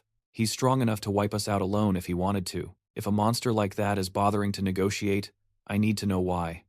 She turned to Hansu. Talk. The archer reluctantly lowered his weapon. Yun-Chai kept her guard up. You're strong, she said. We won't retreat easily without a good reason. Hansu closed his eyes, looking bored. Everyone has their reasons. I need a meat shield. Someone to fight on the front lines so I don't have to. He opened his eyes, piercing her. You want us to take out that scavenger group? She asked. That's suicide. There are 40 of them. We can't handle those numbers. The hero looked at them like they were idiots. Who said anything about fighting 40 at once? You peel them off, a dozen at a time. They're weak, Hansu explained. Perfect targets for your monarch trait. Absorb the stragglers. Force them into your clan. Build your army. Yun-Chai's intuition flared again. Managing even her current small team was a headache. Now he wanted her to scale up? Asterisk. Who does he think he is? Asterisk, she thought, annoyed. But saying that out loud felt like a death sentence. Her friend grimaced, thinking of the chaos. The guys upstairs are already complaining about the crowd. The girl closed her eyes, weighing the options. I wanted to clear this floor quietly, she admitted. Stay under the radar. But, she looked at the lethal aura surrounding Hansu. It seems I don't have a choice. She glanced at her partner. With this monster watching them, refusing wasn't an option. Fine, we'll try it. A system window popped up in front of Hansu. Asterisk. Trait. Intuition * identified. A rare find in the tutorial zone. Perfect, he murmured. Someone with your senses can handle a task like this easily. He looked up at the sky, calculating. He had already butchered the guard and secured the hidden treasure. Now, it was time to prep for the Scout King. Crack. Nearby. The man pinned a struggling survivor to the dirt. The archer walked up to Yunchai. These guys are refusing the clan tattoos, he reported. Yunchai sighed. Doesn't matter. They're already in the system. There's only 4 of them. Just tie them up, she ordered. One of the captives lifted her head, defiant. You don't need to bind us, she spat. Yunchai's comrade blinked, surprised by the girl's audacity.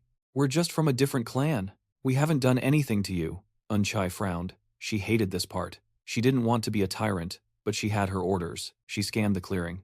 Aside from the stubborn 4, she had successfully forcibly recruited everyone else in the vicinity into her clan. Yunchai massaged her throbbing temples. This is exhausting, she groaned. She never asked for this power, but she was cursed with this trait, and now, she had to play the part. Whispers spread like wildfire that a legendary treasure had been unearthed, ripe for the taking. The monarch stared dead ahead, announcing that the entire group had finally assembled. Confusion rippled through the ranks. Who had actually triggered the discovery? Suddenly, a shout cut through the noise. One of her comrades beckoned her over, a radiant spear gleaming in his grip. He claimed he had dug it up beneath a tree. As the treasure's brilliance danced in her eyes, a memory surfaced, the girl's prophetic words echoing in her mind. This artifact was their ticket out of here. Moonchai reached out, trembling, asking if it was merely an illusion, but before he could touch it, the fairy snatched it away. The creature confirmed its authenticity with a twisted grin, apologizing that no one had died yet, but praising them for unearthing such a prize. The demon noted they would not receive the prize just yet. When the girl demanded clarification on their reward, a holographic system window materialized beside him. Patience, he purred. There is ample time for selection. A series of numbers floated before her eyes, demanding a choice. The system posed a cruel question. Which option would she take? As the clan leader, she was told she could not simply claim the golden cape for herself. Tension choked the air. Her subordinates prayed silently, begging her to choose the option that granted everyone an artifact. She brought a hand to her face, deep in thought. She weighed the options. Take the power and slaughter them all, or save them. The man's eyes went wide with terror, pleading for salvation. Moonchai clung to the hope that she was the savior the rumors described. They had sworn to serve her as their monarch if she saved them. But the girl turned to face them, her expression shifting. She was getting bored. Let's play a survival game, she suggested, a sinister smile creeping across her lips. Her next command was absolute. Kill yourselves, or kill each other. It was a direct order from their monarch. Furor erupted among the ranks as the clan insignias on their hands began to glow with searing intensity. But they resisted, they refused, and in that moment of defiance, the magic shattered. They collapsed, stunned that the order had not forced their bodies to move. They realized her power over them was broken. Looking down at their trembling hands, they saw the clan tattoo had vanished completely. Freed from their vows, they were no longer bound to her will. The fairy fluttered above, genuinely shocked that the girl thought such a blatant suicide order would actually work. Zero loyalty. How distinct, the fairy scoffed, ordering them to scramble. Get out. This zone is about to be sealed shut. A dimensional rift tore open nearby the gateway to the 3rd floor.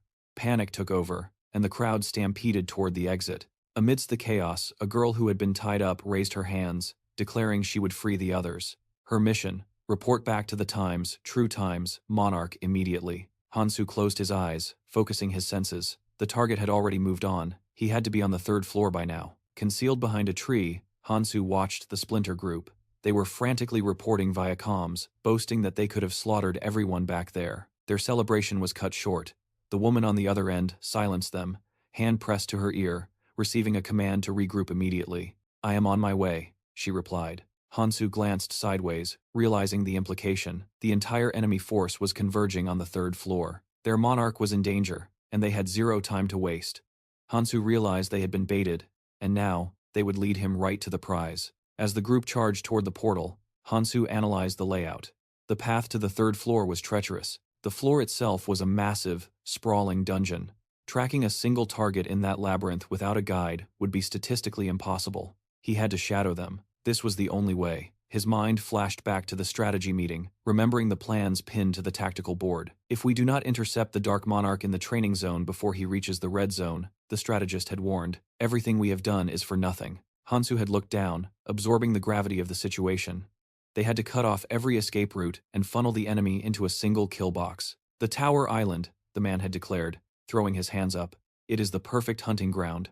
All eyes had turned to the girl. She agreed. We cannot touch him on the first or second floors. Too many variables. But the third floor is different. She raised a hand. There are hundreds of random spawn points. Once he arrives, he will be desperate for allies. He will try to gather them immediately.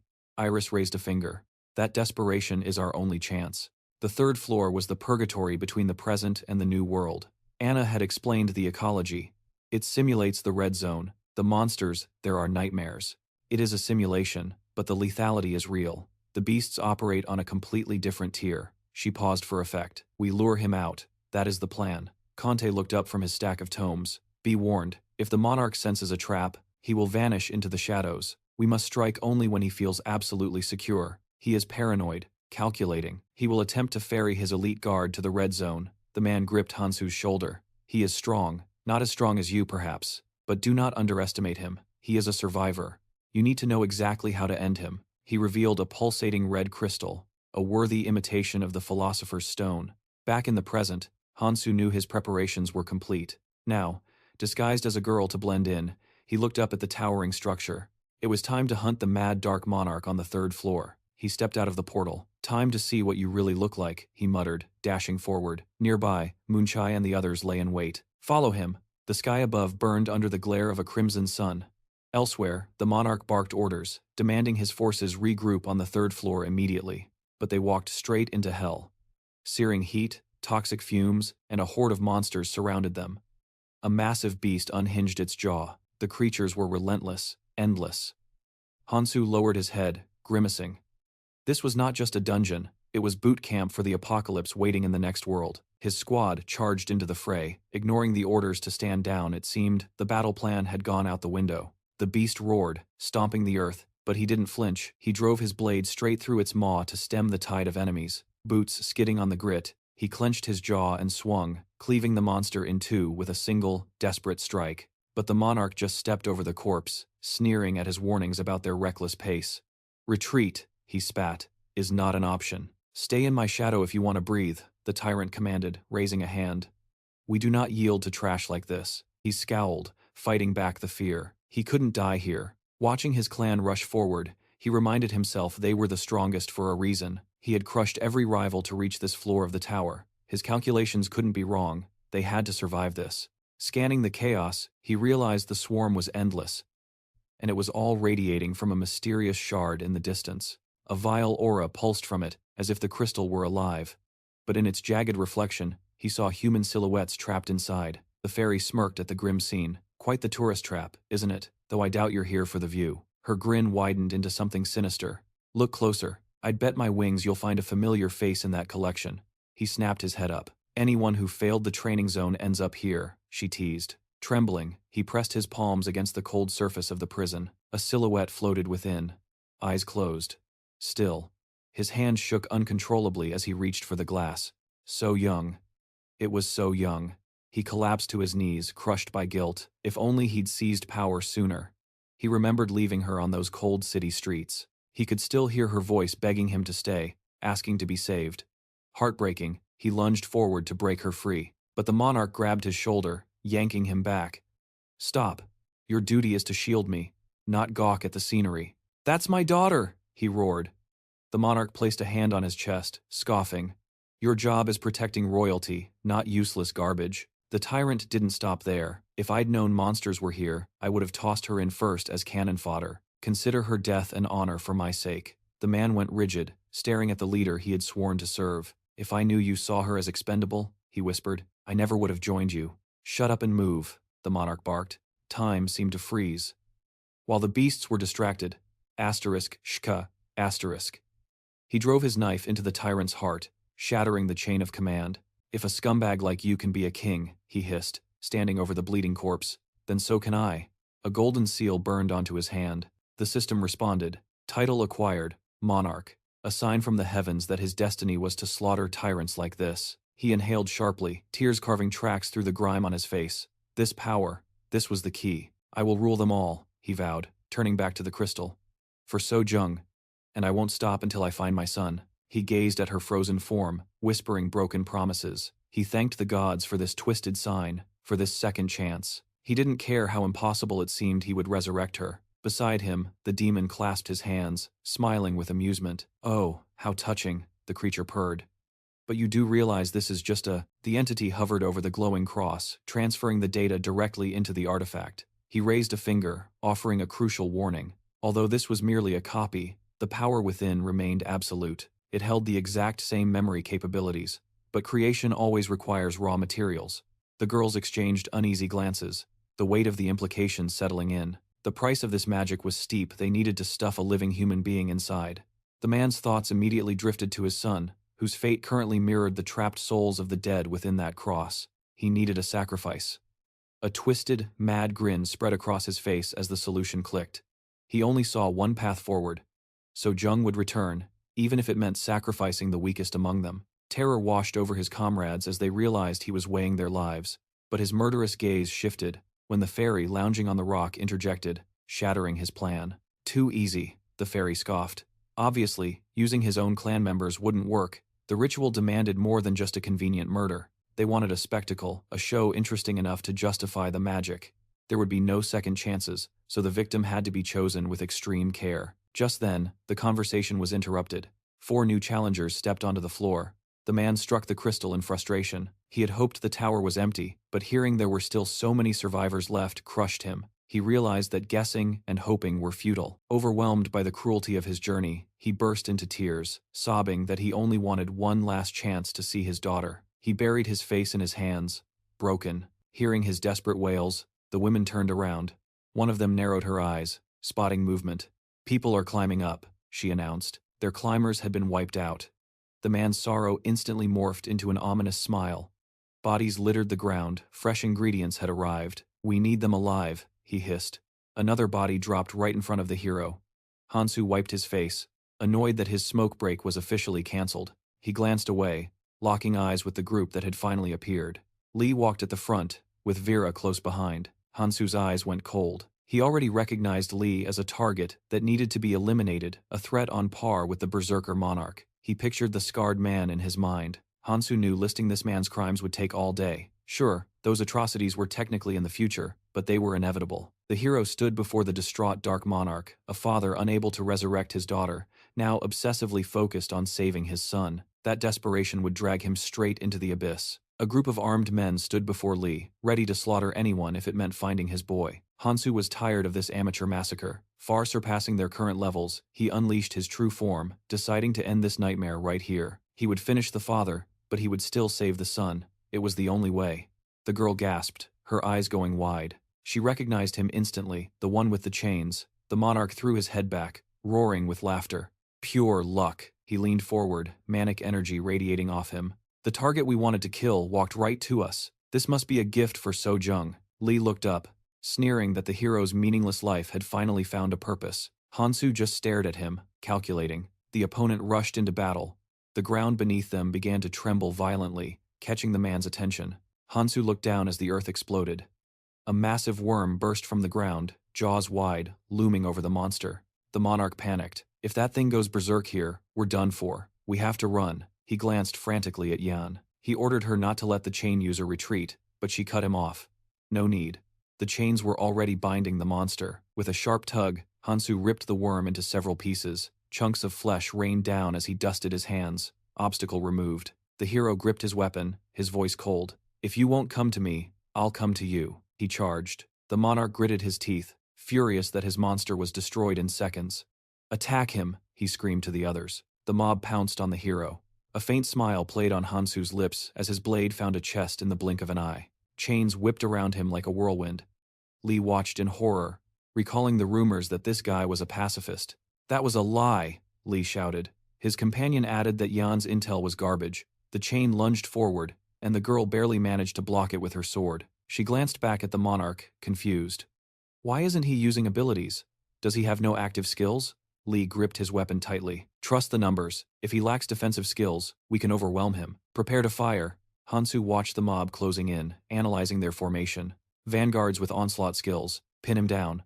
Don't let him move. But in a heartbeat, the guy was airborne. Looking down on them. He's good, Jan muttered. She sheathed her sword behind her back, preparing to dodge. A blade materialized in the hero's hand. He parried the girl's strike mid-air. If he couldn't dodge, he would simply counterattack harder. Cuts appeared on his body, but he ignored the pain. He noted the damage was severe. A prolonged exchange would eventually wear him down. 3 more attackers lunged, shouting that they had him on the ropes. Hansu blasted them back with a sweep of his chain. Artifacts scattered from one of the fallen enemies. Suddenly, a gray blur cut through the air. A snake snatched an artifact. It dropped the item into Hansu's hand. The mob froze in shock. He was carrying a monster, and it was eating runes? Lee scowled, realizing the danger. Stop that beast. He's using the runes to power up mid-fight. A cloud of smoke erupted ahead. A blinding light flared in the woman's hands. Magic circles ignited beneath the hero's feet, and something tightened around his leg. Jan launches a ferocious assault, but Hansu intercepts instantly, throwing his chain up as a shield. Watching from the sidelines, the monarch's eyes flare with dangerous light. Don't stop, he roars. They've come too far to turn back now, not until they've exacted vengeance on the clans that dragged them through the mud. As his forces swarm the hero, the monarch bellows a command. Obliterate every last parasite standing in our path. For our fallen comrades. For our slaughtered families. He raises a hand high, declaring that his decree alone decides who lives and who dies this day. Hansu watches them grip their weapons. He steels himself if he has to force their hands. He will. Their condition doesn't matter anymore. It contradicts his code of not treating subordinates as expendable, but survival comes first. He needs to thin the herd and weaken them before he commits to the main fray. Locking eyes with the woman ahead, he calculates the odds. The longer this fight drags on, the more damage he takes. He needs to end this fast. Lee flashes an ominous grin, barely dodging an attack aimed right at his face. Hansu tightens his focus, no time to relax. He has to stop jumping around and plant his feet. He hears their plan to bind him. Not happening. A blade materializes in his grip, and with a sharp retort, he drives the steel straight into the glowing magic circle. The woman stares at her hand in shock. Her skill has been nullified. Seizing the moment, Hansu lashes out, blasting the others back with his chain. He charges the woman, but her shock dissolves into a wicked grin. Gotcha, she sneers. Suddenly, something erupts from the magic circle beneath him. It snatches his leg. More shadowy tendrils materialize before him. The woman laughs, amazed he actually fell for the feint. She didn't expect a suicidal rush, but the monarch looms behind him, taunting. Struggle all you want. You're just one man, and you're barely breathing as it is. Lee rests his greatsword on his shoulder. Time to pay the toll. He swings. A blinding flash of light tears through the air. The blade bites deep into the hero's shoulder. Lee looks down at his victim, declaring victory as Hansu sinks to his knees before him. Lee savors the moment, repeating his triumph, his mind drifting to his daughter. She will live again, he roars, opening his mouth in a manic shout. This is just the first step, but the hero interrupts, voice cold. You done talking? Hansu grabs the blade lodged in his flesh and rips it out. A chilling smile spreads across Hansu's face. You don't get it, do you? I'm not the one caught in a trap here. You are. Hansu intercepts the weapon, locking eyes with the monarch. And now, he adds through gritted teeth, there's no one left to protect you. Lee realizes escape is impossible at this range. Hansu is still smiling. With a metallic clang, a hidden knife deflects the chain weapon aside. The monarch brings his guard up, boasting that he has a spare blade and has already memorized every one of the hero's tricks. So your cheap parlor tricks won't work. But Hansu stares him down. You've got the wrong impression. Suddenly, a dagger manifests in his grip. I never said the chain was my times only times weapon. Lee watches in horror as the dagger plunges toward him. Impact. Blood sprays from the monarch's mouth. The woman turns, face twisted in shock. Hansu rises to his feet, ignoring the frantic screams of the minions demanding he get away from their leader. Hansu lifts his head. Didn't think I'd use myself as bait? This was the only way to get close enough to kill you. Before he can even recover, the mob descends on the hero. But Hansu remains calm. If you have the desire to kill, then you must be prepared to die yourself. He looks down at the bleeding monarch. Tell me, do you have that kind of resolve? Can you watch your subordinates die for you, like you always do? Moments later, the dust settles. Jan is on her knees, Hansu gripping her by the collar. The monarch clutches his wound, struggling to stay upright. He looks up, voice trembling. Why?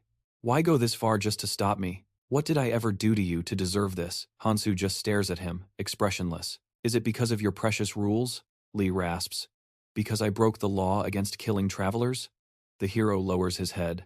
Listening to the accusation that this is all over, some organizational bylaw, Hansu's mind drifts back. He remembers Khan standing behind him, back when that man also met his end. He remembers why he's been hunting this target for so long. In that memory, his comrade Khan had lowered his head and asked the monarch a simple question. How many hundreds have you slaughtered? The memory fades, replaced by the reality of a wounded Lee slumped against the cliff edge, waiting for his skull to be crushed. You don't get it, Lee mumbles. Nothing changes. This world is hell. Those people, they would have died anyway. Blades protrude from his body, but his pain is emotional. Why did my children have to die first? What did they ever do wrong? You call yourself a hero? You say you save people? You have no right. You couldn't save my son. You couldn't save my daughter. He screams at the sky, mouth gaping wide. It's because of hypocrites like you. It's the fault of the vile monarchs. It's this cursed world's fault. That's why I tried to burn it all down. Lee lifts his head from the dirt.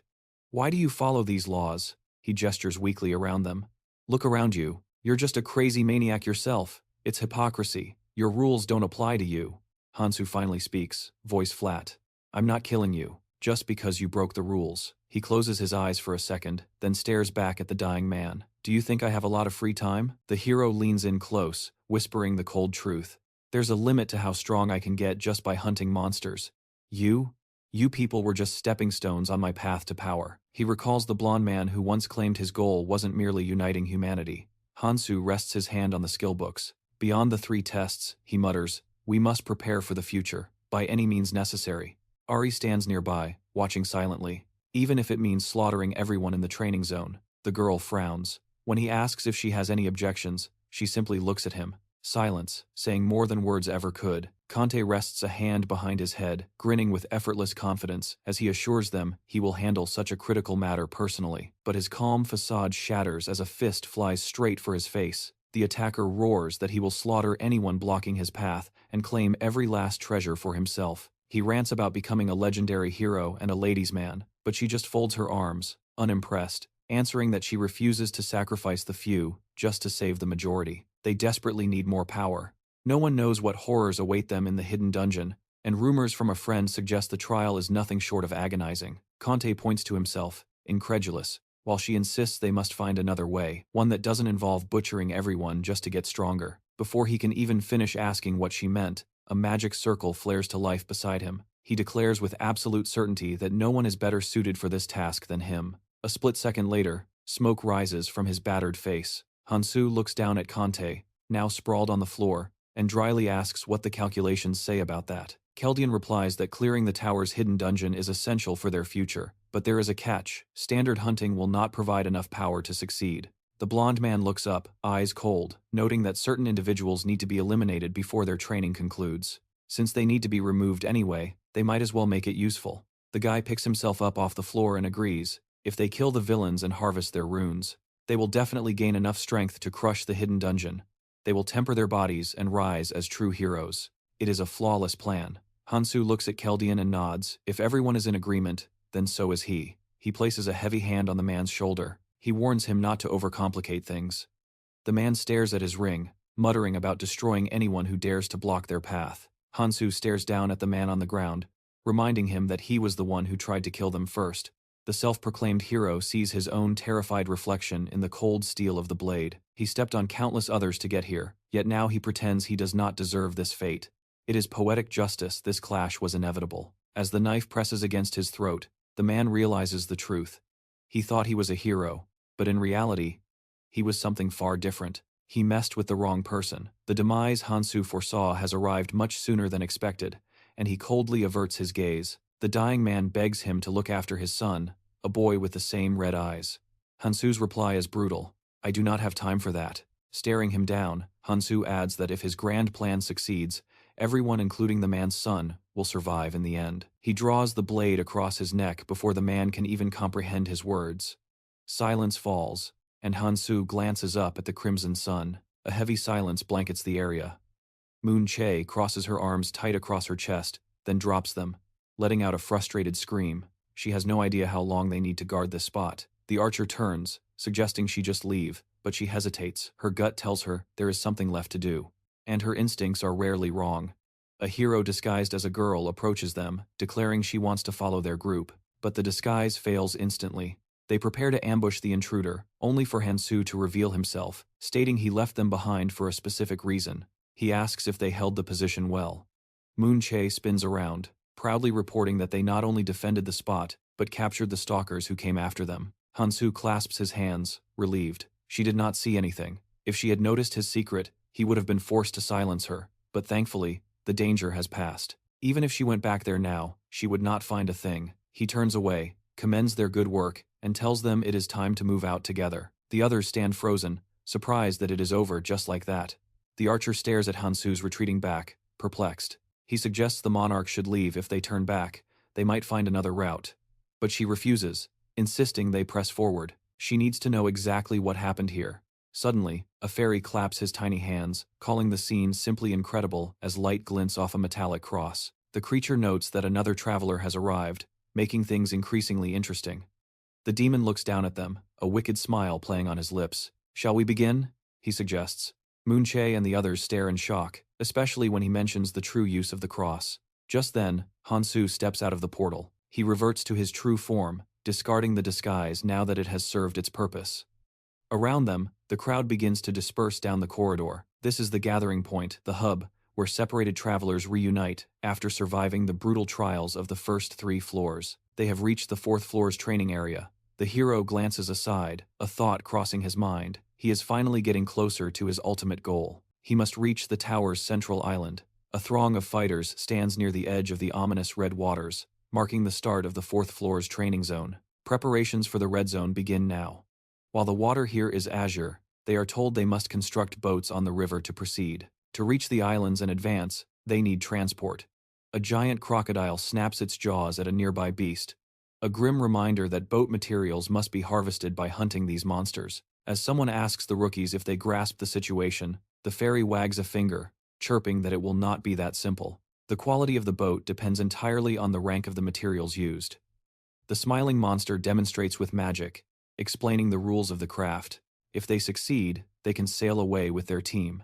He admits that a larger vessel is obviously superior, and promises to provide a list of required components. Beyond the basic wood and bone, certain key materials are essential for high-ranking boats.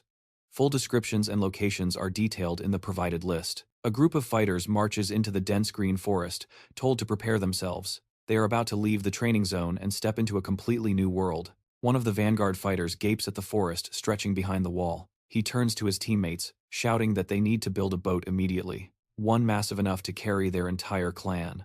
Unnoticed, Hansu stands behind a man who is loudly claiming his clan will lead the way. Cooperation is the only way forward. Suddenly, a voice cuts through the air behind Hansu, accusing him of arriving later than expected. But the MC is barely listening. His mind is completely focused on locating that place. It is Sung Jin, fully geared up. He eyes the protagonist, mentioning that his team actually arrived early and has been grinding for materials ever since. Sang Jin needs confirmation. Is the job done? Hansu glances over, confirming success before firing back a question. Do you remember the plan? Sang Jin nods. He will prep everything exactly as instructed back on the 1st floor. Then, a smirk plays on his lips. So, are you going back to your old look? No need for masks anymore, Hansu replies flatly.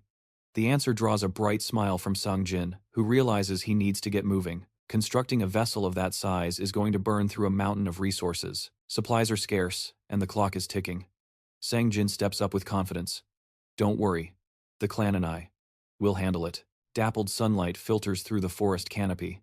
Just as a question about that girl hangs in the air, a streak of light flashes past an arrow, slams precisely into the neck of a horned beast. The monster screeches in agony. Standing firm, gripping her bow with white-knuckled intensity, is the warrior. Hansu found her back on the 1st floor, but she is certainly not the same rookie she used to be. Mihei spins around, her expression grave. I need backup, she shouts, but instead of Hansu stepping in, Sang Jin is startled when a snake is suddenly tossed into his arms. Hansu reveals that the girl will be thrilled to have the creature. Bewildered, Sang Jin examines the new pet coiled in his hands. I have no use for it anymore, Hansu states. But you can find a purpose for it. He is too busy for distractions. With his weapon secured to his back, he prepares to depart. He warns them, Moments like this will be rare. Beyond the tutorial lies the red zone, a place where the danger scales up exponentially. Sang Jin bows his head, a mix of respect and resolve. I've gotten stronger, all thanks to you. A faint smile touches his lips. We will meet again, definitely. Hansu offers no words, only a stern, stoic glance. He turns his back on them and walks away into the distance. Elsewhere, figures emerge from a portal. Sang Jin lingers on the silence, having expected some final word from his mentor. Beside him, a blonde companion exclaims in frustration, "We are too late, we wasted too much time at the crossroads." A man with a grim expression fires back, "I told you, we shouldn't have dragged the kid along." The woman hisses at him to keep his voice down, they could be listening. Sang Jin watches the scene unfold, intrigued. Suddenly, another figure bursts from the portal, breathless and apologizing profusely. The group urges him to scramble, they need to move now. But the long-haired man frowns, panic in his eyes. "I was worried about my daughter." The blonde cuts in, face dead serious. "Our vanguard is securing the rear, there is nothing to worry about." She adds a cold fact. Besides, he doesn't remember anything anyway. The man raises a hand to protest. "I don't even know where I am," he cries. "1 minute I was jogging with my daughter, and now..." The girl closes her eyes, clearly displeased with the civilian baggage. "I get it," she lies smoothly. Internally, she fumes. She wanted a strong meat shield to take point, not realizing the resurrected lose their memories upon arrival. She strides forward, barking orders. "Twins, fall in behind me." She needs to locate the ferry to get their next set of instructions. Sang Jin remains in the shadows, carefully analyzing this new group's dynamic. Meanwhile, miles away, Hansu treks alone, through a sun-drenched forest, weapon at the ready. His gaze is calm. The area is quiet, too quiet. He knows the monster density is concentrated in the center of the training zone. He pulls up a holographic diagram filled with unknown data blocks. Inside the tower, reality is subjective. Each floor, each room, mimics a different environment, from endless blue skies to crushing underwater depths. He reaches out, fingers grazing a shimmering blue barrier. It confirms his suspicion. Everything here is artificial. With his swords heavy on his back, he presses his hand against the invisible wall. "Everything has a limit," he murmurs. His eyes narrow in thought. The system makes it appear as though the tower's tutorial ends here. They claim it ends at the 4th floor, but that is a lie. There are 5. Light bleeds through cracks in the simulation, hinting at a hidden dungeon concealed within the code. A secret vault containing a hidden treasure. He grips his blade tighter. Under normal circumstances, reaching this place would be impossible, but Hansu doesn't do normal. He drives his daggers into the barrier, channeling the power of his ring. Sparks erupt in a blinding shower as metal grinds against the magical field. To breach the floor's boundaries, he has to shatter the illusion itself. Finally, a spiderweb fracture appears on the barrier surface. Found it. He seizes the opportunity. The crack widens into a gaping hole in the digital stonework, revealing the void beyond. Hansu steps out onto the ledge. "If I cannot climb up from the inside," he declares calmly, "I will just climb from the outside." The massive spire looms over the dense forest below, a dizzying height. He glances back. The hole in the barrier has already sealed itself shut. That would have been impossible without the ring's buff. He summons his system window, scanning the glowing blue text detailing his current attributes: strength, agility, stamina, perception, magic power, resistances. It is not enough. It is woefully inefficient. Despite surviving the Black Monarch's assault, his stats have barely budged above 0. Hansu begins the grueling ascent, hand over hand up the tower's exterior. He hasn't met the minimum level requirements. Now, survival depends entirely on his physical endurance. His fingers dig into the cold stone slabs, muscles screaming as he pulls himself up inch by inch. Sweat drips from his chin, blurring his vision, until he sees it, the destination. A swirling mass of bright yellow energy hovers in the void. A system notification chimes. Entrance to the dungeon of the 5th floor confirmed. Hansu's hands fly to his weapon hilts. If Ralph's intel is accurate, absolutely no one knows what horrors wait inside. Inside, the landscape is a graveyard of abandoned swords driven into the earth. Hansu draws his blade, dropping instantly into a combat stance. He frowns, steeling his resolve. He must win, no matter the cost. Suddenly, a blinding light floods the chamber, coalescing into a massive, golden dragon looming directly before him. The system flashes a terrifying message. Monster creation based on intruder's memory initiated. Hansu's eyes go wide in pure shock. Disbelief shatters his reality as a nightmare. From the past claws its way to the surface, a ferocious beast that once decimated everything. Aries fights desperately alongside the survivors, screaming to know where the boys are. Keldian stands defiant, staff and grimoire in hand, roaring that all of humanity is buying them seconds with their blood, so they must move now. Conte delivers a punch that cracks the very air. The line is broken. They can no longer hold their ground. The only escape is through the crystal ball. Aaron fights on, exhaustion etched deep into his features, standing loyal beside his partner. But the burden of command falls to her. Hansu bows his head, the crushing weight of the summons forcing him down. He kneels in the epicenter of the slaughter, cradling the blonde mage in his arms. Her face is pale, her hands stained crimson with her own blood. Broken, he pleads for an answer. Why did she do this? If she hadn't thrown herself in the way to protect him. In the memoirs of the past, she always stood bravely as his shield. He reaches out as her life fades, screaming her name, Kirill. A trembling, bloody hand grazes his cheek. A ragged sigh escapes her lips as she speaks. Thank God, she whispers through the agony. A faint, gentle smile touches her lips as she rejoices that he is still alive. Hansu leans into her fading touch. She tells him he cannot stop here. Not now. Hansu stares, eyes wide with grief, as he hears the demand for a final promise. The dam breaks. He weeps openly, teeth clenched in fury and sorrow, clutching his partner's cooling body amidst the ruins of the battlefield. He hangs his head suddenly, his eyes fly open in shock. A colossal golden dragon fills his vision, its giant form shimmering with a terrifying, divine luster. A grim satisfaction rises within him. He has finally reached Bellium. Hansu squares off against the Titan, realizing the hidden dungeon has recreated this nemesis from his memories. It reconstructed the beast exactly as the challenger remembered it. He lowers his stance, grateful for this second chance to slay the monster. He calculates rapidly. This is a weakened version, scaled down for the Red Room, but it still demands everything he has. Red crystals begin to levitate above his palm. Every item in his inventory was gathered for this specific moment, solely to clear this hidden dungeon. The artifacts pulse with an ominous reddish-purple glow. A system window pops up, worthy imitation of the Philosopher's Stone. A legendary consumable earned through blood and treasure hunting. A flashback reveals the cost. Hansu accepting orbs from a fairy, weighing the trade. He sacrificed 32 rare treasures for this stone on the second floor. The bright crystal begins to fracture. It is not perfect, but it is enough. The frantic fighter crushes the stone in his fist, accepting the gamble. Currently, his rune stats are scraping the bottom of the barrel. He brings another artifact to his mouth, the Jade Demon Essence. Slaying the Demon Queen would have been worth it for this artifact alone. He bites down, crushing the essence between his teeth. The effects kick in one day after ingestion.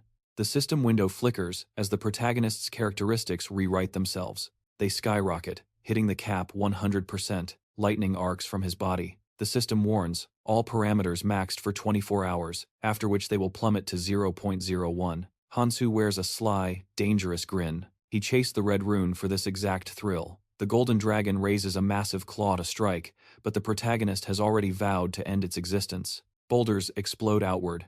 The protagonist glides across the terrain, trailing a blazing red aura. Sword in hand, he activates the Ring of the First Power. Violent energy cloaks his blade. The system announces the power of destruction. It sits at 99%.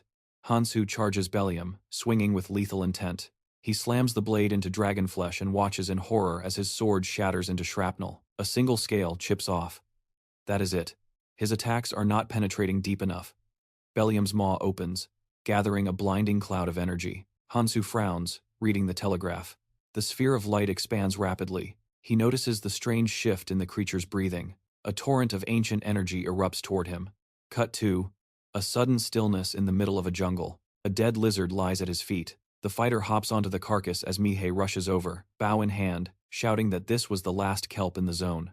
The warrior hauls a severed monster part, announcing they have collected enough slime sacks to begin ship construction. Mihei glances at her teammate, a shadow crossing her face. It would be great if Hansu were here with us. Song-jin looks down, his expression somber. Even if he hadn't gone solo, he mutters, it would have been hard for him to keep pace with us.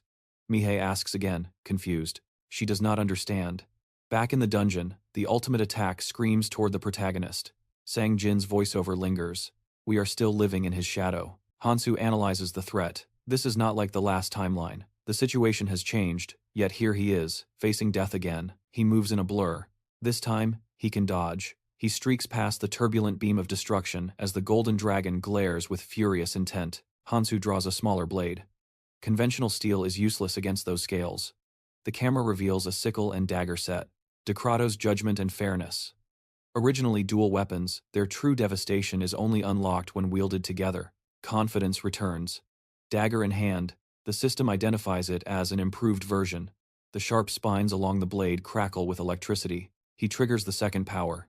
Hemorrhage. Bellium roars, mouth wide in agony, as the spiked chains wrap around its throat. The barbs pierce the scales. Blood sprays into the air. Hansu hauls back on the chains, tightening the noose and racking up damage. He realizes this upgraded version grants immense power at the cost of durability, and the dragon's aura is fighting back hard. He cannot maintain this forever. The protagonist grits his teeth, straining against the monster, wondering if the chain will snap. Determination hardens his gaze. It has to hold. Bellium struggles wildly, desperate to break free from these executioner's shackles. Hansu knows he can't hold back. Even if it means shattering every weapon in his arsenal, he has to strike with everything he has. The dragon's massive tail whips around, slamming into the protagonist like a freight train and sending him flying uncontrollably through the air. Skidding to a halt in the opposite direction, Hansu sighs in frustration, wiping the streaks of blood from his face. He grips a spiked chain, channeling a crimson aura as the metal snakes through the air, wrapping around the sword hilts buried in the ground with surgical precision. The main character levels the blades at the dragon, Bellium, but the beast just snaps its giant wings, shattering the incoming weapons into useless shrapnel. The golden dragon lets out a deafening roar that shakes the earth. Undeterred, the MC grips a fresh blade, red lightning crackling violently along the steel. As the monster gapes its maw to reveal hundreds of razor-sharp teeth, the protagonist charges straight in for a suicidal head-on collision. Meanwhile, power dynamics are shifting elsewhere. Sang Jin pulls up his hood, telling his team to stay sharp and follow his lead as he turns to his partner. He mutters that they need to make a move, while the woman beside him listens intently to his plan regarding the passenger list. They discuss exactly who they will allow on the ship. In the middle of a dense forest, a group of survivors stands waiting. They might be called acquaintances, but that implies a trust that doesn't exist. A long-haired man grins, assessing their value. He decides they might be useful fodder. Suddenly, fireflies swarm the forest, and ominous red spots begin spreading across the ground like a plague. A fighter steps right into the corruption. Johann sprints forward, screaming that the poison zone has already reached them, urging everyone to move. He rushes toward the extraction point, shouting for them to wait, since he isn't on board yet, but a volley of spears slams into the ground at his feet. The thug on the deck smirks, noting that he missed on purpose, mocking how good the dwarf is at dodging death. Johann stares up from below, furious and betrayed, reminding them of the deal. He provided the materials, so he gets a seat. The reply is cold. They have no reason to save someone without a clan. Gritting his teeth, Johann realizes these bastards just used him. He spins around and bolts, ignoring their taunts that he might still have time to build a raft if he hurries. The hooligans figure he'll die from the poison anyway. Johann curses himself for trusting a clansman and remembers the warning about the time limit. Elsewhere, a disgruntled hero in a raincoat declares he needs to kill something immediately. Desperation fills the air. He's looking for a specific target, a kelk. Suddenly, Johann whips around, startled by a massive noise he can't identify. His face twists in horror at the sight. Hansu smashes through the dimensional barrier, crashing to the ground while Johann stands there, paralyzed with confusion. The main character drags himself out of the hole in space, clothes torn and body battered. Someone demands to know who the hell he is. Hansu ignores them, scanning the environment. He notes the ground isn't soaked in poison yet, meaning he still has a window of opportunity. Johann, still in shock, asks for his identity, completely baffled by how this stranger just punched a hole through a wall that was supposed to be indestructible. Johann had never seen anyone even scratch that barrier, let alone shatter it. The main character brushes past him, focused only on his objective. When Johann calls out to him again, the MC snaps back that he's in a rush, and there is absolutely no time for idle chatter. Johann realizes the guy is serious, though he can't help but stare at the half-naked stranger. Hansu explains abruptly that he needs to build a ship. With zero time to lose, the protagonist ignores Johann's mumbled offer of help and rockets high into the sky, leaving a shockwave in his wake. The stunned survivor watches him go, unable to process the absurdity of the situation. Meanwhile, Hansu lands in a tree near a group facing a ferocious crocodile. A leader screams at his teammate to pull it together, terrified that if they faint now, the Galapagonian crocodile and its spiked scales will slaughter them. The main character lands next to the terrified group, They claim the beast is too strong, so the MC coolly states that if they aren't going to fight, he's taking over. He claims the kill for himself. Hansu raises his fists, blood dripping from his knuckles, ready to dismantle the creature. The bystanders watch in disbelief as he throws himself at the monster with nothing but his bare hands. Blood splatters violently across the clearing. They wonder what kind of monster he is.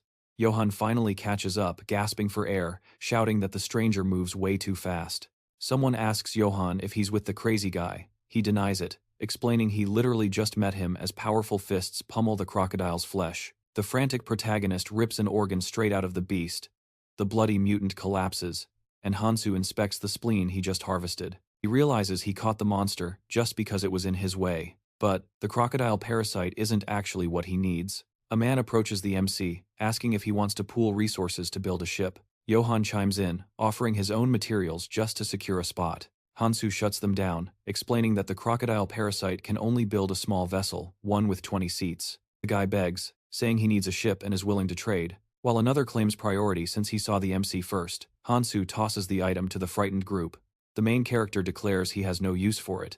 He turns away calmly, announcing that he intends to build a massive ark with 500 seats. They can keep the parasite. He's hunting bigger game, a ferocious lizard monster radiating blue energy, the key to his plan. The essential component is the heart of a stone lizard, but the difficulty of finding materials for a ship that size is exponential. Johann frowns, watching the other guys argue. He realizes the fourth floor is filling with poison rapidly, and their time is running out fast. The crowd murmurs in disbelief, wondering if the protagonist can truly hunt down such an elusive mutant on his own. Hansu silences the doubt with a pointed finger and a sharp command. Tell everyone this.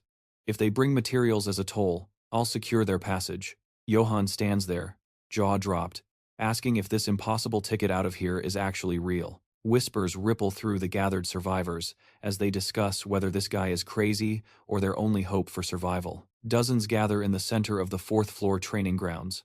Johann crosses his arms, realizing he's actually holding the entrance fee in his hands. The atmosphere shifts. Something massive is approaching. The crowd freezes, hoping this isn't another trap. Heads turn as a deafening rumble shakes the area. Panic erupts. A giant monster has materialized right in front of them. Johann is paralyzed by horror as a massive stone lizard crushes a mutant in its jaws. But then, he sees him Hansu, standing triumphant atop the beast's corpse. Hansu surveys the gathered crowd from his perch. He leaps down, landing casually. Get ready to move, he orders. Johann realizes with a shudder he really took that thing down solo. The protagonist marches up to the resting fairy, declaring he has secured the stone lizard's heart for the exchange. The winged creature glances at its watch. You've got time to spare, it chirps, before asking if he remembered the other required items. Unfazed, Hansu reaches into his bag. Of course, he replies, pulling out a sack full of Kelt slugs. Next comes the Arune tree timber, collected by the others as their toll. The protagonist kneels, laying out the bounty. And finally, Hansu says, revealing a shimmering silk rope. The fairy frowns, asking for the heart. Johann watches, baffled by the endless inventory coming out of that small bag. Hansu hands it over. The fairy closes its eyes, a smile spreading across its face. Congratulations, you collected every single item on the list. Usually, people miss a few things, but you brought a surplus entirely on your own. You deserve a reward. Suddenly, the floor floods with a crimson liquid. The survivors recoil in terror, screaming that the poison is rising. The flying assistant just beams with excitement. Give him a round of applause. The fairy cheers, ignoring the panic. The crowd shouts back that they just need the ship, not a show. The fairy clicks its tongue at their impatience. A blinding light explodes overhead, forming a colossal vessel. A ship with 500 seats hovers before them. Johann looks up, absolutely thunderstruck. Is that really for us? He stammers. Hansu nods. 500 seats. Enough for everyone who paid up. Let's load them on. Elated shouts ring out as the survivors rush toward the gangplank, eager to escape. The fairy watches them go with a confident smirk. Don't worry about steering, the creature calls out. We'll handle the navigation as your bonus. Hansu stands shirtless on the deck, looking out at the horizon. Sit back and relax, the fairy announces. Estimated arrival, 3 days. The massive ship begins to plow through the sea of red poison. The assistant promises to step back now. The fairy grins, whispering to himself that sending them to the red zone was definitely the right move to test their mettle. The white sails catch the wind as the Leviathan cuts through the toxic ocean. The assistant warns them to try and stay alive. Nearby, Other ships struggle in the endless sea. The ferry explains the dangers of the red zone they are entering. On deck, the fighters line the railing, watching the other vessels in the distance. Is this the entrance? One asks, noting the congestion of ships. Another survivor points out the terrifying scenery. Lethal red waves crash against the hull. It's not just colored water. It's pure liquid death. The group buzzes with adrenaline. They discuss their luck, grateful to be on board. Without this ship, they'd be dead. Hansu, however, stares silently into the distance. He let us on without any crazy conditions, one guy mutters. He's a good person. Another asks, what's his name again? Hansu leans against the ship's rail. The system notifies him that his stats are critically reduced. He accepts it. This is the cost. He calculated this penalty when he absorbed the demonic jade essence. He glances at his bandaged arm. He didn't expect to acquire this power so soon. Golden energy begins to swirl around his palm as he focuses. It's the first skill of his new life, the dragon energy art. In his past timeline, people mocked this skill as useless trash. But since he's limited to 7 skill slots, picking the dragon energy art first is actually a masterstroke. Suddenly, a shocked gasp breaks his concentration. What is that? A survivor yells, pointing at the water. Debris from shattered ships floats by in the red poison. A terrified man clings to a plank, screaming for salvation. Johan's eyes widen. Those are the same traitors who abandoned him earlier. A swimmer shrieks that they need to get out of the water immediately. There are people down there, someone cries. Suddenly, a trident shoots up from the depths, skewering a swimmer through the back. Scarlet blood drips from the weapon as a monster hoists the screaming victim into the air. The sea is swarming with ferocious predators. Panic explodes on deck. Soldiers rush to the cannons. Johan watches in stunned silence. Suddenly, the ship banks hard. Who turned the wheel? It's Hansu. He grips the helm with an iron expression. What is he planning? Johan wonders. The white-sailed ship violently changes course. The passengers below scream up at the helm, demanding to know what he's doing. Johan points a trembling finger. Didn't he see the wreckage? If those things attack us in this poisoned sea, we're all dead. The protagonist looks down at them calmly. They scream that saving everyone is impossible suicide, even. We'll die here. Why are you trying to save everyone? Hansu ignores them, memories of Keldian and Aries flashing through his mind, reminding him of his true mission. Hansu remains thoughtfully silent, then turns back to the sea. That's enough talk, he mutters. Below him, the crowd shrieks that approaching the islands is a death sentence. Johan clings to the hope that staying the course will lead to salvation, but reality has a cruel twist in store. Just as relief sets in, a grotesque hand slams onto the rail from the abyss below. The terrified lookout freezes as fighters haul themselves onto the deck, dripping wet and fueled by pure rage. Before the shock wears off, the leader screams, furious that the ship attempted to leave them for dead. He spits out that their survival was a miracle, only possible because they desperately swam in the protagonist's wake. The villain, blinded by adrenaline and hatred, makes his move. He seizes Johan by the collar, dragging him to the edge, intent on watching him drown in the dark waters. But just as he prepares to throw, a massive impact shatters his momentum. A blade embeds itself in the wood, mere inches from the villain. He spins around, demanding to know who dares interrupt, only to find Hansu staring him down with icy seriousness. Hansu cuts the chatter short. There's no time for petty squabbles. Before anyone can ask what he means, the true threat launches itself onto the deck. Panic erupts as the crew realizes the nightmare isn't over. Mutants armed with tridents are swarming the depths. The guards realize with horror that they have already breached the perimeter of the red zone. These ferocious beasts waste no time initiating their assault. The system chimes in, announcing the activation of the cursed survivor skill. Just as an underwater monstrosity lunges with its trident, it becomes immediately clear that these creatures are apex predators of this poisonous sea. Their strategy is primitive, but devastatingly effective. They aren't just boarding, they are smashing through the hull from beneath.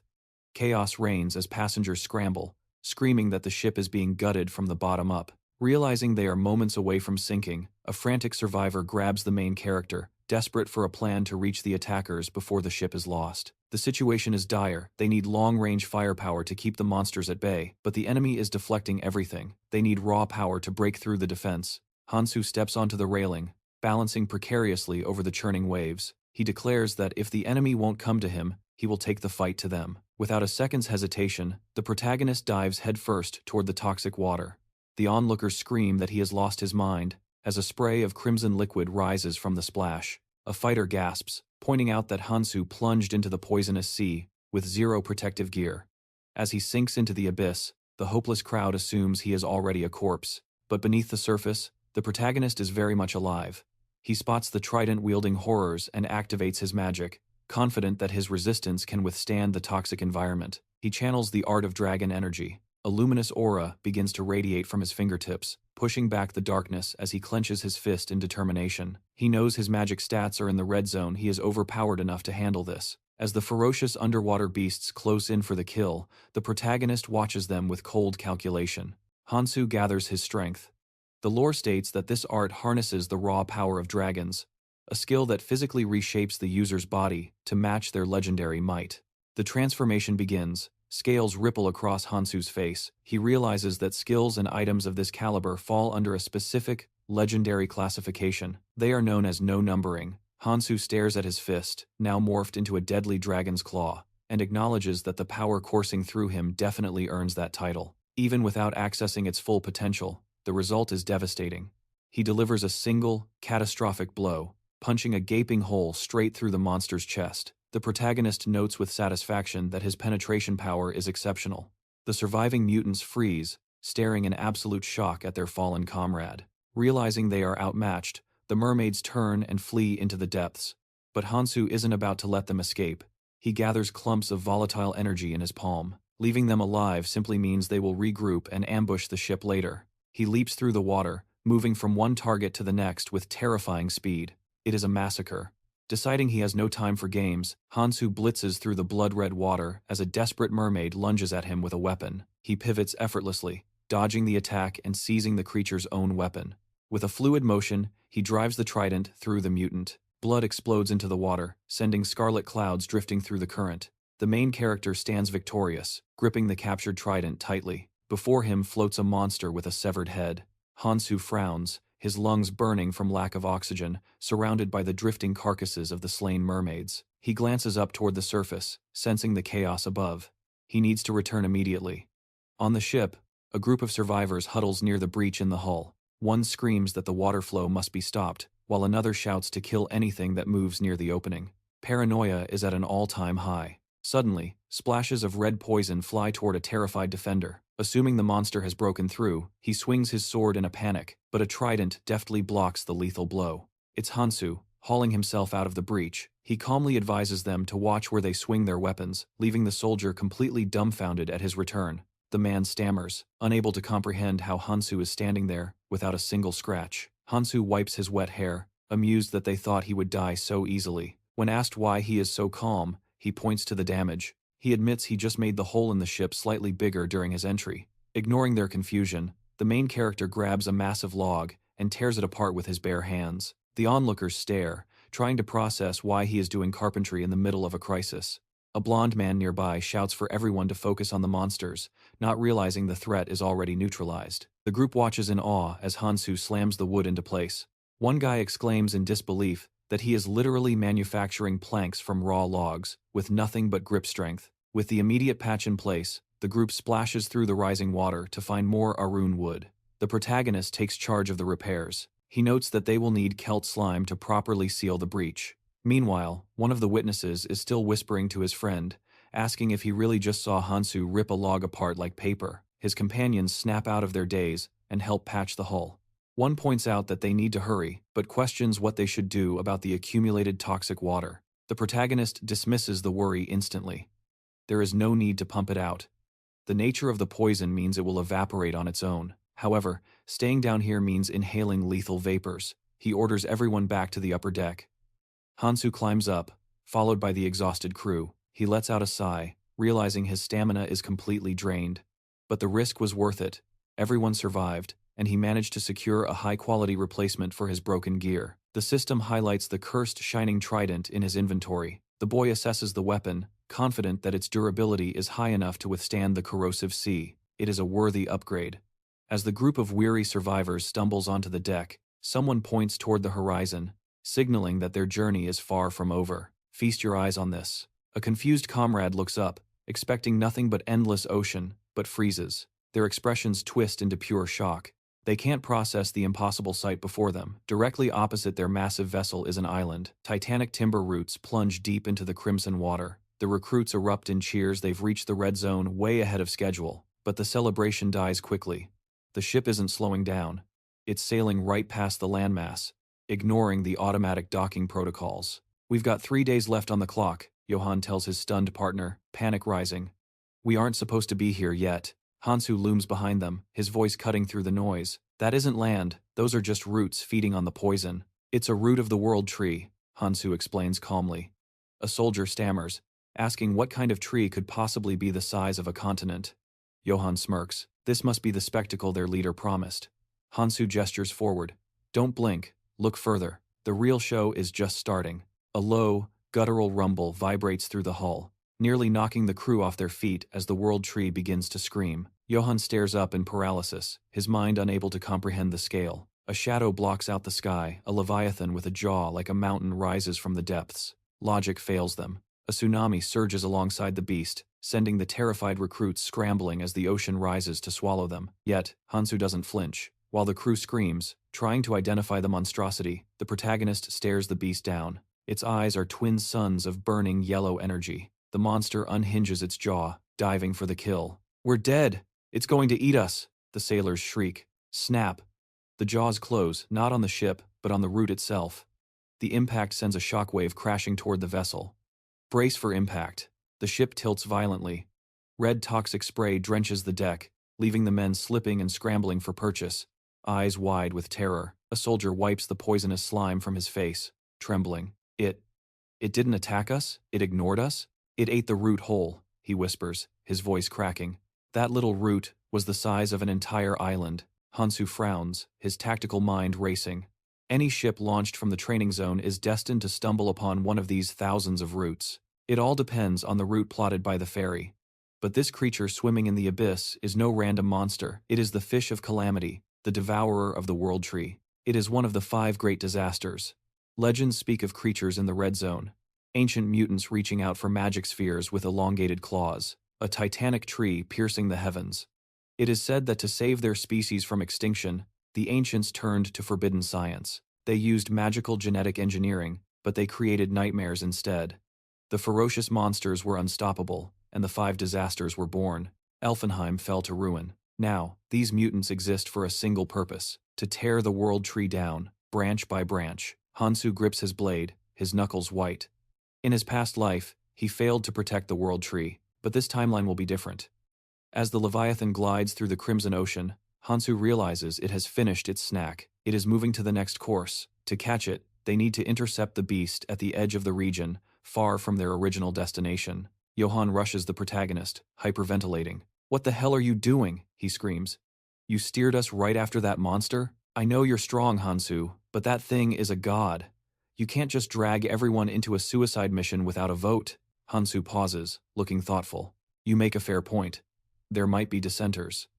Johann blinks, shocked that the maniac is actually listening. In that case, Hansu announces, anyone who disagrees can get off.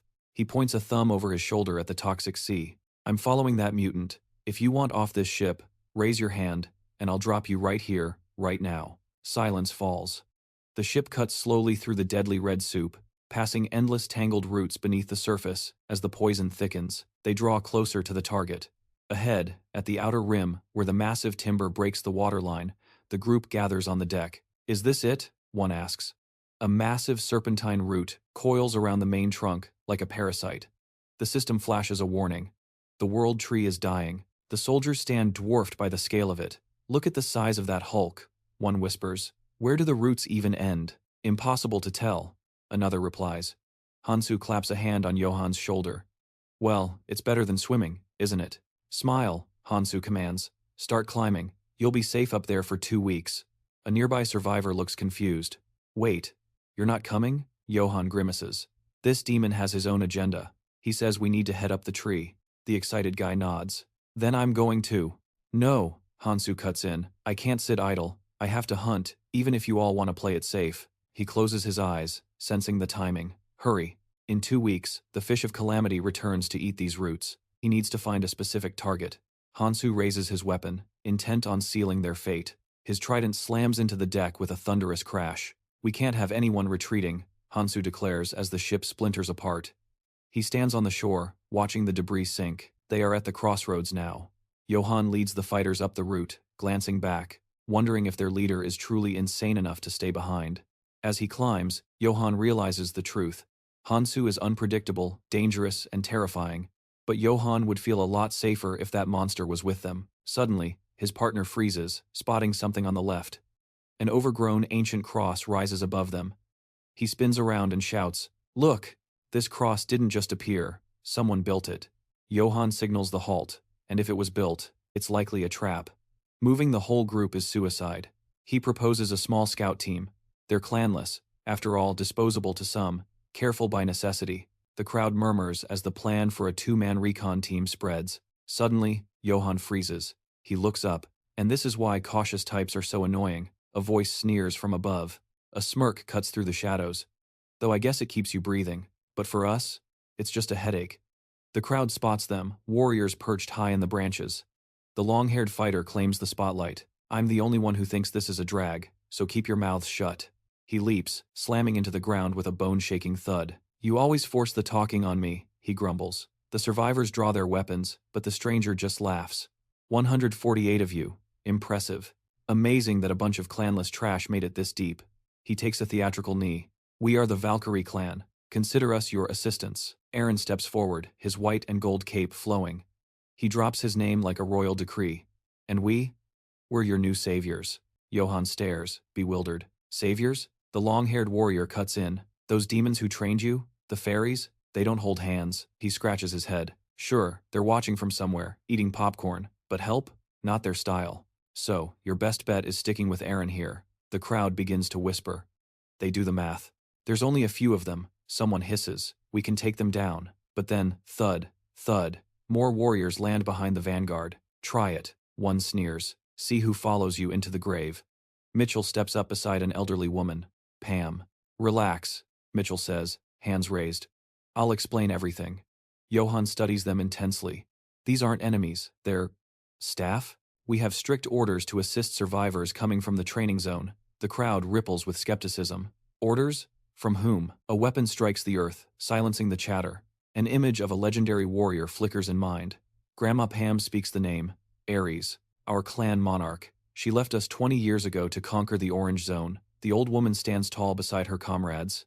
"I know it's hard to believe," she admits, "but we are here to help you survive the Red Zone. This is the edge of the roots. You're miles from the World Tree. Without us, you're dead." The tension breaks. "They don't seem hostile," the survivors mutter. "And we outnumber them anyway. We're safe." Aaron closes his eyes, sighing. "Newbies never listen, just fall in line." Mitchell grins. "To be fair, I stopped listening to you years ago. Must have missed the part about proper procedure." Johann steps forward, decisive. "Fine, we follow you. But the peace is short-lived." Aaron sneers, looking down at them like stray dogs. "Took you long enough to catch on." He turns on a girl in the crowd. "If you're so brilliant, why not lead?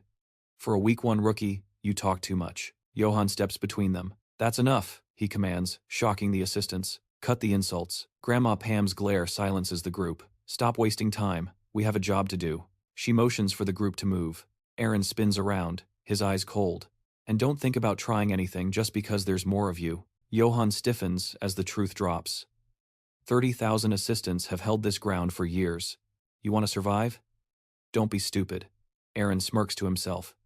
Newcomers are always easily cowed by big numbers. Asterisk. But soon they'll learn. Asterisk, Aaron thinks. Asterisk. Numbers don't matter. It's the monsters with names you should fear. Asterisk. Suddenly, Johann whips around. The red zone has rules, Aaron explains casually. No touching the rookies. He waves a hand. Ignore the noise. Noise? Johann asks. Boom. Massive splashes erupt nearby. Someone is fighting in the distance. The assistants glance over, unimpressed. Leave it. None of you can handle what's out there. But Mitchell's eyes go wide. Wait. I know that technique. Through the mist, a battle rages. Why is she fighting? A dark-haired girl asks. Who? Explosions tear through the massive tree roots. The protagonist skids backward, blocking a heavy blow with bloodied, bandaged wrists. What the hell? Why attack me? A woman with a monocle screams in fury. Shut up. A sphere of magic crackles in her palm. I just finished training, the warrior yells. She unleashes a blast. You ruined everything. The pink-haired mage frowns, trembling with rage. You dare spout nonsense now? Moments ago, she had stood silent, staring at the abyss. The fish of disaster. the monster reflected in her glass lens. She had lowered her head, knuckles white, fighting the doubt. Asterisk. Do I even have the right? Asterisk. She wondered. Asterisk. After all this time, is revenge still mine to take? Asterisk. She remembered the family lost to this hell. Asterisk. Sooner or later, this place takes everyone. Asterisk. She hardened her heart. Asterisk. I will end this. Asterisk. The wind howled. She felt like an alien among the sane. They called her crazy. Crazy for hunting a monster the size of a mountain. Crazy for swearing to kill the fish of disaster when no one else dared to breathe. But perhaps that ship has already sailed. The protagonist climbs higher, clad in tattered trousers. Sophia spins around abruptly the moment he speaks her name. She looms over the newcomer, demanding to know how he identifies her. The dark-haired warrior drives his trident deep into the giant root. She can't read his exact stats, but judging by appearances, he looks like fresh meat who just stumbled into the red zone. No decent weapons, no artifacts, barely even clothes on his back. Hansu furrows his brow and cuts to the chase. He wants to talk about the fish of disaster. Her eyes go wide with surprise when he adds that he needs her assistance. Then, her gaze hardens into a glare. She mutters that she has never seen him around. Standing her ground, she demands to know if he goes by Quadratus. The dark-haired young man just smiles and extends a hand. Deciding to follow Conte's advice, he claims this partnership would benefit her too. The pink-haired woman's face goes pale. He hits a nerve, pointing out her constant anxiety about whether her relatives will survive the journey here. If they kill the fish of disaster, it would drastically increase her family's survival odds. Sophia snaps. She charges, screaming at him to reveal his source, but he leaps back, dodging the strike. She grits her teeth in pure fury. The dark-haired hero looks at her, feigning bewilderment, as an explosion detonates, kicking up a massive cloud of dust. She clenches her fist and swings wild. He sidesteps the blow again, lightly touching her shoulder and using it as a fulcrum. He vaults off her, performing a mid-air roll. Sophia scowls, unleashing her energy, and demands to know how he dares interfere in her life. A magic circle materializes above her head. The attack hurtles toward the protagonist. He knits his brows. Surprised she has already mastered this technique, he must have seriously ticked her off. 3 jade orbs of icy light fly straight at him. Hansu clenches his fist, channeling his mana. He knows he still lacks proficiency in the dragon energy art. Using it now will have consequences, but the risk is worth it. Suddenly, his body is engulfed in golden lightning. It is a special technique of the dragon energy art. Steel scales emerge on his face, the beginning of the first-level transformation. Ice needles pierce the ground, and blue crystals crust over the roots. The woman declares that the 3 jade orbs of icy light are a skill that instantly freezes anything they touch. The protagonist stands his ground as she screams that he cannot escape her attack. It freezes even the air itself. Sophia frowns, adding that she modulated the hit so he wouldn't die instantly, since she still needs to extract his source of information. But her eyes go wide. The young man apologizes, the ice begins to crack, and a smirk plays on his lips. His eyes flash as he notes that she isn't the only one with exceptional skills. He swings his clawed hand, activating the first power of the Nirmala ring. He strikes the ground with the power of destruction. A massive shockwave shatters every trace of ice. The force compels his opponent to shield herself. She narrows her eyes, unable to believe he just dissipated her ultimate skill. Is it even possible to obtain a transforming energy art within the training zone? And the density of that mana protecting him. The pink-haired mage waves her hand, muttering that she cannot lose. She remembers standing among her teammates, who told her that if she didn't follow them now, she would be left behind, wasting her time on the unkillable fish of disaster. Sophia extends her hand, generating magic circles, and screams that it is impossible. She soars into the sky along a monumental path of air. She opens her grimoire and concentrates. A yellow light radiates from Alice's book, weaving the spell of solidification in her hands. The warrior straightens up as a glowing weapon manifests above her. Sophia furrows her brow, shouting that she didn't stay behind, just to be looked down upon by the likes of him. The attack hurtles toward the main character. His eyes flash, and he drops into a fighting stance. Golden lightning bolts crackle around his ring-adorned hand. He swings his claw sharply, obliterating the air path. The dark-haired hero lands, and his opponent crashes down nearby. As the scales fade from his face, he looks back at her and asks if she wants to go another round. She grits her teeth in irritation, then straightens up and replies that there is no point. Hansu looks at her, asking why she decided to pull back. She frowns, telling him not to take her for a fool. She noticed his special technique is still far from perfect. Hansu brings up the subject of runes, unique weapons, and magic. He reflects on the fact that 3 components determine the rank of an energy art: scaling and strengthening the rune, the durability of the mana barrier, and special abilities. Depending on these factors, the energy art can vary significantly in power and application. The woman narrows her eyes. She had planned to push him to the brink of death, but considering he withstood her attack without a single scratch, his art is already top tier by Red Zone standards. There is no point in testing him further. The pink-haired mage squints at him. She admits she realizes he is strong, but asks how he plans to kill the fish of disaster. The image of the beast pops up in her mind. She tells him that everyone gave up after the beast devoured over 1,000 people. It is considered more of a natural disaster than a simple monster. She clenches her fists, adding that there are even idiots out there praying to the thing. She is tired of fighting alone. He had better leave before he ends up just like her. The pink-haired woman turns away. She mutters that it is a waste of time. The dark-haired hero looks down and says he wouldn't have sought her out if he thought it would be easy. He had a plan, a perfect strategy that hinged on one thing: her blade. But she cut him off, declaring she was done with this suicidal stupidity. She flinched when the hero asked if she was really giving up on her 14th attempt to slay the disaster fish. Sophia spun around, screaming that she would not fight, but he saw past her rage. He saw the terrified girl she once was, back at the beginning, watching her parents get devoured right before her eyes. She had challenged the monster relentlessly. The first time, she led an army of warriors. The second time, the ranks had thinned significantly. By the 3rd and 4th years, the numbers plummeted. On her 13th attempt, Sophia had faced those colossal jaws completely alone. She sat there now, caked in blood and dirt, crushed by the senselessness of it all. The protagonist looked down at the broken warrior. "You failed to kill it," he admitted, "but you escaped death every single time. And now, you have me." The pink-haired woman's eyes went wide. She was dumbfounded by his confidence. It triggered a memory, a man in glasses who once told her to trust, to just believe in his strength. He had told her she didn't need to carry the burden alone, that he could handle it if she just had faith. Sophia lowered her head, lost in the echo of the past. They stood facing each other, the tension palpable. She couldn't understand why this guy was so obsessed with catching the beast.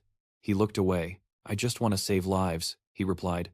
"Billions of them." She blinked in surprise, but then he muttered a dark correction. "Actually, make that 1.5 billion. She stared at him, baffled. They stood, silhouetted against the dying sunset. 2 warriors on the edge. "You're worse than the madmen," Sophia whispered. Nearby, Aaron peeked from behind a tree, wondering what the commotion was about. It all seemed incredibly suspicious. He decided not to get dragged into their drama and turned to slip away suddenly. Asterisk thwack asterisk. A trident pinned the hem of his cloak to the earth. The spy frowned, realizing this couldn't be just any rookie. The bare-chested hero stared at the hidden scout. "Leaving so soon? Without even saying hello?" Hansu asked. Aaron froze, trying to figure out how his cover was blown. Sophia spotted him and demanded to know his business. Aaron smiled awkwardly, forcing a laugh. "Just a pleasure to meet you?" Hansu narrowed his eyes, his mind racing. He recognized this man from the past timeline. He was there near the cross. Meanwhile, back at the camp, a brunette guide offered to show the group the way. The refugee camp was teeming with activity. Johann looked around, noting the sheer density of the crowd. Mincha glanced to the side. She explained the grim reality. Refugees from the root's end had to keep moving. If the disaster fish began eating the roots, the ground itself would vanish. They would be forced to flee again, so they kept the camp population mobile. She turned, pointing toward the central structure. "We'll brief you there and help you settle in the upper city," she said, before asking the most important question. "Are you hungry?" Johann stared at the plate in front of him. "Is this actually food?" The cook grinned at the suspicious, wobbling green jelly. "I picked the freshest batch just for you," she beamed. Johann leaned over the table, disgusted. "You really expect travelers to eat this slime?" "Everyone eats it," she replied cheerfully. "Packed with nutrients." Nearby, several men were violently retching on the ground. "I did warn them," the woman noted dryly. "The red zone monsters are toxic if you don't have the stomach for it." Johann and the others broke into a cold sweat. Their indignation vanished instantly.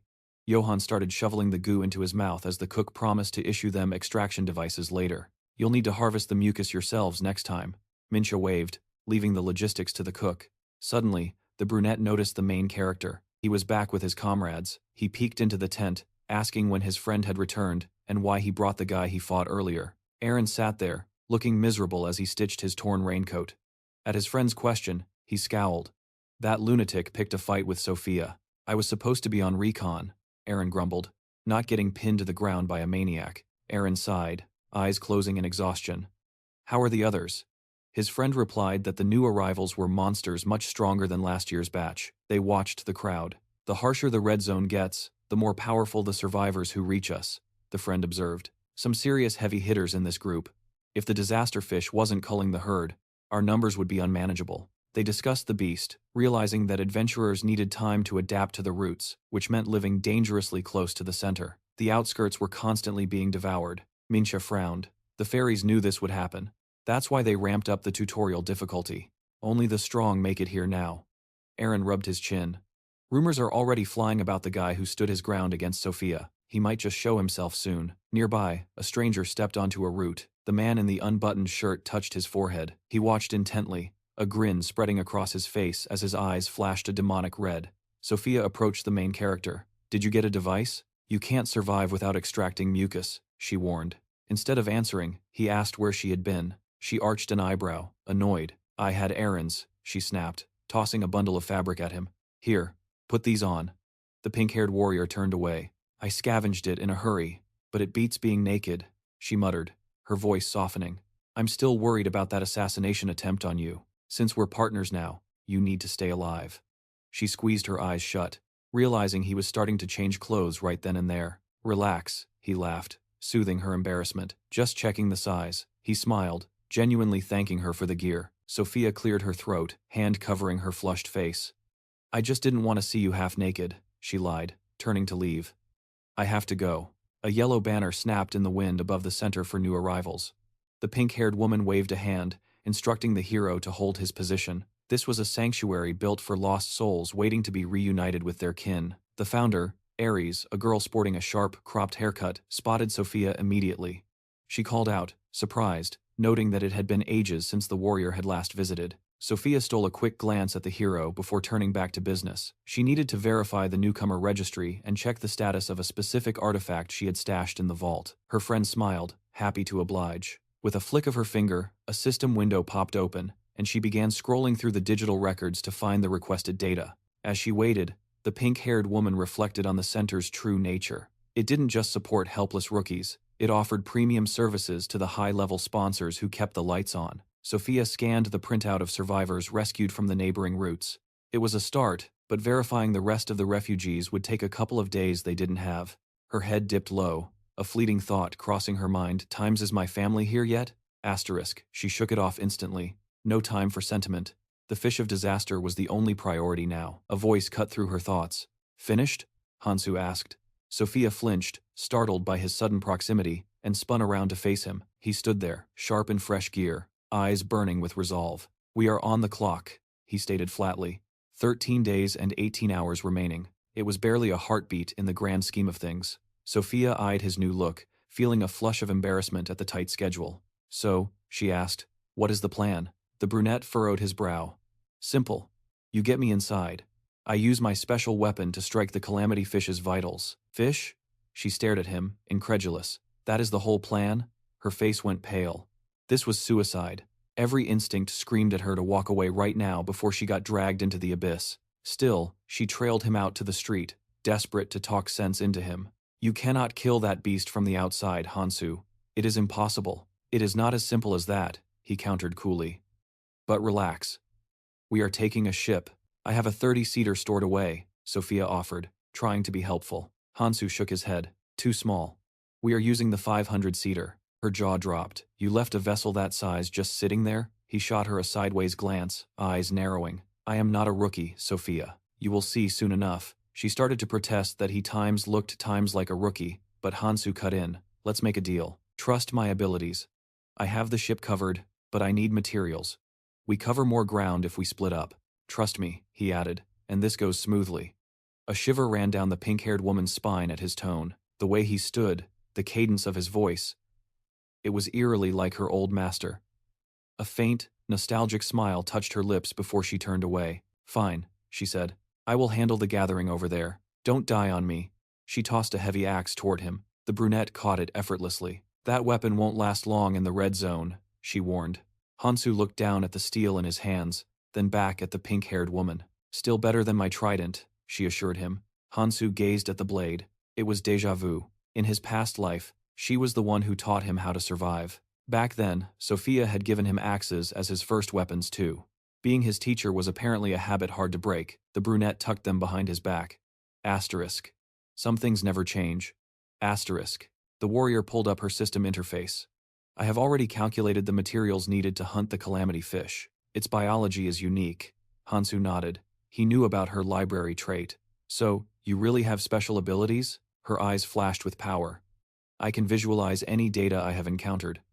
I may not know everything, but I know the red zone inside out. Though clearly, she still couldn't read Hansu. He just smirked, scanning the horizon. I will hit the outskirts then, he said. You ready? She gave a decisive nod. It was time to wipe that monster from existence once and for all. The sorceress took to the skies, speeding along the airway. Asterisk. To brew a poison lethal enough for the fish of disaster, I need every ingredient. Asterisk, she thought. Asterisk, I have to be precise. Asterisk. She scanned the terrain below. Asterisk, I need to lure the Apan out of its nest to harvest its fluids. Asterisk. A sudden noise snapped her attention back. Instinct took over. She spun around, erecting a magical barrier instantly. The shield absorbed the blow with a hiss. What do you think you are doing? She demanded. Jane Jisa stood there, clutching a green sphere, a twisted smirk on his face. Beautiful body, he purred. As always. Care to join me for a stroll? She grimaced in disgust. Do the world a favor and drop dead. I am too busy for trash like you. He raised a brow, his grin widening. Oh, come now. We are far too intimate for insults. Chains rattled around his neck, sparking with energy. Feisty. It is part of your charm. He uncoiled a whip.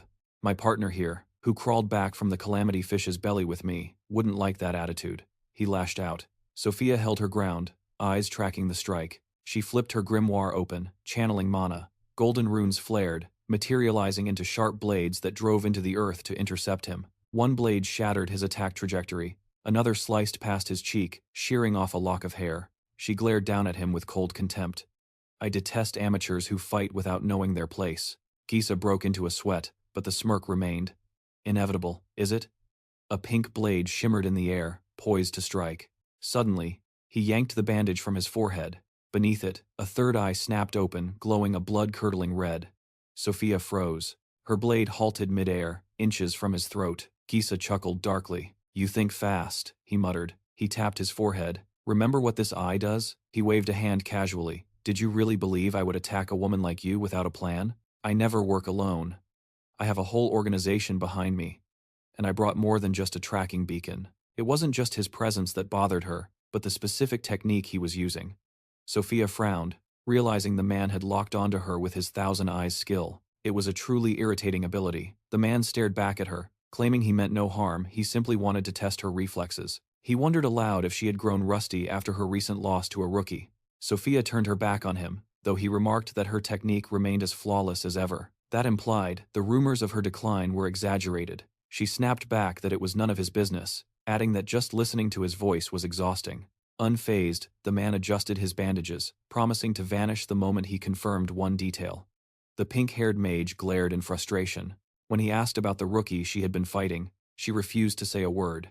Gisa simply extended his hand, a knowing smile playing on his lips. I already know. He tapped her shoulder, admitting he had already used his investigative skill to pull the information. Sophia leaped back in shock, demanding an explanation. When did you master such a technique? She hissed. The opponent sneered, raising an eyebrow. You could have blocked it, if you really tried. But you were too soft for that. Sophia glared at him with pure hatred, her voice dripping with venom. She told him he deserved to die, rotting in the belly of the fish of calamity. The man hopped back, feigning hurt at her icy demeanor. You wound me, he said, though his three eyes flashed ominously. You really should have joined Quadratus when you had the chance. What a stupid decision. Sophia pictured the monsters, recalling how his organization had twisted the terrifying fear of disasters. They had turned fear into reverence, worshipping the beasts. They didn't care that these creatures would eventually lead to humanity's extinction. Sophia stared at him in disbelief, asking if he seriously expected her to join his shady cult. The pink-haired mage frowned deeply. You sacrifice people just to demonstrate the fish's power. Then you sell the relics of the dead for profit, she accused. And you still call yourself human? She remembered how he preyed on newcomers. unaware of just how many travelers he had deceived. He lured them with lies, promising safety on the upper route, only to lead them straight into the monster's digestive tract. She recalled entire ships vanishing into the maw of the beast. Gisa grimaced at the lecture, closing his eyes and letting out a weary sigh. I earn my keep through my abilities and religious ceremonies, he chuckled darkly. Those idiots who bought my speech? They wouldn't have survived long anyway. They should be grateful. Grateful for the opportunity to live in such a magnificent place as the belly of the fish of calamity, however briefly. Sophia looked at him with fury burning in her eyes. The antagonist merely raised his eyebrows, expressing hope that she would soon understand. Perhaps she would see the truth eventually. After dropping that final cryptic remark, he prepared to leave. He launched himself off the ground, bidding her a swift farewell. The pink-haired woman scowled as she watched him vanish. She muttered that the man was definitely a professional when it came to running away. She remembered him as a rookie. If only she had known then what he would become. Surviving inside the stomach of the calamity fish had warped him, completely changing his appearance, his behavior, and his very soul. Cold sweat trickled down her neck. She considered giving chase, but the image of the main character flashed in her mind, ordering her to focus on collecting materials. She silently apologized to him, leaving the villain be. Meanwhile, Hansu was sprinting along the massive routes. He narrowed his eyes toward the left as the sun dipped below the horizon. The dark-haired hero glanced aside. He recalled the single most important element for killing the fish of calamity, the sclerosing solution. It was the culmination of comprehensive magical knowledge, the perfect poison against the beast. He landed heavily on the ground. His mind was focused on obtaining the primary ingredient first, the heart of a kokosa. The young man knitted his brows in concentration. He needed to find a specific valley, likely nestled between the middle and outer roots. He soon stood before a cave entrance. It was a hiding spot where lesser creatures burrowed into the roots to escape the predation of the calamity fish. The brunette stepped into the poisonous water. He knew the other ingredients for the solution were trivial to find, but locating a kokosa in these roots was rare, so luck was on his side. Hansu marched forward with grim determination, gripping the hafts of his axes. His weapons sparked as he activated the dragon art of energy management, reinforcing the magical aura around the blades. Suddenly, a herd of kokosa burst from the slurry with furious roars. The protagonist launched into the fray, slashing the first enemy instantly. The monster collapsed back into the water. Kicking off a tree root, Hansu moved like a blur, dispatching enemies one by one as he closed the distance. He landed on the crimson water, glancing down at his axe. A spiderweb crack had appeared on the blade. The steel wouldn't be able to withstand his powerful chi arts for much longer. He would have to adjust his output until he found a weapon worthy of his skill. Another monster loomed over him. The hero frowned, his eyes flashing, and in an instant, he buried an axe between the creature's eyes. The beast sprawled backward, dead. As the next enemy charged, the axe embedded in the corpse began to glow. It flew back to its master, slicing through another kokosa on its return path. Hansu deftly caught the blood-soaked handle mid-air. To his left lay a pile of corpses. To his right, a fresh wave of monsters approached. Screeching, the creatures rushed into battle to meet their end. With a thunderous splash, powerful tails thrash against the surface as three beasts erupt from the water, rushing the boy with maws gaping wide. The warrior launches himself airborne to meet them head-on. Dual axes blur in motion, raining slashing blows upon the aquatic monsters. He shreds everything in his path. As he touches down on the water's surface, chunks of severed flesh splash down behind him. The dark-haired fighter straightens up. He calculates that the ones he just slaughtered were merely juveniles. The adult kokosa is still out there. Is it worth hunting more of them? Collecting the dropped crystals, the hero mutters to himself. Constant skill spamming is draining his stamina and mana reserves far too quickly. But the loot is worth the effort for now. He stashes the runes, unaware that eyes are watching him from the shadows of the tree line. Instinct kicks in. Hansu crosses his axes, barely blocking a surprise strike. Eyes narrowing, he scans the direction of the attack and readies his weapons. He shifts into a fighting stance, but his blades suddenly crumble into dust. Damn it, he was too reckless using them when they were already near their breaking point. The assailant steps out from the trees, clearly shocked that this rookie managed to parry his ambush without a weapon. Gisa smirks. He admits he planned to stop if the kid died, but Hansu is better than expected. He warns him not to push his luck. Just a test, the man claims. Hansu frowns as the stranger makes his pitch, waving a hand casually. He invites the boy to join the Quadratus Guild. Apparently, some higher-ups have their eyes on Hansu. The brunette pauses, eyes narrowing.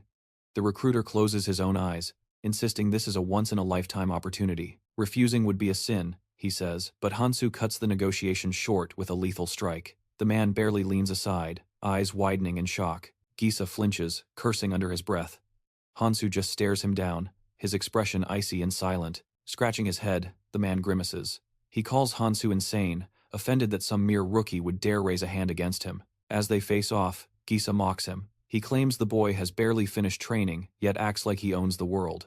That confidence is why Hansu thinks he can attack without consequences. But Gisa shudders when the protagonist finally speaks one word: refused. Hansu regards him calmly. He has zero interest in their offer. In his mind, he pictures the hooded figures of that wretched organization. He remembers Quadratus's atrocities. But their worst crime is their terrorism, feeding innocent lives to the fish of disaster. Visions of that ship flood his mind. Ever since Quadratus began their operations, the number of travelers surviving the red zone has plummeted. Many fell victim to the monsters while company members stood by and watched. The more brutal the slaughter, the more profit they made. Hansu wears a predatory smirk. Their entire industry is built on human suffering. He looks at his opponent with resolve. He needs to dismantle this organization immediately. He will remove them, one by one. Gisa frowns, clearly annoyed, as the young man drops a bombshell. Why would I listen to someone weaker than me? The long-haired man adjusts his bandages, muttering. He would love to beat the kid to a pulp, but headquarters will go mad if he doesn't bring the recruit in. Ripping a chain from his neck, he decides on a compromise. His superiors won't be too upset if the rookie loses a limb or two. The brunette grins. Perfect, he replies. I'll get the info I need from you then. You can still talk without your arms and legs. The recruiter draws a whip, sneering. Let's see if the kid can talk that big after a beating. Hansu smoothly weaves away from the strike, but not fast enough. The man calls him an idiot as Hansu glances at a fresh wound on his shoulder. He checks the injury while his opponent mocks him, asking if he has awakened a desire to talk yet. But the long-haired man narrows his eyes suspiciously. He was aiming to take the arm off, yet it only scratched him. Did he hold back too much power? Gisa slams his whip into the water. He mutters that the recruit is no use if he is permanently broken, but this will be over soon regardless. Hansu touches the wound. Strange energy pulses from it. He admits he was too conceited. He smiles, realizing he never actually fought this guy in the past timeline. The opponent retracts his whip, confused by the mumbling. He swings again, shouting for the boy to shut his mouth and stand still. Suddenly, a sharp blow to the gut doubles the attacker over. Before he can process it, he is launched backward, crashing into a tree with a scream. The brunette stands over him, energy gathering in his palm. Hansu grabs a fresh axe. It is time to update his knowledge base. Pointing the weapon at his enemy, Hansu advises him to cooperate. The long-haired man coughs up blood, cursing as he tries to focus on the silhouette looming over him. He didn't even see the attack. Does this bastard possess colorless characteristics? The man forces a stiff smile, lying that he simply allowed the hit to land. Don't get cocky, he spits. But a symbol lights up on Hansu's wrist. I've only just begun, the boy replies. Stones materialize in the hero's palm. He asks if his opponent is ready to surrender yet. Gisa frowns, skeptical. He asks if the kid really thinks a minor stat upgrade can bridge the gap in their skills. Hansu simply raises his axe high above his head. Stats aren't everything in battle, he answers.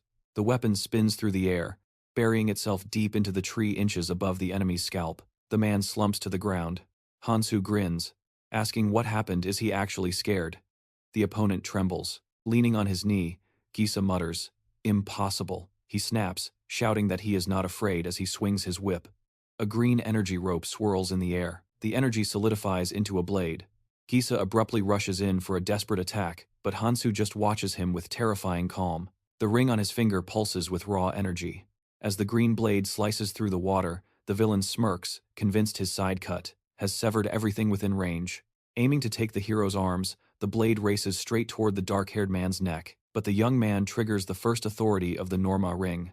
Just as the attacker grins, shouting his victory, the main character catches the sword bare-handed. The green steel shatters into shrapnel, sending its owner reeling back. Disbelief floods his eyes. It is impossible. He stares desperately at the wreckage of his weapon. His hands tremble on the hilt. Even Dispel specialists should not be able to break high mana techniques this easily. Cold sweat breaks out on the long-haired man's skin as he is hoisted up by his collar. With brutal force, the protagonist slams him into the dirt. His eyes roll back, breath punched out of him. Blood sprays from his mouth, signaling severe damage to his internal organs. The dark-haired hero clenches a fist, stalking closer. He warns him not to play dead. He is barely using any strength yet. Hansu hauls the man up, checking if he is still conscious. His hand, coated in a brown substance, makes contact, and he notes the enemy's impressive reaction speed. Gesu's brows twitch, teeth gritted. The hero notices he activated a skill just in time to block the blow, partially shielding his face. The enemy smirks internally. His bronze jade defense absorbed the impact, though the technique severely limits his movement. He hesitated to use it earlier, but he had no choice. Now, glancing aside, he frantically calculates a way to break this guy's grip. The hero raises the hand bearing the ring. "Nice try," he says coldly. "But is that it?" Jesu takes a devastating hook right to the face. Teeth scatter across the ground. Jesu stares at the fist in sheer terror, unable to comprehend how his ultimate defense was shattered. The protagonist proceeds to methodically dismantle his opponent with bare hands. Jesu looks up pitifully, begging him to stop. He promises to spill everything. Hansu pauses, listening as the man whimpers that he had no choice. Tourism just does not pay enough these days. Trembling, the opponent spins a lie. He was just following orders. He is actually a good guy, and he never wanted to hurt anyone.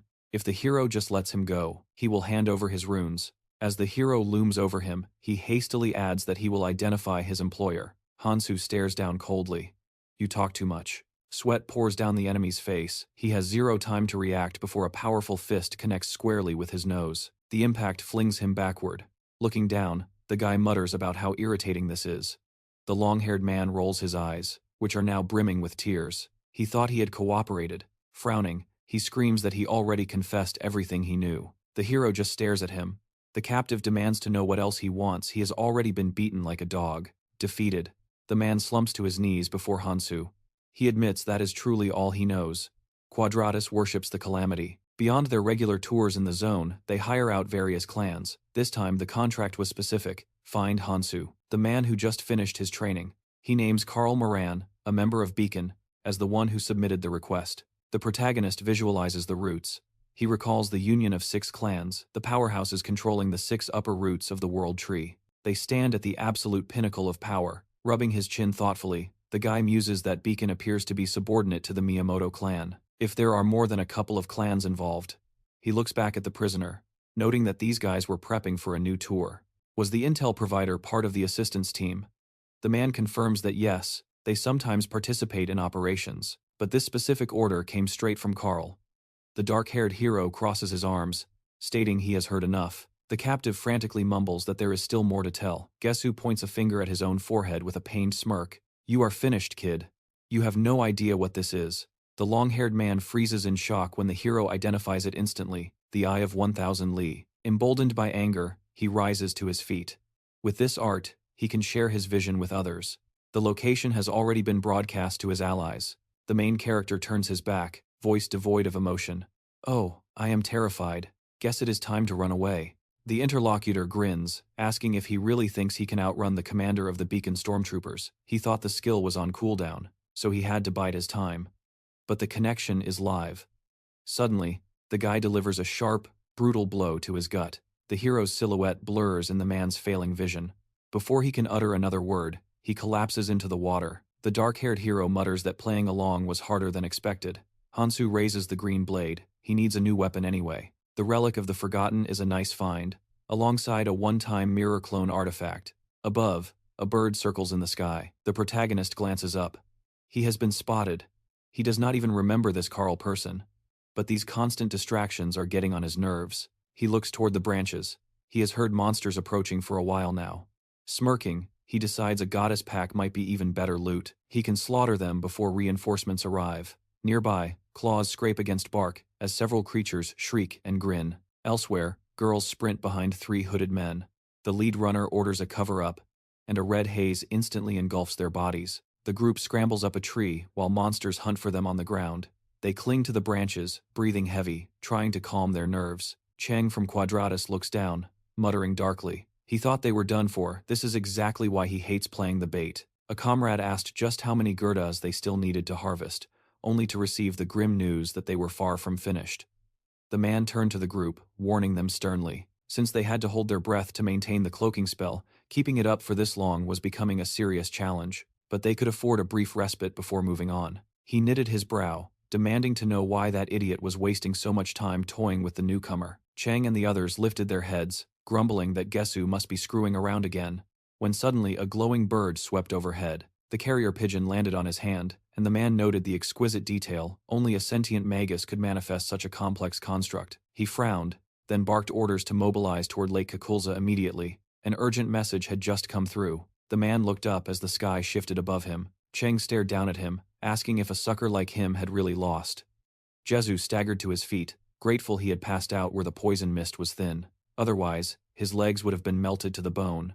He scanned the area for the newcomer, only to realize the boy was long gone. The man looked down at his charred limbs, grumbling in disbelief that a survivor of the Calamity Fish had failed to crush a single rookie. He recalled the newcomer asking about his weapon and feigning concern for his wound, just as the image of the main character flashed in his mind. The boy had promised a special gift in exchange for Gesu's weapon. Gesu clutched his head in frustration as the memory hit him. He muttered that the kid had definitely been implying something else. As his team picked him up, Cheng noted they needed to return to the ship immediately. He grabbed the bird to contact the nearest operators and clients just in case. As the messenger rose into the air, Cheng worried. His carrier pigeon was only capable of transmitting the simplest signals, but he prayed the meaning was clear enough. Someone on the receiving end caught the bird and crushed it, dispelling the magic with a curse. A masked man opened his palm, ordering the girl behind him to follow. He slammed down onto the ship's deck, terrifying his subordinate. Cheng smiled nervously. He stammered that the boss had arrived in record time, but the man simply shoved him aside. Gesu stared up in horror. The boss sneered, remarking that the guy was lucky to return after being beaten into hamburger meat by a fresh recruit. Kals looked down at him with contempt. The three-eyed man took a heavy blow to the stomach, his attacker indignant that Trash would dare call him by name. He stepped onto his victim. He hissed that he hadn't realized Quadratus had become so incompetent, demanding to know how they planned to clean up this mess. Cheng broke into a cold sweat, claiming they were taking responsibility. Suddenly, a lookout shouted in panic. The Gerdas they had herded into the valley had broken loose and were stampeding straight toward them. A massive horde of monsters filled the horizon, grinning and growling, their eyes flashing as they swarmed the ship. Cheng rushed to the edge, dumbfounded. He remembered that once a Gerda starts running, they cannot change direction. They had used that very trait to trap them in the valley. Kals pursed his lips, sniffing the air as the crew wondered. Why had the monsters turned back? Kals glared at Gesu's wound, which was emitting a strange purple smoke. He plunged a blade into the leg, ignoring the insult. The long-haired man doubled over, screaming as his boss accused him of carrying a Trojan horse. Kals extracted a hidden bundle designed to artificially amplify the scent of blood, noting that if he hadn't used stacking Aranin, no one would have detected it. The commander rubbed his chin, thinking about the newcomer who had only just arrived in the red zone, yet the boy was already manipulating monster traits to hunt the hunters. The man spread his arms and laughed, shouting that things were finally getting interesting. He glared at Cheng, ordering him to bring the main character to him alive. He wanted to see this kid's face.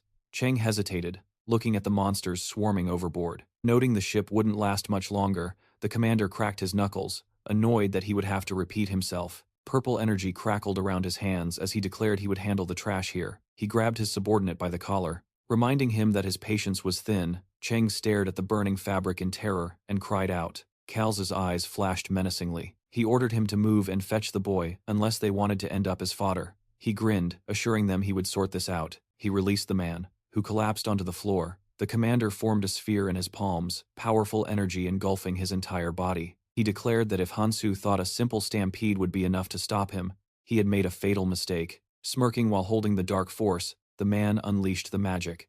Below, a massive explosion scattered the monsters instantly. They were obliterated in seconds, the shockwave tossing them into the air. Far away, the main character stood feeling the breeze, noting his trap had sprung. The brunette smirked, muttering that he had bought himself some time, but he still had to hurry. The guy pulled a needle from the wood. Hansu frowned, realizing there were no nutrients here. He hadn't eaten in 2 days, and the hunger was taking a heavy toll on his stats. Surrounded by branches, the hero remembered that nutrients flow through the roots of the world tree. While some roots absorb poisonous waters, others purify them. Among them were roots containing pure energy. That was what the boy was hunting for. But since the death of the world tree, the number of viable roots had plummeted. The brunette clutched the scavenged food bag in his hand. Noting he had gathered most of the materials, he saw water splashing near the roots and decided it was time to leave. He had to move fast. His destination was the deep lake, the domain where the adult Kukulza resided. Hansu looked down, noting the water was far deeper there. He needed a bridge, and fast. Clutching the black spheres tight, he scattered the Ka seeds into the abyss. Devouring the poisonous waters below, they sprouted instantly, massive lily pads bursting onto the surface. The protagonist leaped from leaf to leaf, momentum carrying him forward as he gripped his green blade, calculating the path upward. But the crossing wouldn't be peaceful. Enormous behemoths breached the water, and the dark-haired hero realized it was time to start the hunt. Meanwhile, Carl stood amidst a sea of monster corpses, arms crossed, demanding to know if the carrier pigeon had arrived. His subordinate turned, reporting the scout was still en route, casting a nervous glance at Gase. Even the finest scouting abilities had a 1-month cooldown. Wasting it now was a heavy cost. Carl hoisted the prisoner into the air. He sneered, telling the captive that without his guidance, they would have abandoned him to the poisonous sea long ago. Rachel watched closely. As Carl ordered the team to the last known coordinates, the girl asked if he intended to go personally. The commander's lips curled into a grin. There was a unique pleasure in hunting prey with one's own hands. He muttered that Hansu had nowhere left to run. Back on the water, the protagonist wiped sweat from his brow, exhaustion setting in. His hand trembled, barely able to hold the sword. He stooped to harvest the final cockle heart he needed, but a shadow loomed. His eyes went wide as a flash of light erupted behind him. He twisted his body just in time. An arrow tore through the space he had occupied a split second earlier, obliterating the monster's flesh instantly. Chung scowled at the miss. Hansu recognized the technique immediately, the accuracy skill, a nightmare to dodge. A volley of arrows followed. The brunette swung his blade in a defensive flurry, deflecting most, but several cuts opened up on his arm. The attack drew blood. As crimson droplets hit the water, the scent drove the monsters into a frenzy. A Kokosa lunged. Hansu gripped his weapon and vaulted away, cursing this new, unnecessary complication. The sniper took aim again. Muttering that the agitated beasts were making things difficult, the archer ordered his subordinate to descend and capture the target. Miller touched her lips coquettishly. She asked if he truly meant to send her into that horde, complaining that the filthy water would ruin her hair. Chung snapped back instantly. He roared that the target would escape if she didn't move her lazy ass, reminding her the monsters only hunted by scent she had nothing to fear. The archer summoned a carrier pigeon, reiterating the mission. Do not let the hero escape. He had to be taken alive. The blonde assassin dropped onto a lily pad, confirming the order. Miller drew a wicked dagger from her belt. She declared that Hansu needed to entertain her until they were both exhausted. Chung furrowed his brow, shouting one last warning. He just wanted to ensure no escape was possible. Red energy cloaked the girl's body as she purred that it had been ages since she had such a fun stage. She exploded into motion, inviting the boy to play. They traded rapid-fire blows just as a monster lunged at the hero from the flank. Hansu's focus shifted. With a single fluid motion, he sliced through the Kokosa. But Miller was already behind him, mocking his distraction. The hero grimaced, dodging a lethal slash before countering with a snap kick, but the girl blocked it with her bare hand. She used the impact to flip away, landing gracefully on another leaf. Admitting his moves weren't bad. Impressive, she noted, for someone barely standing. She wiped a speck of blood, taunting that he would need to do better than that. If he wanted to leave a scar on her pretty face, he'd have to try harder. She licked her lips, warning him that surrender would not buy him mercy. The protagonist paled, his breath ragged. The enemy was closing in, and the blood-crazed Kakuls were gathering. Any hesitation now meant death. He faced his opponent, realizing the momentum was entirely in her favor. The longer this dragged on, the closer he was to the grave. He tightened his grip and closed his eyes, activating the ring's power. It was time to flip the board. Hansu swung his sword. The blonde frowned, dropping into a stance. But the attack wasn't a strike, it was a whip-like lash. Miller parried, unimpressed. She smirked, recognizing Gase's stolen weapon, chiding him that theft was a bad habit, especially with such lackluster results. She glanced at the shallow cut on her arm, expecting it to close. But the blood didn't stop. It flowed freely into the water, and panic set in. The scratch was widening. Suddenly, a monster erupted from the water right in front of her. She screamed as the archer yelled from above. She shrieked that the beasts could smell her now. The brunette narrowed his eyes. The Nurmaha ring glowed with the light of its second ability. Miller gritted her teeth, struggling to hold back the monster's snapping jaws. Hansu analyzed the effect of the second power. Unlocked by his red stats, it wasn't just a simple bleed, it was hemorrhage. A relentless drain that clouded the mind and exhausted the body. The hero stood sweating and panting. Maintaining the curse consumed massive amounts of mana, a dangerous gamble in his condition. But with the monsters now targeting her due to the scent of blood, the playing field was finally level. This was his chance to escape. The brunette spun on his heel and sprinted. Up above, Chung leaned over the edge, ordering 3 more men to descend and assist the girl. The marksman drew his bowstring taut, muttering that failure was not an option. Carl would not forgive another mistake. Red arrows streaked through the air, piercing the Kokosa monsters. As Chung screamed for his team to ignore the beasts and focus on the hero, Miller and her kill squad launched their attack. closing the distance instantly. The dark-haired man just reached into his pouch, muttering that they were far too clingy for his taste. But he had a parting gift for them. Suddenly, a severed monster's head flew through the air, landing right between them. The blonde sliced it open in midair. She shouted that there was no escaping her now, but then her eyes locked onto the severed limb. It belonged to Gertis. The man smirked, revealing his trap. The blood of Gertis is the perfect bait to drive the cuckoos into a frenzy. They won't hesitate to tear apart anything in their path. Suddenly, the water exploded as a massive herd of monsters surged forth. The hero suggested they take a moment to reflect on their situation, considering they were now drenched in the one thing that attracted the beasts. Miller's eyes went wide, a grin of disbelief forming, as she whispered that he was absolutely insane. Hansu scrambled up the trunk, wishing them the best of luck with the slaughter. He ran his hand over the bark, noting with frustration that this root was completely dried out too. The dark-haired warrior moved through the forest, realizing the grim pattern.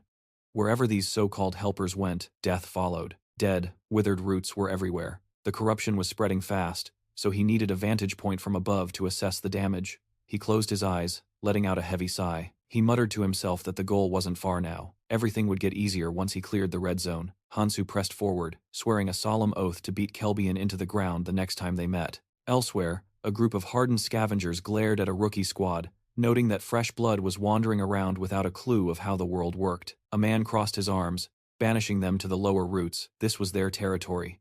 Johann and his group stood there, looking like walking skeletons, emaciated and desperate. The young man pleaded that there was no food down there. They were on the brink of starvation. He begged them to show just a little bit of humanity. The clan members just sneered, replying that they should have managed their resources better. This root belonged to the clan, and they weren't sharing. His companion flashed a knife, asking if these starving newcomers were really confident enough to fight them for the right to pass. The rookies turned pale, burning with helpless hatred at the men who claimed it was natural for the weak to starve. Johann turned away, frustration boiling over. Was this what awaited them after all the hell they survived to get here? He pictured the massive, branching plant. The world tree was rotting from the inside out. The lower roots were barren deserts, and while the upper layers held nutrients, they were crawling with lethal monsters.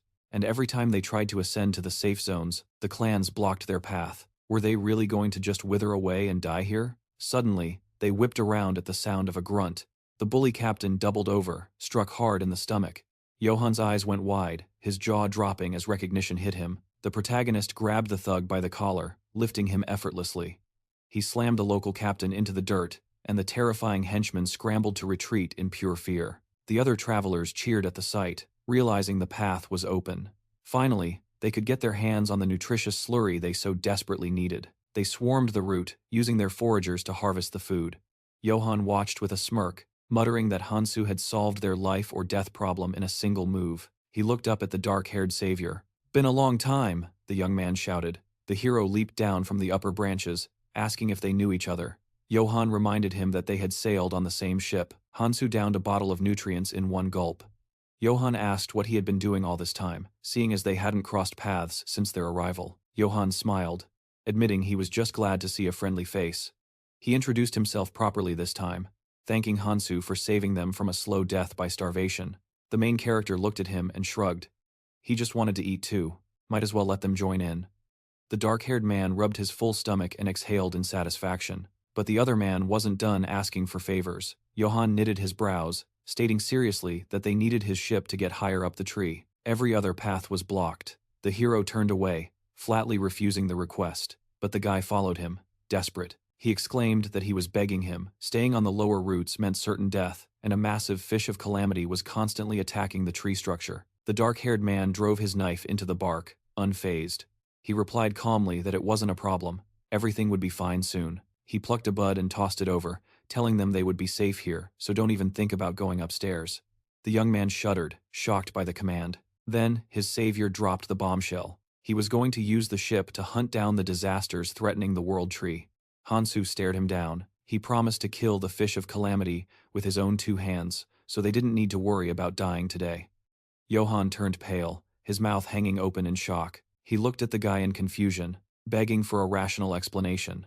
Meanwhile, the hero calculated that if he removed the disasters, the red zone would prosper, and everyone would be safe. The young man ruffled his hair, muttering that he didn't quite understand the logic or the scale of what was being proposed. But since he was hearing this from the man who had already performed miracles, it might actually be worth believing. Yet, one question remained. The main character stopped in his tracks when Johann called out. "Why?" he asked. "Why are you trying so hard to save everyone?" The dark-haired man lowered his head, answering quietly that he had to save as many people as possible. That was the only reason he had returned. He looked at his hand, wondering for a split second if this was truly his desire or just his duty. Johann smiled nervously, asking why Hansu had suddenly frozen. The young man caught an object thrown his way. He looked up at the hero, who explained it was an imitation stone, something that might just save his life. The traveler watched the dark figure walk away, puzzled by the expression he had seen on the hero's face. He squeezed the crystal tight. He thought to himself that the hero was simply incredible. Memories from the ship surfaced the moments when that man had saved everyone against impossible odds. Even when they thought it was over, Hansu had saddled a massive monster, proving he could bend reality to his will. Johann looked ahead, whispering that the man really gave him hope. The dark-haired hero pushed off the ground, blurring as he rushed forward. He told himself it was only natural to fight for humanity's survival. So why did he feel so strange? No matter, it was better to focus on the mission. Sophia scanned the area as he approached, noting that he had arrived ahead of schedule. "You're early," she said. "I've managed to gather almost everything. With 2 exceptions," she added, eyeing him closely. "But I came here just in case." The sorceress paused, sensing the tension radiating from him. "You look alarmed. Did something happen?" The brunette glanced away, trying to downplay the danger. "It's nothing," he lied, before admitting the truth. "We're being tracked." The pink-haired woman stiffened, mentioning the item, quadratus. "They're targeting me," Hansu explained, realizing the danger extended to her. "So naturally, they've come for you too." He turned, his face grim. "I've already crossed paths with them. It's Carl's," he revealed. "He's hunting me." Sophia's eyes went wide with shock. "The commander of the Beacon clan? Here? The leader of the attack squad is doing this himself?" she gasped. Hansu knitted his brows, frustration evident. "I managed to stall him, but only for a moment. He's relentless," Hansu warned. "He'll be on us soon." Sophia shook her head, knowing the odds were impossible. "You're no match for him alone. Not even you can handle a monster like that solo." She pointed at him, voice firm. "We need to work together." But Hansu held up a finger, cutting her off. "No. One of us collects the materials. The other acts as bait for Carl's." The pink-haired mage leaned forward, panic rising in her voice. "Do you understand? The Beacon is one of the ruling clans of the Red Zone." Her mind raced with images of their army, a massive force of warriors, vast in number and teeming with battle-hardened veterans. "These people have survived this hell for years," she argued. The image of the attack, commander and his elite squad, the strongest, most aggressive killers in the zone, flashed before her eyes. And Carl's? With his dark magic and that terrifying grin, he was the most dangerous of them all. Sophia looked deep into the brunette's eyes. "We have to deal with them together," she insisted, stepping closer. "Or at best, we grab the materials right now and run. We don't know their exact location, so we have to hurry," she urged. But Hansu just grinned, a dark amusement on his face. "That would be too difficult, because I left a little artifact behind for them," he said. "But judging by the situation, I'd say someone has already been caught." Elsewhere, a massive hand crushed a young man's throat. Carl's held Johann aloft, promising him one last chance. Energy crackled and concentrated in Carl's palm. "Do you want to burn alive?" Carl's growled. "Or will you tell me quickly where Hansu is?" A stone tumbled from the pocket of the choking boy. Johann hadn't even noticed the enemy's approach until it was too late. He gasped for air, tears streaming down his face, stubbornly insisting, "I don't know who that is." Carl's narrowed his eyes in displeasure. He released his grip, letting the traveler drop. He crouched down, demanding the boy's name again. Then, he slammed his hand onto the boy's head, driving him into the ground. "Stupid," Carl's muttered. "Even for a newcomer who just arrived in this world." Carl's yanked him up by the hair, indignant at the audacity. He tapped his own nose. "Do you know what this smells? It smells a liar. Tracking a Ronin works flawlessly. The scent of the main target is all over your clothes." The man sneered. "He erased most of his footprints, but he couldn't hide the smell he left on you." The stormtrooper commander snatched up the bundle the boy had been carrying. "His mistake," Carl's noted coldly, leaving a trail by setting a trap on a decoy. Johann looked up in terror as the man suggested they get down to business. Tears flowed freely from the young man's eyes, his body trembling. "Where is Hansu?" Carl's asked again, his voice dropping an octave. The villain threw his head back, listening to the boy stutter and mutter that he truly didn't know. Carl's eyes flashed with murderous intent. "Then you can only die." He swung his hand with a terrible grin, ready to end it, but suddenly, he froze. A dark chuckle escaped Carl's lips. He spun around abruptly, shouting, "I feel him!" On the ridge above, the silhouette of the protagonist stood out against the sky. Hansu stood there, fists clenched, looking down at them. He grinned, eyes narrowing in challenge. The hero had revealed himself on the dais. A shout rang out, confirming the target was there. Smiling slightly, Hansu called out, "Were you looking for me?" But something was wrong. His body looked transparent. The man behind Carl's hesitated. "Is that really Hansu?" The figure on the ridge replied, "Keep looking." Suddenly, a subordinate's foot crashed into the figure's forehead. The impact shattered the image instantly. An obvious trick, Carl spat. A mirror clone. A one-time artifact that creates a crude illusion. He crushed the blue stone he was holding. "This fool robbed me," Carl said with a twisted smile. But the smell remains. Beside him, a man in a red mask stepped forward with a treacherous look. "A great bait," he remarked. "I like it." Down on the ground, Johann lay face down, blood running down his face, whispering Hansu's name through his tears. Meanwhile, gray roots descended into emerald green water. This was the Kokosa spawning lake, an artificially created sanctuary. Hansu sat by the water's edge, calm and composed. He reflected on how this place was made by consuming a root of the world tree, filling the void with a nutrient solution. The poison in the upper layers? Almost completely neutralized. It was safe here. Hansu looked at his palm, satisfied. "The nutrient solution works fast," he noted. His wounds were already healed. A smirk played on his lips. "The illusion just vanished," he murmured, "which means he's already here." A man in pointy-toed shoes stepped into the clearing. "Decided not to run anymore?" Carls waved his hand dismissively. "A rat can never hide as long as its tail is visible," the commander mocked. Hansu met his gaze with confidence. "And here I thought you were just a disgusting hunting dog. Couldn't find me sooner?" Hansu taunted. The masked man grinned, asking him to repeat that. Then his smile widened into a manic laugh. He spread his arms wide. "This is going to be really fun." Energy wrapped around his shining fist.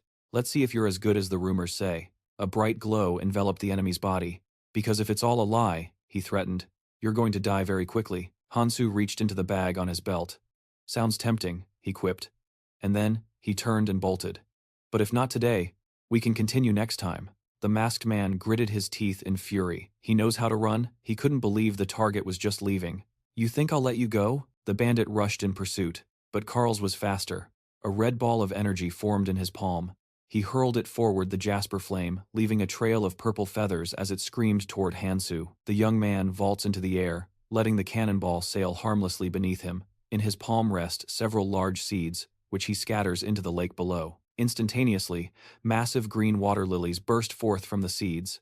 Landing on one, Hansu senses the lethal concentration of poison churning within the water. The plants won't survive the toxicity for long, but they don't need to. He's already sprinting across the surface, leaping from one dying leaf to the next. A roar echoes behind him. Is he trying to flee across the water? As his pursuer charges a sphere of magic, demanding he turn and fight. Hansu glances back, watching his opponent land on a lily pad. Perfect. A green blade materializes in his grip as he prepares to engage. The hero recalls coating his weapon in monster fluids earlier. Without hesitation, he swings the blade, slicing his own palm open. He mixes his fresh blood with the monster ichor to amplify the scent. As crimson droplets hit the water, he knows it smells exactly like helpless prey. It is spawning season for the Kokosa, and their sense of smell is at its peak. The lake begins to churn violently with rising waves. Hansu bounds away from the lily pad, knowing the beasts will destroy everything in their path to reach the source of the scent. Fang monsters breach the surface, jaws snapping, but their eyes lock onto the approaching man behind Hansu, ignoring the hero completely. Carl realizes the trap instantly as the lake's guardians swarm him. Gripping his purple spheres, he smirks, asking if the kid really thinks he can use the Kokosa against him. Does he think a few fish will scare him into letting him go? Smiling arrogantly, Carl faces the attacking horde and unleashes the jasper flames. Violet energy blasts outward, obliterating the predators in a flash of gore. "I'll simply tear them apart," he roars, as chunks of monster flesh rain down around him. "See?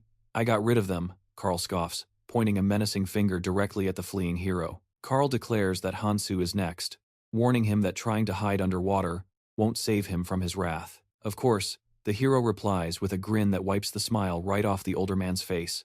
Carl demands to know why he is so calm. A silver artifact gleams on the bandit's chest, a device for underwater breathing, and Hansu knows Carl will inevitably chase him into the depths. Turning to his opponent with a sly smile, the dark-haired youth says, "Take care of that for me a little longer." Before plunging into the lake, Carl laughs broadly, asking if the fool thinks he won't give chase. Purple energy begins to shimmer in his palm. "You have to surface for air eventually," Carl sneers. "And my hobby is hunting, not fishing." As he blasts violet beams into the water, the enemy challenges him to see how long he can last. Below the surface, Hansu puffs his cheeks, holding his breath as the purple projectiles streak toward him. Looking up at the glow on the surface, the hero realizes Carl plans to bombard the lake until forced to come up for air. The moment he surfaces, Carl will fry him. Hansu calculates that he lacks the mana to use the demonic dragon's enhancement right now, but he has an ace up his sleeve. The system identifies the Bag of Arkham, a flower bud that eternally contains oxygen. It blooms when needed. Hansu inhales deeply from the rosebud, the fresh air buying him precious time to endure the siege. Dark silhouettes materialize in the gloom, Kokosa, mouths gaping wide. The brunette bends his legs, watching the swarm approach. He pulls a pink object from his bag. Knowing the fish of destruction have a natural predator, or rather, a natural repellent, finding stinky monsters in the wild was easy. This is Arhan's gallbladder, an organ emitting a foul stench that Kokosa avoid at all costs. The guy decisively crushes the organ in his fist. The shocked monsters gag, turning sharply to swim away from the unbearable odor. With the beasts dealt with, Hansu swims deeper toward a pulsating pink glow, knowing how the ecology of this place works. Before reproducing, the monsters mix poison with nutrients here to create nesting lakes connected to the sea. He heads for that exit, bathed in the pink light. Above, the man stares at the silhouette deep below. He channels purple attacks downward, while Hansu glances back. The trajectory of the skill is finally easy to track underwater, but suddenly, a swirling vortex grazes his arm. The guy grits his teeth in pain, realizing the attack was faster than expected. It was just a scratch, but a dangerous one. Seeing an opening, he snaps his hand forward, launching a green whip through the water. The man above grits his teeth. Carl recognizes the artifact immediately, sneering that the boy is too weak to wield such power against him. "I'll take that for myself," Carl decides. But suddenly the vine tightens around his neck. "How dare you steal my artifact?" he screams. As he fastens the pendant around his own neck, Hansu reminds him, "I told you it was time for me to pick it up." Surrounded by a purple dome, the guy declares ownership as his fingers grip the hilt of his green blade, pointing it straight at the enemy. The hero confidently announces he has something else to give in return. Red lightning begins to crackle around the blade in his hand. He activates the ring's second power. The green whip lashes out again, coiling tightly around the opponent's arm. The bind snaps tight, applying a bleed effect. Carl grits his teeth, calling it a pathetic trick, unaware of the colossus rising behind him. Giant jaws snap shut. Carl barely manages to dodge the fangs, blasting the monster with a purple vortex while cursing internally. Dozens of silhouettes surround him. The entire nest has awakened. A purple ball flickers uncertainly in his palm. Carl realizes he is at a severe disadvantage and needs to retreat, but he vows that this isn't the end of it. Directing the volatile energy of the purple vortexes downward, the opponent pivots. The brunette watches intently as he rises back to the surface. He remarks that he is glad the enemy surrendered so quickly. As red runes float in the churning water, the hero decides to gather his spoils and move on. Approaching a pink light emanating from the crevice, he realizes they are already waiting for him. Air bubbles drift lazily through the eerie pink glow. A silhouette appears on the shore, the heroine. Standing at the lake's edge, she reflects on the end of this long journey. Come to think of it, this is where she first met him. Turning her head, the girl with the eyepiece wonders when he will arrive, regretting that he ignored her warnings not to challenge the Mayak. But surely, everything worked out. Anxiously touching her accessory, Sophia whispers to herself, asking where on earth he left the ship. There is no sign of it here, only the bubbling pink waters of the lake. She mutters that a ship that size should be impossible to miss. There must be many hunters active nearby. If he is late because he lost his own vessel, there is truly nothing she can do to help him. Suddenly, the water behind her surges like a tidal wave. Just as she sighs in frustration, planning to use her own 30-seater boat, the situation shifts. Sophia spins around sharply. A massive vessel breaches the pink waves. She instinctively erects a magical shield to block the deluge, shielding her eyes with her hand. Where did that ship come from? On the deck stands a familiar male figure. He looks down and notes that it seems he is right on time. Leaning casually against the railing, Hansu tells her to board. They are leaving now. Colorful waves crash against the hull. They sail across the poisonous sea, illuminated by the setting sun. Sophia, standing on the deck, realizes his strategy, sinking the ship intentionally so no one else would find it. She cannot decide if the plan was stupid or brilliant. Her eyes fall on Hansu, who is holding a clutch of red stones. She wonders where he managed to acquire so many runes.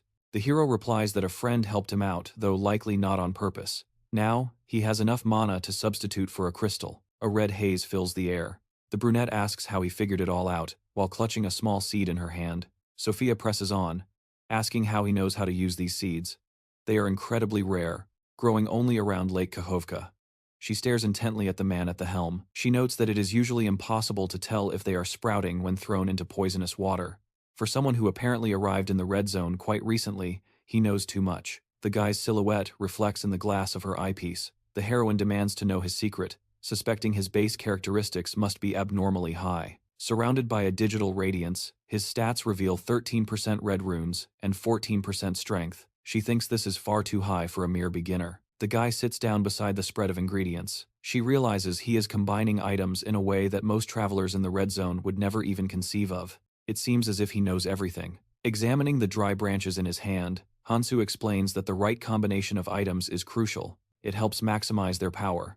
He carefully pours a brown liquid into a glass vial and proceeds to synthesize new mixtures. Holding a small flask, he reflects that this is the result of centuries of work by alchemists for the benefit of mankind. The system reports the recipe. Red Zone 1 to 6014, solidifying liquid. He stows one of the vials in his belt pouch. Hansu remarks that while there is nothing inherently special about it, its versatility is unmatched.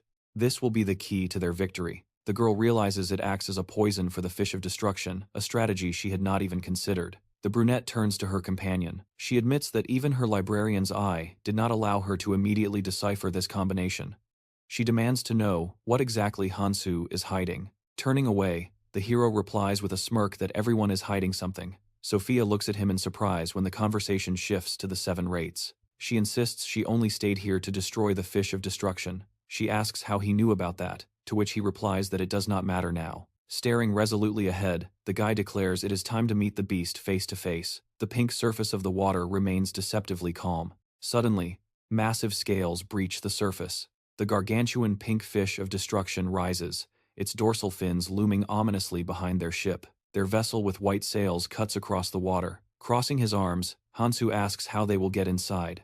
The girl replies that, if everything goes to plan, there shouldn't be a problem. She explains that she can enter through the gills. Shifting his gaze to the side, the hero captures her attention, arms still crossed. He looks at the girl and states that, from this moment on, she must follow his instructions unconditionally. Otherwise, he will leave her behind. Sophia turns away, telling him not to worry, she will not be a burden. Then, spinning back around resolutely, she declares she does not care what secrets he is keeping. As long as he can help her destroy the beast, she is satisfied.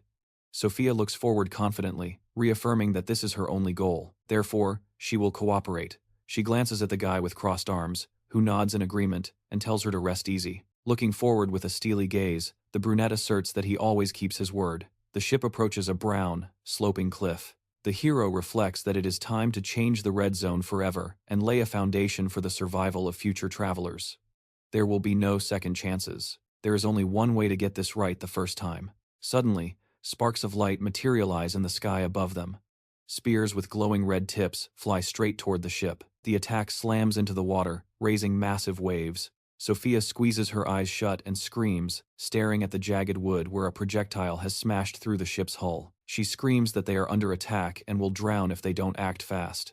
Ignoring her panic, his foot steps calmly onto the wooden railing. A voice mocks him, sneering that a rat managed to hide such a large ship. Carl stands nearby, spear resting on his shoulder with a wild, manic grin. He turns and calls out to Rachel. Only a blur of rapid movement remains. Words echo in the air. He has prepared a weapon specifically for this moment.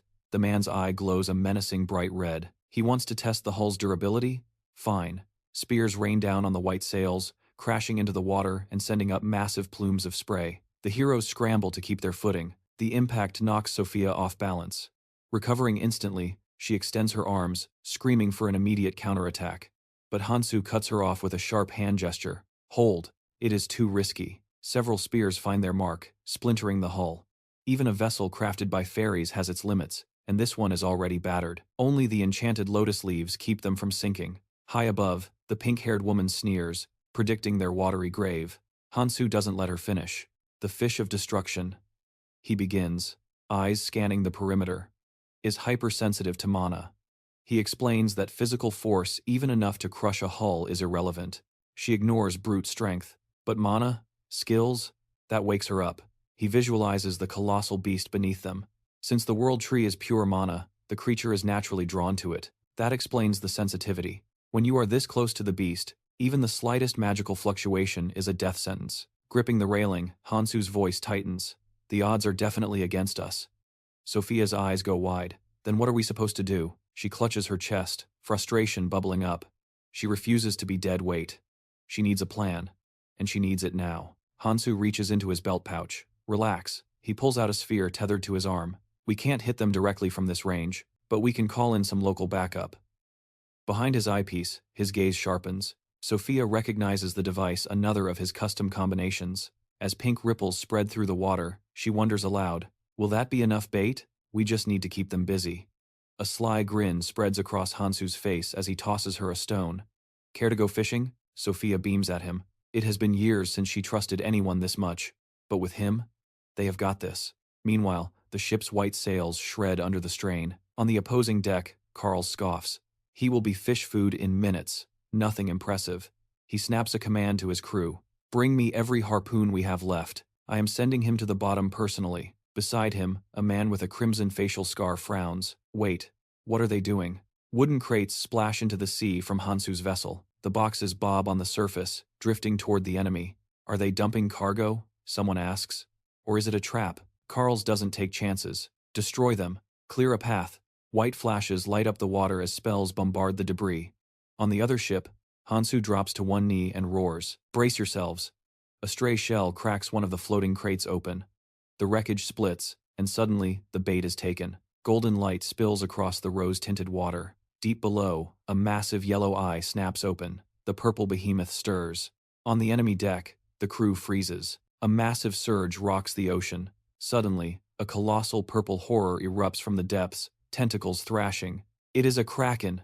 A sailor screams. Thick tentacles coil around the hull, crushing wood like paper. Panic consumes the crew as the sea monster fully emerges. Carl grits his teeth. This thing shouldn't be surfacing. Geyser steps forward, voice urgent. If we don't kill it now, the fish of calamity will dive back into the abyss. We have to breach its gills before that happens. Their ship veers toward the massive gill slits. We are going to lose the target, a crewman yells. Rachel draws her blade, her expression cold. I will handle the obstacle. With a single, devastating sweep, she shears through the kraken's tentacles.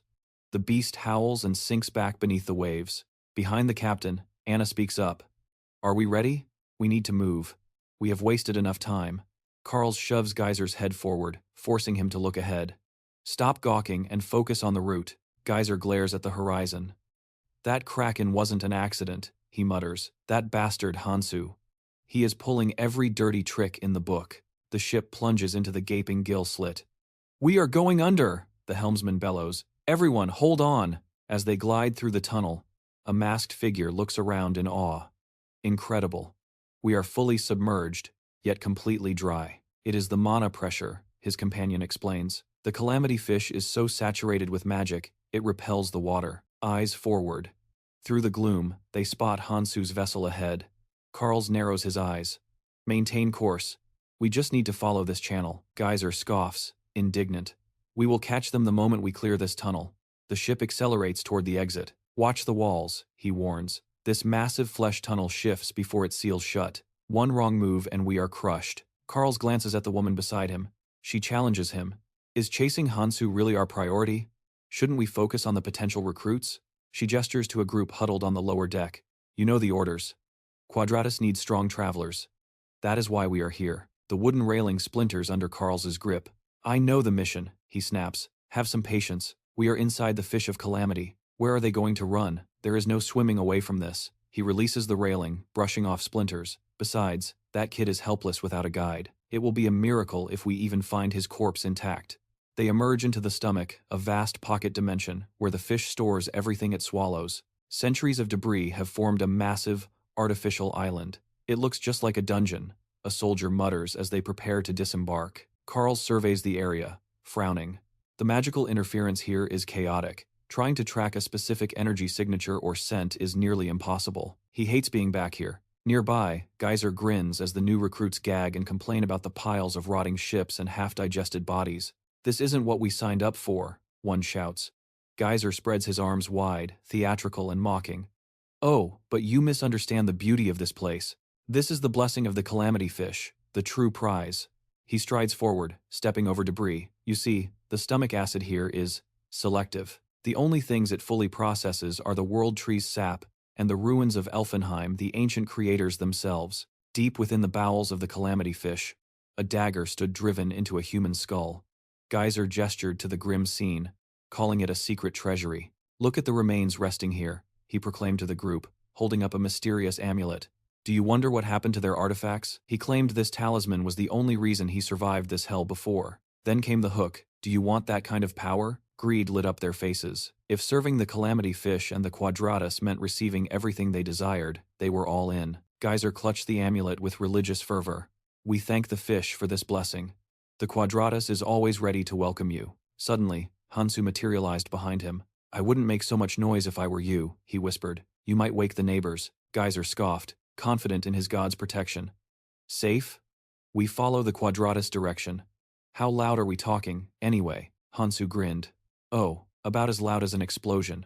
Right on cue, the ship violently lurched, and massive blocks of ice erupted from the hull. "Just like that," Hansu clarified, spinning around as the vessel groaned, instantly paralyzed by a massive glacial freeze. A shockwave swept through the room. Hansu mentally praised Sophia for her impeccable timing, just as Commander Karls shoved Geyser aside. "You idiot!" Karls pointed a trembling finger at the intruder. You came here to die by my hand." He turned to rally his partner, but the atmosphere shifted. Panic set in. Karls froze as a scraping sound echoed across the floor, the rusted drag of a blade against bone. One of the skulls on the ground ignited with an eerie light. "The corpses." Someone gasped. "They're moving." Geyser's face went pale with terror. He recognized the armor immediately. Elfenheim's forces, the legendary squad sent to destroy the calamity fish long ago. Now, they were the cursed army of ghost knights. The undead horde surged forward. Karls deflected a blow, shouting, "We were told this was a loot run, just grab the artifacts." But the onslaught was relentless. He struggled to hold the line, cursing the fact that nobody mentioned fighting an immortal army inside the beast. Boom. An explosion rocked the chamber, dropping one of the knights. The crew, sensing a chance, roared and charged into the fray. A dark aura swirled around Karls's hand as he raised his arms high. He wasn't going down without a fight. "Nothing withstands my jade fire arts," he screamed, unleashing a torrential inferno that engulfed the undead. The lighthouse stormtroopers cheered wildly, celebrating the overwhelming power of their commander. It looked like an easy win. But Geyser, lurking in the back, knew better. Asterisk. Guardians don't die that easily. Asterisk, he thought. Suddenly, a charred body twitched. A skeletal hand snatched its own severed head from the floor. With a sickening crunch, the knight screwed it back onto its neck. The ghost knights were fueled by the calamity fish itself. As long as the monster lived, its guardians were immortal. The undead reformed, silent and terrifying. The cheers died out instantly, replaced by desperate cries for salvation. Karls screamed to hold the line, but Geyser was done. Disgrace was better than death. He turned to flee. He scanned the room. Where was the intruder? Hansu had caused all this chaos and then simply vanished into the shadows. While the stormtroopers were being slaughtered, Hansu was sprinting deeper into the beast. He had the same target as Sophia. Everything was proceeding exactly as Keldian had predicted. Hansu looked up, confident. He was ready for the endgame. Ignoring the destruction behind him, he navigated the grotesque gray flesh of the interior, heading straight for the vital point. There it was, the core of the calamity fish. It pulsed brightly, resembling a giant, malevolent eye. You can't kill the fish from the outside, but the heart? That's a different story. Hansu gripped his sword. Only one way to end this. He leaped high into the air. Die! Geyser shrieked, launching a surprise attack from behind. Hansu spun mid-air, his blade effortlessly swatting away the ambush. He locked eyes with the cultist. You again? With a brutal kick, he slammed Geyser into the ground. Didn't you learn your lesson last time? Geyser lay there, smiling maniacally. I knew everything, he wheezed. You really thought I'd let you just walk up to the core? Karls wants to kill you himself. Geyser's forehead split open, his third eye widening in a grotesque display of power. Anyone touching the calamity dies. At his signal, Chang the archer took aim from the shadows. Don't miss, Geyser hissed. Chang's arrow flared with energy. I've got a lock on him, the sniper muttered. This time won't be like the last. The projectile screamed through the air. Hansu didn't dodge. Asterisk, thwack. Asterisk. It buried itself directly into his neck. Geyser grinned.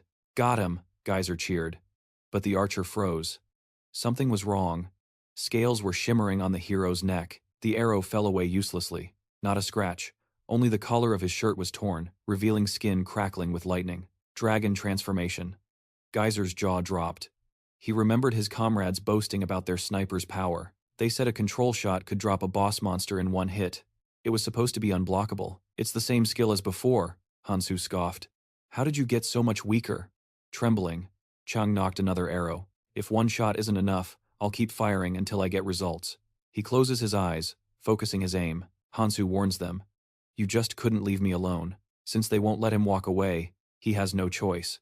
A monstrous, clawed gauntlet manifests over his hand. He admits that the first style of the dragon energy arts had severely drained his mana before, but that is a limitation he has already overcome. His pupils slit vertically the eyes of a dragon. No more Mr. Nice Guy.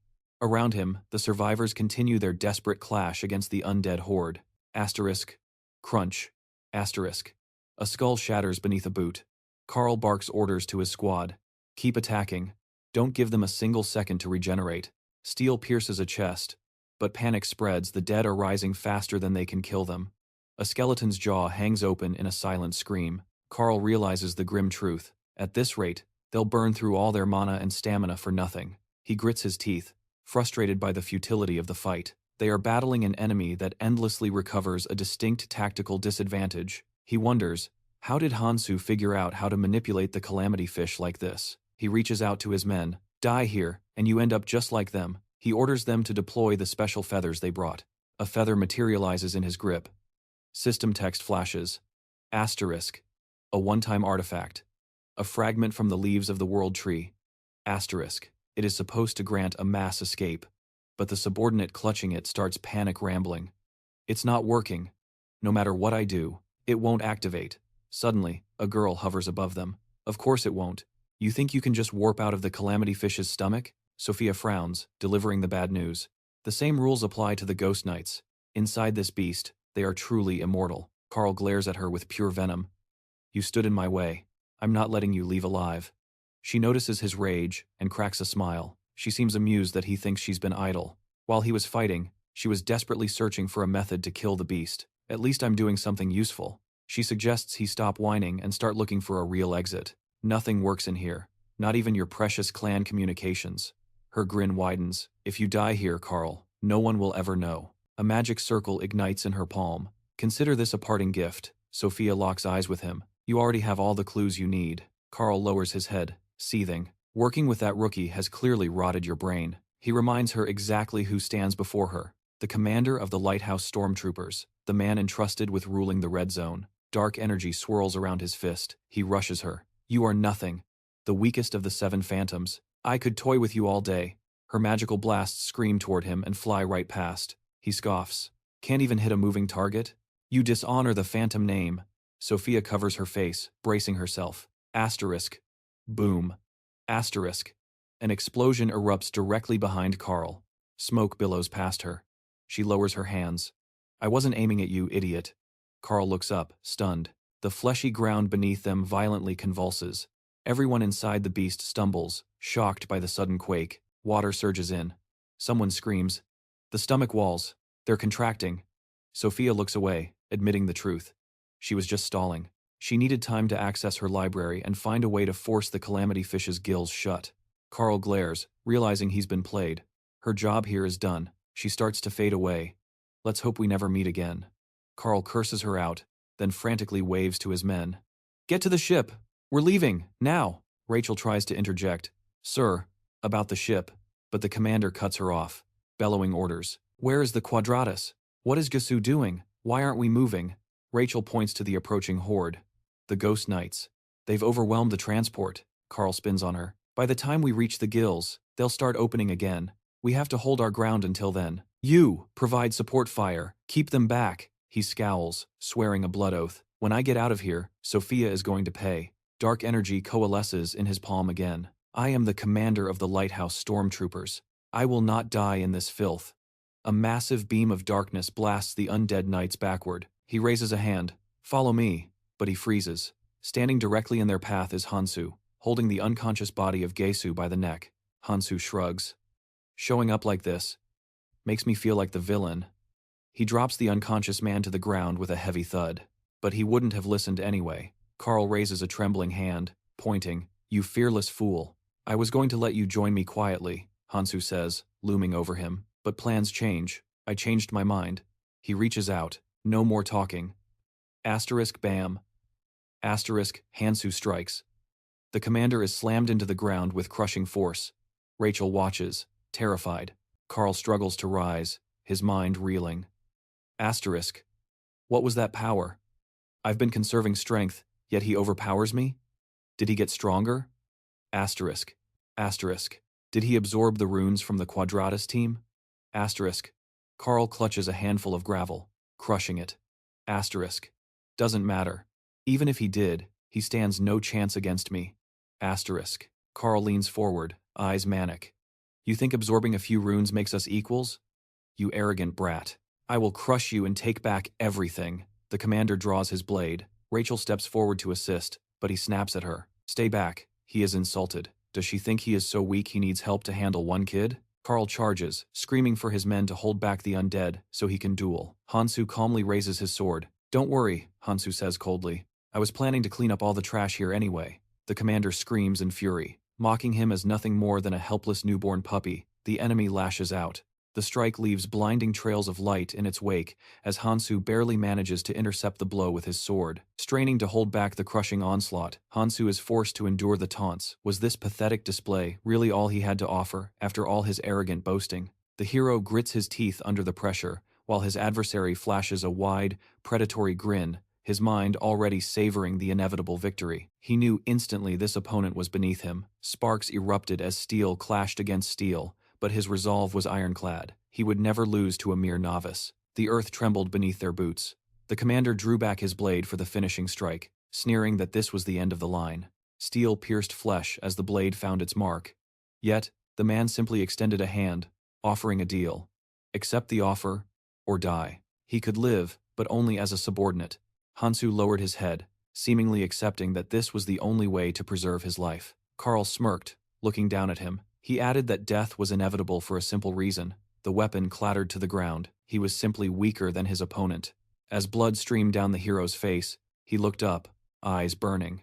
Is that really true? He asked softly. Suddenly, his bare hand snapped around the blade, gripping the sharp steel. Staring straight into the man's soul, Hansu replied that he'd say the exact same thing. Blood poured down his arm, but he didn't let go. He casually remarked that the knight's artifacts were impressive, sharp enough to slice through the scales of the dragon energy art. Instantly, armored scales rippled across his face. Hansu thanked him for the donation. The commander gasped, eyes wide with indignation, stammering that his blade had definitely pierced the heart. Seeing the monstrous, clawed hand of his opponent, he screamed that the guy had modified his body. He tried to yank his sword back, but Hansu pulled him closer. Too late to realize that now. The hero's fist punched clean through him. Blood pattered rhythmically against the ground. The commander tried to speak, to utter one last word, but his heart had shifted with the change of race.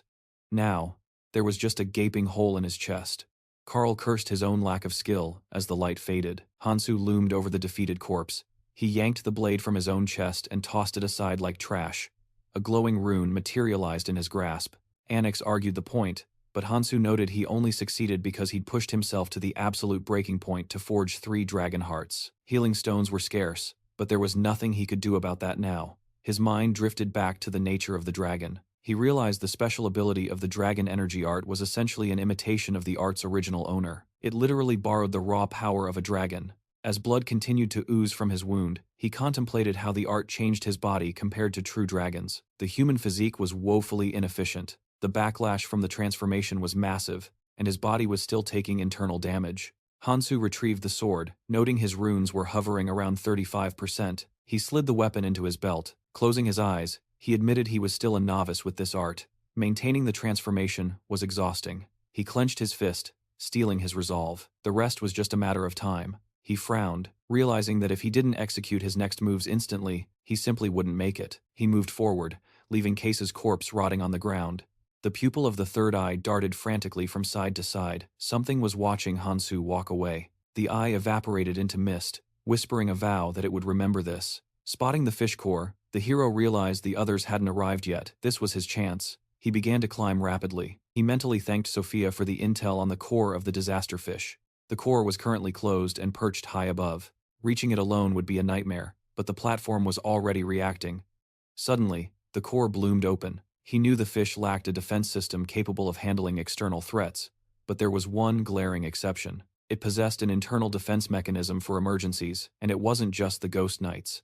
Massive tentacles whipped toward him. It was a full-fledged security system. Hansu weaved through the attacks, realizing any attempt to get near the core would be instantly intercepted. His path was thwarted by physical strikes, simple, yet undeniably effective. He swung his blade, calculating if he could sever them. The tentacles regenerated in the blink of an eye. Considering the absurd regeneration rate of the disaster fish, hacking away wouldn't change a thing. As they rushed him again, he drew a vial, determined to halt their regeneration. He tossed it high into the air, knowing this was the only way. It was time for a decisive blow. A swift sweep of his blade shattered the glass in midair, and he drove his weapon into the tentacle. Cracks spiderwebbed across the surface. Hansu mused that the solution of forgetfulness was a tricky substance. It strengthened objects, sure, but it also calcified everything it touched in a massive radius, completely halting regeneration. Petrified, the tentacle crumbled into dust. The hero drew a second blade, noting the alchemist's recipe worked exactly as predicted. He shattered another vial against the steel, confident in the result. The strange liquid coated the tip of his blade, dripping ominously. He positioned the weapon, declaring that it was time to thin the herd. Hansu rushed into battle just as the monster threw open its maw. A deafening roar shook the air. Two men watched from a distance, one wondering aloud what Ferris had told them. Aaron frowned slightly. He replied that the closest assistant needed to be on standby. His partner muttered that he'd never seen a disaster fish behave this erratically. The beast thrashed, churning up massive waves. They wondered what could possibly enrage it so much. Meanwhile, Sophia was sprinting toward the shore. They realized it must have swallowed the fire and was now thrashing in pure agony. Mitchell shielded his eyes from the sun, spotting something in the distance, but his comrade snapped that this wasn't the time, suggesting they scout the area instead. Suddenly, the girl slammed into him, cutting off his lecture. A red mark bloomed on the guy's forehead. Glaring at him, she panted that, a little more of this, and she'd be finished. Mincha stared at her, demanding to know where she came from. He was shocked when she screamed that there was no time he had to run. The fish rose high above the water, shuddering more violently than before. Looking up, Sophia thought she'd never witnessed a spectacle like this. The beast was truly in pain, its massive silhouette casting a shadow over them all. She had dismissed his words as a ridiculous fantasy, mere fiction. But now, she clenched her fist tight. Frustration boiled over. She hadn't been strong enough to end this with her own hands. Yet, tears streamed down her face as a wave of realization hit her. She was finally free from this crushing guilt. Her mind flashed back to Hansu, extending his hand. That boy, he really kept his word. The beast's maw gaped open again. Sophia didn't hesitate. She bolted toward the shore and grabbed the person next to her. She snagged Aaron just as the calamity fish slammed into the earth. The others stood there, mouths agape in shock, until she physically dragged them away. A torrent of debris erupted from the monster's mouth. It was purging everything it had swallowed, a true disaster, vomiting up its spoils. Michael, confused by the chaos, turned to her. "What did you do?" She offered a tearful smile. "We did it." Tears of pure joy spilled over. Hansu won. She kept running, shouting back over her shoulder. "We don't have time. We'll get swept away if we stay near the roots." As they fled, the man noticed a piercing golden light breaking through the sky. Michael looked up, sensing the power of the new skill. He thought it was Sophia's doing, until another girl approached him from behind. "If the calamity fish's rampage gets any worse, this entire region is doomed," she warned. "Did you send the report?" Michael spun around. "I just sent a carrier pigeon," he said. "We're monitoring the fish's vitals." Her expression darkened. "That's not enough. Send another one, now." Michael looked away, tension radiating off him as the waves crashed violently against the jagged rocks. Staring at the beast, the students wondered if they were witnessing the apocalypse, the beginning of the end, for the fragile balance of the red zone. Meanwhile, inside the belly of the beast, the world is quaking. Acidic liquid drips from the core as Hansu drops to one knee, gasping. Asterisk. Just as I calculated. Asterisk, he thinks. Glancing at the core, he realizes that fighting with mere human strength is tearing him apart. He leans heavily on his sword. The strain on his body is skyrocketing the cost of maintaining the dragon transformation. One of the tentacles pulses with a dark aura. Asterisk. Great. Asterisk. He notes. Asterisk. They're cursed with a skill that inhibits regeneration. Asterisk. Hansu readies his blade. No time for tricks. He charges back into the fray, betting everything on a direct assault. A swarm of tentacles lashes out. With a blur of motion, his blades slice through the air, severing them in an instant. He closes the distance and drives his swords deep into the core. Even a fish feels pain, he grunts, gripping the hilts tight, cracks spiderweb across the surface. The core shatters. Immediately, the subspace forming the monster's stomach begins to implode. A crimson aura flares around his sword. Snatching a fragment of the shattered core, the hero decides it's time for the next phase. Hansu drifts through the murky liquid, surrounded by rising air bubbles. Asterisk. Step 1. Destroy the stomach nucleus. Complete. Asterisk. Asterisk. Step 2. Enter the artery connected to the nucleus and ride it straight to the heart. Asterisk. He propels himself deeper into the fleshy abyss, but he knows the hardest part is yet to come, the third step. That's the only way to kill this thing for good. He spots a dark, poisonous aura ahead. Asterisk. Can I neutralize it? Asterisk. Asterisk. With the dragon energy art and the Hobbs breath skill, I can survive this environment. Asterisk. Suddenly, tentacles shoot toward him from the darkness. Asterisk. Just when things were looking up. Asterisk. Hansu dodges a strike by a hair's breadth, bringing his blade up to deflect. A flash of light cuts the gloom. A sharp agony explodes in his back. He's been stabbed. He exhales sharply, fighting the pain, focusing on the rhythm of his 3 hearts. With a roar, he slices through the ambushing tentacles. He gasps for air, waving his hand to clear the debris, pain throbbing in his veins. Asterisk. No time to rest. Asterisk. He has to move, but his expression hardens. A wall of writhing tentacles blocks his path. There are far more than he anticipated. They swarm him all at once. Hansu is forced backward, barely holding off the relentless onslaught. He grips his sword until his knuckles turn white. Asterisk. If I retreat now, I'll never stop retreating. Asterisk. Arcs of lightning crackle around his body. Asterisk. There is only forward. Asterisk. He swings, severing a massive tentacle in a spray of gore. Faster, he screams internally, launching himself ahead. He drags his weapon behind him, leaving a trail of blinding light as he carves a path. Then he sees it, a radiant brilliance ahead. The shard of the divine stone, the pulsating energy source of the beast. It powers the calamity fish's entire colossal body. A fragment of the world tree itself, shattered long ago, and embedded in these monsters. Hansu eyes the shard. Asterisk. This complicates things. Asterisk. He swims closer, weapons ready. The defense system activates. Tentacles sprout around the shard, morphing into fanged maws. Dozens of mouths gnash at him.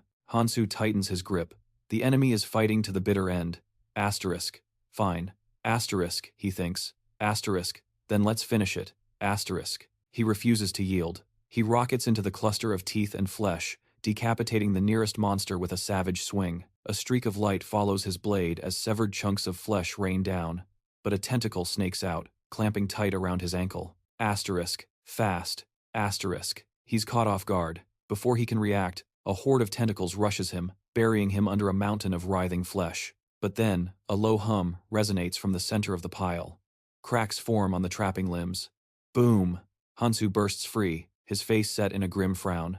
Hansu decided that mere resistance wasn't enough. Raising his weapon high, he glared at the writhing tentacles, ready to take the fight to them. Channeling every ounce of his remaining energy, his blade crashed against their defenses, cloaking his body in a storm of crackling lightning. The resistance was unlike anything he had faced before. As he continued to strike, he realized a brute force approach was futile against this monster. His blade sliced through the fleshy tissue, but his target wasn't the beast itself. He was aiming for the arteries tethering the divine stone shard to the fish of calamity. Several arteries snapped under the pressure.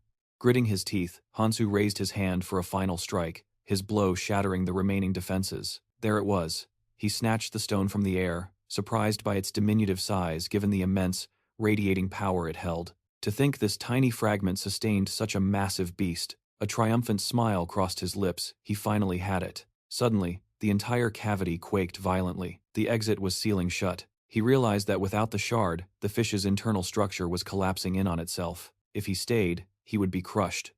But before he could move, a stray tentacle whipped out from the darkness, slamming into him and knocking him backward. Hansu's grip loosened as darkness took him. He drifted unconscious with the rushing current, eventually washing ashore where a small bird perched lightly on his hand. Orders had come down from the top. Find Hansu, the slayer of the Fish of Calamity. The monster's massive carcass now lay rotting on the coastline. A man turned, summoning the deputy commander, with hands clasped behind his back.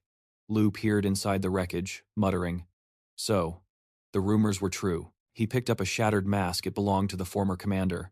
Lu brought a hand to his own face, contemplating the vacancy. While he pondered the commander's fate, a subordinate rushed over to report that the bodies of the remaining squad members had been discovered nearby. Their identities were confirmed. The entire squad was wiped out. The deputy raised his head, silently processing the grim news. Evidence suggested they were all victims of a single man.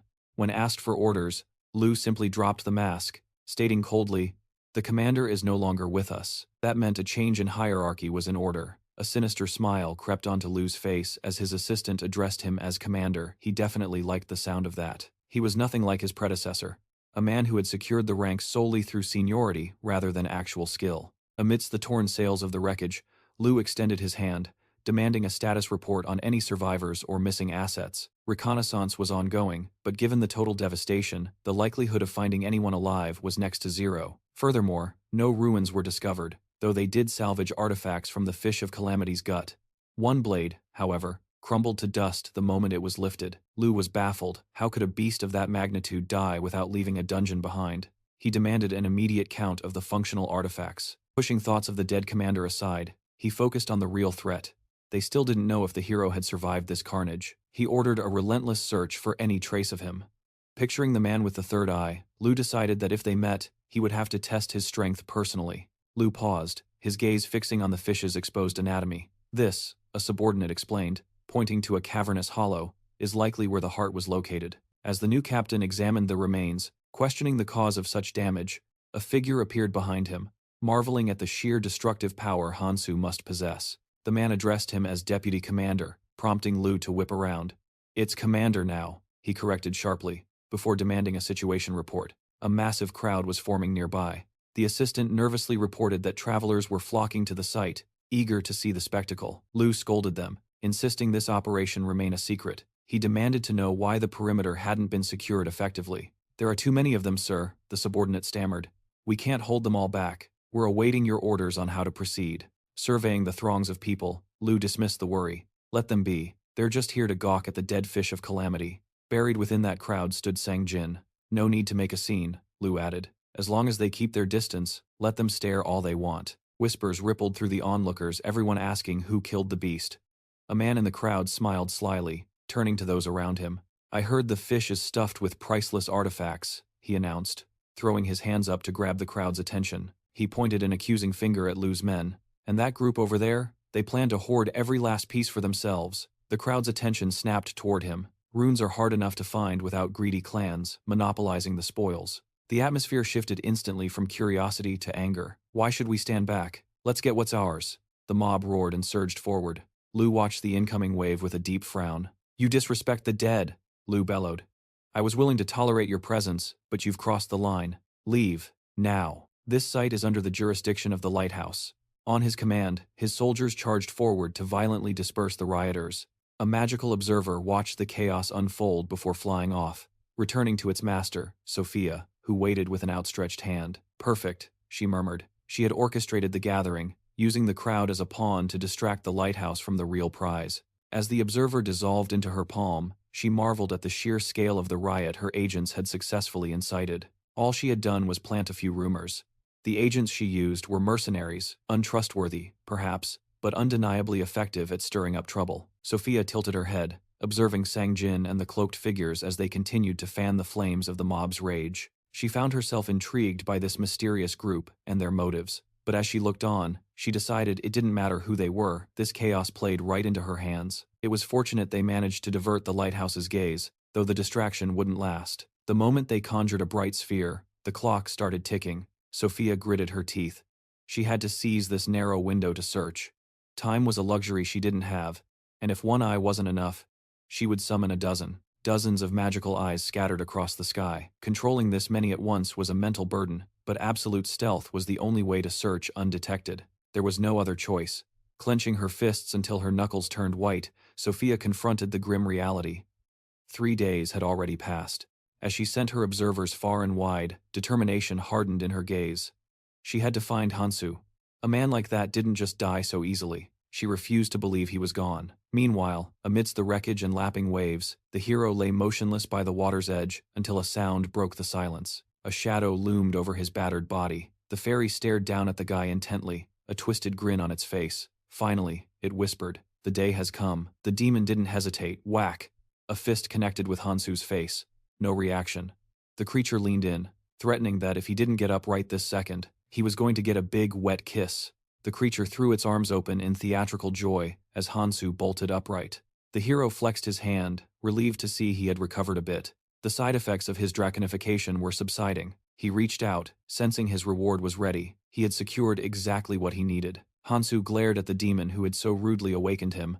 "Been a while," the creature chirped, unbothered by the icy stare. "Miss me?" Hansu ignored the banter, his gaze piercing. "What is a fairy doing down here in the red zone?" The fairy's grin widened, stretching unnaturally. "Oh, come on.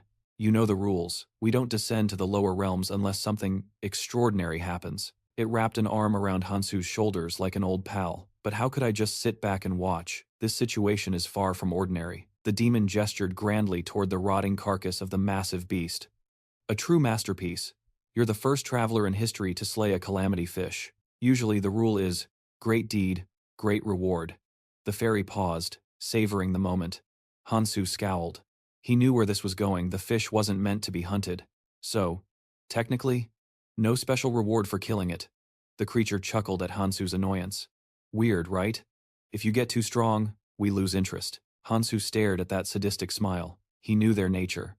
They thrived on suffering, on watching desperate struggles against impossible odds. This parasite couldn't have come here with good intentions. The fairy met his gaze, nodding as if reading his mind. "Exactly. We had to think long and hard about this one." The demon spread its hands, looking up at the sky. "How do we motivate a guy like you to jump willingly into hell?" Hansu watched silently. The creature rubbed its hands together greedily. "We came up with a solution."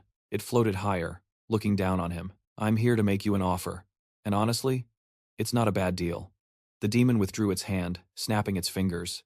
"You can take the reward for the calamity fish right now." A crystal materialized in the air, humming with power. Rank 8. The skill. Lord of the Dead. Hansu eyed the crystal. A necromancer skill in the ranking of the Lord of the Dead. It allowed the user to turn corpses into phantoms and command them. But that wasn't all. There was a magic seal etched onto the crystal, pulsating with energy. A magical enhancement effect? For someone restricted to only 7 skills, the raw power emanating from that stone was unfathomable. A reward so lucrative, it feels like cheating, right? The fairy snapped its fingers again. "But don't get excited yet." Glowing runes materialized in the air. "This reward has conditions attached to the remaining disasters." Hansu squinted at the runes, realizing they were skill fragments. A faint smirk touched his lips. The demon froze, stunned when Hansu cut him off. "That's enough. I've heard enough," the hero said, looking the creature dead in the eye. "I choose the second option." He snatched the crystal from the air. Unlike the safe bet, the second path required him to hunt down and slaughter every single remaining disaster. If even one survived, he would receive nothing. "Are you sure?" the fairy asked. Hansu stood tall, his voice steady. "Absolutely." Without another word, Hansu jumped backward into the water. "See you around." The demon was left blinking, a sheepish smile creeping back onto its face. He made his choice without even listening to the full explanation, the fairy mused.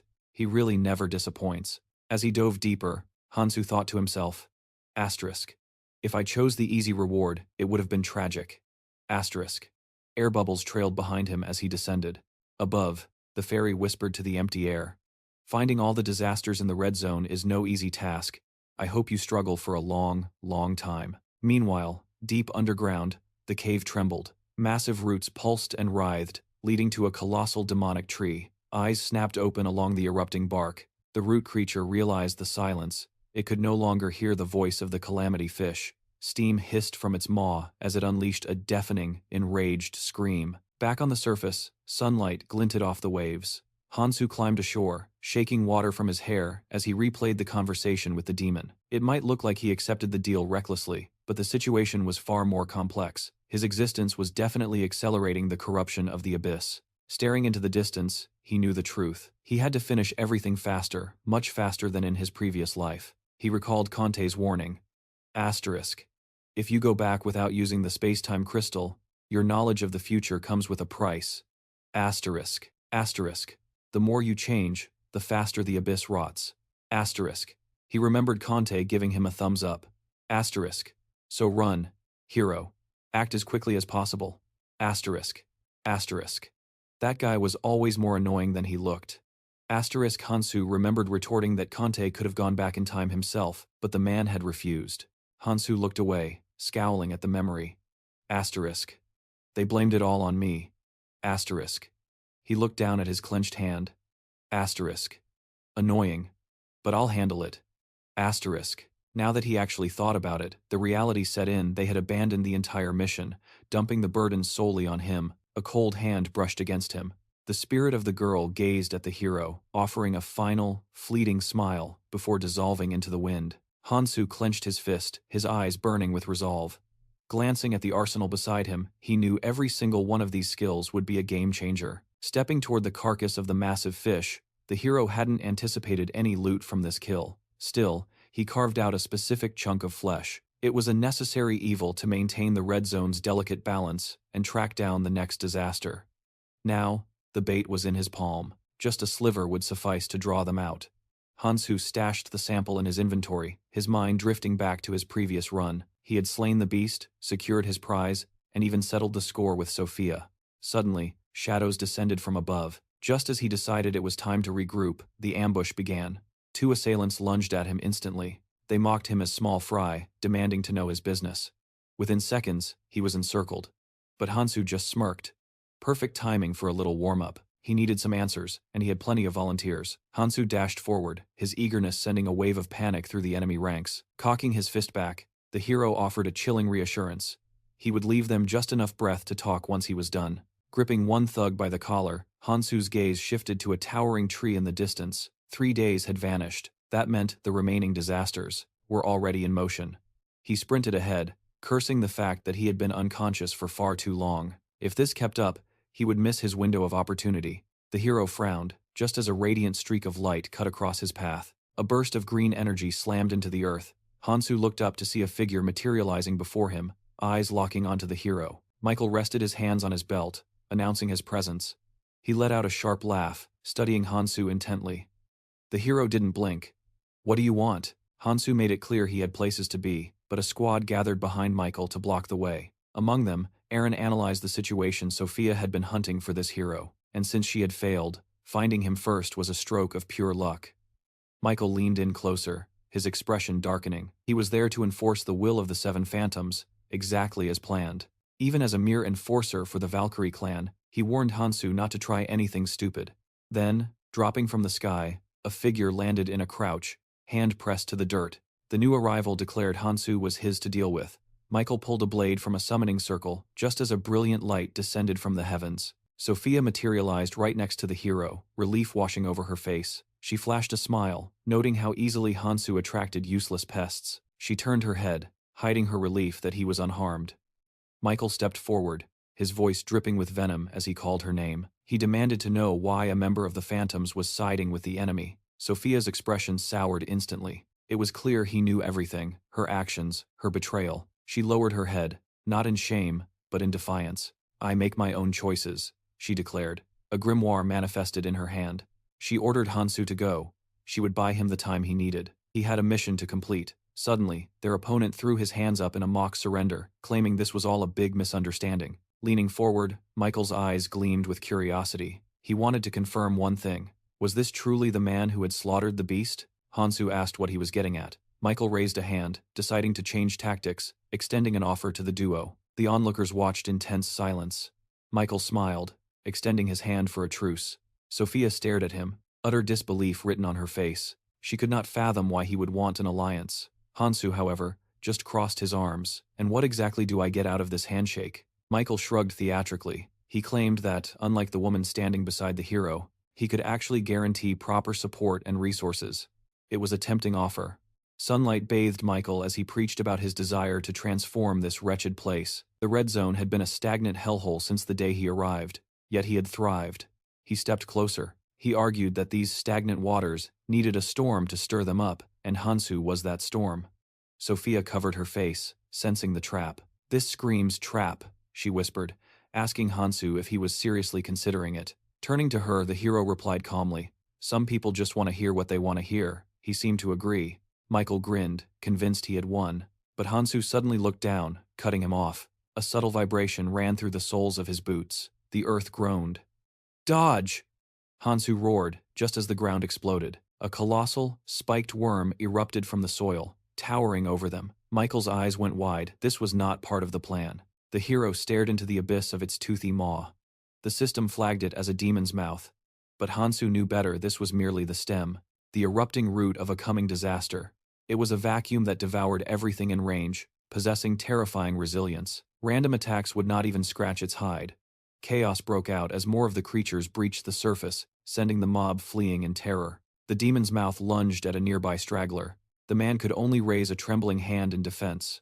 Watching the scene, Hansu analyzed the anomaly. These things never surfaced like this. Why now? The victim's hand withered instantly upon contact, and he screamed, begging the commander for salvation. Michael stood frozen, jaw dropped in shock. Suddenly, a hand gripped him. The shout pierced the panic. "Stay here and you are dead. Move!" Hansu looked down at his hand, recalling the vow he'd made to help. A faint, almost imperceptible smile tugged at the corner of his mouth as he extended the offer to tag along. He'd heard the question before, where does a man go in a situation like this? But this was no time for jokes. His grip tightened around his weapon, knuckles turning white. "It's not far," he replied coolly. Turning back to his stunned companion, Hansu dropped the bombshell. "We're going inside." Before Michael could process the words, Hansu grabbed him.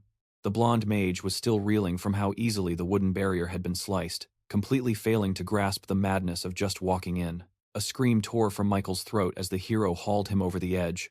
Hansu stuck the landing on one knee, his gaze instantly locking onto the abyss of the dark passage within. The interior of the demon's mouth was nothing like he'd imagined. As his comrade tumbled down behind him, sputtering with indignation, the reality set in. Michael crashed awkwardly, having zero clue how to land safely. "Who the hell does that?" he demanded. "No one in their right mind just drags a person into a pit like that." "Why would you do that?" he shouted, demanding an explanation. Hansu just turned around, calmly reminding him that Michael was the one who offered his help earlier. "That's not the kind of help I meant," Michael retorted, panic rising as he asked what the plan was. That's when he noticed the strange, viscous liquid pooling beneath his boots. It looked like digestive fluid or nutrients. Turning away, Hansu spoke with eerie calm. "All disasters have one thing in common. Care to take a guess?" Michael looked up, horror dawning on him as the very walls and ceiling began to writhe. Hansu tilted his head. "You could say that," he quipped, advising the mage to brace himself. Dark silhouettes materialized from the gloom, jaws unhinging with guttural snarls. Michael gritted his teeth, sweat beading on his forehead. It wasn't just a few. Every monster in the red zone seemed to be rushing toward them. He spun around, mind racing. Fighting a swarm like this was suicide. "We have to run!" Escaping was the only option, but Hansu stood his ground, intent on finishing his lesson about the nature of disasters. Hansu's hand snapped to his hilt. Crackling electricity engulfed the blade as he channeled the dragon energy art awakening. He was a storm wrapped in lightning. "In battle, you only look forward," he declared, his voice cutting through the roar. There is no turning back. A massive shockwave of energy slashed outward, decimating the monster horde in a heartbeat. Limbs and gore flew in every direction. Michael stood frozen, jaw dropped. How did he do that? The sheer power. This was a man accustomed to fighting the world alone. Monster remnants rained down around Hansu. When Michael stammered to ask if he was afraid, the hero simply shook his head. The mage didn't understand yet. Michael sensed movement above and looked up. Sophia descended gracefully. "I've only known Hansu for a short while," she began. Her magical blades sliced through the remaining beasts with precision. Hansu turned as she landed, hearing her chastise him for disappearing without a word. He didn't even apologize, taking it for granted that she would follow his lead. "I knew you'd keep up," he said. Sophia scoffed, reminding him again that they weren't exactly lifelong partners. Michael, still standing in the back, exploded with indignation. "How can you two chat so calmly? They were in the belly of a beast they needed to evacuate, not socialize. Sophia turned her cool gaze on him. I came to help him fight. A heavy shadow seemed to loom over Michael as she challenged his courage. Or, are you afraid? You can run if you want. Michael frowned, his mind racing. These two were absolute lunatics. This dungeon spawned monsters endlessly from every corner of the red zone. It wasn't something 2 people, or even 3, could handle. Another wave of abominations surged toward them. Sophia glanced over her shoulder. A sudden gale-force wind erupted, a hurricane sweeping past her. She recognized the signature of the Path of the Wind artifact. Michael stepped forward, blade extended. Call it stupidity, he grumbled, but I gave my word that I'd help. He planted his feet, a resigned smile forming. So, I'm staying. For now. He added that he wanted to witness the true power of the 7 phantoms, and to see the hero's strength with his own eyes. He stared at Hansu's back with newfound resolve. This man had already forced changes onto the red zone. Michael expected even greater upheavals to come. Looking ahead, Sophia thought to herself that, despite their brief acquaintance, she understood that Hansu possessed a singular, undeniable power. As they rushed into the clash, she realized this force wouldn't just kill monsters, it would change the world and lead humanity. The cacophony of battle echoed through the cavernous flesh cave. Michael commanded the winds to buffer the assault. Hansu glanced back, acknowledging that they were holding the line. But they were slowly being pushed back by the sheer numbers. How long do we need to keep this up? Michael shouted. Hansu had an answer ready. The numbers are thinning, he observed. The first wave is almost done. He shifted his focus to Sophia. Did you see it? Her monocle caught the light with a sharp glint. I did, she confirmed. From the moment we stepped into this room, I've been analyzing it with the library. A glowing symbol, the divine eye, manifested in her palm before soaring out over the sea of monsters. She visualized the beast's anatomy. If the erupting root, this calamity had a fish-like structure, attacking its thick exterior hide was an exercise in futility. The demon's mouth they were standing in was literally just the oral organ of the erupting root. It could only be killed from the inside. The main body lay deep beneath the world tree, well hidden and nearly impossible to damage through conventional means. The horde reflected in her eyes, but she saw past them. By entering the mouth, she could trace the path from which the demons were spawning. Her gaze sharpened, the divine eye transmitting data. There, the only weak point connecting to the core. The eye hovered over a deep abyss. I found it, she announced. Deep below, a massive horned monster guarded the junction. Lightning began to crackle around her fingertips. That's the spot. But the swarm is pouring out from there. Suddenly, the sheer density of monsters severed her connection to the eye. Hansu leaned in as she explained the situation. It's a long way down, and with that density of monsters, breaking through will be a nightmare. Hansu clenched his fist, a savage grin forming. That's not a problem. Shimmering dragon scales began to armor his skin. It'll only take an instant. His pupils narrowed into vertical reptilian slits. Behind him, Michael frowned in confusion, while Sophia simply watched, knowing the devastation that was about to follow. Sophia watched in awe as his mastery over the art of body transformation evolved before her eyes. She glanced at Michael, who realized Hansu now wielded the art of energy as well. Even while his body morphed with raw power, the sheer intensity was baffling. Who was this guy really? Sophia stepped forward, cutting through the confusion. The art of energy burns through stamina fast, she warned. We can't drag this out. We need to end this entire battle in a single strike. She didn't hesitate. Even a hero can't solo an infinite army. Sophia slammed her grimoire open, magic flaring around her hands. I'll clear the path, she declared. Hansu caught the determination in her smile and grinned back. I've already requested backup from the surface, he announced. No telling when they'll get here, but help is coming. His companion looked at him, adrenaline spiking. I'm done watching from the sidelines. Whether they could hold the line until reinforcements arrived was a gamble. A tidal wave of monsters was crashing toward them.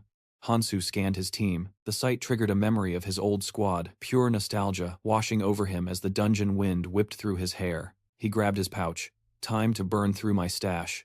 He pulled out a crystal, his grip tightening until his knuckles turned white. What are you doing? His teammate cried out, stunned. You're destroying it. A shard whizzed past the man's face as Hansu replied, I'm not just smashing it. He held the glowing debris in his palm. I'm utilizing the particles. Hansu hoisted his sword high, the blade humming with kinetic potential. He swung. A blinding trail of light ripped through the air. Gaisu really knew how to pick his gear, Hansu noted, admiring the blade before him. Now this. This makes the impossible doable. The strike left a massive gouge in the earth. The others stared, dumbfounded by the raw, destructive force. It was leagues above the weapon Gaisu had wielded. Suddenly, crystal shards floated toward his allies. Hand over your weapons, now. The dust settled on the book and the blade. Instantly, a system message popped up. Magic Power Resonance. It was a hidden skill inherited from the artifact. A skill that allowed the user to lend magic power to others. Hansu eyed the remaining fragments. So, this was the true purpose of the artifact. It was one of the most coveted relics lost in the Red Zone. Of course, trying to activate it normally was a fool's errand, but with a fragment of the divine crystal, it was a game-changer. They charged into battle, invincible. Meanwhile, chaos erupted on the surface. Monsters poured out of the underground passages like insects. "We can't retreat! There's too many of them!" someone screamed in panic. Aaron spun around, searching desperately. "Where are the reinforcements?" Suddenly, a carrier pigeon, Michael's messenger, fluttered in, but before it reached him, a hand snatched it from the air. Lou crushed the bird in his fist, his expression dark. "Rats," Lou spat. "Making noise on my turf." He scowled. "I told you. We are the ones looking for Hansu." The guy looked away, trembling. Lou loomed over him. "This is lighthouse business. Disaster management falls under my jurisdiction. Outsiders need to leave." Lou turned his back, dismissing them, but Aaron stood his ground. "We can't just leave. Look around. We're surrounded. We're stuck with whatever forces are left on the surface." Lou smirked, cold and calculating. "Oh, we have bigger plans than this." Suddenly, a rumble echoed from the passage. Someone else descended. "Michael has connections with the first officers," the newcomer reported. "What is he doing here?" Lou looked up, pointing a finger. "They think they can do whatever they please on my land? I'm the authority here. If they cross the line, they'll regret it." The cave violently shuddered. Even Lou looked rattled. "Okay, there's a limit to bluffing." Boulders crashed from the ceiling. The passage slammed shut, the walls grinding together. The entrance. "It's moving?" Lou stared up, genuine fear creeping in. A demonic mouth? I've never heard of one shifting like this. Michael, however, just smiled. "Harder to cast skills down here, isn't it?" Michael taunted. "I never thought a big shot like you would personally answer my pigeon." A beast lunged at Lou from behind while he was distracted. Thud. Hansu landed on the monster's corpse, crushing it instantly. Hansu didn't even look up. "Shut up," he commanded coldly. "If you want to live, move." Lou froze. He's strong. It was his first time seeing him, but the aura was unmistakable. That's the guy who killed the fish of disaster. Lou gritted his teeth. The exit was sealed. Conserving energy was pointless now. He signaled his men. "Attack." "No choice left," Lou barked. "Kill the monsters." He glanced at the dead carrier pigeon, his mind racing. "I need to explain this to the higher-ups later." He eyed Hansu. "I'll deal with him after. He's new to this area. But he can fight. And his power is spiking. No doubt. Thanks to Phantoms and Sophia backing him." A shout rang out from behind. "It's not enough," Lou scowled. If he took Hansu down here, he'd definitely secure his spot as assault commander. "What are you mumbling about?" he snapped at his subordinate. Hansu stepped in front of Lou. "You won't last 10 seconds like that," he smirked. "The lighthouse is dimmer than I remember." A fist flew toward Hansu's face, but he didn't flinch. Crystal shards began to glow in his hands. The soldiers looked down at their gear. "What is this?" Confusion rippled through the ranks.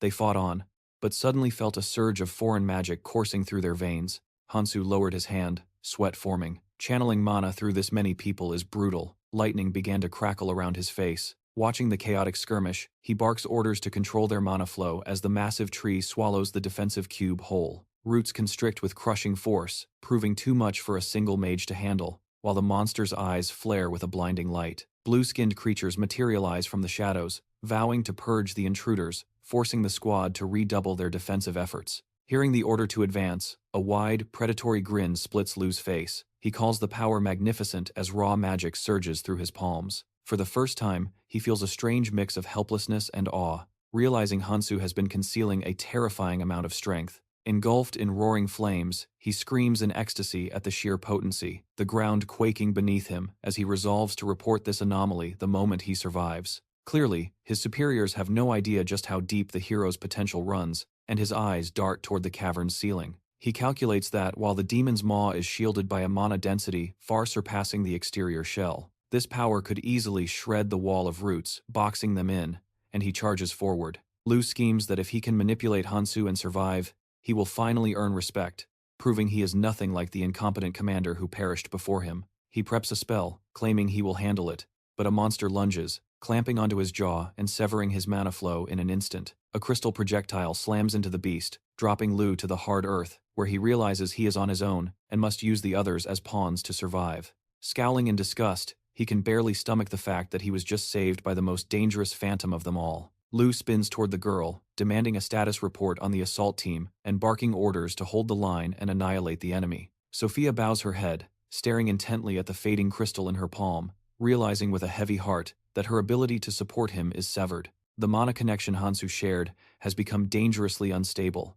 and she gazes into the dark abyss of the cave, terrified of what he is facing alone. Her mind flashes back to the moment he volunteered to enter the core, remembering the sheer terror that had gripped her. She had tried to beg him to stay, arguing that the monster waves were too thick, only for him to brush it off with a calm reassurance. He insisted their position was untenable and the only path to survival lay forward, turning his back on them to face the darkness. Declaring he would not leave a single enemy standing, he entrusted his rear to them and marched off with unshakable resolve. She silently vows not to let him down.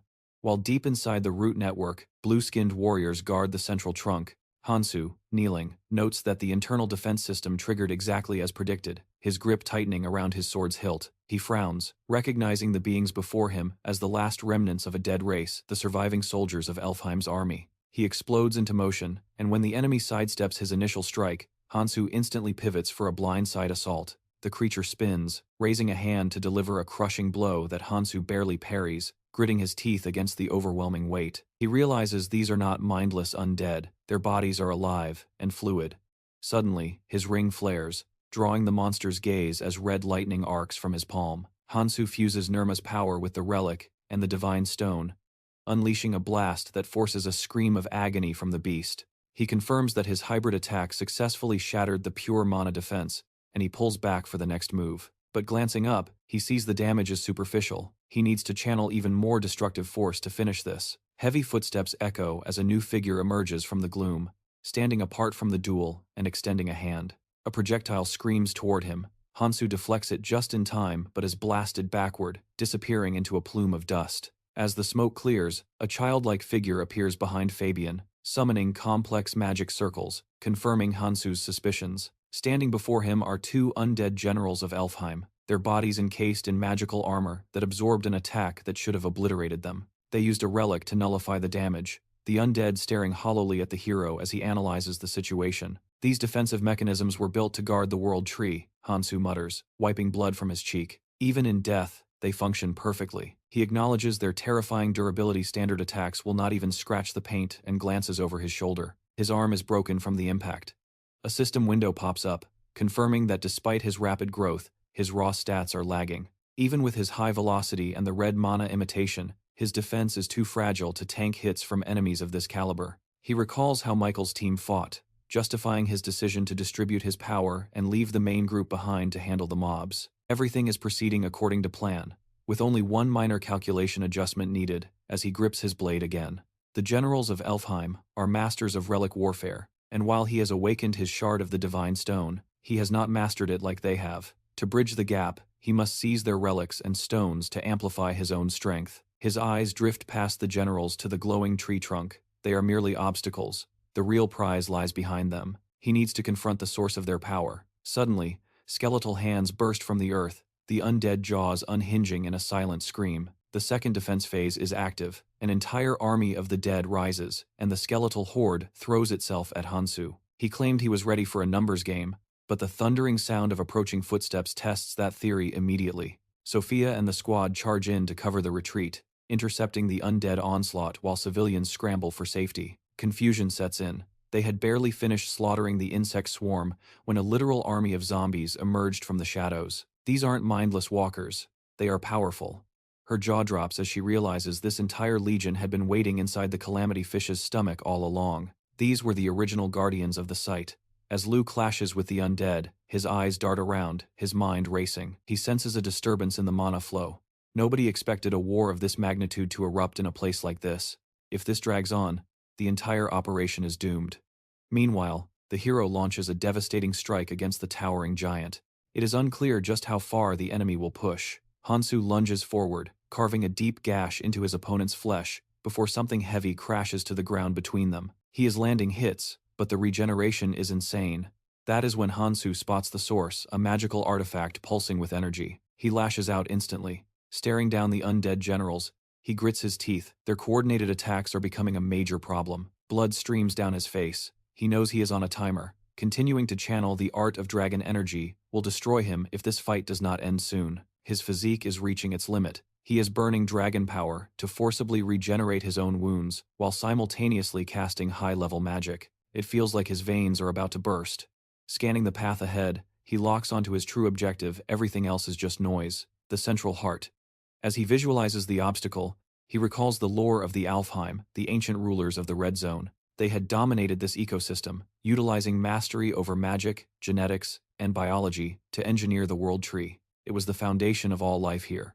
Now, he sees the great branches tightly constricting a geometric structure, the cube. Buried deep beneath the roots, this entity had failed its purpose after countless disasters. Suddenly, a massive root rears up and opens like a maw. The cube was designed to sustain the plant, but after absorbing volatile energies for eons, it gained sentience, turned malicious, and evolved into a calamity itself. The giant swings, but the blow lacks killing intent. It is just a stalling tactic. Hansu glances upward, analyzing the situation. That explains why the defense protocols are active. The undead general raises a fist, and Hansu realizes exactly what he is facing: the lost army of Alfheim. Beings created solely to guard the flora, the 5 generals. Ancient preservation spells had been cast on their remains while they were still alive. They were twisted into an undead legion, retaining all the destructive power and regeneration they possessed at their absolute peak. 2 of these generals block his path. Their physiology is far superior to any human, making them formidable tanks. Gripping his blade, Hansu makes a calculated choice. It is time to push the art of dragon energy to the next level, draconification. It is the only way to gain a momentary edge. Lightning crackles around the massive root as raw energy engulfs the giant. Hansu knows his priority: counter their regeneration, which is being hypercharged by the central heart. Fueled by the plant's magic, Fabian charges. It is like fighting a zombie with a cheat code for infinite health. Not done yet, Hansu mutters, wiping the sweat and blood from his face. The 5 generals are just obstacles keeping him from the prize. Lightning wreathes his sword as he channels the power of destruction, his knuckles white against the hilt. He triggers the draconification, maximizing his magical output and compressing it all into a single, devastating point. A massive fist hurtles towards him. Hansu calculates the odds, combining the relic's power with the shard of the divine stone, and amplifying it with the ring. He unleashes everything, surging forward. His blade flashes, leaving trails of blinding light in the air. Deep gashes open up on the enemy's torso. As Hansu recoils for a follow-up, he notes that Fabian's armor is crafted from ancient relics. But even relic armor cannot fully negate the power of destruction. He slams another strike home, shouting, "Just stand there and heal." The blade carves a deep trench into Fabian's body. Sensing a threat from the rear, Hansu whips around, deflecting an incoming magic projectile. The orb impacts his sword. He recognizes it a rosary. Each bead is as tough as Fabian's armor, but that means it is breakable. He applies a fraction more force and slices through. The sphere splits cleanly in 2. He blinks. He had not even used full power. It must have been autonomous. The general shrouds himself in a defensive aura, and Hansu has to admit the bastard is cunning. He had deliberately coated the relic in fortified mana, baiting Hansu to attack. Their eyes meet through the slits of the mask. The enemy knows that as long as he protects his core, the relic will hold. Suddenly, a barrage of attacks converges on Hansu. He parries the spears, but one slips past his guard, driving into his back. As he hits the dirt, he realizes that damaging the relic has not diminished its output at all. The general hovers above him, radiating menace. Hansu grits his teeth against the searing pain while nearby. His allies continue their desperate melee, burying daggers into the undead horde. Head bowed, one of the fighters groans. "How much longer can we keep this up?" He stares at his trembling palm. His magic reserves are shattered. Moving his own body feels like lifting lead.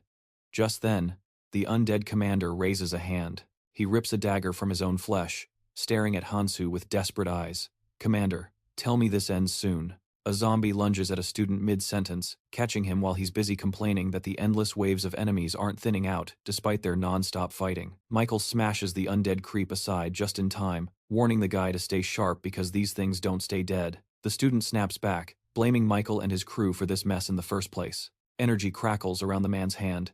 He ignores the whining, firing off jagged blocks of ice that crush the approaching horde. The complainer looks up, face flushed with embarrassment, as he realizes whose hand is on his shoulder.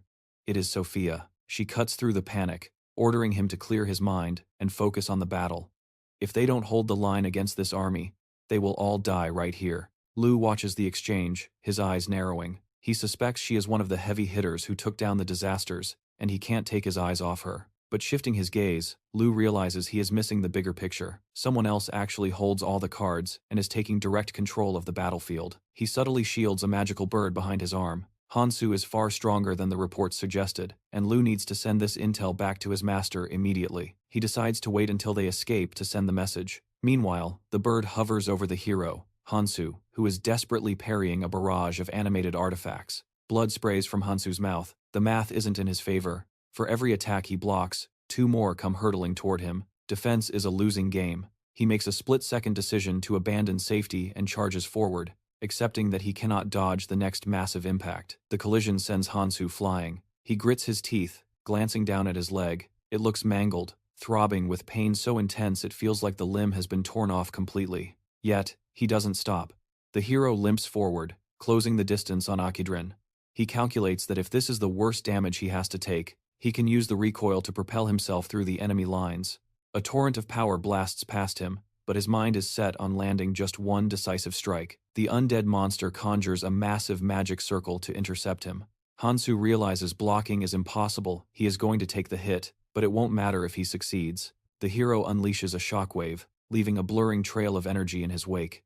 Akidrin stares ahead, but the enemy suddenly whirls around in shock. Hansu wasn't aiming for the monster. His blade drives straight into the floating crystal. He sneers, revealing his true target was never the undead guardian. The crystal explodes into shards. Hansu sticks the landing, muttering that he has wasted enough time in this hellhole. He raises his blade once more. He unleashes a rapid-fire flurry of strikes, declaring, "It is time to end this farce." Sophia watches, stunned by the sheer ferocity of his assault. Suddenly, the resurrection cycle halts. The undead freeze and collapse. Sophia asks if it is finally over, noting the stillness on the battlefield. A student confirms their power source has been severed. Hansu stares at the object in his hand, his expression grim. No, this is just the beginning. Their mission isn't finished. They need to move deeper. He turns to leave, but Lu interjects, asking if he seriously plans to push further into the danger. Lu argues that the beacon squad would retreat now. He lowers his hand, scoffing that they aren't stupid enough to walk into a death trap willingly. They only followed Hansu because of the emergency, but they aren't his subordinates. Hansu grips his blade, listening to Lu claim they have no obligation to obey him. Hansu doesn't have time for mutiny. A bright arc of energy flares above his head. He suggests everyone go their own way, launching a swing so fast Lu doesn't even see it coming. Hansu sheathes his weapon calmly. Lu is outraged, thinking he was attacked, but Hansu replies coldly that the strike wasn't meant for him. Glancing past Lu, he adds that he was just clearing the path. He notes that the others better be good at holding their breath. A massive cut suddenly appears in the giant roots behind them. The barrier breaches. A violent torrent of water rushes inside. Lu stares in horror as the flood washes the other students away. He screams, calling the hero a complete madman. The chamber fills with water instantly, submerging everything. Lu looks up, panic setting in. He brands Hansu a psycho, unable to believe he would flood the place just to stop them from leaving. Lu clutches an object in his hand, thinking he didn't want to use it. But he has no choice. He has to escape now. But as he activates the feather, a system message flashes. Item cannot be used. He is dumbfounded. This artifact is supposed to teleport him anywhere within the red zone.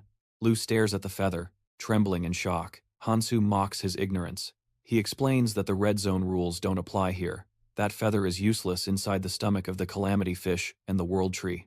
Technically, they aren't even in a dungeon right now. Hansu looks up, adding that the divine stone fragment is jamming the teleportation signal anyway. The students drift behind him as Hansu explains the geography.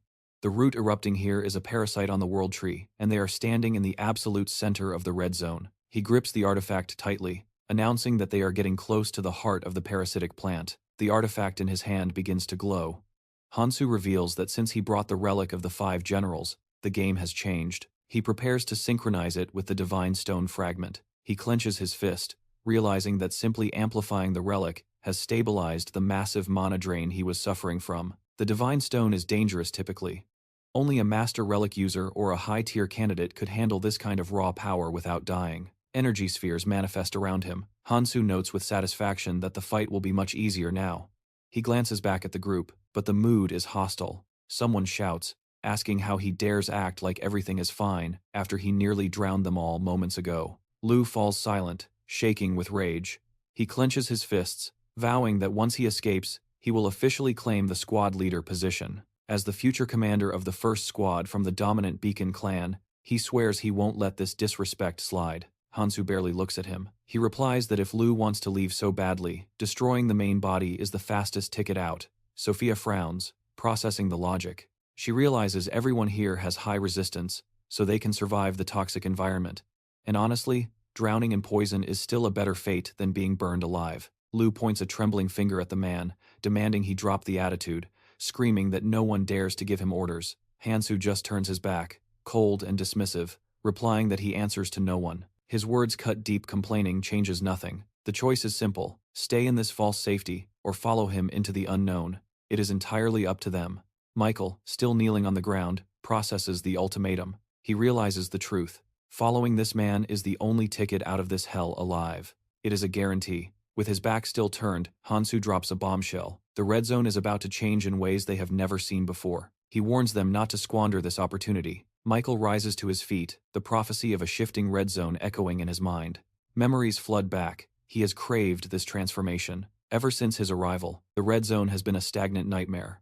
But Hansu? He is the catalyst. Michael stares at the hero, now surrounded by floating, humming spheres. To break these stagnant waves, they need a storm. They need a monster like him. Michael cracks a smile, terrified by his own ambition.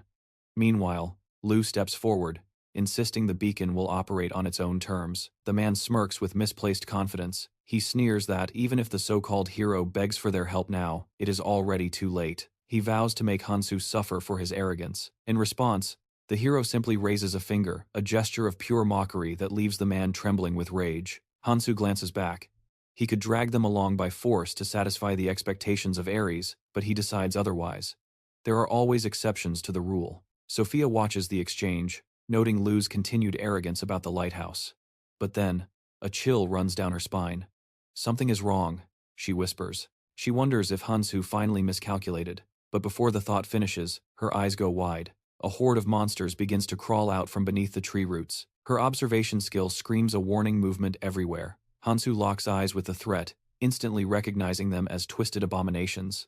It seems the plant life has gone berserk, but as he analyzes the swarm, he realizes these aren't full-fledged creatures. They have no ecosystem to sustain them.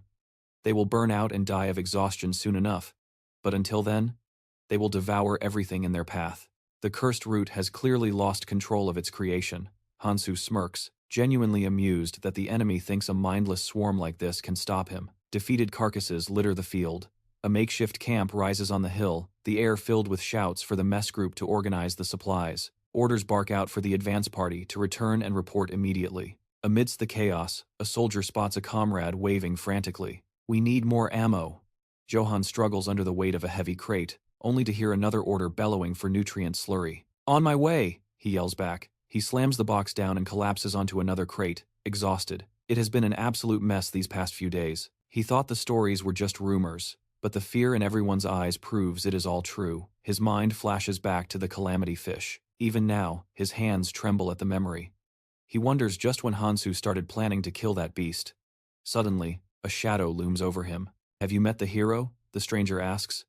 Johann sizes him up strong, dangerous, likely one of the first travelers to breach the red zone. Paranoia sets in. He remembers the masked assassins. Is this another group hunting Hansu? If Johann talks, they could track the hero down. Johann frowns, realizing they have no idea where Hansu is. "I'm not telling you anything," he snaps. The stranger's hand drifts ominously to his belt. Johann stiffens. "There are people everywhere. Force me to talk, and I'll scream the whole camp down. Try it." The tension breaks. The man raises his hands, apologizing for the misunderstanding. "I didn't mean any harm," he says, pulling back his hood. "It is Sang Jin." He introduces himself, explaining he is just curious about his old friend. He glances at the supplies, noting that Johann made it this far thanks to Hansu's help. Just like back on the ship, Sang Jin muses. Johann stands tall, the memory of the hero physically pulling their vessel through hell burning in his mind. From that moment, he knew Hansu was built differently. Sang Jin smiles, a distant look in his eyes. "I wonder what he is truly trying to achieve." Johann raises an eyebrow. I thought you said you were friends. Don't you know the details? Sang-jin looks away, clearly annoyed by his own ignorance. Johann laughs. That's Hansu for you. Always 10 steps ahead, always 1,000 plans, and never explains a damn thing to anyone. Sang-jin clenches his fist. It doesn't matter. He has already made his choice. He remembers the frown on the hero's face. The command to use whatever power necessary. He, too, was saved by that monster. Johann extends a hand. Sang-jin stares at it for a moment before answering. I've decided to walk the same path as Hansu. That way, if he ever needs my help, I'll be strong enough to make a difference. The wind whips around him, rattling the buckles on his belt. Johann realizes the harsh truth. Hansu didn't look for Sang-jin in the red zone because he simply wasn't good enough yet. Suddenly, a girl waves, calling Johann back to work. Gotta go! Johann shouts. Sang-jin nods, thanking him for the information. He reaches for his hood, hesitating, wanting to send a message. He almost asks Johann to tell the hero he was here, but stops. No, he pulls the hood up. He will tell him himself. As he walks away, the thought lingers. He is still miles behind Hansu. He needs to push harder. Debris flies through the air. While others search for him, Hansu is in the thick of it. Bright beams of energy tear through the monster horde, disintegrating flesh and bone. The artifacts pulse with blinding light. Hansu manipulates the floating orbs with a flick of his wrist, a conductor of destruction. He draws power from the divine stone fragment, fueling his assault. He can't afford a long battle. He must focus on pure, explosive strength to end this now. Around him lay the carcasses of defeated monsters. Lu stood behind him, unable to process the sight. He knew the guy was strong, but this was a different level entirely. The commander gritted his teeth, the realization hitting him like a truck. The hero had become too powerful, too fast. This wasn't in the report. His informant hadn't mentioned a word about this kind of strength. Hansu turned his back to the stunned group, facing the path ahead. There was nothing in front of him, nothing but a waterfall of deadly poison. He glanced back, muttering a cynical, "Good luck," before he and his comrades charged straight into the danger. He didn't look back, implying they should follow if they valued their lives. An assistant leaned in, whispering to the commander, "Sir, only Hansu knows the way out of this hellhole. Maybe we should follow him?" the aide suggested. The commander scowled. "We have no choice." Lu didn't hesitate, screaming at the others. "If you want to live, move! Run after him!" Deep in the core, the cube pulsed with raw energy. The monster spoke of its masterpiece, claiming it was finally ready. A silhouette stretched from the 3 spheres, a man. "I have created an alpha," the beast declared. A massive charge of electricity surged along the roots, flooding the sphere with power. He called it a life form designed to sustain the entire red zone. The creature flexed, and with a single blow, it shattered its containment sphere. It landed softly, standing face to face with the monster. "Follow my orders," Root commanded, bending its massive frame down. "Can you hear me? I order you to destroy the intruders immediately." Alpha tilted his head, eyes cold. "Strange," he murmured. "Why would someone as perfect as me obey a creature like you? I see no reason for it." Root's jaw dropped. Indignation flared. "I am your creator! I am your master!" Root roared. "You are merely a replica of me." Alpha looked up, disgusted by the very suggestion. He didn't waste words. Alpha struck instantly, plunging his hand deep into Root's flesh. "There must be something valuable in here," Alpha mused. Root froze, paralyzed by shock. "Give me the key to the arsenal," Alpha demanded, twisting his hand. Root glared, outraged. "Impudence!" he shrieked, surrounding the traitor with thick, thorny branches. He couldn't believe his own creation dared to attack him. Alpha looked up at the looming vines, bored. "Standing in front of you, it is dull. Think about your situation, you fool," Alpha scoffed. "You waste all your energy creating monsters and roots for self-defense. You're drained. Because of that, you can't even heal yourself." Alpha twisted his hand deeper into the wound. "That is why I am telling you, give me the key." A confident, predatory smile spread across Alpha's face. "Hand it over, and I will change the outcome of this battle." Root hesitated, staring at him. The monster's mind raced. Despite the sudden betrayal, it seemed the boy might still obey orders if incentivized. Root made a choice. He retracted the branches. The bark around his chest weakened, splitting open to reveal the core. "Take it," Root hissed. Alpha peered inside the cavity. "Good." Inside pulsed a brilliant crystal. The sinister smile on Alpha's face widened into a grin. He didn't hesitate. He grabbed the crystal. Root's mouth fell open in surprise as the guy began to rip it out. "Wait! That is a divine stone!" Root screamed. "Stop!" he demanded. A blinding light erupted from the chest. The creature's grin was maniacal now. With a wet tear, he snatched the divine stone free. The monster froze, its mouth locked in a silent scream. Alpha lowered his hand, inspecting the prize. "No need to be afraid," he mocked, glancing at the stone. "I'll keep my promise," he whispered. "I will correct this situation. My way." The zombie horde outside surged. Lu unleashed a barrage of magical blasts. Sophia attacked with the power of her divine eyes. Michael swung his blade, shouting, "Hold out a little longer, we are almost there." But the monsters seemed infinite. Roots burst from the ground, breaking their formation and knocking people off their feet. The vines loomed over the fallen soldiers. They looked up in terror. Suddenly, a figure launched off the ground. Hansu pulled his hand back for a strike. The blade cut through the air, severing the roots in a single motion. The guy landed amidst the falling debris. He looked away, distracted. Something else caught his attention. New roots erupted behind him. Hansu spun, facing a wall of monsters. With a bright swing, he unleashed his power. Several spheres of light manifested, firing bright rays that annihilated the monsters. The guy pulled his hand back, the residual energy from the swing vaporizing the nearest enemies. Watching the monster parts rain down, Hansu analyzed the situation. Asterisk. The defense system is definitely weaker than the calamity fish. Asterisk, he thought. Asterisk. The monsters are losing strength. Asterisk. He glanced aside. Michael was wrestling a beast while Sophia skewered enemies with flows of ice. Asterisk. They continue to weaken. Asterisk, Hansu noted as a wave of force tore another monster apart. Asterisk. Why? Asterisk. Asterisk. The enemy is cornered. Asterisk. He realized. He looked toward the depths of the cave. Asterisk. I need to go directly to the target. Asterisk.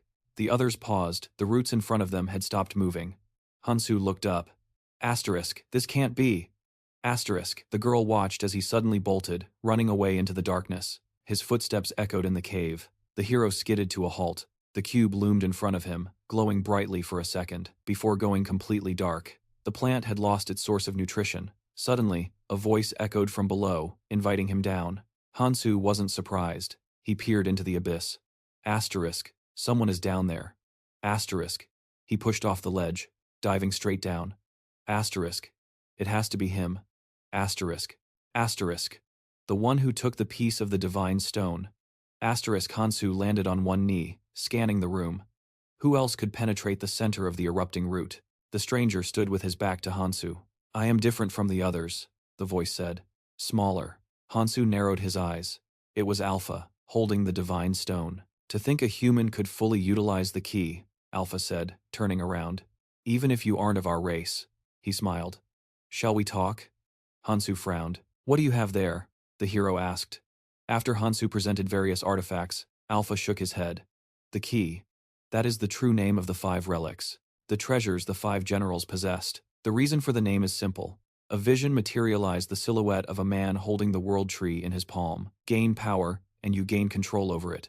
Hansu stood silent, staring down the Alpha who held the fate of the world in his hand. Hansu studies his opponent, tightening his grip on his sword. He replays the specific word the enemy just used, the key. Only the natives of Alheim, those he encountered deep in the abyss, ever used that name. That implies only one specific entity would refer to the relic that way. But it's impossible for that entity to be here. As Hansu narrows his eyes in calculation, the opponent tilts his head, sensing the hero's sudden realization. He clocks Hansu's knowledge immediately. Clutching a glowing crystal, Alpha speaks, impressed that the hero not only possesses the key, but also understands its true origin. Hansu shrugs it off, claiming he just overheard a rumor, then stares him down, waiting for the next move. Alpha points a finger at the relic, then at the exit. The message is clear. Hand it over and get out while you can. He calls Hansu a pathetic worm unworthy of the artifact. Hansu frowns, unimpressed. In that case, he replies, I have a counteroffer. His grip tightens on his sword hilt. He levels the blade at Alpha's throat. Hand over that piece of divine stone, quietly. He calls the entity a cheap fake, unworthy of the power he holds. Alpha blinks in surprise, then a wide, manic grin splits his face. He can't believe a mere human is threatening him.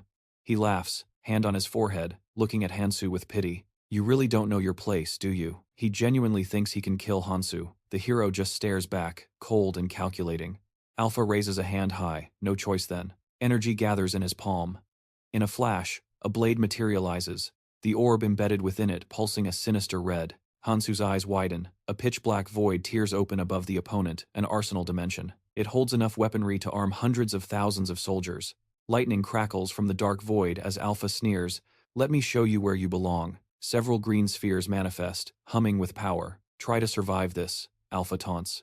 Hansu shifts his stance, one hand behind his back, ready for war. The green orbs streak toward him. Hansu conjures his own countermeasures, and the collision erupts in a blinding flash of light. Through the glare, the opponent recognizes the technique. The 7 sacred spheres, signature weapons of the 5 generals. More green lights ignite above him. They swarm forward like hornets. Hansu doesn't flinch. A single, clean sweep of his blade knocks the first wave aside. The severed orbs crash behind him. He analyzes the impact individually. They're weak, cheap, dilapidated knockoffs of the true relics, standard-issue trash used by foot soldiers. But his frown deepens. What they lack in quality, they make up for in sheer volume. More are coming. Hansu leaps back, landing on a protruding root. The void above is teeming. If there are truly weapons for hundreds of thousands in there, then the numbers game is a problem. The swarm redirects, hunting him down. He weaves through the barrage, barely avoiding the impact. They're tracking him now. Hansu glances back and swings, his blade creating a barrier of steel against the onslaught. He snatches a fragment of a shattered sphere. It's mass-produced junk. He realizes how the clone operates. He extends his hand, focusing. 2 can play that game. Lightning crackles around the remaining spheres, mirroring the energy wreathing the enemy's blade. Suddenly, the spheres freeze inches from Hansu. They hang suspended in the air, filling the room. The clone stares, completely baffled. Eyes bulging, he screams, "Impossible!" He frantically tries to command the 7 sacred spheres, but his connection is severed. His sword's aura flickers. He realizes the weapon system is glitching. The magic power he's pouring into the spheres is dissolving into thin air. The clone's jaw drops, screaming denial. Hansu holds the captured sphere fragment in front of him. "You know what the problem is?" Hansu smirks. "I know the magic code." Hansu walks straight at him. With a glowing swing, he melts through the frozen spheres like butter. He smiles coldly. "Like I said, I heard a few things." He remembers exactly who taught him these secrets. Closing the distance to the clone, he speaks low and dangerous. "I'm surprised you can still summon the arsenal at all." Hansu slices through another cluster of spheres. Alpha clutches his crystal in desperation, but a weapon is only as good as the master holding it. Hansu pushes off the ground, launching himself forward. The clone raises his blade high, screaming, "Is that all you've got?" Hansu just stares, teeth gritted, focused on the kill. Hansu's sword arcs toward the enemy's skull. The clone sees death coming. This is the end, but manages a desperate twitch, dodging the fatal sweep. The blade shears off a lock of his hair. The clone roars, raising his weapon to send this hero to hell. Hansu doesn't even blink. Hansu pivots, driving his foot into the ground for torque, and slams his elbow into the clone's guard. The clone throws a hand up to protect his face, but Hansu retracts his blade and snaps it forward again. A spray of blood paints the air. The clone clutches the wound, shock in his eyes. "You're too weak," Hansu states flatly.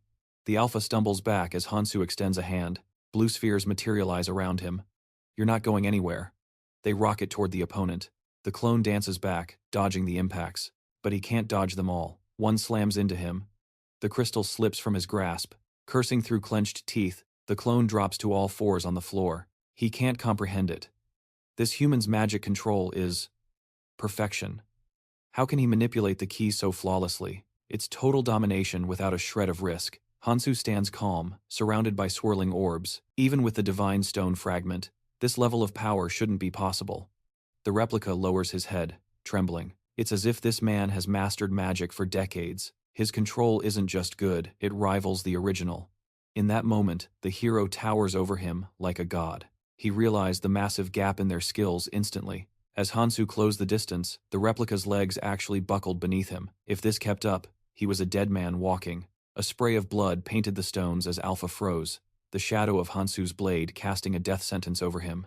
Hansu's cold reflection filled his eyes. Visions of his own corpse flashed through his mind, paralyzing him with the terrified realization that he couldn't do a damn thing. It was as if a dark, suffocating aura wrapped around him.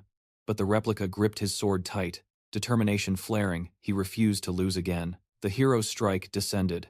Intercepting the blade at the last second, the opponent grit his teeth. He couldn't afford to die in a hellhole like this. Hansu unleashed his attack. Smoke billowed, but something was wrong. There was no impact. The enemy right in front of him seemed to just evaporate. He recognized that form instantly.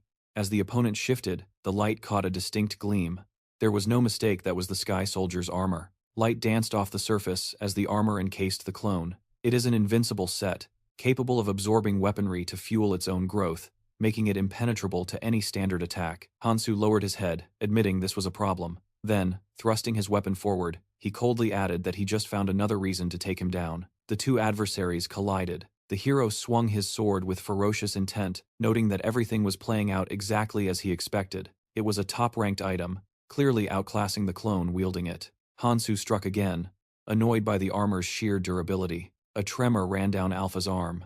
The armor hadn't completely nullified the force, but it had saved his life. He frowned, realizing how close that was. The situation was getting desperate. Thinking of the green orbs, he cursed his luck. He couldn't access the full armory yet. If he could combine the armory with the heavenly armor, he might actually have a shot at winning. But for now, he just kept taking heavy hits. If the tide didn't turn soon, he was finished. Suddenly, green spheres began to orbit the armor. He glanced at his weapon. There was a play he could make. Various weapons materialized next to the spheres as he formulated a plan. Even though the magic code locked him out of the full armory, the weapons themselves remained. Hansu charged straight at him. A dark void opened above him. He decided to sacrifice every weapon he had to supercharge the armor. Seeing this, the hero demanded to know what he was planning. He shouldn't have been able to trigger weapon absorption. Hansu's eyes widened in realization as an arsenal burst from the dark void. The Weapon Eater ability activated, and the armor's maw opened wide, devouring the blades and fusing them into its structure. The clone roared, mocking that even if Hansu understood, it was too late. Now, he would witness the true power of weapon creation, but his triumph was short-lived. Alpha dropped to one knee, sensing a dangerous erosion gnawing at the sky armor. He had fed it too many weapons. Even with his strength, he couldn't control the overflow. Yet, a twisted smile returned to his face. He saw the calculation in the hero's eyes. Hansu wouldn't be able to withstand it either. Besides, Alpha was out of time to fight him properly. The clone reached out, making his decision. Facing the hero, he taunted, "You came all this way for this, didn't you?" The heavenly armor surged forward to engulf Hansu. He struggled against it, but the clone called it a gift as the metal swarmed over him, obscuring his vision. Hansu clawed at the metal skin, trying to rip it off. Watching him struggle, the enemy laughed, telling him it was useless and the odds of dying. For the heavenly demon armor, the death rate was usually 10 to 1. He smiled ominously, adding, "And that's just the standard probability. But now that I've gorged the armor on my entire arsenal, your survival chances have basically hit 0. The clone frowned. He expected the hero to be consumed instantly, but Hansu was holding out surprisingly well. With the armor fully encasing Hansu, the clone realized he couldn't reclaim it after the death process anyway. Better to leave him to rot and head straight for the world tree. The clone turned his back, tossing over his shoulder that he'd return once Hansu was a corpse. Inside the shell, Hansu furrowed his brow. Crushed against the ground by immense pressure, Hansu realized the irony. The enemy had actually handed him a massive source of power. His claws scraped across the stone floor. One slip-up meant instant death, but he was confident.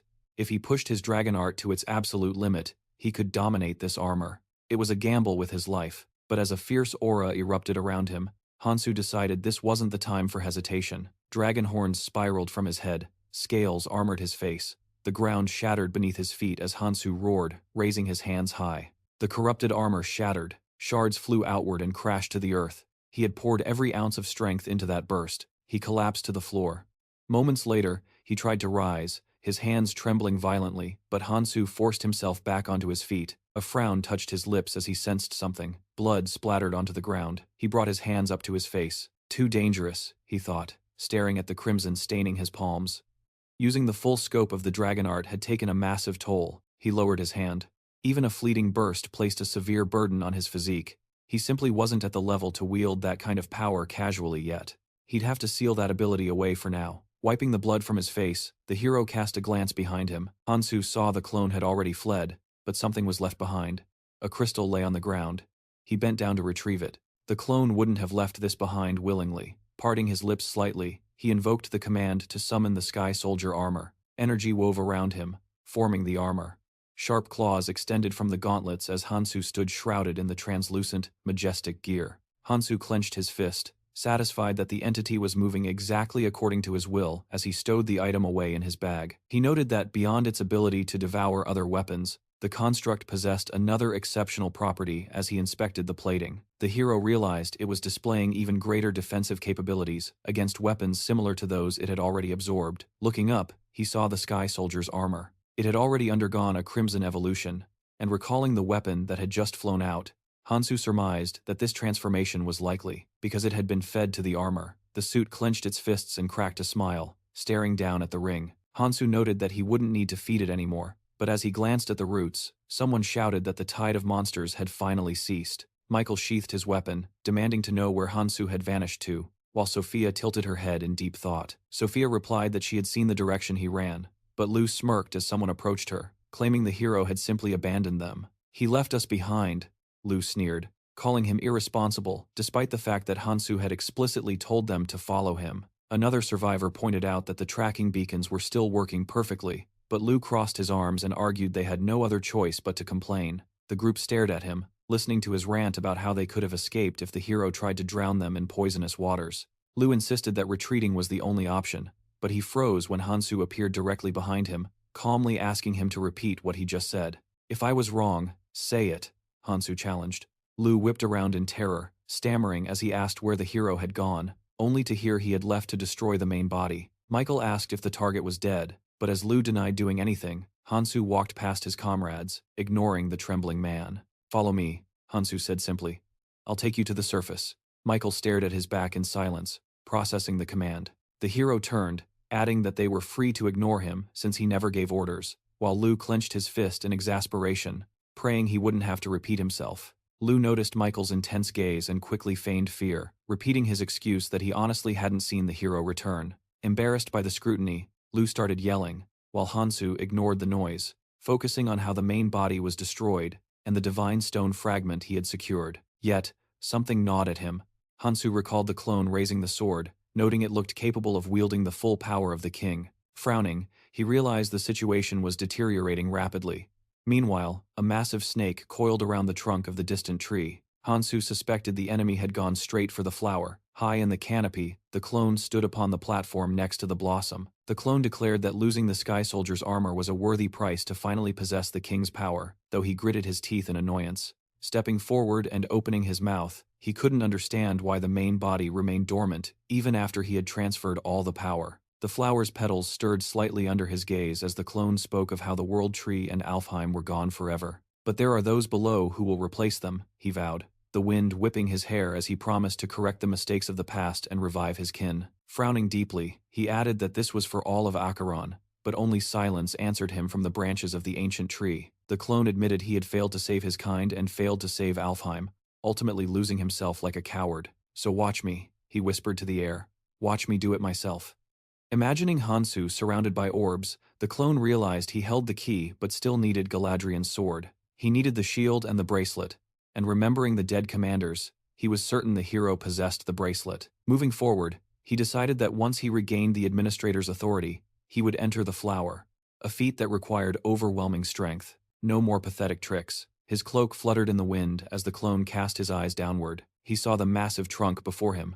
Ouroboros caught his attention, hanging from a branch before leaping to another. The clone jumped, landing deftly on a lower branch, looking away as the wind rustled through the leaves before he descended again with massive leaps. He dropped lower and lower until his foot touched something solid. The clone had landed on the back of a flying drake. He noticed the red eyes glaring from beneath the scales, and frowned. "Move," he ordered, outraged that they dared to bare their fangs at their creator. A horde of monsters gathered ahead, but they quickly retreated as the clone lifted the scales, acknowledging their correct behavior. Composing himself, he reflected that the original Hansu had eventually lost because he had lost his kind. He has no power left. A wide smile stretched across his face as he decided that he was now the true original. Stretching out his hand, he declared, "From now on, I am Takeron." Meanwhile, Hansu stood by the water near the gathering survivors. Whispers rippled through the group, some in disbelief that anyone could survive, while others expected death after failing to fight. One survivor was shocked that his comrade had returned alive. Moonlight bathed Sophia as she turned to answer what she was thinking. Michael approached her, saying quietly, "I'm sure we're thinking the same thing, so there's no point in even asking." Watching the hero gaze at the stars, Michael spoke of how Hansu had slain the calamity fish and the erupting root. "Everything in the red zone changed the moment he appeared," Michael admitted. looking down as he confessed he had been ready to give up. He remembered the man's hand on his shoulder, his words that it was impossible, and the sheer disbelief that a natural disaster could be killed. Watching Hansu's steely determination, the man noted he had pulled it off solo. Sophia gazed at the hero, and in that moment, she knew she was falling for him too. He would likely stroll into the orange zone without breaking a sweat. She frowned, realizing the terrifying truth from now on. The red zone would actually be the safer place. That meant the stragglers from the training zone might actually survive. She clenched her fist, steeling her resolve. If that was the case, perhaps the person she loved could survive this hellscape too. Hansu stripped off his outer gear, and she realized he wasn't just surviving, he planned to save billions of lives. A faint smile touched her lips, quickly turning into a laugh she tried to hide. Michael looked at her, puzzled. "What's so funny?" Beaming, she replied that the whole situation just felt absurdly surreal. The man withdrew his hand, the tension lingering between them. "I get it," he muttered. Suddenly, a shadow swept over them. People looked up, squinting at the sky. "What is that?" "Looks like a carrier pigeon," someone shouted. But then the sky filled with them, hundreds. Meanwhile, the massive Ouroboros coiled tighter around the giant tree. A man bolted forward, sparking panic as the crowd ran for their lives. But disaster struck. His foot caught a stone, sending him crashing face first. He raised a desperate hand. "Help me!" His comrades whipped around in terror, but fear won out. They kept running. As he begged them not to leave, a fountain of blood erupted from his mouth. The monster was on him in an instant. Jaws unhinged, razor-sharp fangs glistened, and then rip. The beast tore the flesh right off his bones. Sophia spotted a group of survivors nearby. Hansu shifted his gaze, cold and calculating. Beside him, Sophia watched them, her eyes glowing a menacing red. The monster froze, hearing the order. *halt. Techeron rested his hands on the engraving, his voice grim. "Until I have full control of this machine, I need to ensure no one leaves this kill box." It was his duty. He scowled, doubling down. "Do not let a single soul cross into the orange zone." Two more beasts manifested beside the first, followed by an entire horde. They surged forward, the reflection of the hero and his companion, burning in their predatory eyes. The colossal serpent tightened its grip on the tree trunk. A deep, grinding rumble echoed from the roots. The crowd recoiled in horror. What the hell is that noise? A legion of ghostly locusts materialized from the gloom, swarming toward the tents. A woman pointed a trembling finger. "Incoming! Get ready! We stopped them right here." Aaron and Mitchell planted their feet, bracing for the inevitable collision. The others drew their weapons, realizing this was a stand-or-die moment.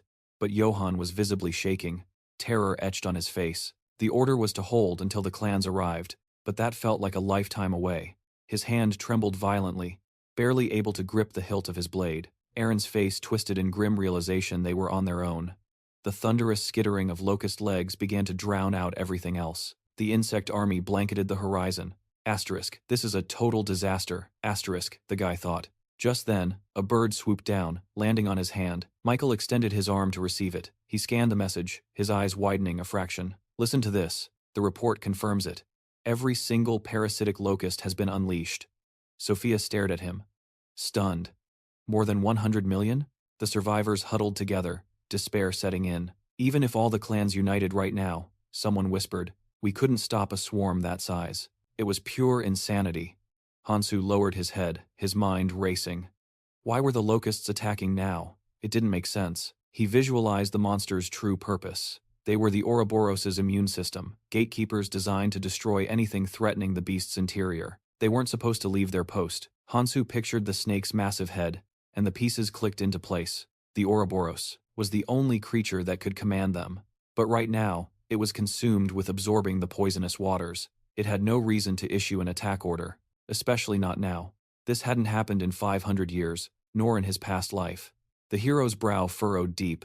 An image of Techeron's sinister smile flashed in his mind. It's him. The wind whipped past Hansu as the realization settled in.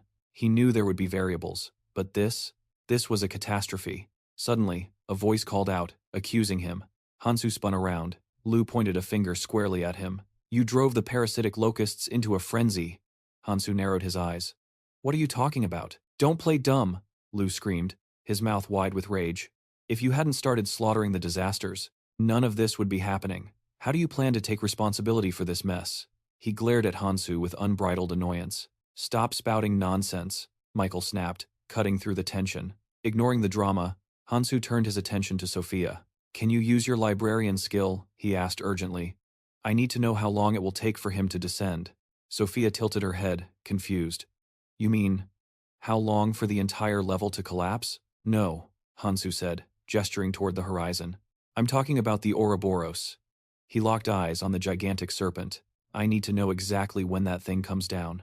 Sophia and the others followed his gaze, eyes widening in shock. The locust assault was just the opening move. Hansu deduced the truth. Tekaron, that split-faced manipulator, was pulling the strings. As a clone with royal lineage, Tekaron could command the locusts. But it was obvious he was aiming higher. He was trying to hijack the Ouroboros itself. The great snake's eyes blazed with light. Hansu pictured its gaping maw. Asterisk, he can't control a beast that size instantly. It's going to take time. Asterisk, the Ouroboros was one of the 4 great disasters. Once the enemy seized control, he wouldn't just hold it, he'd unleash hell upon the land. Sophia stared at him as the gravity of the situation sank in. I need that number now, Hansu pressed. Hurry up. We're running out of time. Calculations raced through her mind. The longer the Ouroboros took to awaken, the more time they had to fortify the world tree's trunk. The grim realization reflected sharply in her monocle. Lou and the others dropped their jaws in sheer disbelief. 2 weeks? The man ground his teeth so hard the sound practically echoed. It was over. The mission to capture Hansu was meaningless now. He turned his back on the target and barked orders to his subordinates. The red zone is finished, he declared cold-bloodedly. First and second squads, report to Miyamoto. The rest of you, on my 6. Sophia stepped directly into his path. She couldn't understand where he was going when they needed to stand united. We have to fight together. He just looked down at her with pure contempt. Why bother? He scoffed. She raised a hand, suddenly piecing it together, the mirror. It was opening soon. They weren't repositioning, they were running. The cycle was complete. In her mind's eye, she saw the pool behind the great tree. The mirror wasn't just a reflection. It was a massive dimensional lake. Nestled between the 6 great pillars, it served as a gateway to the next zone. But the portal only stabilized once a month. When the lake's surface turned to glass, the path opened. But entry wasn't free. The unworthy were barred. Only those who had truly manifested their power could cross. Sophia frowned, the logic sinking in. The clan members were all high-level travelers. They were guaranteed passage. They were going to leave everyone else behind. Lou smirked, seeing she finally understood. That's right. The clan is exiting through the mirror the second it opens. We have no reason to die here for nothing, he spat. Sophia was indignant. What about Aaron? And Mitchell? You haven't even thought about them. And the rest of the people in the red zone? She demanded. The man just lowered his brows, looking bored. Isn't it obvious? He shrugged. The monster army will wipe them out. If the parasitic locusts don't kill them, the snake will. He scratched his ear casually, utterly unbothered by an order given 20 years ago. Furious, Sophia cursed him out right there. He brushed the insult off his shoulder like dust. Don't look at me like that. It's not just us making this call. Every clan leader is thinking the same thing. He turned away, tossing a final truth over his shoulder. Maybe things would be different if there was any order here. But this isn't heaven where justice prevails. This is hell. Lou walked away without looking back. Sophia clutched her head in despair. At this rate, every remaining traveler was a walking corpse. She lowered her eyes, a vision of something watching from the darkness, chilling her blood. If they weren't careful, the seal would shatter. Suddenly, Hansu's voice cut through the fear. Relax. 2 weeks is a lifetime. The hero stretched out a hand, radiating confidence. If we meet a few conditions, killing the Ouroboros won't sound so crazy. She rested a hand on her belt, skepticism written all over her face. What do you mean? Like with the calamity fish and the erupting root? They both looked to Michael, who cut in. Doesn't matter. The parasitic locusts guarding the snake are already on the move. They're descending as we speak, he said, pointing into the distance. And the gatekeepers? They aren't doing their jobs. That means the Ouroboros is completely locked down from the outside. The old methods won't work this time. He raised 2 fingers. That is why I mentioned 2 conditions. A vision of humans clashing with monsters filled the air. Condition 1. We gather every clan in the zone to repel the locust swarm. Sang-jin perked up at the plan. We need the strongest travelers in the red zone on our side. Hansu smiled, his eyes glinting. We can make them listen. High above, the leaves of the world tree rustled violently. The great serpent coiled tighter around the branches, its fangs bared in anticipation. We do this, and we take that beast down, Hansu declared. The team stood opposite him, excitement finally overriding their fear. Michael asked the real question. You really think you can unite rival clans to fight an endless swarm? He pictured the monster's gaping maw, The Ouroboros descends soon. It's going to destroy everything. The young man folded his arms, grim. It's impossible. The clans won't lift a finger for your wish.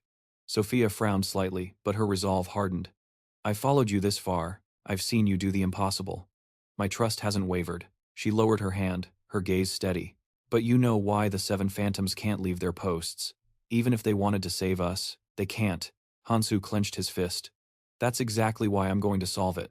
I'll eliminate the reason shackling them. He turned away as she gasped. That can't be done. He spun back to her. We unite the clans. We force them to stop the locusts. We are out of time.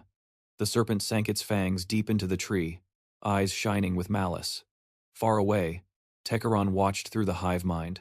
A man struggled to hold back a monster's claw, mouth wide in a scream. Mitchell roared, Hold the line! Maintain position! When are the reinforcements coming? Someone screamed. The guy checked his interface, system windows flashing around his face. Tekaron observed the skirmish. They're holding out better than I imagined. He watched the humans fight, unimpressed, pointless. The locusts have the numbers. Defeat is a mathematical certainty. Tekaron rested his hands on his legs, relaxed. I can't kill too many of them though. Each human is a valuable resource. I need a breeding population. His attention snapped to a new visual. Lu. The image reflected clearly in his eyes. He saw the man and his squad moving. The locusts tracked them. Tekaron sneered. Rats fleeing a sinking ship. Looks like a large group is trying to make a run for the gateway to the next zone demands a toll. Tekaron stares at the floor. Disgusted, they are paying with the blood of their own kin just to save their miserable skins. A dark smile creeps across his face. No redemption here, only divine retribution. He glares at Lu, spitting out the verdict. Pathetic insects. Lu gazes down at the waterfront, where a sea of faces waits. He spots the bald man instantly. Troops from the Heavenly Association have assembled. Others lurk in heavy cloaks. 6 rogue independents standing apart from the main group. The bearded man clasps his hands, waiting in silence. That is the monarch of the Chimera clan, watching them like a hawk. Lu realizes the gravity of the situation. Everyone who matters has gathered here. Everyone except the Valkyrie clan, who are out there holding back the locust swarm.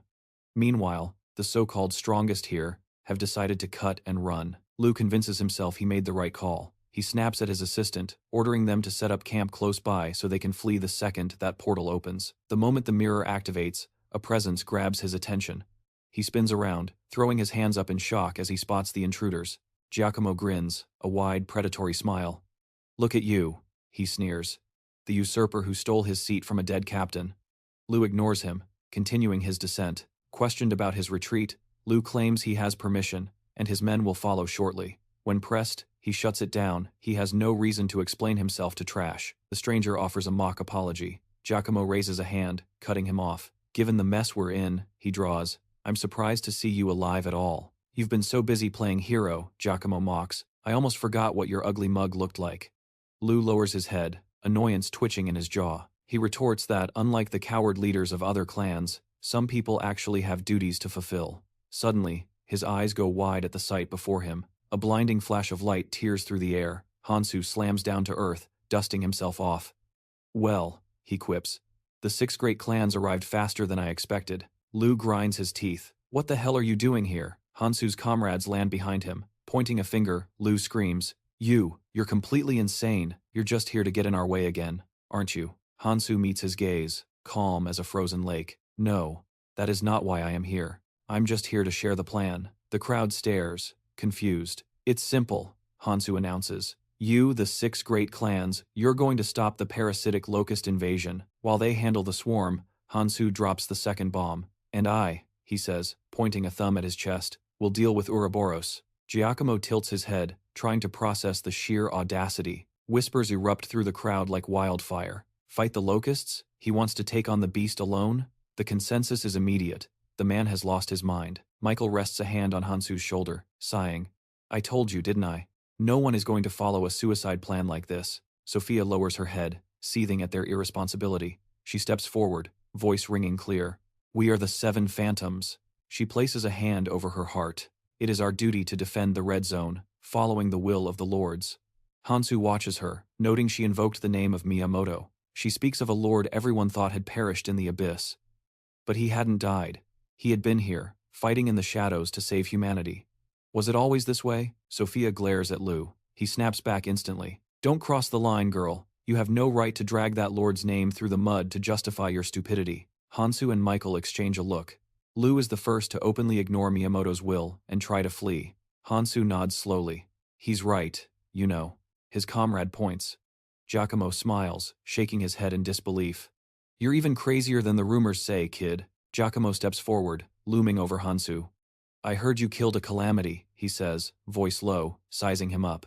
I admit, I'm ashamed I didn't stay to fight back then, but a leader has to act for the good of the clan, not his ego. He stares deep into Hansu's eyes. We just need to wait 2 days, Giacomo insists. Then we move to the orange zone. There is 0 point in dying in a battle we can't win. It's every man for himself down here, so don't stand in my way. Hansu looks at him, silence stretching between them. Hansu turns away. I already knew I couldn't get through to you people. He pivots on his heel, done with the conversation. They're coming, Hansu warns, his voice cold. And you lot in the front row are about to feel the full cruelty of this world. The ground lurches violently beneath their feet. People stumble, trying to keep their balance. Giacomo shouts over the noise. Stop panicking. We only have to hold the locusts for 2 days. But Hansu looks up, eyes narrowing. This isn't locusts, he mutters. This tremor. It's something much stronger, he frowns. In the red zone, only one creature has enough mass to shake the earth like this. The crowd gasps as a massive serpentine tail breaches the horizon. Ouroboros, Hansu whispers. The colossal serpent uncoils from the world tree, beginning its descent. It is heading straight for the lake. The tail rises like a monolith, casting a suffocating shadow over Lu. What is happening? Lu screams. It wasn't supposed to come down for another 2 weeks. Sophia tracks the beast. It's not slipping, she realizes, watching the scales shift. That was a deliberate move. Terror washes over the crowd. The sheer power of a single tail whip caused an earthquake. Hansu scowls, his worst fears confirmed. He's trying to block the mirror, Hansu realizes. The massive tail crashes down toward the water. Darkness swallows the people below. Impact. A tidal wave explodes upward. Sophia instantly conjures a barrier. Hansu turns to her. I have one more request. She doesn't have time to agree. The water slams into her magic circles, the torrent diverting around the screaming crowd. The water settles, but the tail remains, effectively plugging the lake. Lu covers his face, trembling. This is bad. The escape route is sealed. The lake is gone. Lu's assistant points a shaking finger at the sky. Locusts, they're descending. Legs give out from sheer terror. Gazing up at the sky, the soldiers realize they have walked into a nightmare. The commander slowly turns to face them. Retreat! We need to get as far away as possible, the bald man screamed, gritting his teeth in panic. We're leaving, now! Thundering footsteps echoed around them. The girl turned to Giacomo, waiting for the call. She lowered her head, desperate for orders. The man calculated rapidly. The serpent's tail was blocking the mirror, and a horde of parasitic locusts was incoming. To reach the next zone, they would have to exterminate every single one of them. He stared at the encroaching sea of monsters. With numbers that vast, victory seemed impossible. He ground his teeth, resigning himself to the grim reality that they were trapped. Giacomo looked away, ignoring the frantic questions. Lu threw his hand up in accusation. He wants to get us all killed. Suddenly, a massive barrier of ice erupted before them. Sophia stood atop the frozen wall, her voice sharp. The others understand the situation. Running is pointless. We stop the locusts here, or we die. Lu's jaw tightened in fury at her words. We'll be dead in 2 weeks when the serpent descends anyway. Just then, his assistant spun around, eyes wide. Emergency, the locusts have touched down. A straggler rushed forward, but the swarm was already at her back. The monster lunged. Terrified, the people shielded their faces with their hands, but Hansu raised his sword. With a single, fluid swing, he sliced the beast in two. He turned to Lu, wiping dark blood from his cheek. Stick to the plan. If you don't, Hansu added coldly, you won't survive. Lu backed away, holding his hands up defensively. You're a psycho. He couldn't believe the hero's insanity. He pointed a trembling finger at Hansu. Come to your senses. You're talking about killing the Ouroboros. That serpent isn't like the other disasters. Hansu stared him down intensely. I'm covering the escape, Hansu replied, glancing at the mass of locusts gathering behind him. But running now destroys our only path to survival. Giacomo folded his arms. The mirror opens in 2 days. Lu looked livid. As long as that tail blocks the mirror, we're stuck. Our only option is waiting 2 weeks. The crowd looked between them, realizing the choice was theirs. The girl on the ice wall spoke up. We can unite, defeat the calamity, and we survive. The monsters were advancing, yet Lu kept shouting about selfish desires. Stay in the red zone and get buried. The locusts opened their maws and shrieked. Suddenly, monsters materialized behind Giacomo. His men gripped their weapons. Incoming. Giacomo stood with his back to the threat, ignoring the pleas for salvation. A dark shape flashed behind him. Giacomo grinned broadly. I like you, Hansu. He summoned his warhammer and swung it blindly behind his back. Asterisk, crack. Asterisk. The impact sent the monster flying. Tekeron gripped the handle tighter, lifting the massive weapon. From now on, we ensure that no parasitic locust leaves this lake. He looked sideways, his voice booming. Draw your weapons. We fight. And then we collect the trophies. The girl behind him clarified. You mean fight until the Ouroboros is dead? Giacomo feigned surprise. Is that what I'm doing? He glanced back at the swarm. But as long as we fight, we pave the way for a retreat. Even the 6 great clans know it's easier to fight here together. He hefted his weapon. The crowd realized the truth. If they couldn't defeat the Ouroboros, the Orange Zone was out of reach. Even the elites had to accept that. Giacomo smirked at Hansu. But if this goes sideways, I'm blaming you. I'll deal with the kite and the 7 phantoms, Hansu stated calmly. The hero looked away, knowing he had nothing left to lose. Sunlight gleamed off the massive body of the serpent. The people gripped their weapons as the locusts charged. The clash was instant. A separate group stood on the sidelines, trembling in fear. Are they actually going to fight that thing? Even the other clans joined in. Where maybe we should too? The guy in the hat turned around to ask for orders. Commander, what should we? But Lu was gone. The man had already slipped away from the group. Asterisk. If I knew it would end like this, I would have prepared. Asterisk. Lu thought bitterly. He ground his teeth. Fools. They're all crazy. Asterisk. Boom. Asterisk. The hammer crushed another skull. Lu couldn't fathom how they intended to stop the swarm. Asterisk. Holding out against an endless stream, until the Ouroboros dies. Asterisk. Giacomo. Smash the monster in front of him. Lu decided it was unthinkable. Asterisk. That plan will never work. Asterisk. Back at the lake, lightning began to crackle around Hansu. The hero sheathed his blade on his back. Lu thought the man was delusional. The blade caught the light one last time. Lowering his eyes, Lu ran. Asterisk. No one can do that. It's a suicide mission. Asterisk. As he scrambled through the forest, Lu told himself he had to return to that man. It had taken too long to get intel on this guy. Meanwhile, Michael scanned the perimeter. What happened? Sophia asked. Nothing, he replied, distracted. Hansu approached them, sheathing his weapon. The clans are executing the plan. They've slowed the locusts' descent. Michael froze in amazement. You're leaving the rest with them? Hansu brushed off the concern. I've done my part here. Now I have to move forward and take out the phantoms. The girl frowned at the mention of their true target, Miyamoto. It's time to meet him. Michael jabbed a thumb at his own chest, making it crystal clear if his gear stays, then he stays right here with it. The man across from him nodded, recalling their last encounter. He remembered the deal they had made. He had sworn to provide Hansu with full support. Hansu hesitated, confused by the sudden offer, but he didn't turn it down. Agreement secured. Meanwhile, the field was buzzing with activity. Headquarters was in chaos as a new report came in. The locusts were moving. The swarm had occupied the mirror. Now, the 6 great clans, led by the Jakma, were holding the line after Olga's forces decimated the first wave. But the enemy was advancing on the mirror faster than anticipated. Inside the command tent, the pressure was mounting. The cloaked man broke the silence. The choice was stark. Do they turtle up inside the seal and wait for the passage to open? Or do they hold their ground and fight? Across the table, a woman listened to the debate, weighing on the phantoms.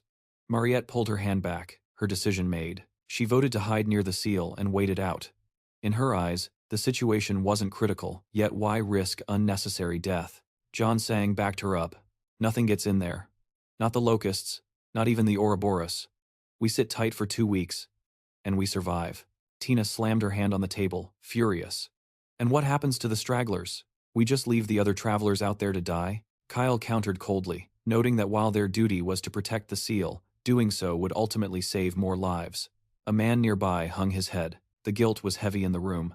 They were arguing for self-preservation, claiming no one cared about a few dead travelers, but the shame was palpable. Another voice argued that the red zone was finished anyway. Even the entity within the seal would eventually vanish. But the counter-argument was terrifying. The thing in the seal was on a different level. It could travel between zones. The man took a deep, shaking breath. Miyamoto finally looked up. Silence. his voice cut through the noise. There is no need for this bickering. The blonde man looked away, guilty. Mariette lowered her gaze. The discord among the leadership was becoming dangerous. The group murmured apologies, but Miyamoto waved them off. No need for sorries. He raised a hand, commanding attention. I understand the fear perfectly, he said, his voice steady. But even in hell, we must keep our sanity. Remind yourselves we are phantoms. He stroked his beard, eyes sharp. First, we must find the root cause of this chaos. Suddenly, Lu burst into the tent. He scrambled to his feet, breathless, turning to Miyamoto. Sir, urgent report! Kyle glared at him. We are in the middle of a council meeting. But Miyamoto signaled that it was fine to speak. The leader stood and approached Lu. This was the man who had fought his way up to replace the fallen stormtrooper commander. Lu bowed, grateful for the recognition. Miyamoto placed a reassuring hand on the soldier's shoulder. He smiled, a dangerous glint in his eye. Tell me, why are you here? Lu grinned broadly. It's the 6 great clans. They've got the locusts pinned down at the mirror, and it's all because of Hansu. But that wasn't the bombshell. He has a plan, sir. He wants to take down the Ouroboros. Lu waited, anxious, as Miyamoto processed the news. Miyamoto's expression darkened instantly. What is he doing with the mirror? Lu stammered, searching for the right words. The phantom stared him down, assuming the worst that Hansu was making a run for it. It looked like a desperate attempt to escape into the gray zone. John Sang looked disappointed. Miyamoto's voice grew icy. The 7 phantoms gathered here to decide the future of the red zone. And he spits in our faces? Lu panicked. He was just following orders. Miyamoto leaned in, locking eyes with him. Orders?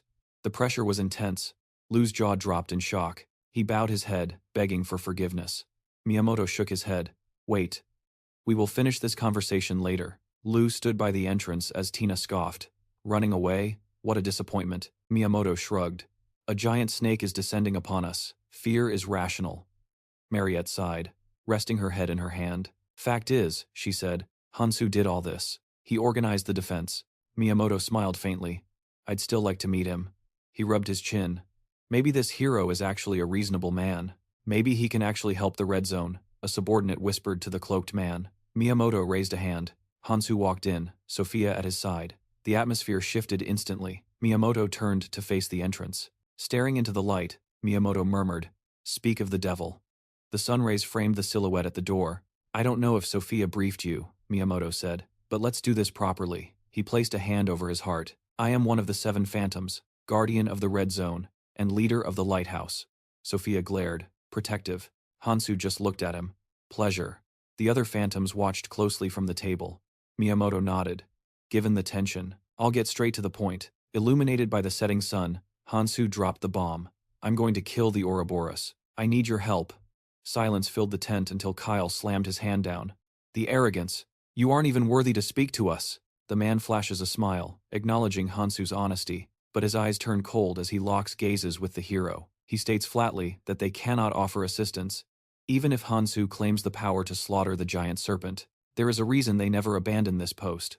Hansu smirks, dropping the one name that shatters their composure. Akuma. Cold sweat trickles down Sophia's temple as Hansu declares he will shoulder their burden by destroying the beast, demanding they break the seal. The atmosphere snaps. Blades engage instantly, surrounding the hero as the phantoms train their weapons on his throat, while Miyamoto lowers his head in silence.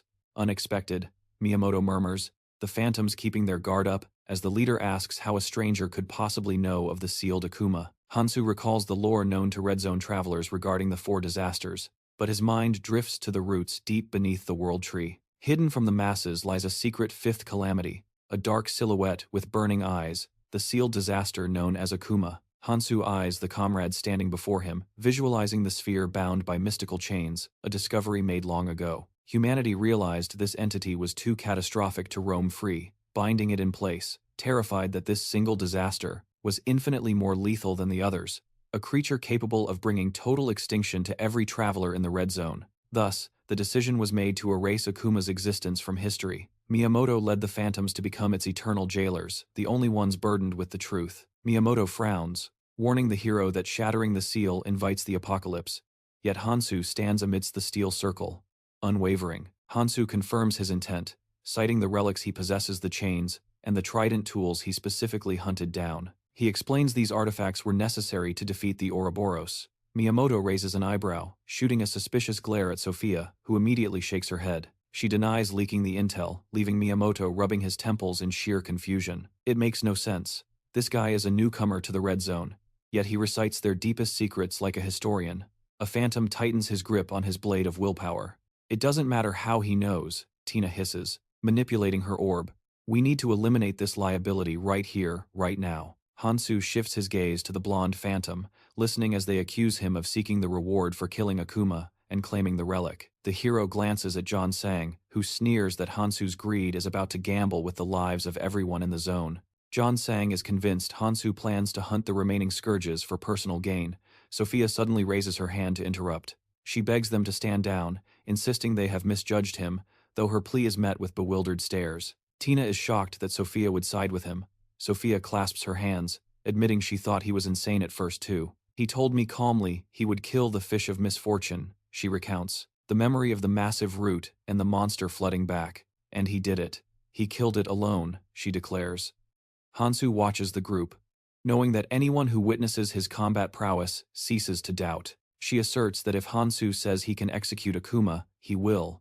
For him, the impossible is just another Tuesday. Miyamoto sighs deeply, repeating the word miracles before signaling his team to lower their weapons. Hands clasped behind his back, the leader speaks of the seal, describing the voices of the fallen who scream of the beast's hopeless, overwhelming power. He describes a force of pure destruction, then tilts his head, challenging Hansu. What do you possess that we do not? Hansu doesn't speak. He simply opens his mouth slightly and lets his raw energy detonate outwards. The shockwave sends the phantom sliding backward. As they scramble to identify the power, the relic armor materializes over Hansu's body. I'll prove I can kill Akuma, Hansu states, leveling his blade at the elite group. Come at me all at once. John Sang scoffs, calling it cheap bravado, and raises his weapon to accept the challenge. Let's test that confidence in practice. Mariette watches in terror as the phantoms blitz forward, one of them intercepting Hansu's opening strike. The hero's swing leaves a luminous trail, a blinding flash erupting on impact, as Hansu and John Sang lock blades in a shower of sparks. We are phantoms, John Sang roars, as two others flank the hero, their swords clanging uselessly against Hansu's impenetrable armor. He mocks Hansu, claiming it is sheer arrogance to think he can solo the Guardians of the Red Zone simultaneously. Withstanding the crushing onslaught, Hansu admits his opponent is far superior to any ordinary traveler. You truly deserve the title of Phantom, Hansu says, as his blade slides past the guard, creating friction sparks. John Sang demands to know what he implies. An aura flares around the armor, energy blasting into the sky, stunning the two flanking attackers. Hansu's hands shoot out, seizing them mid-attack. I meant, he grins, recalling his need to level up the armor, that you make excellent training dummies. Asterisk. Flashback.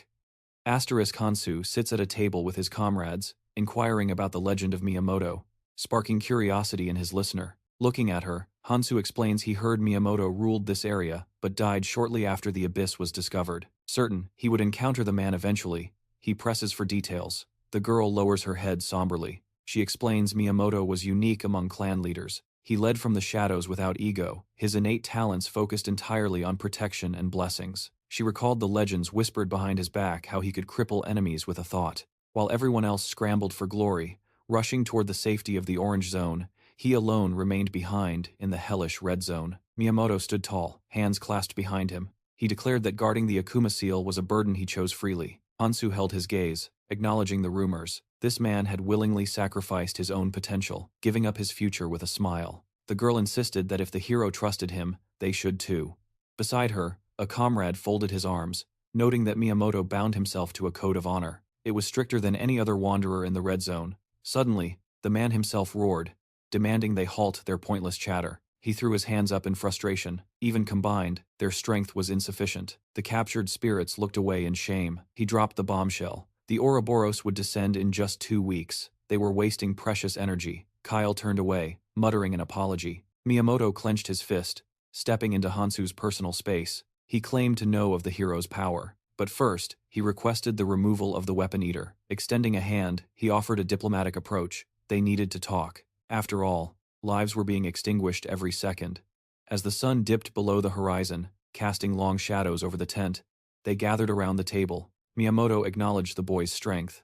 Hansu crossed his arms, listening as the Guardian insisted the seal couldn't simply be broken. He presented the seal as their only lifeline, warning that removing it invited chaos no one could predict.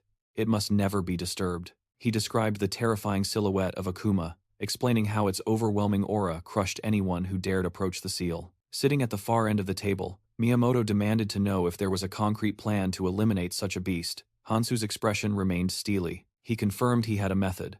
Then, revealing various artifacts, he brought up the 5 legendary relics. 2 were currently maintaining the seal.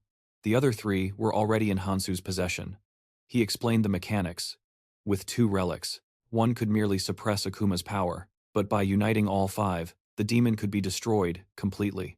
Hansu rested his hands on the table. He added that the calculated success rate was high, then asked for opinions. Miyamoto stared into his cup. He recognized that look. In the boy before him, he saw the heavy burden of responsibility. He saw the will to die for a cause, a total absence of fear. Miyamoto's gaze sharpened. In his 20 years in this hell, had he ever met a traveler like this? He realized he had. A ghostly image formed behind Hansu. He remembered Aries. While the others couldn't hear his internal monologue, Mariette raised a hand to speak. Miyamoto grabbed his mug, taking a long sip.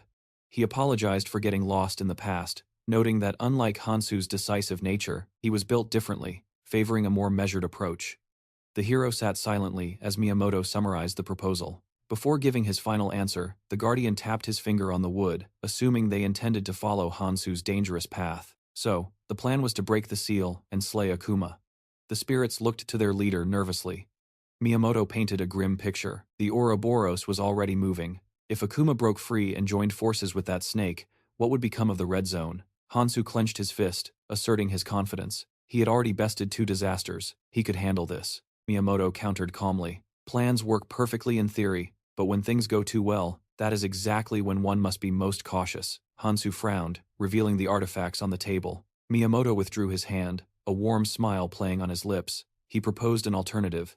Strengthen the seal. He pointed to the sword and orbs. If they used them defensively, the seal would be reinforced, and the danger would pass. Even if the Ouroboros ravaged the entire red zone, a reinforced seal would hold. This would buy them time to evacuate everyone. They could escape through the mirror and help fight the locust swarm on the other side. He imagined arming humanity. He would help as many travelers as possible, protecting the weak as they crossed the threshold. Miyamoto visualized the exodus at the passageway. Before the snakes could descend, they would ferry every last soul to the safety of the orange zone. Kyle pumped his fists in excitement. This was exactly the kind of wisdom he expected from the boss.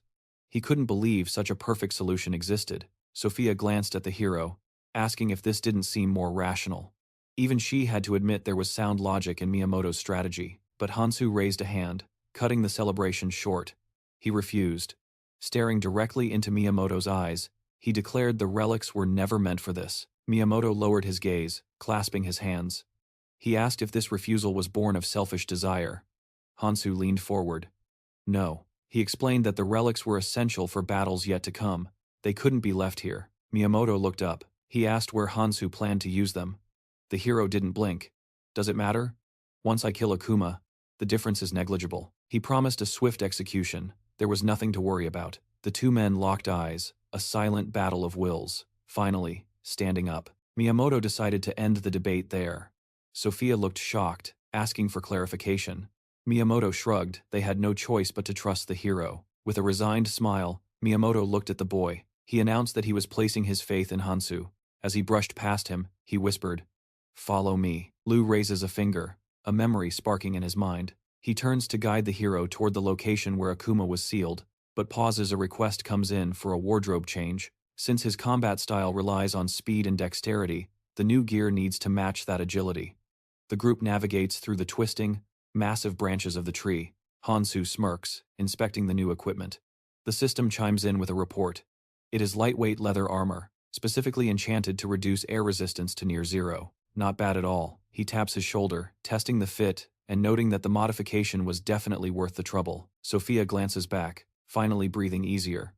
Miyamoto stands with his hands clasped behind his back. As she whispers that it is beautiful, she is glad she decided to trust him. But Hansu frowns. All that remains now is to slaughter Akuma.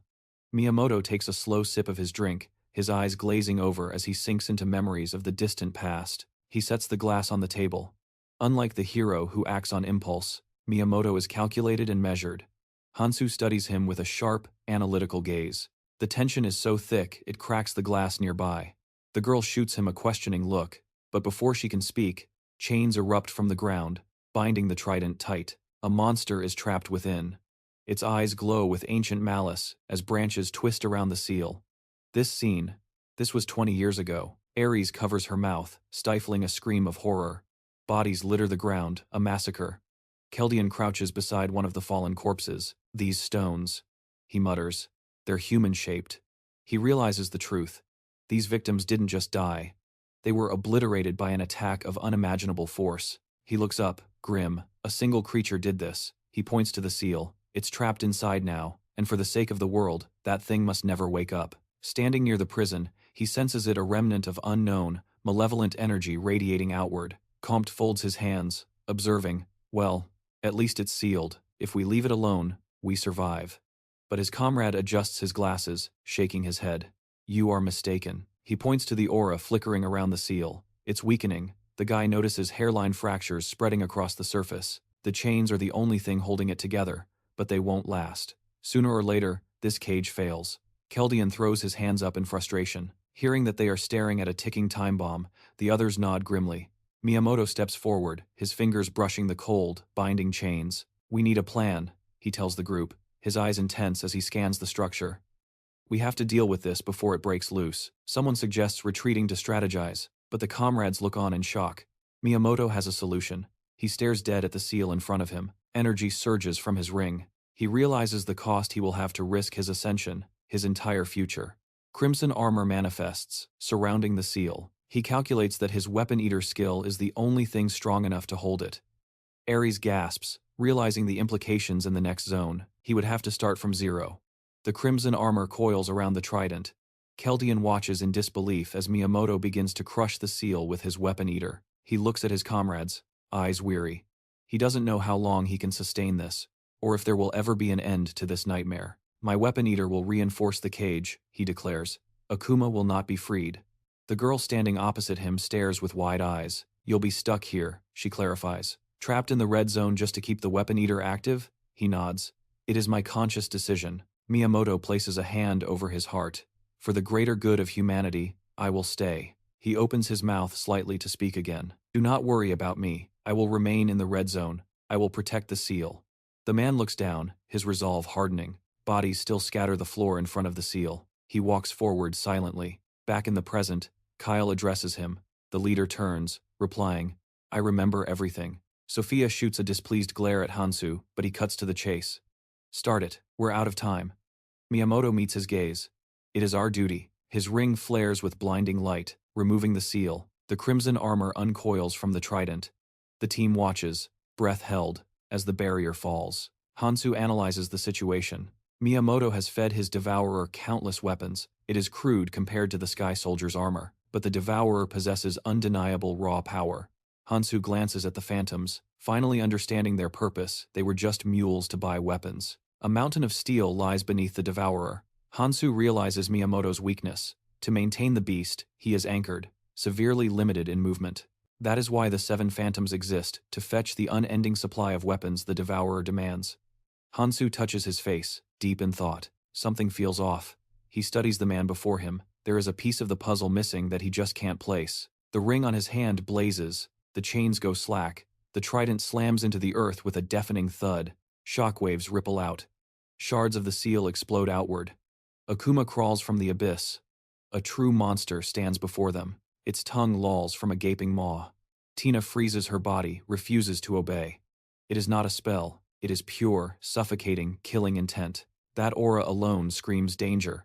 The monster lowers its massive head, looming directly over her. Akuma's shadow swallows the girl. In a blur, Hansu draws his blade. He dashes forward, intercepting the strike just in time.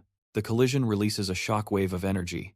The others shield their faces from the blast as the monster's jaw unhinges, opening wider. Hansu grinds his teeth, holding back the onslaught. He deflects the creature's massive hand, launches himself into the air, and raises his blade high. Impact! Akuma is knocked back. Hansu lands in front of the girl, his voice cutting through the chaos. Listen to me! The beast scrambles to its feet. Scales ripple across Hansu's face as he transforms. Defend yourselves. I'm fulfilling my side of the deal. Hansu narrows his eyes, locking onto the target. I'll take this bastard down alone. He launches the offensive, blade raised high, charging straight for the kill. Akuma swivels instantly to face the threat. A grotesque protrusion erupts from the monster's hand as he lunges, tongue lolling back. Hansu shifts his grip, tucking the sword behind his back for a surprise counter. They hurtle toward impact. The earth shudders beneath the spectator's feet as Kyle rests his massive hammer on his shoulder, watching the collision. The ground. It's trembling, one man notes. A girl wipes sweat from her eyes, assuming the swarm of locusts is causing the quake. He glances down, knowing she's wrong. It's coming from deep underground. Above, the hero clashes with the beast, barely blocking the strike. Asterisk, crack. Asterisk. The earth fractures at the point of impact, sending shrapnel flying toward the phantoms. One shields his face from the stony debris. This isn't a duel, it's a clash of titans. Hansu weaves through a barrage of strikes, ducking as Akuma's massive claw whistles harmlessly over his scalp. Orbs of energy manifest before the hero, one primed for impact. But Hansu spots a shift. The monster raises a massive hand high above his head. Forced back, Hansu disappears into a billowing cloud of dust. Akuma tears through the haze. Hansu retracts his arm, readying a counterpounce. A gauntlet of spectral armor materializes over his arm. The enemy's gaze snaps to it just as the hero smashes his fist into the earth. Shock flashes across the monster's face. He hit nothing but air. Akuma is already behind him, launching a devastating strike. A blur of motion near his face, Hansu reacts instantly. He lands a solid hit, sending the beast reeling backward. Even Hansu is stunned he evaded that. The monster unhinges its jaw, unleashing a bone-chilling roar, while the phantoms watch in paralyzed awe. Watching the carnage, one realizes the hard truth. We can't interfere. The speed, the power. It is leagues beyond their comprehension. Kyle frowns, admitting the hero was right all along. Seeing Hansu surrounded by swirling spheres, he mutters, "We have no choice. We have to leave it all to him." Locking eyes with the enemy, Hansu calculates. Akuma is faster than he looks. Even with the Sky Soldier's armor partially summoned, it is barely enough to keep up. Suddenly, the ring on his finger flares with brilliant light. Flailing is pointless. He needs a clean shot. He resolves to summon his full power only when the kill is guaranteed. Akuma looms before him. Hansu makes the call. It is time for the heavy artillery. His eyes dart to a trident and chain lying nearby. Hansu freezes, hearing a voice. The monster trembles, a single tear of blood rolling down its face. It is begging, pleading to be killed. Energy spheres encircle the hero. He parts his lips, whispering his agreement. After all, ending this is the only reason he came. The beast charges. Hansu backsteps, sending a sphere crashing into Akuma. The monster howls in agony. Hansu thrusts a hand forward. Times, boom, asterisk, another impact. He dashes in, fingers closing around the cold steel of the chain. He secures his grip. Looking down, he confirms the trap has sprung. The chains ignite with a pulsating aura. With a violent spin, he lashes out. Akuma is instantly bound, shackled by the glowing links, staring back with intense desperation. The bind will not hold forever. He has seconds. Hansu raises his spear, aiming for the heart. He prepares the death blow, but suddenly, his body seizes. A sickly green aura erupts around him. He cannot move. His own limbs rebel. Hansu grits his teeth against the crushing, invisible pressure, staring helplessly at the bound Akuma. Is this the monster's doing? No. Akuma rattles his chains, desperate to escape. Hansu realizes something is wrong. The beast does not have paralyzing skills. It is not him. Hansu cranes his neck, realizing the threat is coming from times behind asterisk. Confusion turns to horror as he spots his comrades. And there, standing in the shadows behind them, is Miyamoto. Miyamoto stands with head bowed, eyes closed, wreathed in that same treacherous green light. Akuma seizes the moment, lunging at the paralyzed hero. The spear is knocked from Hansu's grasp, clattering away. White dust explodes from the impact as Akuma lands heavily, chains still rattling around his demonic form. With a primal surge of strength, the monster shatters the bindings. A dark, hulking silhouette rises from the smoke. Pinned to the ground, pieces fall into place. That gut feeling, the warning signs. He remembers Miyamoto's fake smile, the way he spoke about maintaining the Akuma seal. Hansu pictures Miyamoto's hands reaching for a weapon. He is a devourer, a weapon fueled by sacrifice. Remembering Miyamoto's stern expression, the truth hits him. That skill was not a buff, it was a targeted debuff. Like a hand crushing a fragile egg, Miyamoto is suppressing him. He is actually protecting the monster. Hansu closes his eyes in frustration. Yuri's face flashes in his mind. She called Miyamoto a righteous man. How wrong she was. He never intended to help. His eyes snap open, focused ahead. The red beast strikes. Hansu leaps back just in time, swinging his green blade in a defensive arc. Staring down those razor-sharp fangs, he wonders, did the beast get faster? Another attack forces him into a desperate dodge. Hansu grits his teeth, the horrifying reality sinking in. The monster is not faster. Asterisk. He times is getting slower. The creature zigzags, closing in for the kill. In the distance, a faint, cruel smile plays on Miyamoto's lips as Hansu shifts his sword to a defensive guard. The traitor looks on with cold detachment. The monster lunges again, sharp, lethal. White rays of energy erupt as Hansu is driven back against a ledge. This is becoming a death march. Hansu realizes the longer this drags on, the stronger Miyamoto's curse becomes. He stares ahead, cornered but calculating. The hero mentally urged Sophia to pick up the pace. Her eyebrows shot up in alarm as she stared at her comrade standing toe-to-toe with the beast. She wondered what was wrong with him. Suddenly, Akuma surged forward, putting immense pressure on Hansu, who seemed to be gazing intensely into the distance. Something didn't add up. Sophia clenched her fist, her mind racing. She realized that, based on how the fight started, Hansu should have crushed Akuma ages ago. Instead, he had stalled, and now, he was getting thrashed. Cold sweat trickled down her face as the realization hit her. This couldn't be happening. She flashed back to that moment of surprise, when Hansu had turned to her, averting his gaze. He had told her that, if he suddenly looked like he was giving up, failing to land a single hit on Akuma, he knew it was a dangerous request, but he needed a distraction. The hero had been clear about his plan. Her gloved hand tightened into a white-knuckled fist. Spinning toward the others, Sophia screamed, "Hansu needs backup. Now!" Miyamoto lowered his head, his expression unreadable. "You mean we should all jump in?" He stood with his hands clasped behind his back, voice steady. "Unlike Hansu, we lack the means to fight that thing. Charging in now isn't bravery, it's suicide. Like walking naked into a lion's den." He painted a grim picture of them being slaughtered, insisting they would only get in Hansu's way. Meanwhile, the hero stared death in the face. "All we can do," Miyamoto declared, "is trust him to finish this alone." Sophia waved her hand dismissively, snapping back. "If we just stand here, things are gonna get ugly fast." Sweat poured down her cheeks as she yelled, "If Hansu goes down, we're next. And not just us, every traveler in the red zone follows him to the grave." Miyamoto frowned at the accusation. "Are you saying you want him to die?" Sophia challenged. Marianne placed a cautioning hand on the girl's shoulder. "Watch your tongue. You're crossing a line." The man insisted his faith in Hansu was absolute. Sophia glared at him, indignation burning in her eyes. "He said he could handle Akuma solo," someone reminded her. Miyamoto lowered his head again. "I understand your fear. The situation looks desperate." Gazing calmly at the carnage, the bearded man said the desperate odds only solidified his choice to stay out of it. Johnson and the others watched in silence. Nearby, Tina was a nervous wreck. The logic was cold. If Hansu falls, they use the relic to reseal Akuma inside the dome. Sophia stared intensely at the battlefield. Was there really no other way? Her brow furrowed in concentration. Then it hit her. She remembered the look in Hansu's eyes when he warned her. Asterisk. Watch out for Miyamoto. Asterisk. Her eyebrows shot up. Could Miyamoto actually be standing in the way of Akuma's defeat? Hansu had predicted Miyamoto would push for the seal option. Hansu had seemed conflicted back then. Is he for real? He'd asked himself. He wasn't sure. But if Miyamoto was true to his nature, betrayal was inevitable.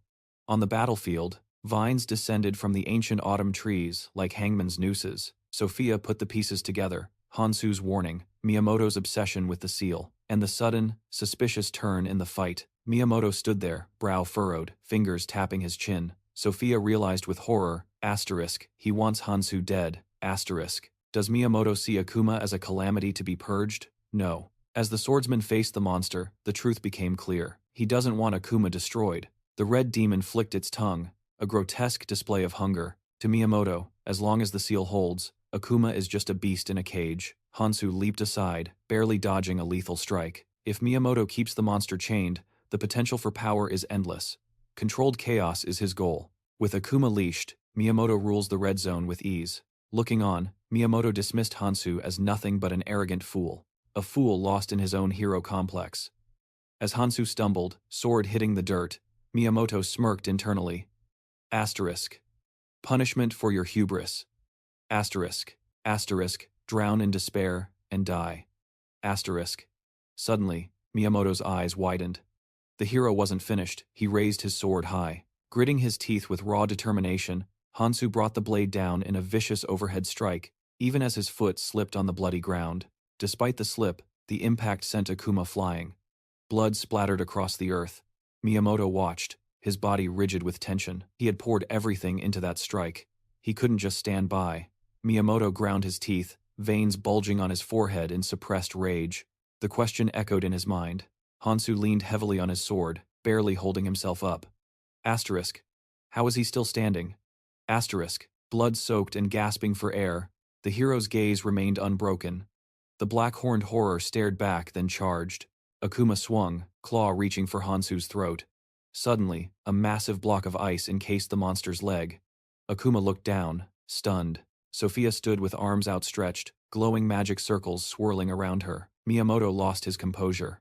"What are you doing?" he screamed. Ignoring him, she focused entirely on maintaining the spell, her fingers curling to manipulate the mana. "I told you we'd be in danger," Miyamoto roared. "That's why Hansu has to do this alone. You're ruining everything." Sophia turned, her expression fierce. "We are supposed to help the man risking his life to save everyone in the red zone. Including you. He's taking hits from a nightmare, and you refuse to lift a finger because you're scared? Or is it something else?" A golden light enveloped Hansu, shielding him. Sophia glared at the bearded man. "Have you no shame?" Miyamoto scowled, his anger boiling over. "How dare she?" The red monstrosity roars, snapping the binding ice like brittle glass as he glares out in sheer fury. Mariam screams a warning that the beast has spotted them. Sophia snaps her book open, commanding the team to brace themselves, while arcs of green lightning crackle dangerously around Miyamoto's arm. The abyss-eyed monster hears the hero's taunt, but Hansu cuts in cold. "Don't get distracted. I'm still your opponent." Instantly, a searing green beam slices across the creature's back. The monster snarls, its tongue lolling out in a grotesque display as it locks onto its target. Though terrified, Sophia thrusts her hand forward, channeling her magic. Hansu turns at her voice, a fatal split-second mistake. A massive red claw gripping a blade swings, sending the hero spiraling backward with a brutal impact. He plummets toward the ground, but Sophia is ready. Glowing pages materialize beneath his feet. The Steps of Ascension skill activates, creating a stairway of light in midair. "Nice catch," Hansu smirks. He stomps down on the spectral platform, using the momentum to launch himself back into the fray, leaving the brunette stunned by his speed. Sickly yellow growths erupt from the monster's spine. Akuma hunches over, coils like a spring, and unleashes a barrage of razor-sharp spikes directly at them. "That thing can actually do that?" Kyle screams, terror in his eyes. But Hansu doesn't flinch. Swirling blue vortexes manifest around him, ready to intercept. The golden thorns scream through the air, but they meet a wall of magic cannonballs. Explosion after explosion rocks the arena, steam hissing from the beast's maw as the attacks collide. Hansu hovers above the chaos. Suddenly, chains materialize from the void. The system chimes, * mana infusion complete. Chains restored. * golden tips glint menacingly at the ends of the metal links. The chains snake around the red behemoth, binding it tight. Bloodied but unbowed, Hansu shouts Akuma's name, his hand reaching for the hilt of a newly materialized weapon. "Freeze for a second," he whispers. "I'll make it quick." A crimson trident forms in his grip. With a thunderous throw, he launches it, skewering the monster's body. The force hurls Akuma backward, pinning him against the wall while blood sprays from his maw. On the sidelines, the blond man and the hooded figure watch in utter disbelief. The spectator can't process the sight. Is he actually beating Akuma? Impossible. He clenches his fist until the knuckles turn white. No, I can't let this happen. A look of pure malice crosses his face. If they don't intervene now, their precious monster is dead meat. His green eye widens, burning with hatred. We need to buy time. He decides, glaring at Hansu's back. Just enough time for Akuma to recover and get back on his feet. But Hansu senses the shift in the air. He whirls around instantly, catching the sneak attack, blocking the crackling green lightning with ease. The attacker sweats, veins popping at his temple, as he realizes his skill has been nullified. Crimson lightning begins to dance ominously around Hansu's fingertips. Hansu locks eyes with the man, his voice like ice. "Stop. I'm done turning a blind eye to your little games." He gestures for him to hold his ground. "Just wait your turn. I'm going to finish him times first," Hansu declares, pointing at the monster.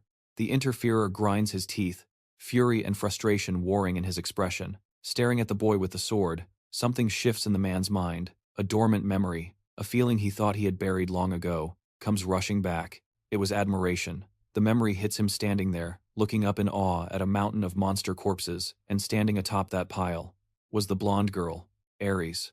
She had turned to look at him then, just as Hansu stands now. The posture, the aura, it is identical.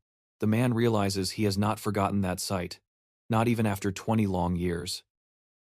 Gritting his teeth, he felt a shift in his heart as a violet haze erupted around his body, pulsating with raw power. He thought the path was clear, but the blade told a different story, reflecting the image of a man charging through the blood-soaked battlefield. The colossal monster roared, aiming its razor-sharp horns directly at him.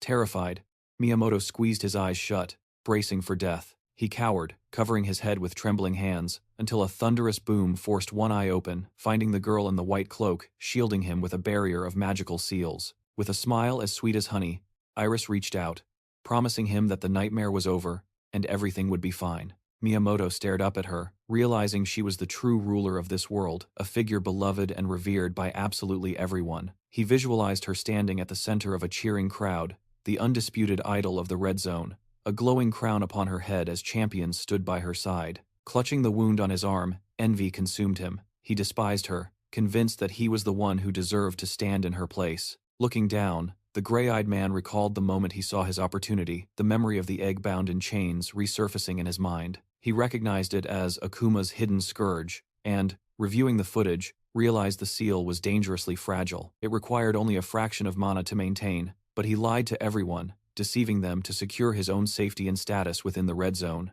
Miyamoto justified it as a necessary evil for his survival and pride, but the memory shattered like glass as Hansu turned his gaze away in disgust. Trembling with rage, the man clenched his fist and screamed, "How dare you!" before unleashing violet vortices of energy straight at his opponent. The hero spun around, countering with crackling red lightning. Green seals flared around Hansu before the world vanished in a blinding explosion. Smoke billowed everywhere. Miyamoto stood with an outstretched hand, fingers smoking, thinking the fool had finally met his end. He couldn't fathom anyone blocking that magic until Hansu burst through the smoke, a green blade swinging viciously toward Miyamoto's neck. Miyamoto's eyes widened in sheer horror as he stared at the blade hovering inches from his skin. Hansu glared down at him, his expression grim. Hansu recalled his comrade's ruthless advice: kill the enemy immediately and harbor no doubts. Keldian had adjusted his glasses and spoken clearly. He had insisted on destroying every obstacle to their plan, warning that mercy would only bring ruin to humanity. They had to be wiped out. The hero gripped his sword hilt until his knuckles turned white, confirming the logic in his mind as Miyamoto squinted at the steel in terror. Hansu knew this man was an enemy, a serious threat to the plan that had to be eliminated right here, right now. But suddenly, Hansu's eyes widened as another voice echoed in his head, pleading with him to refrain from unnecessary slaughter. Iris looked at him with sorrowful eyes. She insisted that the hope of humanity rested in his hands, begging him to save everyone he could, even when facing the vilest evil. Gritting his teeth, the boy wrestled with her words, the blade still trembling against the man's neck as the conflicting ideologies clashed. He remembered the blonde man grimly stating that for the good of mankind, evil must be destroyed without a shred of repentance. They deserved death. Yet the girl looked at him with pity, arguing that for the greater good, even villains deserved a second chance. She believed that through mercy, they would reflect on their sins, repent, and become better people. Hansu imagined the debate raging. People can't change, clashed with. Under the right circumstances, anyone can change. As the faces of his friends flashed before his eyes, voices simultaneously demanded death and mercy. Hansu scowled heavily, and with a swift motion, his sword flashed, severing the man's hand. Miyamoto stared into the void in shock before snapping his head to the side, clutching his severed stump and screaming as Hansu lowered the bloody blade. Hansu declared that this was his final chance. He had shown mercy. Looking down with icy confidence, he asked, "Do you still want to continue?" Furious and in agony, Miyamoto gritted his teeth, cursing as he spun around and screamed at his team, "Why are you just standing there? Attack him!" But his comrades remained motionless. The cloaked man stood silent behind him, ignoring the frantic demands. The pink-haired woman finally spoke, demanding he shut his mouth. Frowning with disdain, she reminded him that they were not his subordinates. "You're crazy!" Miyamoto shouted, shocked that she dared ignore him. But Sophia stepped forward, sharply ordering him to stop his delusions. They defended the Red Zone, not him. Frowning, the girl with the eye patch condemned his vile betrayal, stating clearly that he had lost all right to command them. Tina and Kai exchanged a nod and stepped closer to the hero. Miyamoto stared at them, utterly defeated and silenced by their rejection. The heroes aligned themselves with Hansu. The blond man looked down, declaring that as phantoms, their sole existence was to protect the red zone. They had obeyed orders only to fulfill that duty. Closing his eyes, Kyle admitted he could no longer comprehend Miyamoto's actions. Echoing Sophia, he confirmed that Miyamoto was no longer their leader. The man on his knees listened in shock, crushed by their disappointment. Fingers digging into his wounded shoulder, the brunette towered over him confidently, mirroring the way Iris had once stood while he sat on the ground. The former phantom suddenly cracked, letting out a burst of manic laughter that grew louder and crazier, his eyes reflecting Hansu's silhouette. "So the defense of the red zone is excellent, is it? Then let's see you try to protect it from this." Hansu raised his hands, dismissing the threat, but then his gaze sharpened. He realized the man wasn't targeting him, but something far worse. Red lightning crackled around the monster, as Miyamoto poured his energy into the beast, strengthening the Akuma and unleashing a new nightmare. A crimson blade slices through the air. Claude hits the deck hard as Akuma rises, throwing his head back in a primal roar. The heroes watch in stunned silence as the beast lunges forward. Suddenly, a blinding white flash erupts. Marianne shields her face, trembling at the sheer power of an attack that seems impossible to dodge. John Sang tightens his grip on his sword. He screams a warning to the blonde fighter. The enemy is closing in. Everyone braces for impact, eyes widening at the scene before them. As the chaos settles, the beast's fanged maw gapes open, and then it crumbles, sending spirals of pink energy drifting into the sky. The heroes stare at the fallen creature, confused. What just happened? But Sophia snaps her head to the side, sensing movement. A gray portal swirls open beside the man. "Miyamoto! He's getting away!" she shrieks, cursing under her breath. John Sang lunges to intercept, but the brunette blocks his path. "Wait, what about Akuma? We can't just leave him." Hansu steps forward, voice steady. "Calm down. You guys go after Miyamoto. Don't let him escape. I'll handle Akuma." Kyle squeezes his eyes shut, hesitant. "Can you handle this alone?" Hansu gives a confident nod as the monster freezes, jaw slack. "I promised you I'd deal with this," Hansu reminds them. As the team vanishes into the trees, two figures remain standing near the beast. The pink-haired girl glances at the hero. He sighs, telling her she really should have gone with the others. Sophia shakes her head. "If you want to regroup later, you'll need a way to contact us," she insists. She stares down the horned monstrosity. "Besides, I want to see how this ends."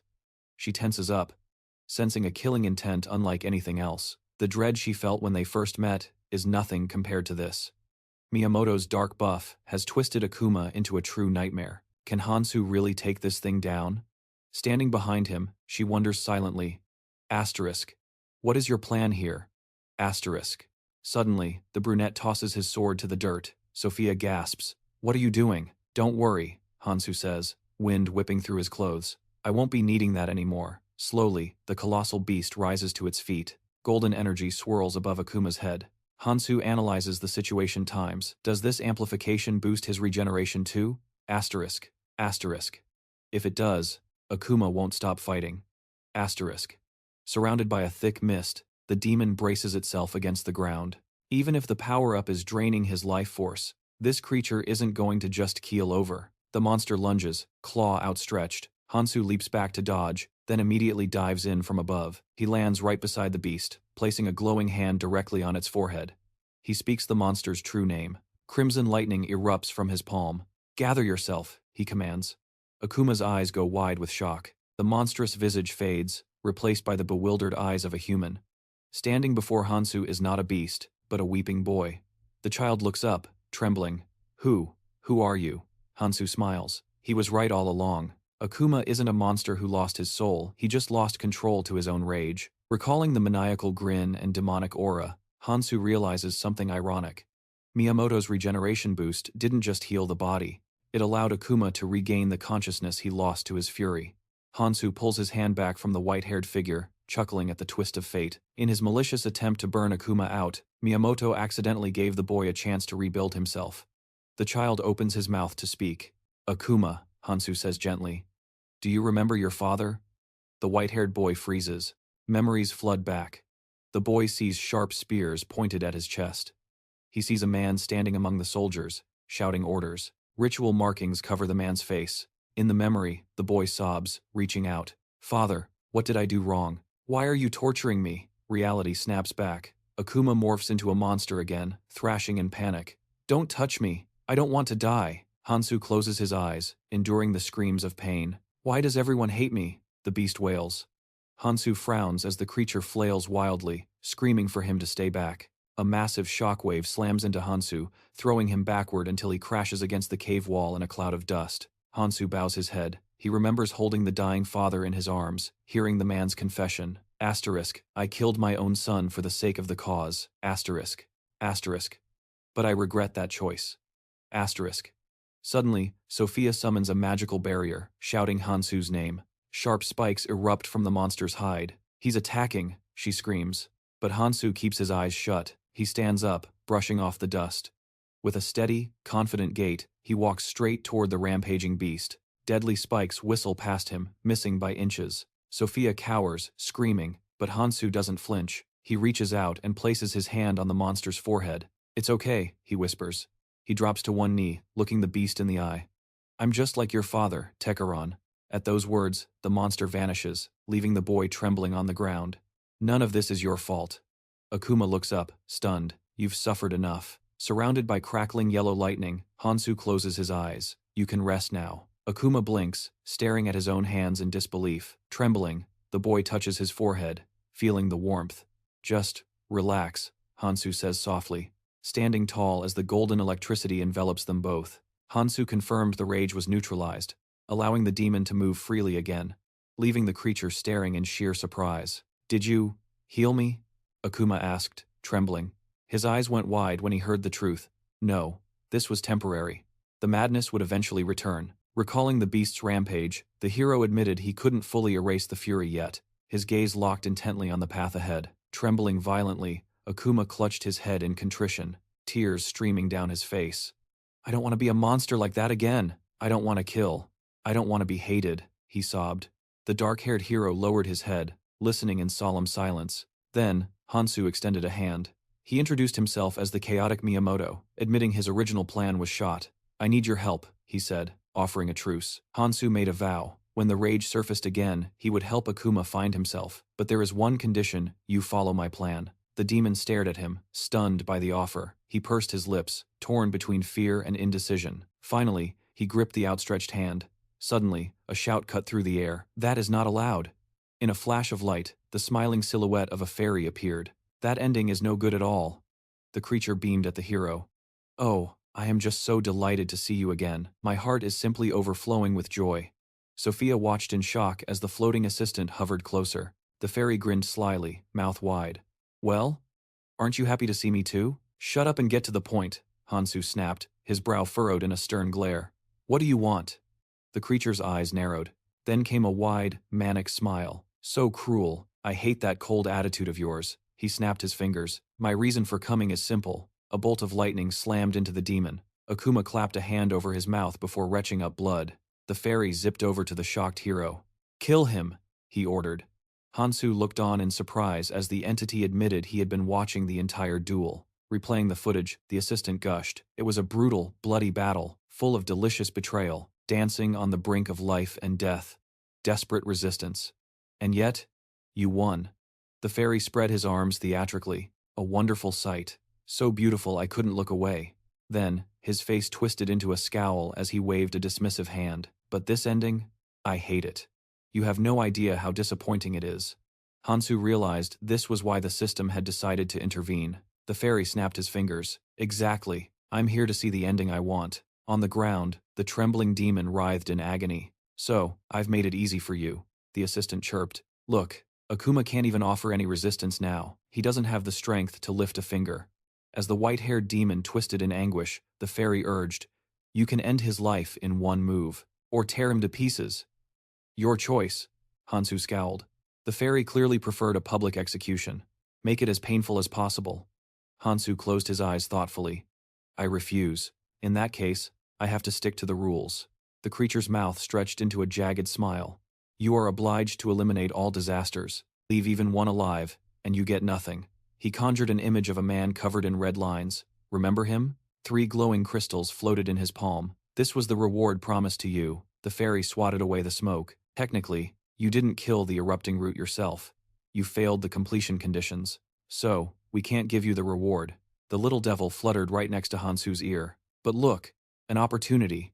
If you kill Akuma now, we'll count his death in place of the erupting root. Hansu frowned at the twisted bargain, eyeing the shining crystals. That was the power he had been promised. The fairy pointed at the broken figure on the ground. So, the crystals? Or Akuma? He leaned in with a sinister leer. What do you choose? Hansu stood silent, jaw tight, his fingers clenching into a fist. Exhausted, Akuma looked up at him. Tears pooled in the demon's eyes. Hansu remained motionless. Slowly, the demon bowed his head. Clutching his chest, Akuma spoke. It's only logical, I understand. If I were in your place, I'd make the same choice. He recalled the furious faces of his family, and how the lightning rage had twisted him into a monster. He looked down at the dirt. Nobody cares about my death anyway, Akuma sobbed. Suddenly, Hansu crouched down beside him. The demon squeezed his eyes shut. But then he cracked one eye open. Hansu was whispering. The boy's eyes went wide. Son of Takaran. The prince. The rightful heir. Shock paralyzed him. Hansu had called him Shine. The dark-haired hero leaned closer. How do you know that name? The demon whispered. Hansu gave a final, silent answer. The demon's eyes bulged. Asterisk, splurt, asterisk. Blood sprayed across the ground. Sophia covered her mouth in horror. The fairy roared with laughter, slapping his forehead in delight. Yes, good. This is exactly what I wanted to see. You never betray my expectations. With a single strike, Hansu pierced the boy's body. Akuma stared ahead, frozen in shock. Then, calmly, Akuma closed his eyes. Hansu's promise lingered. I will wait. The body dissolved, scattering into countless runes. The fairy ogled the red crystals with greed. Look at that haul. A secret calamity always drops the best rewards. Gazing at the glowing runes with a grin, he notes that he expected a payout this generous, considering the difficulty of the fight. Of course, he couldn't resist finishing the beast off. Hansu looks down, lazily resting his chin on his hand, before plucking a round, pitch-black stone from the carnage. The fairy is baffled. Is he seriously only taking that? He confirms he doesn't need the rest of the trash. Sophia simply lowers her gaze, silent. Blood coats his fingers as he clutches the black core. That is all he came for. The system chimes in. It is a shard of memories, a fragment holding someone's most precious past. Hansu stands there with Sophia and the fairy, surrounded by the crimson glow of runes etched into the earth. The floating demon notes how calm he is after such a slaughter. Hansu keeps his back to them until Sophia softly calls his name. Her eyes are full of concern. Are you okay? Hansu turns, his expression unreadable but confident. Everything is fine, because in the end, this is exactly how it was meant to play out.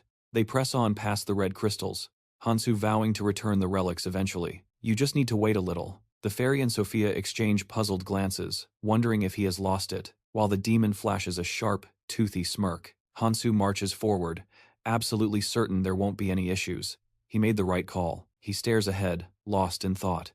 Ghostly images of his old comrades in arms line up before his eyes. He knows they would all face this same impossible choice, just like he has to today. The fairy hovers close, taunting him with a displeased look.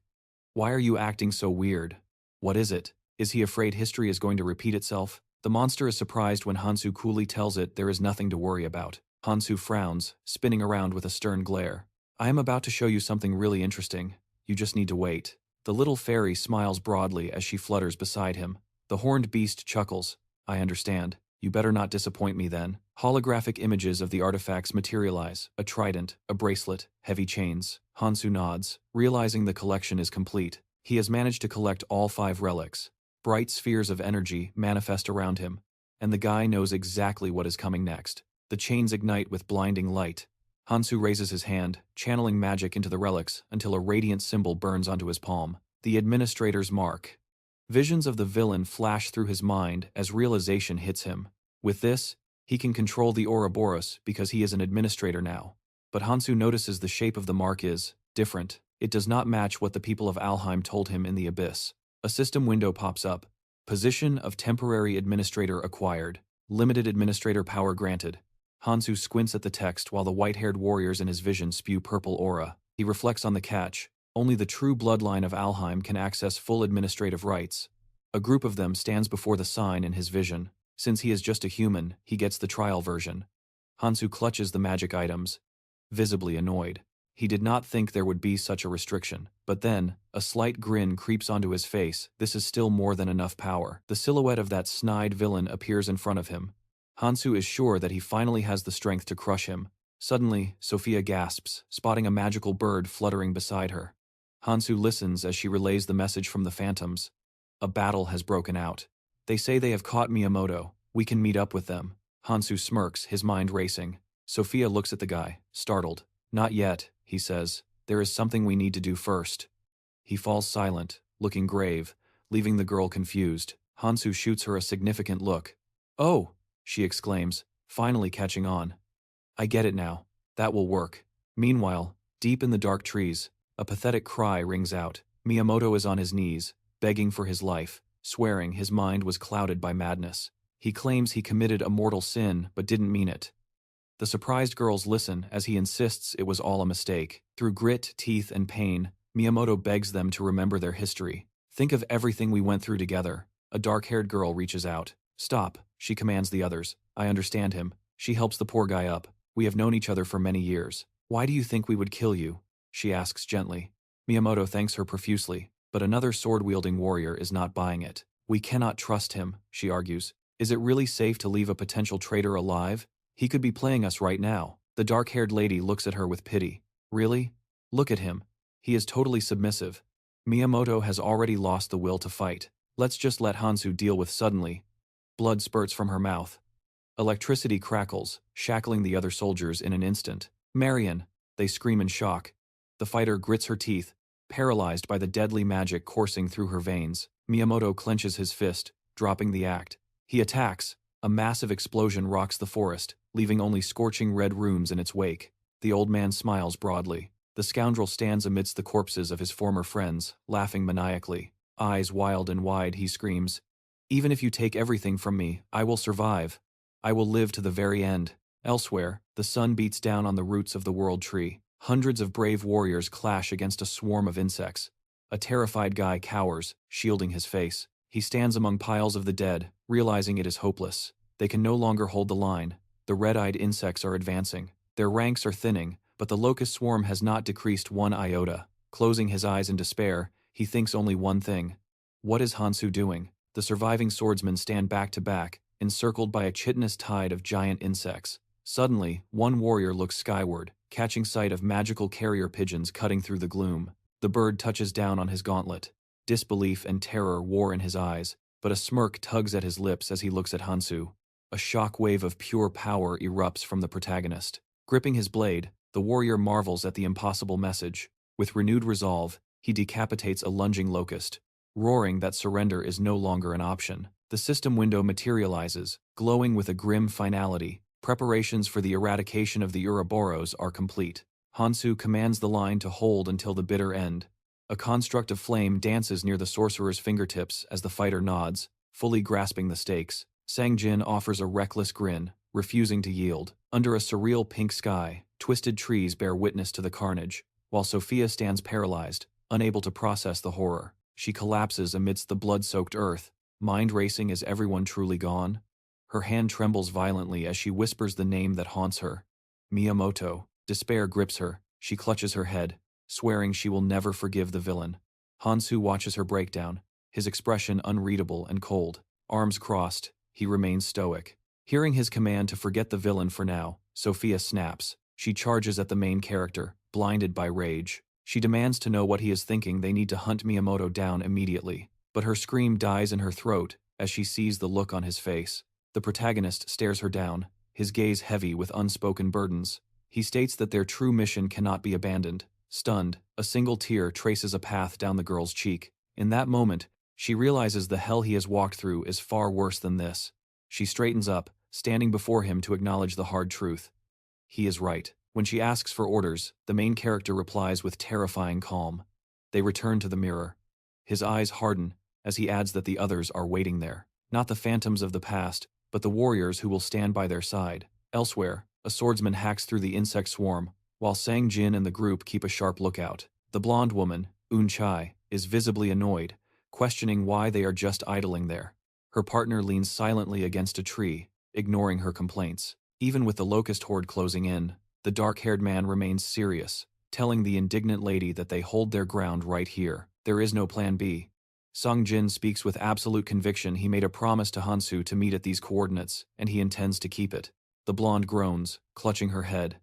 She demands he stop. She is sick to death of hearing the protagonist's name. Nearby, the twins cackle, gossiping about the obsession. Sang Jin completely ignores her tantrum, which only fuels Unchai's offense. She snaps, shouting for the twins to shut their mouths. Face burning red, she yells that they have clearly never felt the touch of a woman, mocking them to go find girlfriends before judging her. The furious girl jabs a finger at Sang Jin, blaming him for everything. If he is so in love with Hansu, maybe he should just marry him. That would solve everything. The disgruntled man finally turns to Unchai, looking genuinely hurt, and asks why she is taking her anger out on him. She screams that he is driving her insane. Suddenly, a figure emerges from the brush. The blonde's annoyance shifts instantly to fear. It is not a friend. A woman stumbles forward, terror etched on her face, trying to warn them about the wave of ferocious insect monsters on her heels. She screams that they are surrounded. The soldiers recoil in panic as the locusts begin their charge. Sang Jin does not hesitate. He launches himself into the fray. He closes the distance to the mutants, blades flashing. Just as he swings in a rage, a hand bearing a glowing mark interrupts the slaughter. A warrior wielding a radiant sword steps in. Hansu obliterates the enemy in mere seconds. Sang Jin freezes, eyes wide with shock. The main character stands before him, energy blade humming, and casually asks how they have been holding up. His partner grins, replying that everything is just peachy. Sophia steps up beside Hansu.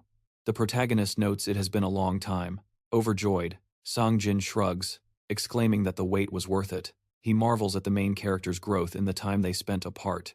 Hansu has become an absolute monster of power. The protagonist dryly notes that Sang Jin has not changed a bit. The dark-haired fighter smirks, noting that the most important thing is simply this. They met at the rendezvous, just as promised. Hansu hears the call. Sang Jin approaches him, radiating pure happiness. He has waited for this moment, the chance to be useful. He places a hand on his chest, closes his eyes, and swears he is ready and willing. He pledges to be a tool for the protagonist to use however he sees fit. Hansu accepts this loyalty with a smirk, then turns his attention to the mage nearby. The Black Monarch, Li, stands silently in the group. The protagonist eyes him warily, triggering a flashback of the Red Cross and the tower. Hansu deduces that Li was resurrected via the cross on the third floor. An ethereal armor begins to manifest over the protagonist's face. He wonders if he will have to put the monarch down again. Suddenly, a girl collapses. The Black Monarch rushes to her, panic in his voice. He asks about her legs. She insists it is not that bad. Watching this display of humanity, the main character smirks to himself. Perhaps he misjudged the man. Unchai steps up to the main character, verifying that this is indeed the famous Hansu that Sang Jin never shuts up about. The blonde glares into his eyes, asking if he has any idea how annoying his existence is to her. Suddenly, an image of a girl resembling the protagonist flashes in her mind. She asks if he has a sister. Hansu denies it flatly. He scans the faces around him, realizing he recognizes the rest of the squad. He has seen them all at least once. Hansu surveys the area, calculating some have not arrived yet. But he knows they are capable of surviving. Sang Jin smiles, asking for orders. The stoic hero states he will keep it brief. A massive snake winds itself around a nearby tree trunk, watching. The protagonist declares their new directive. From this moment on, they work together to exterminate the Ouroboros.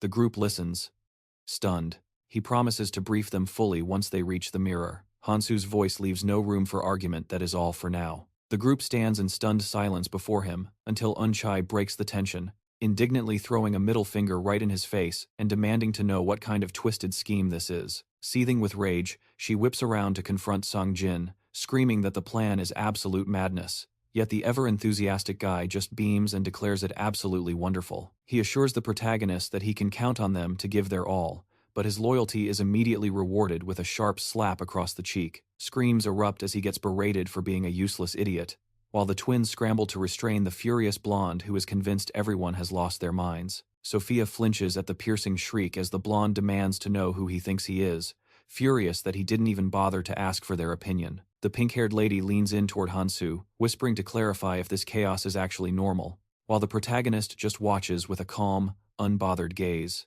They stand by and observe as Sang Jin gets punched in the face yet again, a sense of déjà vu washing over them as they recall Conte suffering the exact same treatment. The main character cracks a faint smile, assuring them that this is indeed business as usual. while his long hair drifts dramatically in the wind. Suddenly, a girl steps out in front of the group, and Hansu looks at her with a knowing smirk, remarking that it has been a long time since they last met. Miha runs a hand through her hair, preening as she agrees that it really has been a while, while the main character takes his place beside Sophia. They watch the reunion unfold.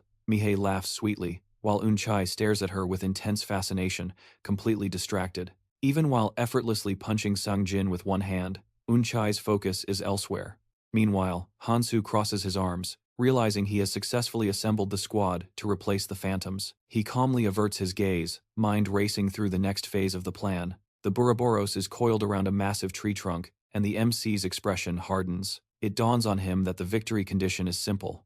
If he can locate the treasure, the monster is finished.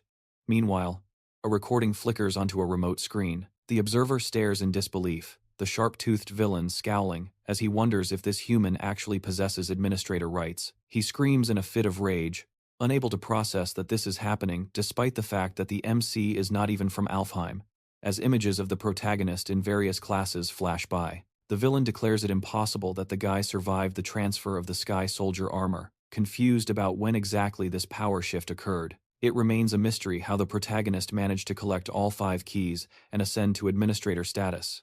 Meanwhile, the group stands amidst the shadows of a dark forest. The villain watches them from his screen, seething as he wonders how a pathetic insect dared to pull this off, clutching his head in frustration. A manic look overtakes him as he vows never to forgive this transgression, absolutely convinced that he is the one and only administrator in this domain. In the red zone, a small settlement of tents is under siege. Bloodthirsty insects have swarmed the camp, and a fierce battle for survival is underway. Residents scatter in blind panic, screams tearing through the air, as a scout yells that another wave of parasitic locusts is approaching fast. The warning is clear: stay alert, and if anyone has a death wish and wants to be a hero, they are welcome to stay and fight. One of the warriors peeks out from behind a tent, trembling with fear as he realizes that survival right now means abandoning the battlefield immediately. Soldiers rush past carrying wooden crates, but he knows the headquarters is critically understaffed. If he stays to fight alongside them, his fate is sealed. Certain of his death if he remains, the guy lurks by the tent, waiting for the chaos of the parasitic locust engagement to slip away to a safer location. Commander Lu jumps out of his skin when a subordinate suddenly appears behind him, calling out his name. The commander spins around, plastering a forced smile on his face and stammering that the soldier misunderstood he was just looking for the toilet. The subordinate ignores the flimsy excuse, his face grim as he reports that they have a major emergency on their hands. Commander Lu freezes as he hears the request to follow him immediately. The scene shifts to the interior of a tent, where Miyamoto sits, with his head hung low. The atmosphere is heavy, signaling the gravity of the situation. Lu bursts into the room, shouting for Sir Miyamoto, and the battered old man slowly looks up. Lu stares at the victim before him, immediately launching into a barrage of questions. How did this happen, and who is responsible? He demands to know the fate of the phantoms and exactly where Hansu has gone. But the bearded soldier, covered in bloodstains, remains silent in his chair. Suddenly, Miyamoto speaks, ordering everyone except the commander to get out immediately. The worried soldiers exchange hesitant glances. One soldier protests, insisting that the Sir is critically injured and needs urgent treatment. But this only triggers Miyamoto's fury. Enraged, Miyamoto snaps, screaming at the top of his lungs, asking if they are deaf, and why they are ignoring his direct orders. Terrified by the outburst, the subordinates scramble out of the tent. The instant they are alone, the old man grabs the commander by the arm, demanding eye contact. The wounded master shouts with raw anger, claiming that Hansu is the one behind all of this, muttering worriedly that he will never be forgiven for this failure. He tells Lu that the boy must be killed. Lu is paralyzed with shock, realizing his master expects him to kill the protagonist with his own hands. Lost in thought, the commander looks away, nervous sweat forming as he questions if such a feat is even possible. The main character has long since surpassed him in power, making it highly unlikely he could survive a confrontation. Suddenly, the Sir places a hand on his shoulder. He tells Lu not to worry, a mad smile spreading across his face as he reveals the location of a special, secret armory. He explains that he has been stockpiling weapons to protect the seal, and now is the time to mobilize the beacon and transcend his limits. The commander stares in surprise at the object resting on the table.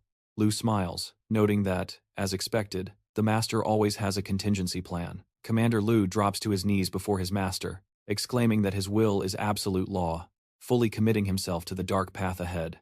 Lu flashes a predatory sly smile, Everything is falling into place, and he can feel the power surging within him as he meticulously plots his next deranged move. His plan is simple but brutal. First, he will slaughter Hansu, and then Miyamoto will be next on the chopping block as the evening sun casts long, ominous shadows across the forest. A massive locust gets its skull crushed by a blade, sending a spray of gore across the earth as the fighter slices through the insect with spectacular precision. Standing amidst the carnage, the protagonist's expression is grim as he barks out a warning. Time is running out, and they need to move immediately. Unchai steps out from behind a tree, nodding in total agreement, while Hansu rests his hands on his belt, his demeanor shifting to pure command. They must reach the objective before Miyamoto makes his opening move. The blonde girl nods excitedly, adrenaline spiking as she draws her bowstring taut, locking onto the enemy. Thwack! Several arrows pierce the locust's thick abdomen, and simultaneously, the sorceress weaves her hands, manifesting a shimmering energy barrier to shield the group. Sangjin is a blur of motion, his small blades dancing masterfully through the air, while Unchai watches the slaughter from the sidelines as the evening sky burns in bruised shades of yellow and purple. Bathed in that twilight glow, the adrenaline finally fades, and the fighters collapse onto the dirt, completely exhausted by the relentless combat. The blonde lets out a dry cough, breaking the silence, but the protagonist is stunned to realize that, as predicted, Moonchai's group has failed their objective. Moonchai steps forward with his group, head bowed in apology, and frowning deeply, he states that they will get out of Hansu's hair immediately. But the main character shakes his head, telling them they are incredible, probably the most lethal fighters in the entire red zone. They can survive on their own, he argues. But a girl in the group trembles, looking at him with wide, confused eyes, unable to grasp his logic. Barely holding back a storm of tears, she screams that they aren't heroes, they are just ordinary travelers desperate to survive, while the exhausted fighters beside her hang their heads in shame. It happened with Sangjin, and now with Hansu. They latched onto the strong because they felt it was the only way to boost their pathetic odds of living another day. The blonde looks down, her voice hollow, admitting that at this rate, death is just around the corner, and she can't keep pretending otherwise. Sangjin snaps, pointing an accusing finger in outrage. How dare she spout such weak nonsense when the main character himself said he's taking them along? They should be grateful to go to the end. Unchai silences him with a brutal punch to the face, demanding he shut up, and immediately, the girl rushes in to pummel him too. She screams at him, asking if he was born without a sense of tact, because the guy just doesn't know when to keep his mouth shut. Sophia watches the beatdown in sheer amazement. Amidst the shouting, the pink-haired girl has a realization. With allies this chaotic but powerful, surviving this hell might actually be possible. Mihi stands behind the protagonist, her expression melancholic as Hansu watches her calmly. She forces a smile and suggests that maybe they should just part ways. She claims it is everyone's individual choice to follow or not, but she is shocked when Hansu cuts her off with a hardened expression he doesn't see it that way. He demands they trust him and follow. Unchai stops beating Sangjin to ask the real question. Why does Hansu even need them when one of him is enough to win? Why drag dead weight like them along? Hansu looks them in the eye, his expression deadly serious, and says he is doing this to save lives. He explains the stakes. When he goes up against the Ouroboros, this entire zone will be wiped out, and to save as many people as possible from that cataclysm, he needs them. The blonde steps closer, confused, and asks if they are just playing the role of rescuers for him. He nods. By playing that role, they will genuinely save countless lives, and the blonde is stunned to hear his promise that everyone gets saved, including them. The MC turns his back and starts walking, warning that it won't be a free ride, but the ordeal will forge them into true warriors. He pauses slightly, and Moonchai is floored when Hansu adds that if they truly want to walk away, he won't stop them. The group grips their weapons, tension thick in the air, as Hansu reminds them that in this unforgiving world, they alone are responsible for their survival. He will respect whatever choice they make, but the main character locks eyes with them, his face stern, and offers one final piece of advice. If they trust him and go the distance, they will not regret it. With that, the protagonist walks off, leaving the decision in their hands. The blonde mulls it over, then a small smile tugs at her lips as she whispers that he is a crazy bastard. Unchai looks at the retreating figure with interest and agrees he is totally insane, but he means it in the best way possible. Sangjin, however, looks wary, muttering that the protagonist has lost his mind, while the others just smirk at his paranoia. The fighters make their choice and follow the main character, though one guy can't believe the shift the old Hansu would never have given a speech like that. He grips his dagger, convinced something is off, while Songjin extends his tongue, sliding it along the flat of his blade with a manic glint in his eyes. He exclaims that this must be an imposter posing as the MC. Sophia rolls her eyes, telling him he's delusional, while the pink-haired lady turns to the group for clarification. Were Mihi and Songjin really his comrades from the start? A brunette answers with a tinge of sadness that she would have liked to call them friends, but their paths diverged after training. So, it is more accurate to say they were just schoolmates. Mihi studies the girl intently, wondering if she is the protagonist's current partner. Has she been traveling with him since they entered the red zone? Sophia pauses, thinking it over, then shakes her head. They aren't comrades. They are just business partners working together. An image of Hansu flashes in their minds as the girls discuss the reality that, at his core, he is still a lone wolf. The ladies look at each other, amazed by the shared realization, and start to giggle as Mihi notes that they all see him exactly the same way. The other girl nods in agreement, and the archer falls into step beside her partner to ask a burning question. Can she tell her stories about their adventures with the protagonist? Suddenly, strange noises echo from the dense forest, and Songjin smirks, shouting that it sounds just like Hansu. He enthusiastically raises his hand, screaming to the heavens that the hero has defeated the beast, the calamity, and even the root itself. Hansu marches forward like a true warrior, his gaze fixed on the horizon, leaving the past behind. The group listens intently as Mihi reveals the complex nature of their leader, watching him ascend the stairs toward the sky. She explains that he bears a burden he cannot share, a solitary purpose that no one else can truly understand. Mihi and Songjin follow him, captivated by the mystery. That is why he builds walls, she insists. He keeps everyone at arm's length, creating an unbridgeable chasm between himself and the others. The wind whips through her hair as she speaks, but suddenly Hansu whirls around, his expression darkening with intensity. Yet, he believes the choice remains theirs. They cannot simply follow him out of weakness, or a lack of other options. The protagonist reflects calmly. They must choose to trust him, to follow him to the bitter end. Only then can they save lives. As Hansu descends deeper, the team realizes things have changed. Mihi watches him, a bittersweet smile playing on her lips. As she finally understands the man he is, the team halts, startled they have arrived. The protagonist kneels, pressing a palm against the earth. His gaze is intense, focused. Suddenly, crimson lightning crackles from the ring on his finger. He unleashes the power of destruction. A massive shockwave blasts outward, forcing Sophia and the others to shield their faces. Through the gale force winds, the monocle-wearing mage stares in awe as a secret entrance to the dungeon grinds open before them. Hansu remains unfazed. His mind drifts back to a memory, a conversation with Conte, the legendary collector of artifacts. Conte had amassed a fortune in items. He once said that if he could restart his life, knowing where to look would make everything easier. For a regressor, that knowledge is absolute power. Hansu remembers the exact details of that conversation. Conte spoke of a hidden skill room, a secret even Miyamoto missed.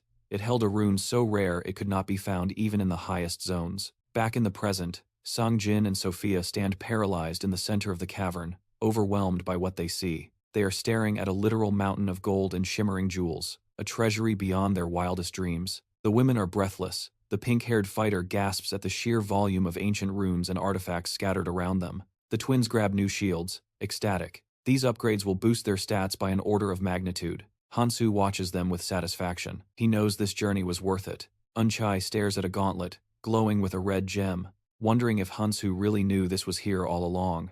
A system window pops up. Precious bracers. Strength, agility, and endurance increased by 10%, plus bonus fire damage. She realizes with a jolt this is an artifact from the era of the first 1,000.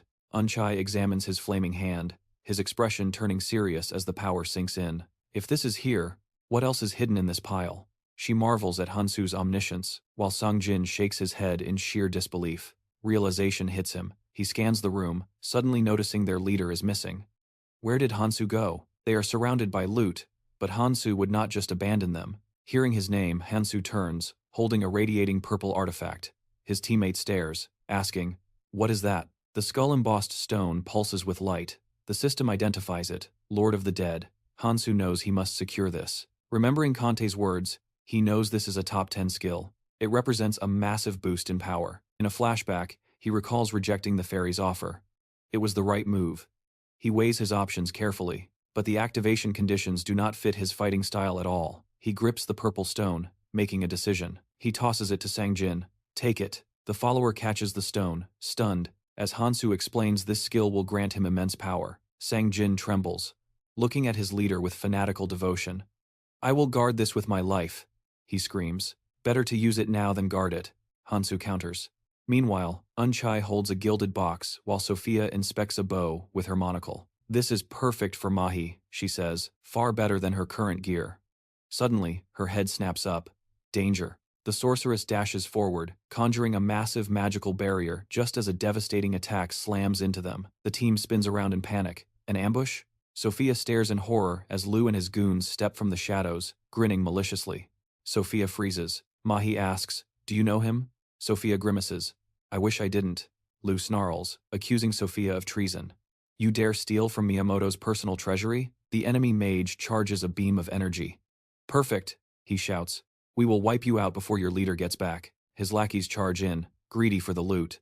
Mahi frowns, knocking an arrow. Her fingers glow with a red aura as she takes aim. The clan warriors brace for the counterattack. "They are too strong," the minions cry. Lu leaps over the front line in a rage. "Fools, target the back line." Unchai raises his guard in shock as the enemy commander orders them to slaughter the weak first. Mahi narrows her eyes, ready to kill. Hansu spins around, shouting for her to be careful, but terror has already paralyzed her gaze. Before she can react, Lu lunges straight for the blonde. A teammate screams her name. "Dodge it." "Don't just stand there," cries a fighter in total shock. But Moonchai just squeezes her eyes shut. The steel blade whistles toward her skull.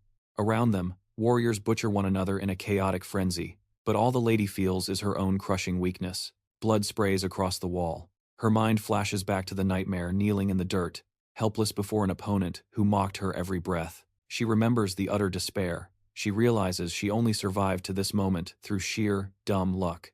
The executioner raises his sword. In that split second, she accepts that death is natural, perhaps inevitable. The blonde winces, sensing the end, rushing to meet her. But then she remembers the main character's intense face, urging her to believe, to follow his lead. A heavy hand lands on her shoulder. She swore she would try. With sudden, fierce determination, Yunchai surges forward, declaring she is done, trembling in fear. Her armored braces erupt with blinding flames. Her eyes lock onto the target she has finally evolved. The villain takes a devastating impact directly to the face. She leaps, chasing him into the air with another thunderous punch. The enemy is launched skyward as her comrades watch in absolute disbelief. Mihi covers her mouth, gasping. The villain materializes behind Yunchai, swinging his sword in a blind rage only for the blade to shatter against her braces. She thrusts her hand forward. The stunned wretch eats a massive counterattack, blood spraying violently from his lips. He crashes near his allies, the impact spiderwebbing the stone floor. The remaining soldiers stare at his broken form, paralyzed by shock. Yunchai clenches a fist pulsing with raw aura. The amazed group listens as she makes her declaration. "We need to believe in ourselves." Flashing a wild, adrenaline-fueled grin, the blonde drops into a fighting stance. "We've become damn strong." Hansu stands beside Sangjin, impressed by the carnage. With the villains scattered across the floor, the protagonist speaks up. He admits he didn't expect this outcome. Mihi, looking serious, notes that she and Miss Sophia didn't even have time to lift a finger. The twins cheer enthusiastically for the blonde, but she snaps back, arms crossed, demanding they shut the hell up immediately. Standing amidst the corpses, the protagonist reflects. Considering the enemy's superior numbers, his team should have been backed into a corner. Instead, they wiped the floor with them, 0 casualties. The loot was worth every penny. Moonchai stares ahead, her expression hardening. A faint smile plays on Hansu's lips. He turns to the defeated opponent, knowing exactly what needs to be done next. A magical blade materializes in his grip. "Time to finish this," he says. A trident slams into the ground, inches from a terrified Lu. The protagonist threw it with lethal precision. He demands an immediate answer. Unfazed, Hansu drills him with a question. Did Miyamoto leak this treasure trove's location? The villain cowers on the ground, begging for mercy, but the protagonist ignores the pleas and launches an attack. A split second later, his boot slams into the opponent's chest with bone-crushing force. Lu grits his teeth in agony, realizing they won't ask a second time. The annoyed protagonist leans over the broken man. Where is Miyamoto right now? The terrified villain cracks, screaming he will spill everything. He realizes this guy isn't bluffing. Through the pain, Lu gasps out the truth. He's at the lighthouse headquarters. He's been seriously injured. He has to be there. The rest of the team turns sharply at the mention of that clan. Sophia clutches her head, seething with rage. "I wondered where the rat fled," she hisses. Turns out he just crawled back to the lighthouse. Frowning, Hansu contemplates his nemesis. The protagonist's expression darkens as a plan forms. Suddenly, he snatches the villain up by the neck. Hansu hoists him into the air, staring him down. "You came here looking for power, didn't you? Trying to increase your strength? You came to get in my way." The angry protagonist listens as the man stammers that this is all a huge misunderstanding. Lu points a trembling finger at himself, smirking nervously. "The old man is my enemy too." The bewildered protagonist looks at him, eyes narrowing in suspicion. Sophia tries to parse his nonsense. The terrified villain desperately pleads, asking if Miyamoto's reputation hasn't already been dragged through the mud. He claims that, despite the old man's reputation, he no longer trusts him and refuses to obey. An enraged Hansu listens as the weasel poses a question. Isn't strength the only thing that matters in this world? The enemy bargains, offering up all the artifacts and runes in the dungeon. He promises to return to headquarters immediately and kill the master himself. A worried Moonchai wonders if he is truly begging for the chance to commit treason. Sangjin nods, suspecting the guy is serious. The pink-haired girl glares, calling the traitor absolutely pathetic. He'll say anything to save his own skin. In response, Lu swears he is telling the truth. He has cut ties with Miyamoto. The protagonist closes his eyes as the man begs to be believed. The stunned team suddenly realizes the traitor's logic actually makes sense. Disheartened, Sophia asks, "You don't actually believe him, do you?" The girl with the monocle listens as the reasoning unfolds. If the scoundrel helps eliminate the master, then they remove a major obstacle without lifting a finger. The main character grips the hopeful enemy's neck. "That's not a bad idea." Smirking, the villain suggests, "Then let me go, so I can prepare the plan." Suddenly, Hansu crushes his windpipe with terrifying force. As the man shrieks in agony, the unflappable protagonist issues a command. "Go back. But give him a message for me." With a look that promises death, Hansu delivers the verdict. "Tell him the old man is next." He drops the gasping opponent to the dirt. As the grip on his throat releases, Lu crashes onto his back. But he isn't finished seething with rage. He spits out a final vow. He will never trust a traitor. The defeated scoundrels lie scattered among their shattered blades. Their commander clutches his bruised neck, letting out a heavy sigh as he glances back at his fallen comrades and begins to speak. Lu sits amidst the carnage, surrounded by corpses, declaring that the protagonist has taken absolutely everything. Suddenly, the villain coughs, struggling to rise from the floor. He curses the protagonist, wishing him dead. With teeth clenched in pure fury, he swears he will never forget the humiliation he suffered today. Meanwhile, the massive Ouroboros coils around the tree trunk, driving one end deep into the earth.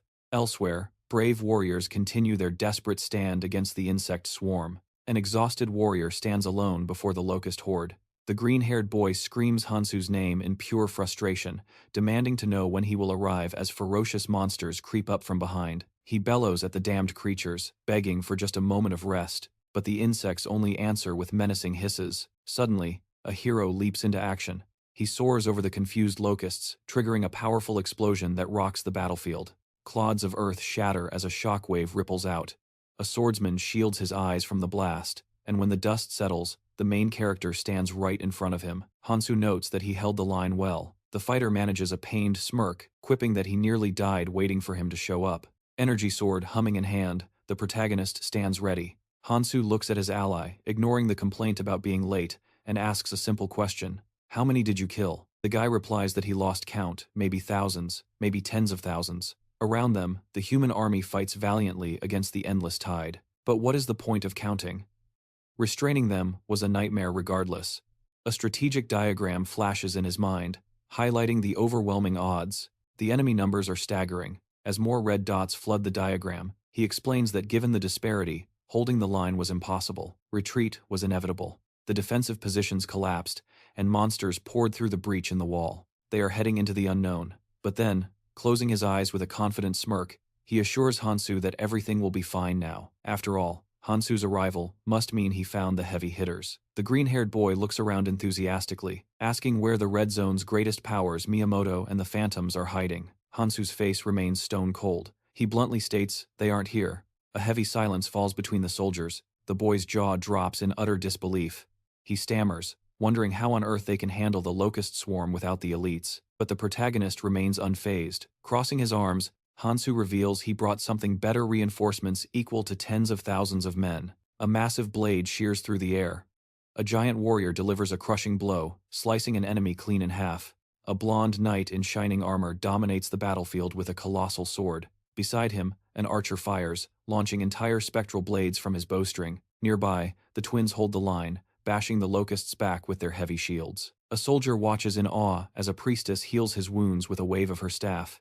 A pillar of fire erupts from a magic circle, while Un-Chai unleashes devastating strikes with her enchanted bracers. The green-haired boy watches the spectacle, stunned. As the squad calmly gathers, he asks the question on everyone's mind. Who are these people? They are undeniably strong, but he is still confused. He asks where the actual army of tens of thousands is hiding. Sang-Jin steps forward, his voice dripping with menace. He demands to know who dares question Hansu, looming over the boy with an intimidating glare. If the protagonist says it is an army, it is an army. Sang-Jin presses cold steel against the boy's throat, daring him to challenge that logic. Hansu intervenes, ordering his henchmen to stand down. Sang-Jin instantly obeys, leaving Michael trembling in shock at hearing his own name. The main character places a reassuring hand on Michael's shoulder. He tells him he did a good job, but now, he can leave the rest to them. Sang-Jin retrieves his blade, but not before making a gesture that says, "I am watching you." Suddenly, Un-Chai smacks Sang-Jin upside the head, yelling at him to knock off the nonsense. The twins pause to listen to the bickering.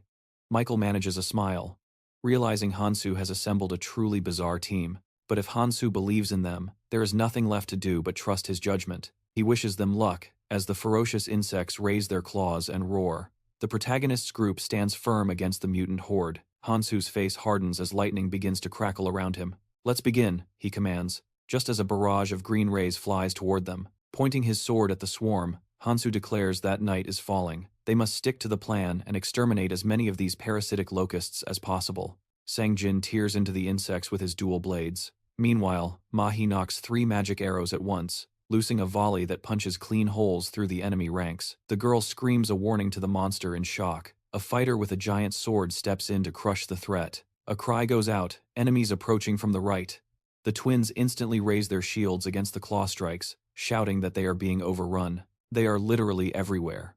Un-Chai smashes through the line with her bracers, shouting that if they have breath to complain, they have breath to kill bugs. Hansu slashes with his energy sword, his voice cutting through the chaos. "We are almost there." A massive pile of locust corpses accumulates around the Ouroboros. The protagonist explains, "The objective is simple. Survive until nightfall. Time is running out." Sophia frantically casts spells from her book, yelling at the MC that the situation is becoming critical. They are seconds away from being completely surrounded. The main character frowns as bright sparks begin to drift through the darkening sky. The protagonist pivots towards Sang-Jin, the blade wielder standing close by, knowing the moment of truth has arrived. He locks eyes with him, checking if the plan is locked in his memory. Hansu wears a cocky smirk, declaring it is showtime. His partner shoots back a knowing smile, signaling he is completely in sync, and sets his weapon down on the earth. A sinister purple aura erupts from his core as he activates his attribute. A blinding flash of energy washes over the area, illuminating the scattered remains of insect carcasses littering the ground. The dead eyes of the locust corpses suddenly ignite with uncanny light. The fallen monsters scramble back onto their paws, resurrected, while armed fighters quickly fall in line beside these new, unholy summons. A roar goes up. It is finally time for war. With tens of thousands of reinforcements now raised, Sang-Jin grins ear to ear, declaring he has been waiting for this exact command. He stands tall, radiating confidence amidst his locust legion. With a satisfied expression, Sang-Jin tells Hansu to leave the fodder to him, just as the colossal Ouroboros snake begins to slide toward an underground tunnel. The ground shakes with deafening rumbling as the serpent moves. Suddenly, the thousands of summoned monsters, their eyes glowing violet, freeze in perfect unison. Sang-Jin grips his weapon and thrusts a finger forward, unleashing his silent command to the horde. Kill. With feral grins, the undead horde tears into the enemy lines in a blind rage. They collide with a massive army of living, red-eyed locusts, and the monsters immediately begin to rip and devour one another in a frenzy. It is a chaotic storm of slashing claws. Blood sprays in every direction as the insects tear flesh, and the severed head of a rebellious locust spins through the air and hits the dirt. As one monster savagely consumes another, the hero raises his hand. A dark magic seal emblazoned with a skull manifests, pulsating as he commands the fallen to rise and fight once more. The moment a mutant falls, its eyes reignite with a totally different hue. A system window pops up, flashing a notification. It details the 8th skill, Lord of the Dead. This power allows the user to resurrect the fallen as undead soldiers. forcing them to battle endlessly into the night. A bloodthirsty mutant shreds its opponent, tearing limbs from torsos with razor-sharp claws. Insect fragments scatter across the battlefield like gruesome confetti. Ichor spurts violently in every direction. The living red-eyed mutants watch in sheer bewilderment as locusts with severed limbs and missing heads jerk back to life, refusing to stay dead. The gigantic Ouroboros looms over the chaotic battlefield. Sang-jin turns to the protagonist, breathlessly confirming that everything is unfolding exactly as planned. That is the signal. With a slight grin, Hansu praises his partner's work, then abruptly pivots and sprints headlong into the fray. Hansu leads the charge at the head of his squad, rushing straight toward the giant monster. Dragon scales shimmer on his cheeks, and his gaze is steely as he orders everyone to advance. His blade tip sparks as it drags along the ground. The mission is clear: slaughter as many of these parasitic locusts as possible. They must pile up the bodies before nightfall. Then, they will trigger Sang-jin's skill to raise the corpses and force them to slaughter their own living kin. This distraction allows the team to easily reach the lake where the Ouroboros' tail rests. The scene shifts to a flashback, where the protagonist stood facing Sophia. He explained the necessity of taking the team to a location concentrated with magical energy. The pink-haired lady, astonished, raised her hand to ask exactly how they planned to scale the beast. His reply was, matter of fact. Hansu assured her with a serious expression that they would utilize her specific skill, the path of humility. Back in the present, they ascend the monster. You can see the dense scales of the Ouroboros shimmering in varying shades of deep blue as a fighter sprints swiftly across its back. The archer looks around in stunned silence. Before him lies the colossal serpent, its massive body completely wrapping around the world tree. The squad treads carefully across the mutant's scales. One fighter grimly notes that a fall from this height would leave nothing behind but a smear on the ground. Moon Chai advises everyone to focus on their footing to avoid slipping. A third member, a girl, remarks that the surface is actually sturdier and smoother than she expected. Another participant agrees, having expected slimy, slippery scales. The main character turns to the group, demanding their full attention. With a stern look, he asserts that he will carve the path from here on out. He orders Sophia and Moon Chai to stay close and follow his lead. Lee Mi-hee watches him intently. Upon the protagonist's command to ascend, the squad begins to move rapidly up the creature's back. The girl with the staff keeps pace with her teammates.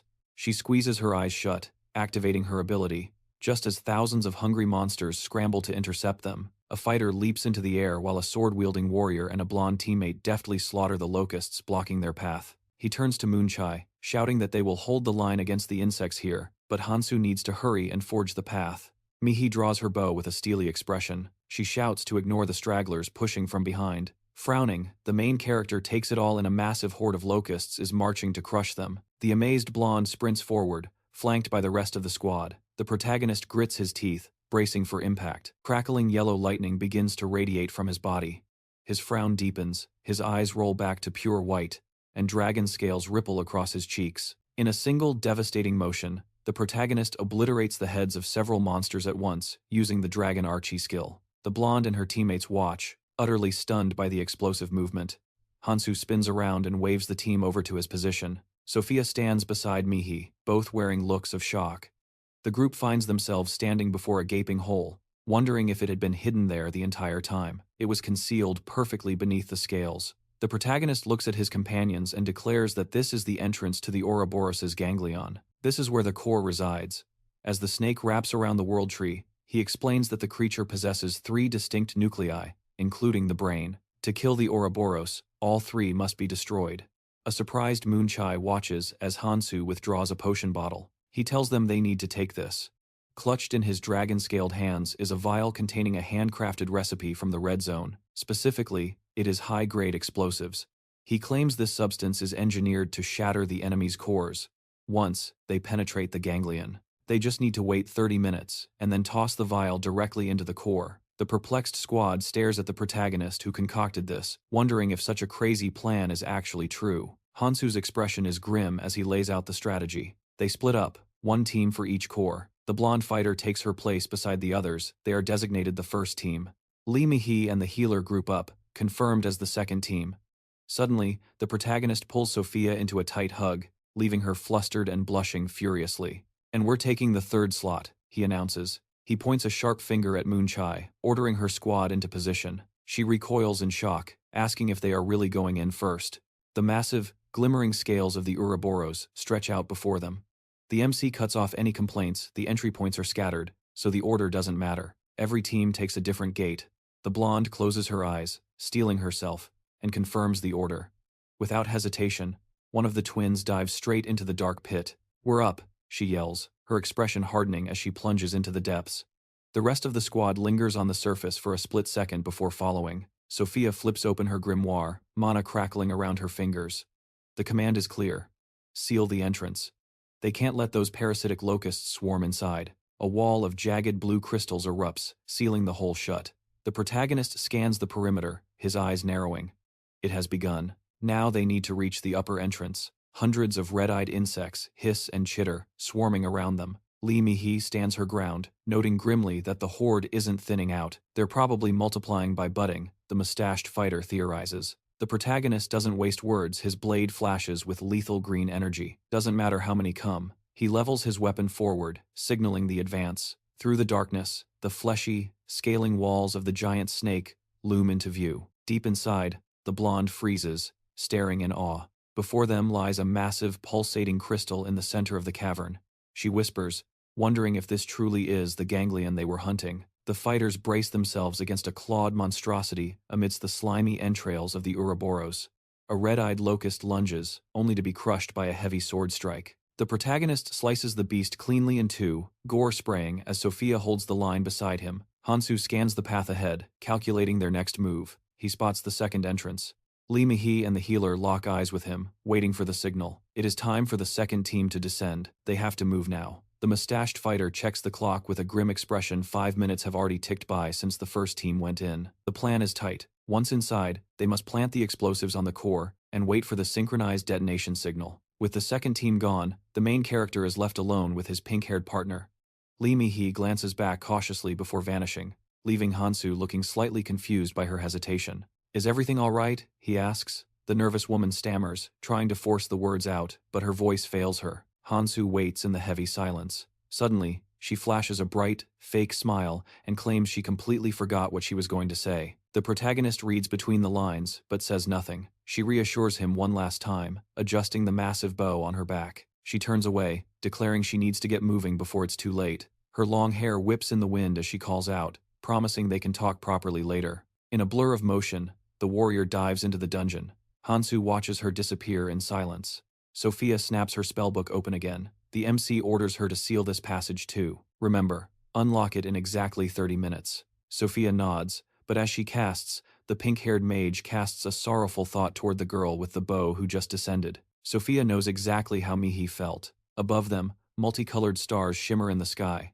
But there's no time to admire them, the protagonist is already moving. "I can feel that bastard's energy," he growls. He's close. They skid to a halt as a menacing silhouette emerges from the shadows directly ahead. A beast with a crimson head and massive claws blocks their path. Sophia cowers behind Hansu, her voice trembling. "What is that thing? It feels just like the Alpha." The MC frowns. It hasn't been long since the Alpha awoke. A sinister red glow begins to pulse from the mutant's skull. He realizes the trap has been set. It seems becoming a temporary administrator wasn't for nothing. He can see right through this. A voice echoes in the protagonist's mind. "Looking for me?" A blue, spectral projection of a man materializes in the air. "I knew you'd come for me, Hansu." The white-haired villain flashes a chilling, predatory smile. "It's been a long time." The image flickers above the mutant as the villain mocks him. "But sending your little friends away? That was imprudent. Sending them to destroy the cores? Pathetic weaklings." Hansu's face remains stone cold. "You done talking?" The projection looms larger. "Such arrogance," the enemy sneers. "Your pride will be your grave." Hansu answers with steel. In a blur of rage, he delivers a devastating slash, tearing the mutant host completely in two. Black blood sprays across the ground. Sophia's face pales as the realization hits. If the Alpha isn't here, that means he's hunting one of the other teams. "Can they handle him?" she asks, panic rising. "No," he replies abruptly. "That's why we have to destroy this core. Now." They push forward. The ganglion is exposed. "We're going in," he commands, and Sophia nods, ready to follow him into the abyss. Meanwhile, Moonchai freezes beside her partner, trying to comprehend the sight before her.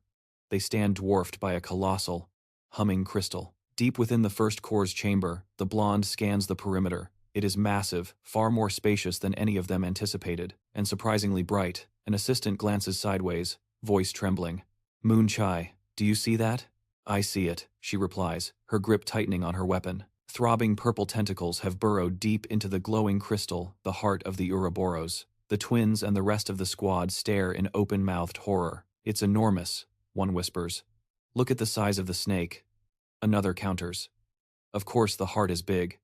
The blonde clutches a vial of volatile green liquid in her hand. Get the charges ready, she orders, referring to the items Hansu distributed. We apply them the second the signal drops. We have exactly 30 minutes to shatter this core. Suddenly she freezes, tilting her head. Did you hear that? She hisses. The others look at her, bewildered. Hear what? A sinister rumble echoes from the depths of the dark tunnel. Suddenly, the ground beneath the hero's feet begins to quake violently. The team struggles to maintain their footing, desperate to identify the source of the tremors. Moonchai glances up in horror. Through the gap above, the jagged silhouettes of ferocious insects blot out the dim light, signaling an invasion. She screams a warning to the squad. Instantly, 4 fighters lock into a defensive square formation, backs against one another as the world shakes around them. The blonde warrior spins around, spotting a monster stalking the perimeter. More mutants crawl from the shadows, tightening the noose. Frowning, she realizes the grim truth. Someone isn't happy that they escaped the hook. A scoundrel has dragged an entire horde here just to stop them dead in their tracks. An army of crimson-eyed locusts swarms the area. The shield-bearing twins step to the front, ordered to hold the line immediately against the incoming tide. An archer draws his bowstring tight. The blonde commander shouts for them to unleash hell. There is no saving energy now, not when surrounded by a legion of bloodthirsty insects. Unchai roars that they need to survive for 30 minutes. A red-eyed insect with razor claws lunges at the girl, but she weaves past the strike with deadly grace. Her fist ignites with red energy. She counters with a frenzied barrage of blows, pulverizing the enemy. 28 minutes remaining. The twin bashes a mutant back with his massive shield. 20 minutes left.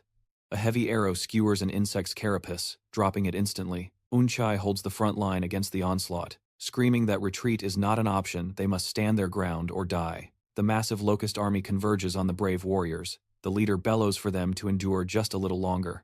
15 minutes left. Flashback to the start of the operation. Monsters block the path of the hero and his companion. Sophia closes her eyes, focusing her mana. Her book erupts with blinding light as she activates the tri-colored jade. An ice sphere and containment rune flash into existence, freezing the locusts instantly. Hansu smirks, noting the monster's surprise. He blurs forward, his blade carving a deadly arc that severs the creature's heads in a single motion. He retracts his weapon and strikes again. Behind them, corpses lie defeated, but new monsters are already peering from the dark aisle. Hansu looks up. The remaining locusts are watching, rather than attacking. Suspicious, he glances at his system window. Holding out for 30 minutes should be child's play at this rate. But the data doesn't add up. Why is there only one central core left? He recalls Tekeron's words. That man is too cunning to send his cores out defenseless, unless this is a diversion. The hologram was bait. Tekeron is avoiding a direct fight to protect the real core. Hansu frowns, deciding to make the villain regret this strategy. Sophia approaches, sensing the anomaly. It's strange, she says. No matter how you look at it, this screams trap. If there isn't a trap, why are the others just sitting in place? Hansu agrees with her assessment. He reaches into his bag. Forget the 30-minute plan. We're destroying the core right now. He prepares to hunt down the remaining targets. Sophia looks visibly rattled, asking if the situation is truly that desperate. She argues that breaking the plan to help the others will only cause confusion and chaos, jeopardizing the mission. Hansu grips a vial tight. If our opponent was just a parasitic locust, I wouldn't be worried, he replies. But Tekeron, the one from the hologram, is hiding somewhere inside the Ouroboros, and it's up to me to fight him. Sophia clenches her fist, realizing that destroying the cores will wake the Great Serpent. She is shocked that the Alpha is considered more dangerous than the beast itself. Hansu closes his eyes. The Alpha is a threat, but he is not comparable to the Ouroboros. Sophia yanks her hand away. You don't understand. Why can't we just trust the team? She looks down in annoyance. Despite earning his trust, she feels he still refuses to explain his full plan to her. Suddenly, the man opens his mouth as a system message appears. 7 pieces of the soul activated. Power seizes the mind of the host. Miyamoto's voice echoes with an ominous laugh. I'll be taking this body now. Sophia's eyes snap wide open. Her irises shift to a glowing, toxic green. A dark aura explodes around her as the team listens to the traitor's words. Did you think I would die so easily? Miyamoto mocks. I'm still here. He gestures to his wound. You trusted this girl. You turned your back to her. And now, you'll pay for what was done to me. Hansu stands firm, clutching the bottle. I've been waiting for you, Hansu thinks. He rushes toward the possessed girl. A glow ignites around his ring. A red aura envelops Sophia. Hansu places a hand on her shoulder, reflecting on the cruelty of time. Since his regression, allies have turned into enemies, and inevitable enemies have become allies. He looks at his companion. As long as Miyamoto tries to kill him, mercy is off the table. I found you, Hansu says, cold as ice. I'm sure the royal bees are hungry. A blinding light erupts with a notification. Rights of temporary administrator of the World Tree activated. Magical hands materialize under Miyamoto's control. The man vanishes in a brilliant flash of teleportation. He rematerializes instantly in a dark cave, the hive of the Shakers. Horror dawns on him. This cannot be. The bees descend upon him in a frenzy. As he is swarmed, Miyamoto's dreams of ruling the red zone crumble into dust. Hansu catches the collapsing girl. The soul piece family skill is nullified. Hansu watches grimly, noting that the king bees finally got a taste of high-quality magical energy. They should be happy, but the sudden, sharp crack of splitting stone shatters the moment, drawing all eyes toward the sound. He realizes time is running out. Sophia remains unconscious, and he finds himself desperately wishing she would open her eyes right now. But that feels like a pipe dream, and he has to trust that the Sky Soldier armor will provide enough protection to keep her safe. A system window pops up. Hansu's magical energy is below 50%. It offers a dangerous alternative to tap directly into the World Tree's power. One slip-up and the tree dies. He has to be precise. With a faint, grim smile, he whispers a quiet apology to the ancient spirit. A magical seal blazes to life on his hand in front of the tree. Access granted. The power of the World Tree is now his to command. A blinding aura envelops them both. With this infinite overflow of energy, he knows he can unleash his full power without holding back. The armor fuses with his dragon arts. Hansu crouches, muscles coiling, then launches himself skyward. The hero ascends, the crystal glowing with blinding intensity. Moonlight glints off the Ouroboros' scales, just as he slams into it like a meteor. Scales shatter and scatter. The great serpent lies there, eyes shut tight. Then, the eyelids twitch. Massive eyes snap open, pupils dilating. Its maw gapes wide, unleashing a deafening roar. Hansu stares at the wound he just inflicted. The serpent is moving, but something is off. It seems mindless, driven by pure instinct. Otherwise, it would have struck back instantly. The seal on his arm pulses, and he makes a split-second decision. Don't destroy the Alpha. He needs to restrain it.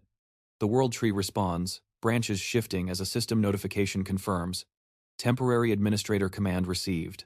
The massive limbs of the tree groan as they surge forward. The serpent hisses, jaws snapping open in defiance. Another roar cuts short as the ancient branches bind its colossal body. Hovering above, Hansu looks down. It is almost time. His thoughts drift to an old friend, picturing the cloaked figure. Tekaran. Wake up. The winds of Alfheim are shifting along the path he chose. Staring ahead, Hansu wonders if following the way of the king means an eventual betrayal. See you soon, he murmurs. Below, the serpent's tail thrashes, covering the lake, while nearby, the eyes of the locusts begin to glow. A monster collapses at his feet. A brilliant light erupts from Sungjin's hand as he casts Lord of the Dead. The fallen beast jerks back to its feet, obedient to the command. Sungjin stands his ground, surrounded by the swarm of subordinate locusts. Dark energy pours off him. They have a real shot at victory. He just needs to survive until the sun comes up. A massive explosion rocks the tree branches above. The monsters snap their heads up, confused, scanning the trembling ground. The earth shakes beneath their paws. Sungjin keeps his footing, trying to figure out the source of the blast. Whatever is happening up there, he can't let it distract him. He grits his teeth. He refuses to become another burden for Hansu. The locusts are breaking through. He has to stop them, no matter the cost. His knuckles turn white as he tightens his grip on his blade. Ordering the dead to slaughter the climbing swarm, he charges forward into the fray. He mentally begs the hero for forgiveness. He should have wiped them all out, but he is not sure he has the strength to hold them back much longer. High above, Hansu checks on the unconscious Sophia. The after effects of Miyamoto's skill are far worse than he anticipated. He hopes she wakes up soon, but in this condition, there is no way she can continue this journey with him. Her form begins to fade. A system notification chimes. Temporary Administrator, privileges activated. Target destination, Michael, in Europe. As his companion vanishes completely, he checks his palm. The transfer was a success. He is leaving her in good hands. Suddenly, a shout echoes from below, commanding the beetles to halt. Hansu turns his gaze downward. The beetle army is scattering in terror, fleeing from Sang-jin, who is screaming for them to come back and fight. "Fight me!" Sang-jin roars. Hansu smiles, perfect timing. He dives, coming to a halt in the air right above the chaotic skirmish. Energy orbs manifest around Hansu. Sang-jin looks up, shocked to see his leader, but freezes. There is something different about Hansu's form. The spheres rain down, bombarding the locusts. Monsters drop like flies, and Sang-jin has to shield his face from the intense shockwaves. The hero touches down. Sang-jin rushes over, eyes wide as he takes in the blackened wings and horns. What happened to you? I'll explain later. Hansu cuts in. Right now, I have a job to do. Sang-jin breaks into a relieved grin. Glad to hear it. What's the plan? Hansu locks eyes with him. The Monarch's team is in trouble. We need to help them destroy the core. Sang-jin closes his eyes for a moment. Altruism isn't really my style. Then he looks up, smirking. But I told you, use me however you see fit. I'm awaiting orders. Hansu returns the smirk and turns away. Good. I'm sending you straight to the first team. I'm leaving it all to you. As the teleportation magic activates, Hansu adds one final command. Don't die. Don't worry, Sang-jin calls out as he fades away. The Lord of the Dead doesn't die that easily, only a magic circle remains on the ground. Glancing back at the empty spot, Hansu knows he made the right choice, giving him that power. Asterisk. I'll get you to the next zone, Sang-jin. I promise. Asterisk. Hansu spreads his massive wings. After seeing that kind of resolve, he can't afford to waste a single second. He kicks off, soaring back into the darkened sky. He knows he must rush to the aid of the second team. Dying here isn't an option, but a massive obstacle stands in his way. Techeron. Techeron stares him down, amused. Why not just give up? Your two friends are already down. Do you honestly think you can defeat me alone? Lee, battered and bleeding, is shocked that the enemy expects him to fold so easily. He hefts his weapon onto his shoulder, defiant. Techeron feigns surprise. Such loyalty? For a cold-blooded king who abandoned you? He doesn't care if you rot here. He extends a hand, voice dripping with false concern. Why serve him? Join me, become my soldier, and you'll live a better life. Lee raises his sword with a smirk. You talk too much. He spots the fear in Techeron's eyes, pure fear of Hansu. That realization makes Techeron snap. Floating orbs and weapons materialize above Techeron's head. You're annoying me. The spheres surge forward to kill. If you're so desperate for death, I'll happily oblige. Techeron roars. The air crackles with lethal magic. Lee grits his teeth. The weapons close in, blades gleaming as they swing for the kill. Lee moves.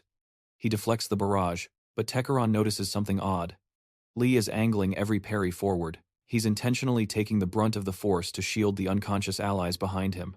A noble sacrifice. Techeron's gaze darkens. Respectable, he thinks. You are a true warrior.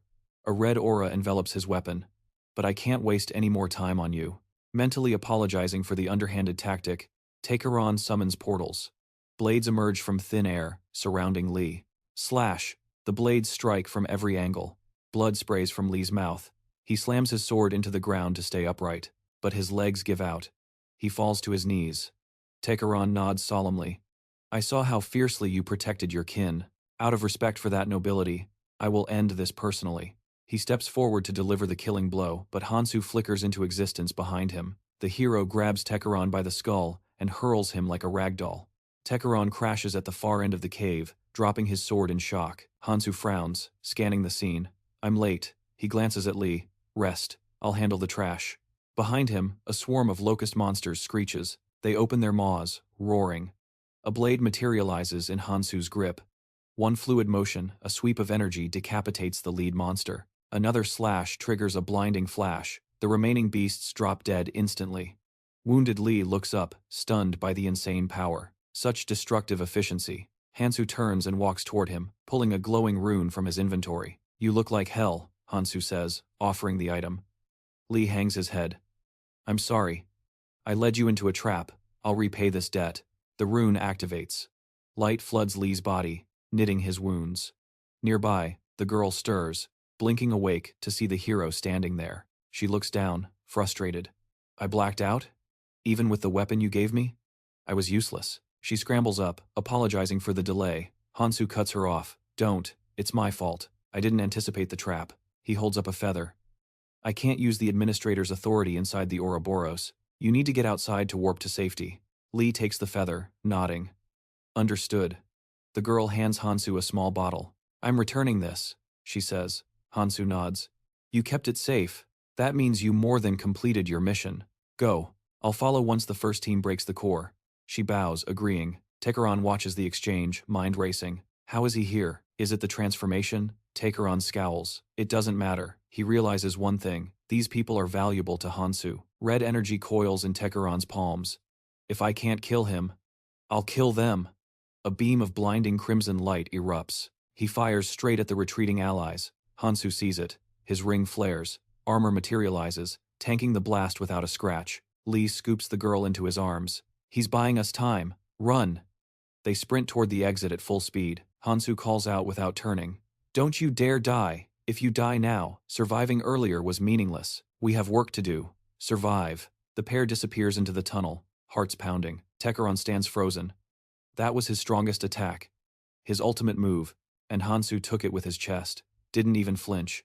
A dark aura swirls around Tekeron as rage consumes him. How long will you mock me? I am the last hope of my race.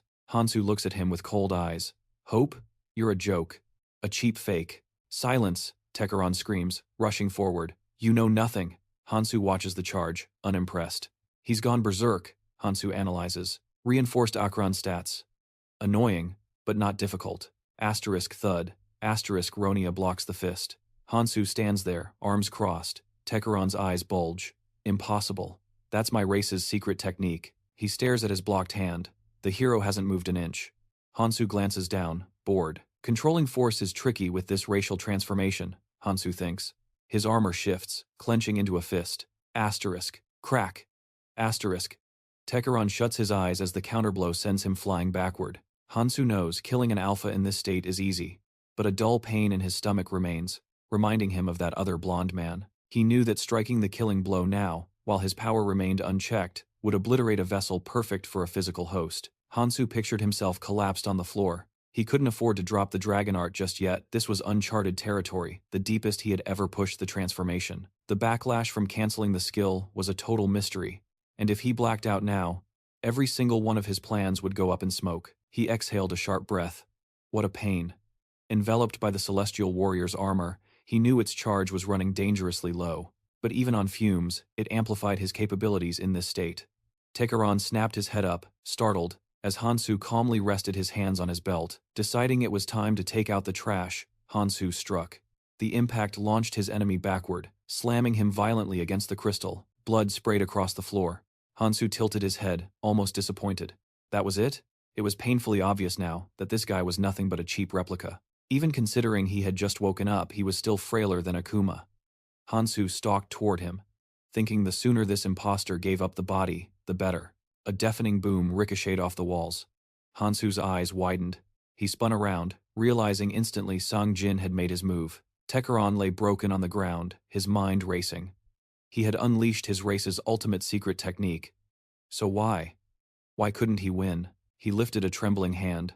All he wanted was to resurrect his people. Had he miscalculated somewhere along the way? Indignation burned within him as he crawled across the floor. To think his grand dream was shattered by a single inferior being. Then, his gaze locked onto the crystal in front of him. If he couldn't win, he would strip away everything Hansu held dear. He slapped his hand onto the crystal. Hansu frowned, instantly realizing the madman's intent. Stop! Hansu roared, mouth wide. Was he really throwing away his dreams just like that? The crystal began to devour the body. It was a humiliating end, but ultimately, it didn't matter anymore. A twisted smile formed on Tekeron's face. The core was destroyed, so he would simply become the new one. Here, he seemed to say, have a taste of your own medicine. The crystal erupted with blinding light. Hansu stood before the radiant structure, his brow furrowed as he recalled the intel. The news had always described Tekeron as volatile. Clearly, the rumors were true. Still, Hansu struggled to wrap his head around it, to think that defeating an enemy mattered more to him than saving his own species. The glow intensified, turning searing white. The ground quaked. A vile green liquid flooded the chamber, hissing and smoking as it corroded his armor. Taking cover, Hansu analyzed the situation. The root should have spawned something else. It should have been a mature clone. Great. he scowled. Nothing but trouble from a half-baked version. The liquid continued to rise rapidly. The Ouroboros thrashed its massive tail. Squeezing her eyes shut, the girl cried out, "What's happening? Why is it moving all of a sudden?" Sang Jin, standing right beside her, kept his voice steady. "Calm down. You're panicking like a child." She blinked, stunned by his absolute composure. One slip from this height meant death. Yet, Sang Jin smiled. He had complete faith in one person. "Look," he urged. She peeled her eyes open, confused at what she was supposed to see, until her jaw dropped in disbelief. Hansu was hovering right there in mid-air. Before she could ask how, a holographic system window materialized, using temporary administrator privileges of the World Tree to relocate targets. A glowing magic circle manifested beneath her, an identical circle formed under Sang Jin, and several more appeared across the serpent's body, targeting the others trapped on the Ouroboros. Michael rested his hands on his hips, completely baffled. What does he expect me to do? A few comrades, sure, but Hansu had dumped everyone on him. He furrowed his brow, irritated. "If you want me to do something, man, just say it." Suddenly, a voice called his name from behind. He turned to see Sophia swaying on her feet. "How long was I out?" she mumbled. Michael shrugged. "Not long. What happened back there?" he asked. She clutched her throbbing head. I honestly don't know. I blacked out near the core," she admitted. "My memory's all fog." Michael rubbed his face, exhausted. "I was starting to get worried, you know. I had no idea what was going on." Sophia threw up her hands as Michael pointed at the beast. "Look at how that thing is moving. We can't stay here. We need to retreat." She nodded in agreement. "I'll radio the lighthouse." Just then, a magic circle flared to life behind Michael. While he mentioned contacting December and his clan, they both froze, sensing a surge of mana. A crowd of people materialized within the circle. Michael gave a confused, weary smile. Great. Now he was a babysitter. He glanced back up at the giant serpent. He had to trust Hansu's judgment. He clearly didn't intend for them to die here alone. Frowning, Michael realized the harsh truth. His life was currently in Hansu's hands. He'd better win, Michael muttered. "I'll file my complaints later." High above, Hansu hovered over the Ouroboros. The monster locked its gaze on him. Flames began to pool in the beast's maw. It seemed certain that not even a hero could dodge this at point-blank range. The monster clamped its mouth shut for a split second. Then, it unleashed a torrent of fire. Hansu watched the inferno approach. Fighting this thing head-on would definitely leave a mark. But if he retreated now, it was game over. The casualty count would be catastrophic. He parted his lips. "Guess I have no choice." System logs flashed. Command confirmed. Summon orbs. Modifying celestial warrior armor. Defense zone confirmed. Glowing orbs materialized, forming a defensive perimeter in front of him. Observing the shield, the serpent seemed to realize its attack would be blocked. Flames engulfed the armor, but Hansu smirked. The beast had failed to account for one thing. He might survive the inferno, but the skill required would demand the ultimate price: his life. Sparks dance wildly above the roaring flames. A blinding light bathes the hero's face just before a cataclysmic explosion tears through the air, sending fireballs scattering in every direction. Several impacts strike dangerously close to Hansu. He shields himself with his wings as the debris rains down, his body smoking from the intense heat. Blood sprays from his lips. He glances down at the hellscape. Below, flames are consuming the earth, and people are burning alive. He clenches a trembling fist. The backlash will be severe, devastating. But he has no choice. He must unleash the full extent of his power. The system window flashes back into view, listing names and confirming authorization. Temporary Administrator of the World Tree. New status reports flood his vision. Target count, 469,011. Confirmed.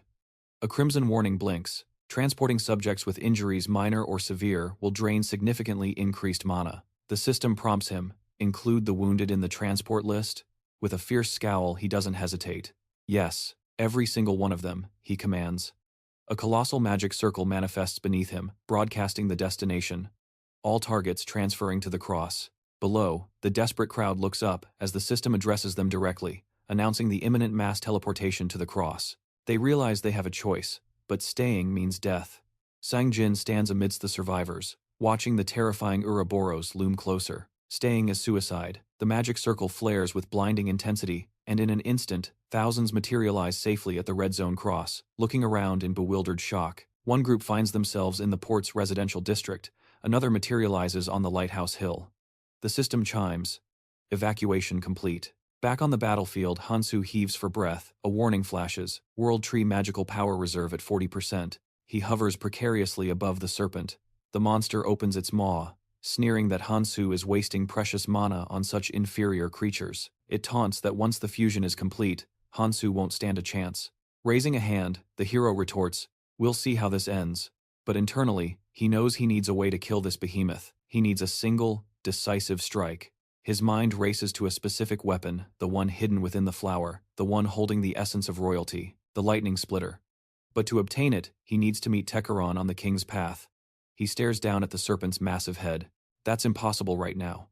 Yet, if he doesn't kill this thing here and now, humanity faces total annihilation. He closes one eye, resolving himself to the only option left. A notification pings. Skill activated. 7 soul shards. An upgrade is available. A smirk touches Hansu's lips just in time. He accepts the enhancement instantly. The system roars, dragon arts combined. Merging with the active celestial warrior armor, the energy transforms into the dragon god's vessel. The rings on his hands ignite with light. A blinding golden aura erupts around Hansu as he spreads his wings wide. The system announces, Dragon God's vessel activated. Dragon God incarnation has replaced the active species transformation skill. Hansu locks eyes with the enemy. New conditions flood his vision. The serpent curses, realizing too late that this human has far more tricks up his sleeve than expected. The monster coils its massive body, deciding it doesn't matter, it will simply devour him whole. It lunges. Hansu merely holds out a hand. Alpha freezes in shock, unable to comprehend how its charge was stopped cold by bare hands. Frowning, Hansu unleashes a monstrous explosion. Ouroboros roars, opening its mouth as flames erupt from the impact point on its head. On the distant hill, Sang-jin and the others watch in awe. Michael shakes his head, muttering that while he knew the hero was strong, he never imagined power on this scale. Is he even human like us? Michael wonders. Moonchai frowns, questioning why Hansu bothered to bring them along at all. If he can handle this alone, Moonchai mutters, then I don't understand him at all. Sophia parts her lips to speak, realizing the truth. He's trying to keep us out of it, she says, and Ouroboros has only lost consciousness for a moment. The group turns to her in surprise. She lowers her hand, trembling. Can Hansu actually kill it? Someone asks. If he just lands a few more hits like that. But Sophia cuts them off. He can't use that attack again. Her grimoire glows with analysis magic. The dragon god's vessel grants immense power, she explains. But the mana consumption is astronomical. He just drained almost everything he had on that single strike. She looks down grimly, adding another terrifying fact. He hasn't rested. He hasn't even had a sip of water. At this rate, it wouldn't be surprising if he just collapsed dead from sheer exhaustion. Moonchai clutches his chest, anxiety rising. Then what happens to us? If he can't win alone, why bring us here at all? The answer hangs in the air. It was to keep them safe. Sang-jin glances at the shivering group. Seeing their panic, he speaks up. We know we can rely on Hansu. Everyone looks up at his unwavering conviction. He's never let us down before, and he won't start now. Back on the battlefield, Hansu stares into the serpent's gaping maw. His eyes flutter closed as weakness washes over his body. The monster crashes to the ground, but the system screeches a warning. Magical power reserve. Critical. 17% remaining. He looks down, calculating if he can stall for time, but nothing has changed. A new, ominous warning appears. If magical power drops below 5%, the connection will be automatically severed, and the world tree itself may cease to exist. He looks away, the weight of the world crushing down on him. Hansu knew he needed a one-hit kill. Begging the tree to hold on just a little longer, he dashed to the flank. Soaring toward the swarm, he realized the king's path had to be close.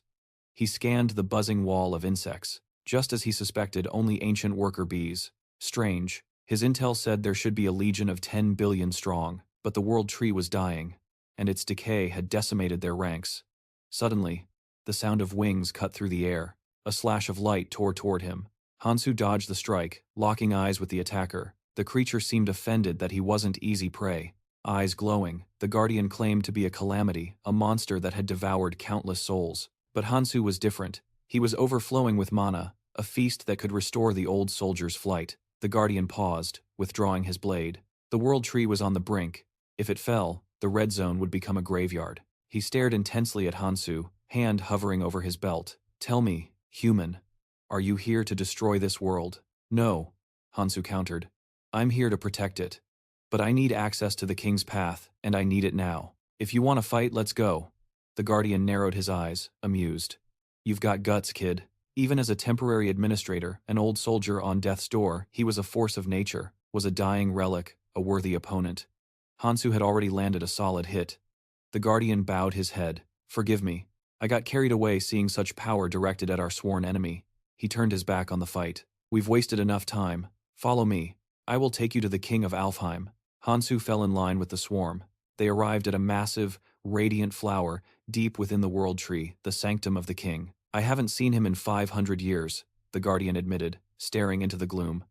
I can't promise he will answer. Don't worry, Hansu stepped forward, determination burning in his eyes. I'm here to keep a promise. Time was running out. Hurry up, Hansu commanded the silence. Use the gaze of reason. The hidden king paused. That skill allowed one to peer into a soul with permission. How did this human know of it? A system notification flashed. Asterisk trust level insufficient.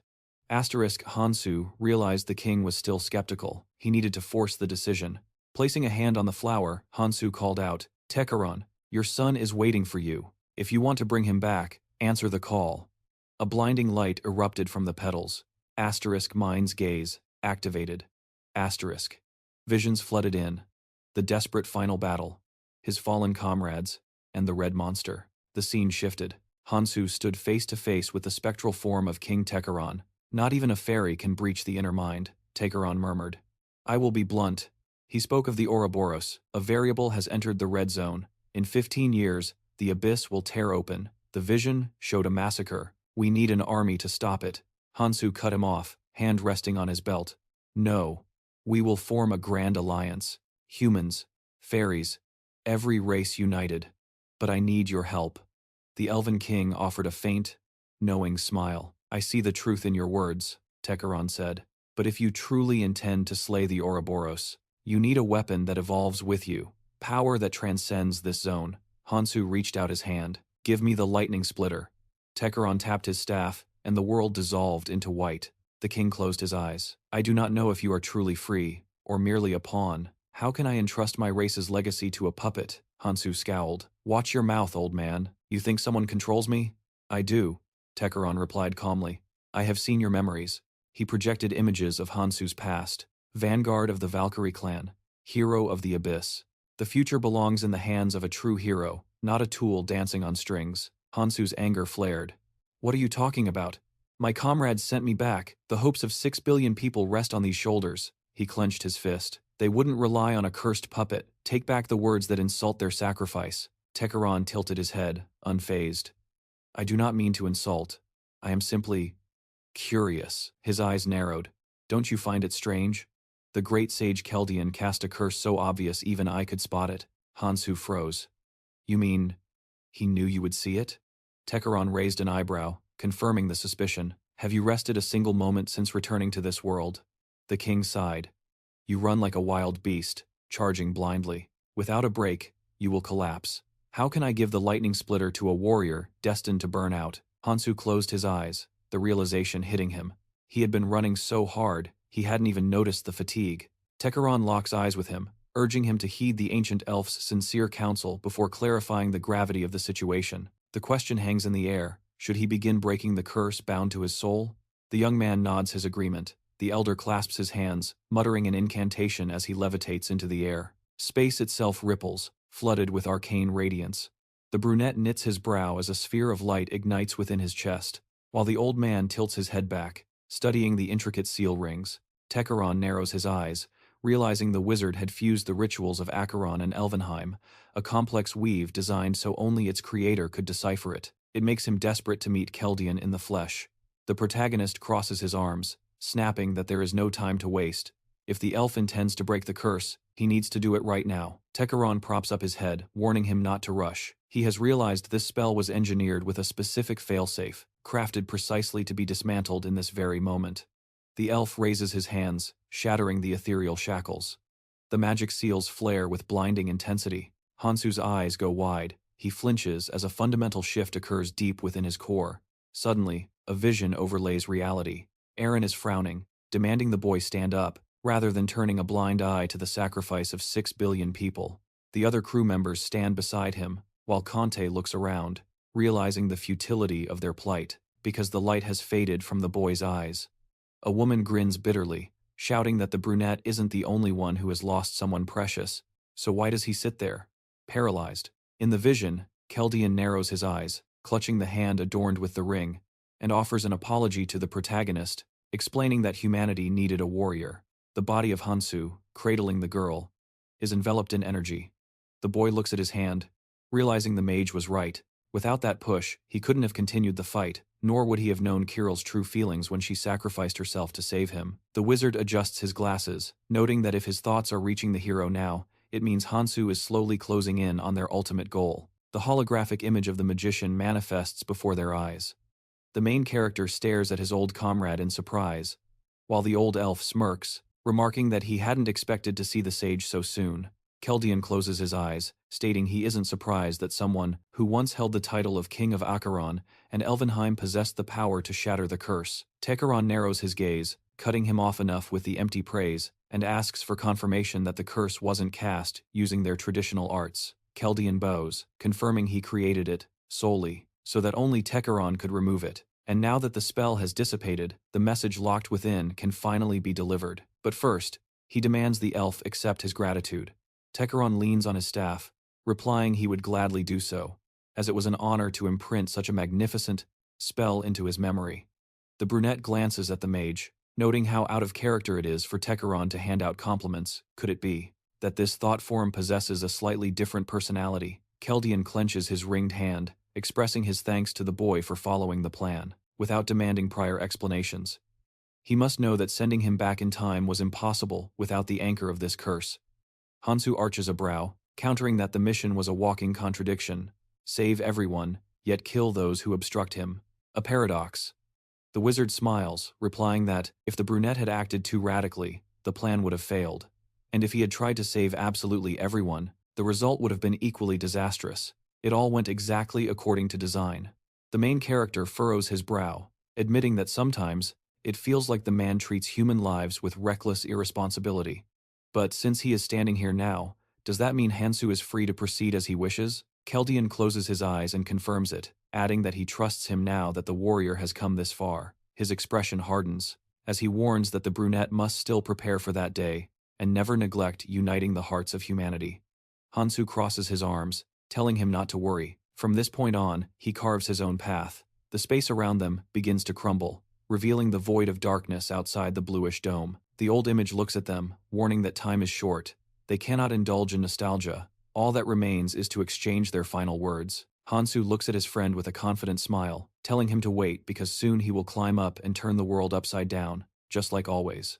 The mage chuckles and nods. Techeron sits in a lotus position within a giant magical blossom. Sparks fly around his hands as he summons a spear, the lightning splitter, which he now entrusts to the hero, along with the remainder of his life's work. The brunette grips the shaft, and the system announces the weapon has been transferred to Hansu. The elf narrows his eyes, explaining that the lightning splitter's power depends entirely on the wielder's mana reserve, but if he tries to charge it in the current state, the world tree will die. So, what is the plan? Hansu smirks, replying that he will continue using the world tree's mana to maintain the dragon god's body, but for the charge, he will burn his own life force, alongside the energy of the divine stone shard. The representative of the tree protector race flashes his eyes, interjecting that there is no need for Hansu to sacrifice his vitality. The creature turns to him, placing a paw on his chest, and asks if the sinister Ouroboros will truly be slain if there is enough mana. Because in that case, he can use the divine stone shard within the creature's body, and if that isn't enough, he should allow the kin to sacrifice themselves for this noble cause. The protagonist narrows his eyes, demanding to know why they would go to such extremes, sacrificing their entire species just to destroy the serpent. The interlocutor spreads his hands, replying that the reality is quite the opposite. The brunette frowns, asking him to explain. The leader looks at Hansu, admitting he sees hope in him. He visualizes the world tree, revealing it is already withering, its sap depleted, depriving them of the nutrients required for their queen to lay eggs. The monster recalls the battles, revealing the truth. They attacked humans, solely to replenish their mana reserves, only because Ouroboros had drunk the tree dry, forcing them into a desperate war for survival against the serpent. The royal bees fought desperately to protect the world tree's vital sap, but the cost was devastating. They lost their queen. Even with that terrible sacrifice, their power was only enough to force the great serpent into a deep slumber. The protagonist crossed his arms, listening intently as the insect commander pointed to his own chest. There was one detail left untold. before she perished, their queen had bequeathed them a final glimmer of hope. It was a fragment of the divine stone, an object usually symbolizing disaster, but with the world tree withering and the sap reserves critically low, the colony was facing extinction. Hatching a new queen under these conditions was impossible. Hansu turned to him, putting the pieces together. If Ouroboros was slain and the tree restored to its former glory, the cycle could begin again. A new queen would rise. The monstrous commander dropped to one knee, his voice thick with regret, exclaiming that 50 years ago they failed to protect her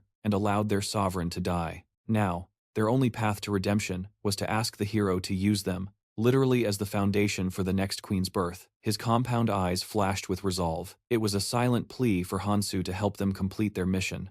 The hero looked down at the kneeling warrior, considering the weight of the request, then hefted his spear onto his shoulder. He agreed. He would ensure their legacy survived. A mystic mark flared on Hansu's hand, and suddenly, the bodies of the bee warriors were engulfed in brilliant light. The system chimed with an alert. Commander Kalpa and his kin were being converted into pure energy to fuel the lightning splitter. The leader cast a final glance at the nurse bee Hansu had spared, noting the human's unexpected mercy. Kalpa then looked toward Takuran. It was good to see an old friend one last time. He spoke his final words, entrusting the spirit of their queen and the future of their entire species to this human warrior. Hansu smiled, assuring him that he never breaks a promise. The sage crossed his arms, nodding. The commander had nothing to worry about. The human standing before him was annoyingly stubborn. If anyone could fulfill a dream against all odds, it was him. Kalpa narrowed his eyes, accepting the assurance. He trusted them. The rest was now in their hands. The hero's weapon swept through the radiant energy, and he mentally thanked Kalpa for saving him a significant amount of time. The system updated. Due to the sacrifice of the royal bee commander possessing a shard of the divine stone, their species was now considered subdued. The lightning splitter's charge surged to 98%. The old sage watched the young man closely. Hansu asked for a moment with the queen's egg. He spun the spear in his grip, dropping into a lethal combat stance. He warned the other participants. He was about to slaughter Ouroboros, and they needed to brace themselves for the fallout. His weapon hummed, overflowing with power. Hansu narrowed his eyes, feeling the weight of the moment he understood perfectly. He felt the collective resentment against the snake, born from the agony of losing everything precious. The nurse bee clutched the egg tightly in her limbs. Mentally, the hero spoke to the future queen, telling her to watch closely. This single strike carried the might of her entire family. Hansu swung his spear, slicing through the air. A colossal pillar of light obliterated the giant serpent, a beam so powerful it was visible for miles, startling players across the zone. A massive shockwave ripped outward from the epicenter. Ouroboros collapsed to the earth, the flesh of its neck incinerated down to the bone. Its charred muzzle still sparked with residual lightning. Deep inside the beast, a blue core broke loose, plummeting into the crater formed by the impact. Sealed within that core was the body of a man. Almost immediately, the system announced the total victory over Ouroboros. It declared that all disasters of the Red Zone had been vanquished. The protagonist dropped to one knee, exhausted. He was drenched in sweat, breath coming in ragged gasps after releasing such immense power. The old man looked down at him. Takuran noted that the kid must have been in a serious hurry to destroy the royal nest. Hansu looked up, asking him to understand. He simply had to end this nightmare as quickly as possible. The sage rubbed his chin, admitting he understood the logic. But now that the serpent is dead, how about a little rest? After all, using the storm skill without proper body strengthening was reckless. Enduring that kind of strain never benefited anyone. Hansu looked at him, replying that there was still work to be done. However, there was some time before the lake opened, so he would rest until then. He forced himself to his feet, walked to the edge of the pit, and jumped. Takuran watched him descend, wings folding behind him.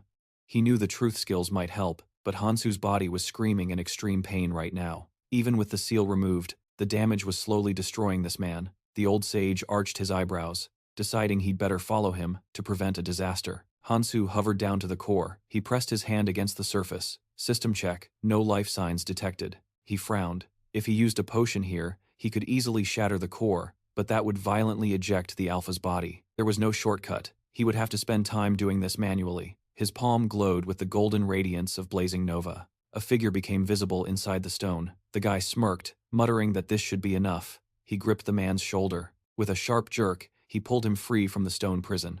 Hansu sat down beside the unconscious form. He held a glowing sphere in his hand, thinking that this was the only way to honor his word. He placed the memory orb on the man's chest. The shard began to glow, sinking into the body. Hansu watched the long-haired man closely. He had successfully implanted Shane's soul. Now, he had to keep the promise he made to the commander of the royal bees. The blond man's eyes fluttered open, muttering in disbelief that Hansu had actually kept his promise. Hansu narrowed his eyes, telling him he must be confused. Your soul is intact, so don't worry. I'm taking you to your father. You can rest there. Suddenly, Hansu's heart lurched painfully, skipping a beat. The protagonist's eyes went wide as a torrent of blood gushed from his mouth. Shane looked at him in panic, shouting his name, just as the system chimed regarding restoration. The surge of magical energy from the world tree began to fade, severing the connection in an instant. The hero's dragon god vessel form was forcibly stripped away. The brunette crashed to the ground, coughing up blood. The long-haired man rushed to his side, panic in his voice as he asked what was happening. Hansu clamped a hand over his mouth, a grim realization dawning on him. The bond that supplied his magical energy had been shattered. Now, the backlash was hitting him with full force. He collapsed completely, a bitter thought crossing his mind he could no longer keep his promise to Kelp. Shane ran up to the hero, begging him to hold on. He frowned, shouting that the brunette had promised they would travel this path together. Was he really going to leave him like this? Suddenly, the old man grinned and unleashed the sting of fire. Even in his state, the guy sensed the attack. He leaped back just as a blade impaled the earth between him and the hero. Shane trembled as he stared at the threat ahead. Techeron looked down at him with cold eyes and commanded him to stand aside. The old man scowled, warning that this savior was dangerous. If Shane planned to defend the one who destroyed the red zone, he would be killed without hesitation. The blonde looked back at him, confused and terrified. The sage grimaced, spitting out his resentment. This man had been given power over Ouroboros and dared to use it for destruction. Techeron knitted his brows, declaring the hero simply disgusting and deserving of failure. The mage hovered ominously in the air. Shane began to weep. He muttered that he had waited all this time, alone in the dark. He arched his brow through tears, saying he believed his father would one day come to that dark place to save him, to rescue him. The guy lowered his head, adding that now that they finally met, the man was trying to kill him again.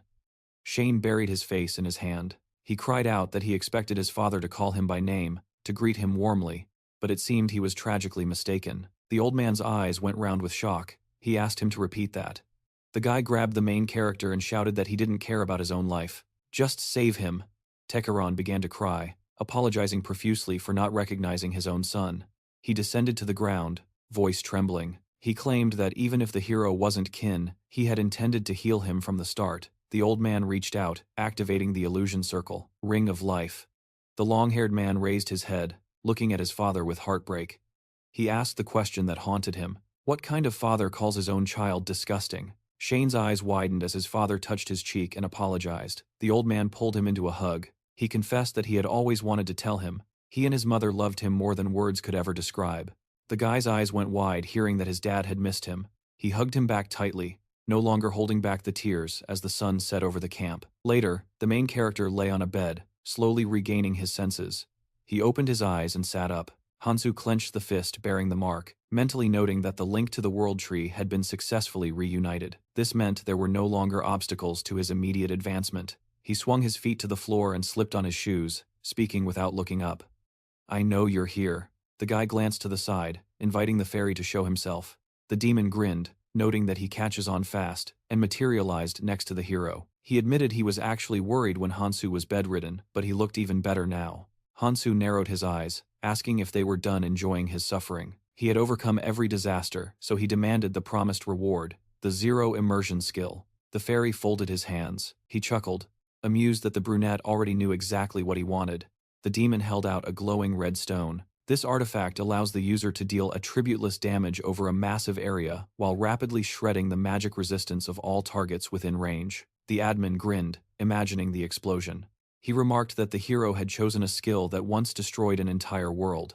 Did that mean he planned to entertain them with an even more brutal spectacle in the orange zone? Hansu took the trophy. He stated that how he used it was his decision alone. It did not concern the demon. The entity grinned slyly, replying that he understood. He bared his fangs, teasingly asking if the guy really didn't want to arrange a little mass genocide. The fairy puffed out his cheeks in mock embarrassment. He revealed that the hero was considered too kind, and his superiors complained about it. But if the guy did something more exciting, he could be fast-tracked through the system. The hero knitted his brows, stating firmly that he was not going to stage a massacre. He also reminded the entity that demanding a traveler act against the rules was a violation. The demon grimaced in displeasure and turned away, offended. He claimed he just wanted to help and had even delivered the reward, but that was it. The admin evaporated. The protagonist narrowed his eyes. He thought that while zero immersion was indeed good for genocide, for someone who could control it with precision, it specialized in instant kills. Hansu rested his arm on his knee, remembering that he couldn't use the World Tree's mana in the Orange Zone, and using the Dragon God's vessel without enough magic power would result in unconsciousness.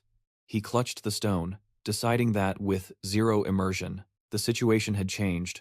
Now that he had a finishing skill that used magic energy efficiently, he would have to speed up his conquest of the Orange Zone. A system window appeared with a message from Tekaron, who wanted to discuss his race. The guy smiled, replying that he would be there soon. They met in a subspace. The old man was sweating, saying the situation was tense and there was no time for small talk. But in his memories, he saw Akron. He asked if any of his relatives were still alive in the Orange Zone. The brunette looked at him, confirming it was true. However, his native tribe, the Naga, was unable to adapt to the harsh desert of the Orange Zone and had gone extinct. The man closed his eyes in defeat. Hiding his tears, he muttered in disbelief that he hadn't been mistaken. His kin, the Acheron, were still alive. Hansu watched him, his eyes narrowing in calculation. The old man admitted he was never one to share secrets easily, but the truth had to be told. He was originally from Acheron, yet fate had other plans. Somehow, he had ended up becoming part of Elvenheim. He wiped a hand across his face, composing himself, and promised to explain everything to his savior. Tekaron began his tale, revealing that the Lazar, the entity that served as their home, had undergone a horrific change, its very flesh and blood warping. The once dense, lush forests withered into barren wastelands. Memories of fallen comrades flashed before his eyes as he described how the grace in their blood faded. As more of their people perished, the tribe stood on the brink of extinction. Desperate to restore hope, he took a drastic measure. Using a device known as a soul transmitter, he crossed into the other world to summon the souls of the Acheron. He gestured to the young body he now inhabited. The device worked exactly as planned. He was fortunate enough to be reborn as Prince Elvenheim, yet his mind remained fully that of an Acheron. The sage looked at Hansu and confessed his deepest ambition, to cultivate Acheron minds within the physical vessels of the elves. That obsession was what ultimately gave birth to the Alpha. Tekaron glanced at the World Tree, recalling the moment he learned his original tribe had gone extinct. He had resigned himself to living as an elf of Elvenheim, but as Hansu well knew, disasters began to plague the land. When the World Tree dried up, Elvenheim died with it. The old man arched his brows, his voice trembling, as he stated he had lost his son twice. He had failed to protect his people twice. His entire existence felt like a failure. Heavily, he leaned his weight onto his staff. But then Hansu appeared, restoring everything, and even bringing news of surviving Acherons. There were simply no words to express the depth of his gratitude. Hansu raised a hand, cutting him off. He told the old man to save his thanks. There was still work to do if they wanted to save the entire Acheron race. The hero smirked, revealing there was a way to rescue them, but he required specific knowledge, the location of the ancient ruins, and the soul transmitter. Tekaron looked at him with anxiety, confirming he knew where the transmitter lay, but warned that the real issue was Lazar's disease. He asked if the warrior planned to heal it. Hansu placed a hand over his chest and nodded grimly, noting they were running out of time in just 2 years. Grash would nurture the scourge of destruction, and the entire Orange Zone, including Tekaron's tribe, would face total annihilation. The old man's eyes went wide with shock. He exclaimed that the Pope's sacred duty was to protect the Orange Zone. Why would he bring disaster upon it? Hansu knit his brows, explaining that everyone involved in that event was already dead, so the motive remained a mystery. But one thing was certain: it had to be prevented. The sage rubbed his chin, muttering that while it was hard to fathom, Hansu had no reason to lie. He agreed to follow Hansu to the Orange Zone. The hero nodded, counting on his support, but first, he needed to check on Shane. They headed to the royal beehive, where Shane was waiting. Hansu glanced back at the young man and his father, checking their status. He asked if Shane had recovered enough to travel. The young man assured him everything was fine. Hansu raised his hand, displaying the mark. He praised Shane for doing an excellent job imbuing the queen with magical energy. Thanks to his efforts, the next step would be much smoother. Mana began to flood into the egg as the hero nourished it. Almost immediately, the shell cracked, and a new queen was born, floating effortlessly in the air. Thanks to the administrator's power, the queen bowed, declaring she had been given a second chance to awaken, and swore an oath by the name of Kalpa. She vowed that Hansu's enemies were now her enemies, and the royal bees would follow his will. Hansu looked at her, noting that a shared goal would make negotiations much easier. He observed her humanoid form, deducing that his own magic power must have mixed with the world tree's energy during the rebirth process. Hansu then turned his attention to Shane. He stated there was a heavy responsibility he wanted to entrust to him. Extending his hand, he transferred temporary administrator rights. Shane received control over the Galadrian sword, the Echidron orbs, the Caghorn spear, and the Ekhim chains. He stared at his wrist in surprise, realized he now held the privileges of a full-fledged World Tree administrator. Hansu smiled, instructing him to work alongside the Queen Bee, to strengthen humanity. Shane raised an eyebrow, asking if Hansu was leaving. He worried that since he was still under the Alpha's influence, he might be too harsh or cruel with the humans. Hansu replied that was actually better, that ruthlessness would be useful in the next zone. Shane smiled, promising to do his best. The Queen looked at the warrior and translated the bee's speech. They had a gift for him. A red crystal was placed in Hansu's palm. It was a fragment of the 7 pieces of the soul, an artifact allowing long-distance communication and the sharing of memories and skills. Hansu examined it, realizing this was an ability Miyamoto had left behind after death. He wanted to collect them all before moving on. As the stone gleamed in the light, the hero decided to implant it in Shane. This would allow them to communicate even from the orange zone, making logistics much simpler. But as he looked down, a problem occurred to him. Taking Tekaron with him to the orange zone would ruin the family reunion that had been in the making for half a century. Hansu frowned, remembering the old man had volunteered to go, yet he still cast an inquiring glance at the warrior. He felt a pang of guilt, but the lake portal would open soon. He had to have this difficult conversation right now. The long-haired man looked at Hansu anxiously, sensing the shift in mood and realizing something was wrong. Hansu insisted he had news to share. His companion arched a skeptical eyebrow. Was there truly anything more critical than their recent victory over the disasters? Hansu gripped the man's shoulder. The mission wasn't over. He still had to conquer the calamity awaiting them in the orange zone. To achieve that, he needed the help of Shane's father. Hansu asked if the young man would mind if he took the old guide with him. Shane lowered his head, muttering his understanding.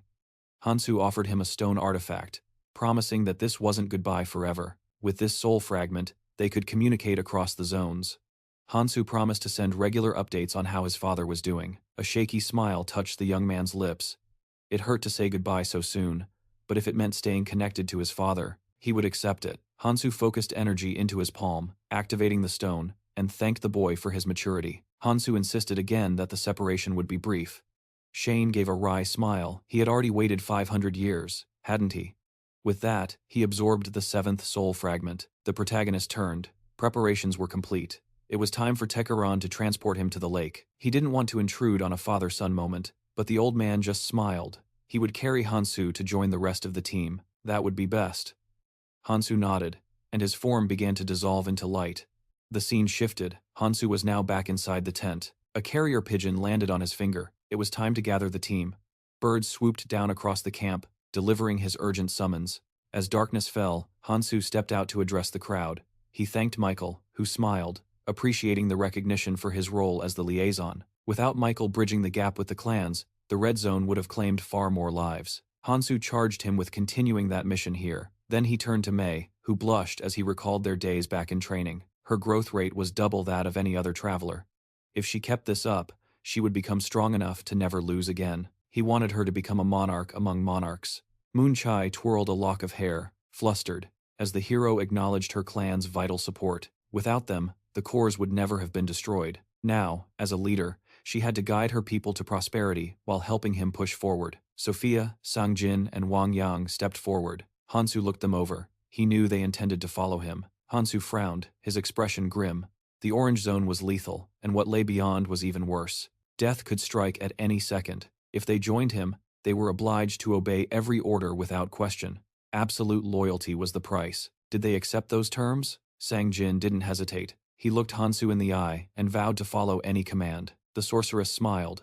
With the disasters behind them, she wanted to help clear the path ahead. She would make the crossing safer for the younger generation. Wang Yang furrowed his brow and agreed he wanted to go first, to pave the way. He needed to make it safe for his daughter, and he still had a missing son to find. Hansu looked at his elite team. The decision was made. They would enter the orange zone tomorrow. Until then, they needed rest. Wang Yang nodded to Michael, asking him to watch over his daughter. The next day, a crowd gathered on the shore, as Tekaran observed them. The old guide expressed his pleasure at meeting Hansu's allies.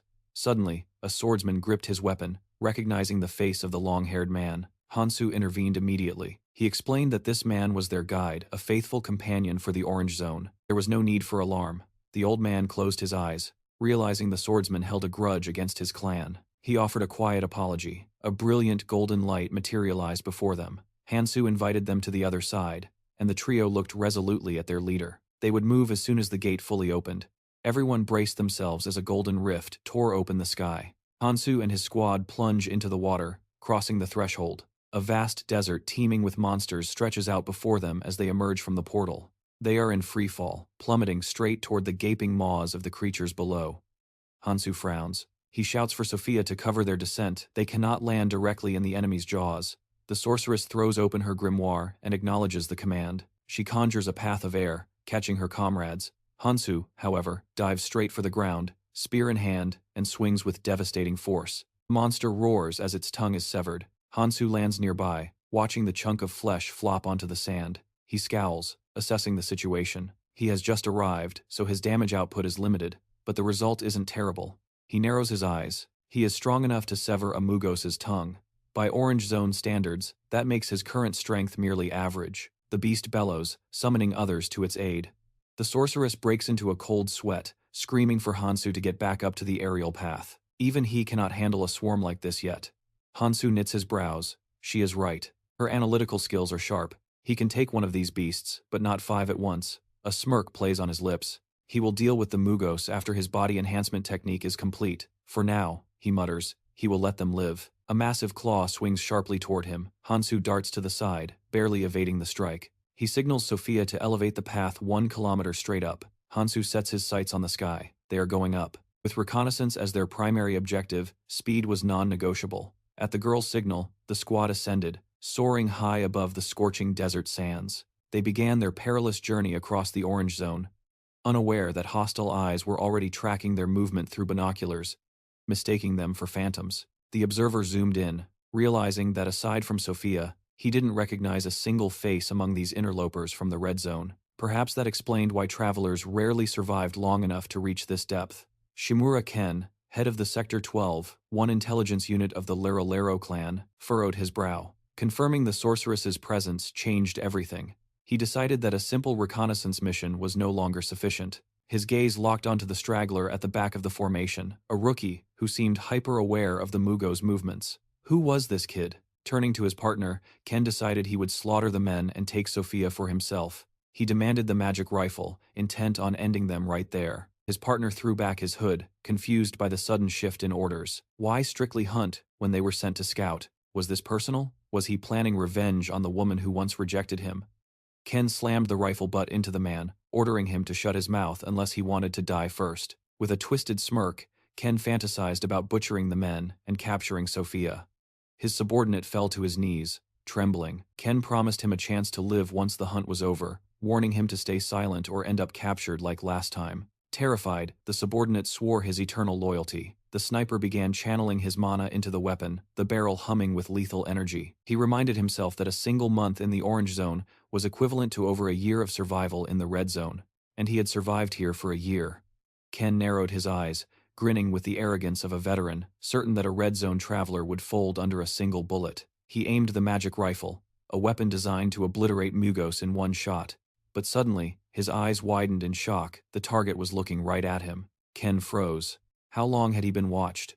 He was at least 700 meters away. There was no way the target could counterattack from that distance. Through the scope, he saw the brunette extend an arm. Hansu spread his fingers, activated Zero Dive, and then sharply clenched his fist. Ken frowned, as ominous black smoke began to pour from his own palm. Suddenly, dark energy engulfed the shooter's body, causing his subordinate to scream in horror. Realizing something was catastrophically wrong with their leader, the partner looked at his own hands in panic as they too began to burn. Moments later, both assassins were scattered to the wind. Only orange gemstones remained where they once stood. Hansu glanced back one last time, thinking that pointing a monster-hunting rifle at a human was a foolish way to die. The sorceress looked at their leader, sensing a disturbance, but the brunette simply closed his eyes. "It's nothing," he lied. "Let's move." The travelers continued along their aerial path. As they climbed higher, leaving the desert floor far below, the hero calculated that they had finally shaken off the pursuing Mugos. Hansu turned to the elder, requesting he activate his flowstring skill to speed up their travel. Takeron closed his eyes, bowing his head in compliance. He clasped his hands, manifesting a complex magic circle. The girl narrowed her eyes, muttering that it would have been nice to use such a convenient skill earlier. The old man explained that unlike her magic, his ability wasn't something he could toggle on and off at a whim. The elf smirked, adding a sharp retort. For someone with the librarian skill, you should know better. Takeron ignored the jab, his eyes narrowing as he gazed down at his homeland. Below them lay an endless ocean of sand. Takeron whispered that once, this entire wasteland had been a dense, thriving forest. The sorceress looked at him with renewed interest. She asked if the orange zone was truly his place of birth. He nodded, pointing a trembling finger toward the horizon, asking what they saw. The girl looked down, confused. It's just a desert, she replied. The sage leaned against his hand, shaking his head. Those who don't know my home see only sand, but they are blind to the truth. He turned to the protagonist, requesting a detour to see Lazar. He asked if they could deviate 10 kilometers off course. The brunette looked at the old man's desperate expression and agreed, reasoning that any insight into this zone was valuable. Their silhouettes vanished into the light of the magic seal as they warped to the new coordinates. Takeron smiled, welcoming them to his homeland. Below lay the land of Lazar, a hellscape of high cliffs, endless sand, and flowing lava. The companions stared in stunned silence, struggling to comprehend that this vast desert was actually the corpse of a single living being. The sorceress's eyes went wide. Realization hit her. The horizon they were looking at was just the creature's tail. Sungjin grabbed his head, trying to process the scale. It's so massive. We're this high up, and can only see the lower half? Lee rubbed his chin, muttering about giant trees and snakes he had seen before, but admitted this defied all imagination. The sage smiled sadly, noting that comparing Lazar to Ouroboros was a depressing thought. His gaze grew heavy with grief. Lazar was a golden lion, he explained, a holy beast that once roamed these lands. He recalled the titan that drank from the scorching sea, turning the chaotic waters into a potent source of energy through its sheer will. It had shared its grace with countless living creatures, including the Akron. The man visualized the lush landscapes of the past, now reduced to dust and bone. The sage lowered his head, whispering that he didn't know how much longer Lazar's fading grace would hold. The main character locked eyes with him. Hansu reminded him, I brought you here to fix this. I know what needs to be done. Stop worrying, and lead us. Takeron arched an eyebrow, a faint grin returning. He trusted the boy. The sadness of his homeland still weighed on him, but ahead lay a city beyond the walls. It didn't resemble the architecture of his people. It looked undeniably human. The brunette looked down, confirming they had reached the target coordinates. However, they needed to drop altitude to farm runes before entering the city. Descending on the magic circle, the main character addressed his comrades, signaling the start of the real mission. For 6 solid hours, they mine runes while Hansu calls the targets. The guy lunges, his spear carving a path through the enemy ranks. He announces his next target, the scorpions lurking near the city. The dark-haired warrior weaves between the monsters, ending each life with a single, decisive strike. The rest of the squad engages the basilisk, combining their strength. Sungjin vaults onto the beast's back, driving his blades deep. The monster shudders and collapses onto the sand, dead. Exhausted, his comrades slump down beside the massive corpse. Hansu approaches, a rare smile on his face as he praises their performance. These runes are enough to gear us up in the city, he announces. Tonight, we rest. We move out at dawn. The team stares at their hero in disbelief. Is there a problem? Hansu asks. The old man glances up, explaining that hearing the word rest come from Hansu's mouth is completely unexpected. They all assumed he would force a death march straight to the city. Hansu rests a hand on his belt, his expression serious. A well-fed, well-rested soldier is a winning soldier, he states. I have no intention of pushing you into the unknown until you break. Hard to argue with that logic. Takeron suddenly raises a finger, eyes lighting up. You know, Acheron passed down an ancient recipe. Basilisk meat is a delicacy, Takeron continues. If nobody minds, I'll handle dinner. Hansu closes his eyes, nodding with a satisfied smile. As the group settles in beside their fallen prey, the scene shifts. The setting sun casts long shadows over the Cross Clan base in the distant city. Fortified walls protect the Cross Tarnish Clan headquarters. Sophia halts at the towering gate, pressing her hand against the map. Don't pretend you don't recognize me, she shouts up at the battlements. I am Sophia, a phantom of the red zone. Open these gates. The guards peer down. One confirms her identity, but the other frowns. Why would a phantom be here? A hooded figure among them gapes in surprise. We have a situation, the guard yells back. We can't open the gates right away.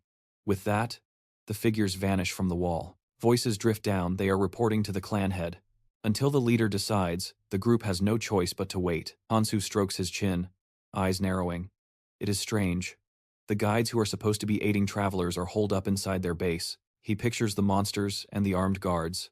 Under normal circumstances, these sentinels would be out here, preventing travelers from entering dangerous hunting grounds. Instead, they are hiding, waiting for enemies. Hansu digs into the memories of his past life. Something is wrong. The Laro clan.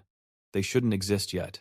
But here they are, fully formed and actively hunting down the Cross clan. He frowns, staring at the closed gates. His rebirth has created ripples in the timeline, shifting events forward. He has no idea how drastic the changes are. He needs confirmation. Suddenly, a silhouette leaps from the battlements, landing with a heavy impact. "Let's see who comes knocking," the figure announces. It is a girl with vibrant purple hair. Her face lights up as she spots Sophia. Sophia blinks, realizing who stands before her. It is Aaron. Wind whips through the girl's hair. Hansu recognizes her instantly, the vigilante Aries, a trusted comrade from the old days. They fought side by side for 50 years in his previous life.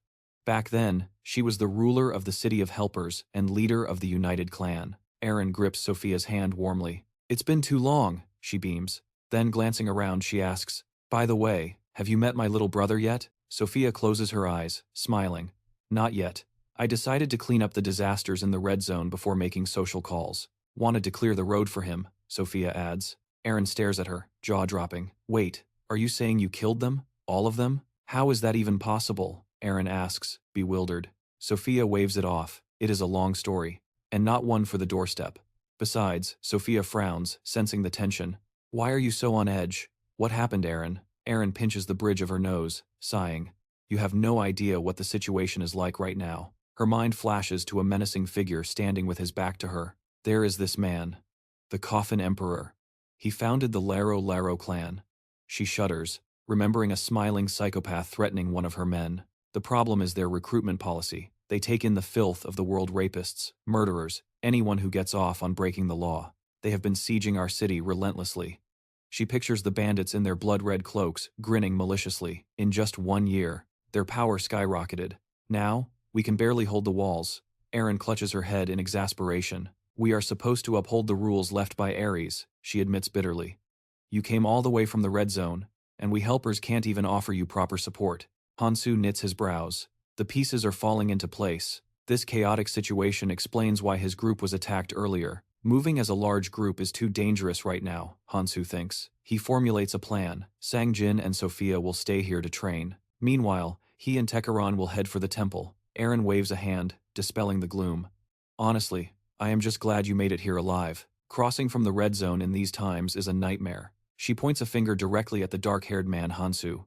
Sophia interjects. "To be honest, the red zone is much safer now.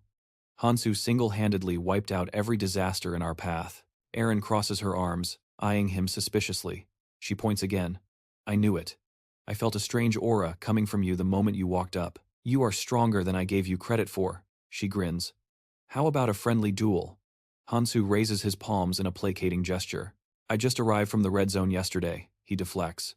"I wouldn't be much of a challenge right now." Aaron looks at him, a knowing smile playing on her lips. "Oh?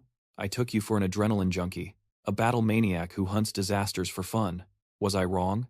Hansu curls his fingers, considering the challenge. The brunette coolly retorted that he never picks a fight he cannot win, then immediately demanded to know what had become of the dungeon inside the city. Aaron frowns, baffled by his intel. She warns him that the place only drops gold on rare occasions. That is why it is practically abandoned.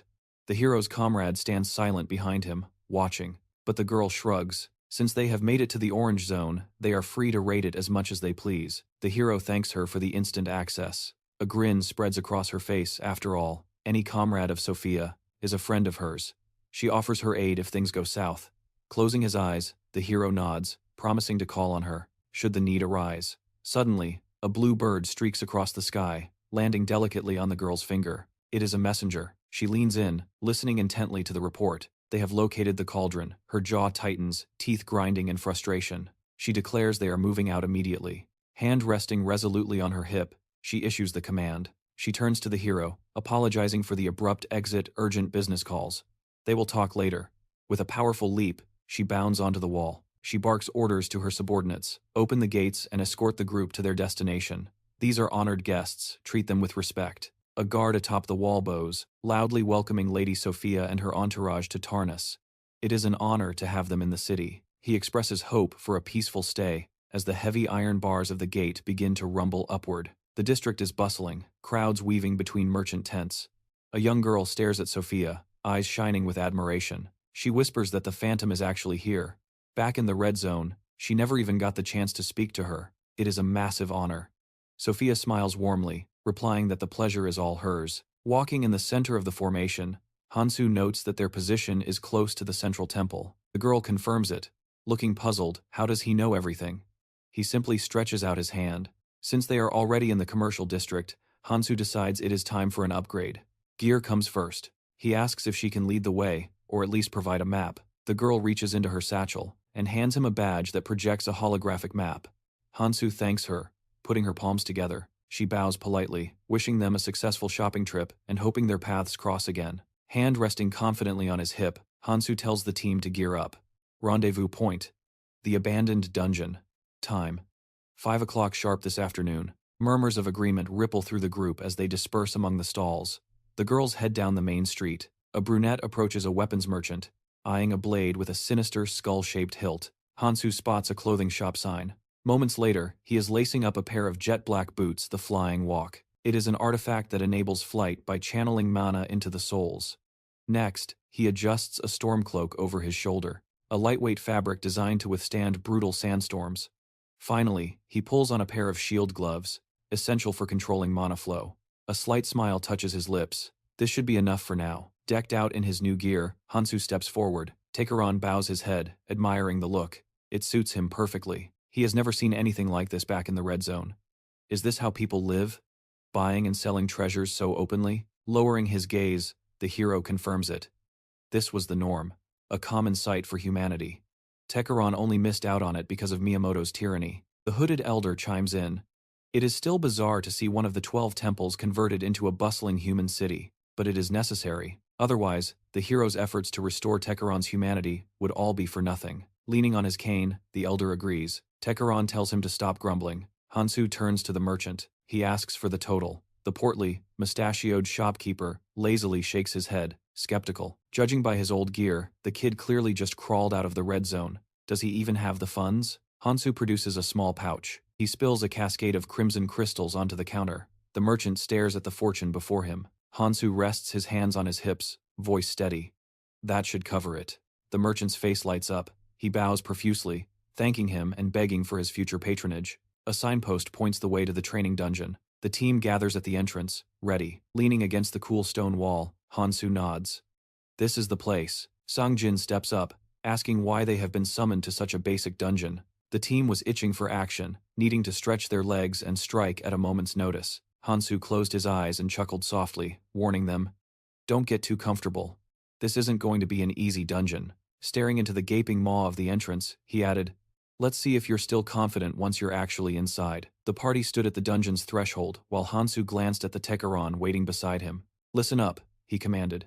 "I'm going to walk you through the plan. Pay close attention to what I've prepared." A brilliant blue light flared to life, startling his teammates as a complex projection materialized in the air. They stared at the floating diagram, a detailed three-dimensional map rotating before their eyes. "Picture the enemy," Hansu narrated. "The moment you step inside, expect to be swarmed by the bloody monsters." Raising a finger, the brunette clarified, "These things are a cut above the insects you faced in the red zone. They are dangerous, but their numbers are manageable. It won't be like the endless hordes you're used to, so you should handle it fine." He zoomed in on the schematic of the facility. "Once you clear the initial wave, head straight for 500 meters. That will bring you to the main hall. Go to the wall opposite the entrance. You are looking for exactly 21 specific bricks. Manipulate those, and the entrance to the hidden dungeon will grind open. But be warned, the moment it opens, monsters will flood out." Sangjin locked eyes with his leader. He knew his role was critical here. A pink magic crest glowed ominously on his gauntlet. "If you utilize the Lord of the Dead skill properly," Hansu advised, "you will hit 30% rune collection in just 3 days." He pointed to a dark, menacing figure on the hologram. "Once you secure that 30%, head to the core room. That is where you kill King Bloody." The team gaped at him, stunned by the audacity of the plan. Take him down, and the dungeon is ours. You will have full control over the monster spawn rates. Farming will become a breeze after that. Hansu raised a cautionary finger. But listen carefully. Without specific anti-insect skills, it is virtually impossible to kill the king before the dungeon reaches 30% capacity. Therefore, do not engage the Monster King until that condition is met. Understood? His gaze was steely and confident. I assume the plan is clear. I will send a messenger with the next phase of the operation. Until then, focus entirely on farming runes. The girl crossed her arms, raising an eyebrow. So, I take it you are not joining us for this little field trip? Sang Jin turned to her. It is Hansu. He has always got bigger fish to fry. Probably has urgent business elsewhere. Reaching into his sleeve pocket, Hansu nodded. He is right. I cannot go with you this time. I have my own mission. He tossed a small pouch to his teammates. Use this to store your provisions. It makes logistics easier. But remember, nothing in this world is free. Sang Jin pointed a finger, grinning knowingly. Hansu rested a hand on his hip, the weight of the bag gone from his grip. I am not a charity, Hansu stated flatly. I provide the intel and the gear. You pay me back in collected runes. Runes, in exchange for the bag and the strategy. Lee glanced at him, skepticism in his eyes. Aren't you a little too obsessed with the rules? After everything you did in the red zone, you know we would have compensated you anyway. Why the formalities? The dark-haired hero stood firm. Fairness is everything, especially as we climb higher. Without strict rules, the entire community structure collapses into chaos. Sophia looked at him, surprised. But your rune count is sitting at practically 0. Don't you want to stick around and stock up? The brunette just shook his head. You saw the guard's weaponry, didn't you? As long as those magic cannons are in play. Mindless farming is a waste of time. I will collect what I need along the way. I need to prepare for a much larger fight. Sengjin caught the pouch out of the air, nodding solemnly. Understood. We will farm so many runes you won't know what to do with them. Just you wait. Hansu tilted his head. I will hold you to that. He turned his back on them, walking toward the Techeron waiting within the magic circle. I will see you on the other side. Good luck. The magic seal activated, lifting the heroes into the air, with the Techeron hovering silently beside him. Is the nearest temple east of the city? They asked. The brunette dismissed the question instantly. The direction didn't matter. The old man lowered his gaze, his voice grave. To perform the body enhancement procedure, we require 2 high priests. And a small temple like that? He shook his head. It's doubtful they'd even have one, let alone 2. It would be a waste of precious time to even look. Hansu, however, didn't flinch. I'm already aware of that, and if one isn't enough, don't worry. I used to be a high priest myself. Then, we only need to find one more. Techeron closed his eyes, silently thanking the young man for his unwavering confidence. But 500 years had passed. Deep down, he wondered if his own kin would even recognize his authority anymore. The brunette turned to him, voice steady. Don't worry. I've seen your memories. I know who you are, and I understand. The songs still speak of you. They still revere you. Techeron gazed into the distance, his eyes heavy with sorrow. The thought of seeing them again. The old man's voice trembled. It's overwhelming. I'm getting too emotional. Age clouds the mind with confusion. Hansu looked down, his expression unreadable. I spent over 60 years stuck in this place. I get it. But dwelling on the past? That's a trap. Focus on the mission. The old man nodded, composing himself. You're right. Time to discard these useless regrets. I will dedicate every ounce of my strength to aiding you. A satisfied laugh escaped the brunette's lips. Then we have a deal. Resting a hand on his knee, his mind raced. The temple nearest the cross-clan territory. It was the stronghold of the Loralero clan. An image of a blade and a monstrous silhouette flashed in his mind. The clan leader's rapid expansion wasn't natural. It had to be the result of the body enhancement procedure. But why would a high priest align with him? That was the missing piece of the puzzle no one could explain. Staring ahead, his eyes sharpened. He needed a clue, and he needed it now. Suddenly, his brow furrowed. Down below, amidst the stone vaults, a figure was sprinting for their life. Bandaged legs pumped furiously, clutching a rope. Then, she stumbled, crashing hard onto the unforgiving ground. A green crystal, bound by cord, dug into her palm. Tears blurred her vision as she struggled to rise. Desperately clutching the gem, Aylin screamed for her parents. The memory hit her like a physical blow, her mother handing her the crystal. Run, Aylin. Your father and I will hold him off. Her face twisted in agony, distorted by sobs. It was all for nothing. As she cried out for her mom and dad, a shadow loomed. The beast man stood there, wearing a predatory, sadistic grin. You want to see them? He sneered. The white-haired girl's eyes went wide with terror. She spun around. The monster stepped closer, savoring the kill. In one hand, a blade. In the other, a severed head. He tossed it forward casually. It rolled across the dirt, stopping at her feet. Aylin clamped her hands over her mouth, a silent scream in her throat. Mom, Dad. Her trembling hand reached out, instinctively denying the reality before her. She froze, fists clenching until her knuckles turned white. Sobs racked her small body. Confusion mixed with grief. Why? She choked out. What did they ever do to you? The beast bared his fangs in a cruel smile.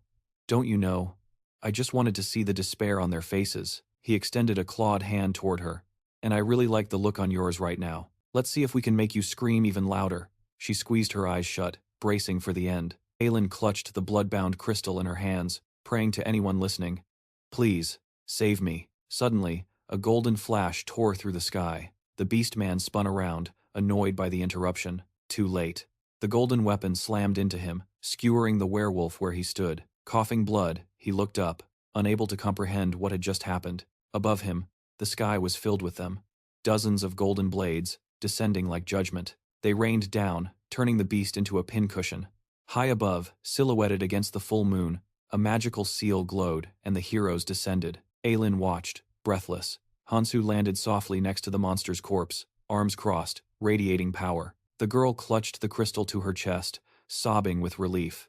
Her prayers had actually been answered. Tekeron stares at her in silence, his fingers white-knuckling the glowing green stone in his grasp. The severed heads of her parents lie on the cold ground nearby as the old master sinks down beside the traumatized child. Suddenly, golden light erupts from the girl's palms, bathing her in brilliant, warm rays as he reaches out to comfort her. I should have found you sooner, Tekeron murmurs, his voice heavy with regret, while Aylin trembles violently. She whispers to her savior, insisting that if he came in answer to her prayers, he must grant her request. Her parents' burden is now hers to bear. Looking down, the old man shakes his head in surprise, warning her that the light is too intense. She needs to look away. Rest now. We will talk later. But the girl squeezes her eyes shut, sobbing and screaming that she cannot stop. Not yet.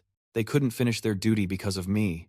She desperately grips the robes of the man, reaching out to save her. Shaking like a leaf, she clutches Tekeron's sleeve and begs him to listen, pleading to be taken to the gorge immediately. The old man pauses, mouth slightly open as he realizes the truth. This child is destined to become a high priestess. Rippling blue waves erupt around them, enveloping their bodies in the soothing embrace of the moon cradle technique. The crying girl's heavy eyelids begin to droop as a soft voice echoes in her mind, telling her to let go of her worries. Let your dreams be sweet. He pulls the unconscious girl into a protective embrace as she drifts off into a deep slumber. Tekeron speaks softly to the sleeping child, admitting that her prayer and the pleas of all the people are what pulled him here, even across a gap of 500 years. Nearby, Hansu watches the scene unfold with a sharp, calculating gaze. He squints, analyzing the layout. The tactical situation at the temple is clear enough. Given their current objectives, saving this child is a necessary move, though a frown of displeasure tugs at his lips. Emotions aside, he knows it is better to focus on obliterating the pursuers right now. Dark silhouettes emerge from the shadows. The hero counts quickly 6 hostiles incoming. Perfect. This is a golden opportunity to test the limits of the dragon god vessel in close quarters combat. Glancing to the side, Hansu breaks the silence, warning that the intruders are closing in on their position. Get ready. Tekeron steps forward, a terrifying purple aura flaring around his face as pure rage takes over. The damnable Grasha tribe, he spits. Even the Akron wouldn't stoop to the atrocities they've committed. There are no words for such sin. Golden swords materialize out of thin air next to the old master, humming with power. Hansu casually rests his weapon on his shoulder, calling out the odds. 3 Akrons and 3 humans. I'll take the 2 in front. You handle the 4 in the back. Tekeron frowns but nods, accepting the strategy without argument. The golden swords swirl as Hansu unleashes his power, horns sprouting from his head as the enemies charge forward. The leading beastman sneers, opening his maw to mock them.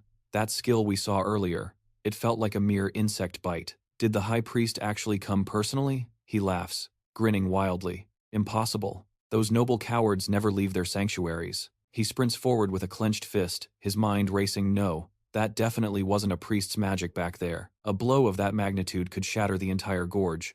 The beast's eyes widen as the terrifying reality sets in. He decides to verify it himself, but the moment the attackers look up, a blinding light consumes their vision. Hansu closes the distance in a heartbeat, his blade singing as it severs the first head from its shoulders. The gray beast spins around in shock, but the hero is already moving to the next target like a phantom. A man screams in pure horror as his head flies off.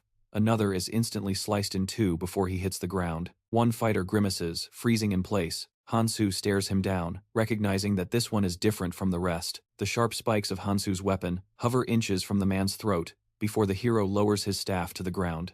The fallen man looks up from the dirt, eyes wide with disbelief, wondering where a monster like this came from. A blue haze shimmers around Hansu's body as he whispers a command. "Get out of here. Go do what you need to do." The gray-haired man blinks, stunned and confused by the mercy. What is this guy talking about? Hansu brushes his hair back impatiently. "Don't make me repeat myself." The man scrambles to his feet and bolts instantly. Hansu watches him go, reflecting on the irony. Enemies from his past life have now become his allies, and his former allies have become his bitterest enemies. The gray-haired survivor runs desperately into the distance. The hero smirks. Terrace, a spy planted by Aaron, needs to stay alive to play his part in the grand design. Suddenly, a massive gray monstrosity blocks the path ahead. The system window flashes a warning. Mugos. In the heart of the Orange Zone, an absolute ruler holds dominion, and only the elite hunters known as Mugos ranks dare to challenge this realm. Do not compare them to ordinary travelers. The power these warriors possess operates in a league entirely its own. A cloaked fighter stands his ground before the behemoth, a sword in his grip, and a round golden shield raised for battle. The Mugos beast swipes with a massive paw, but the blow is instantly deflected by a piercing iron arrow. Ethereal images of eyes manifest around the bespectacled mage as he activates his signature skill, Basilisk Gaze. The monster's pupils split and double under the spell's effect, while the swordsman closes the distance at blinding speed. He leaps high, slashing downward, roaring a chant. The red-cloaked fighter unleashes the deadly poison blood technique. Violent purple liquid bubbles along the blade, and a toxic haze engulfs the monster's shut eye as the corruption takes hold. With a grunt of effort, he drives the sword deep into the carcass, then slumps down beside the beast, catching his breath. Slow clapping breaks the silence. Just as I expected. The man with glasses calmly pushes his frames up the bridge of his nose. The Coffin Emperor, head of the Laralaro clan, nods in approval. "You have proven yourself a true Mugos rank." He thought the battle was won, but suddenly, the monster's eyes snap open. Its maw gapes wide for a final strike. The Emperor barely moves, hand resting on his hilt. "Why are you just standing there? You're making me nervous." A blinding beam erupts from his weapon, blasting clean through the giant creature and leaving a gaping hole in its torso. The subordinate lands softly on the sand, bowing low before his leader. "Clanhead, I have an urgent report." As the morning sun floods the desert, whispers carry on the wind. A formidable new power has appeared in the wastes. The Orange Zone is now a graveyard, with the corpses of defeated monsters scattered as far as the eye can see. The clanhead's eyes narrow with anticipation. "It seems a truly magnificent hunt awaits me."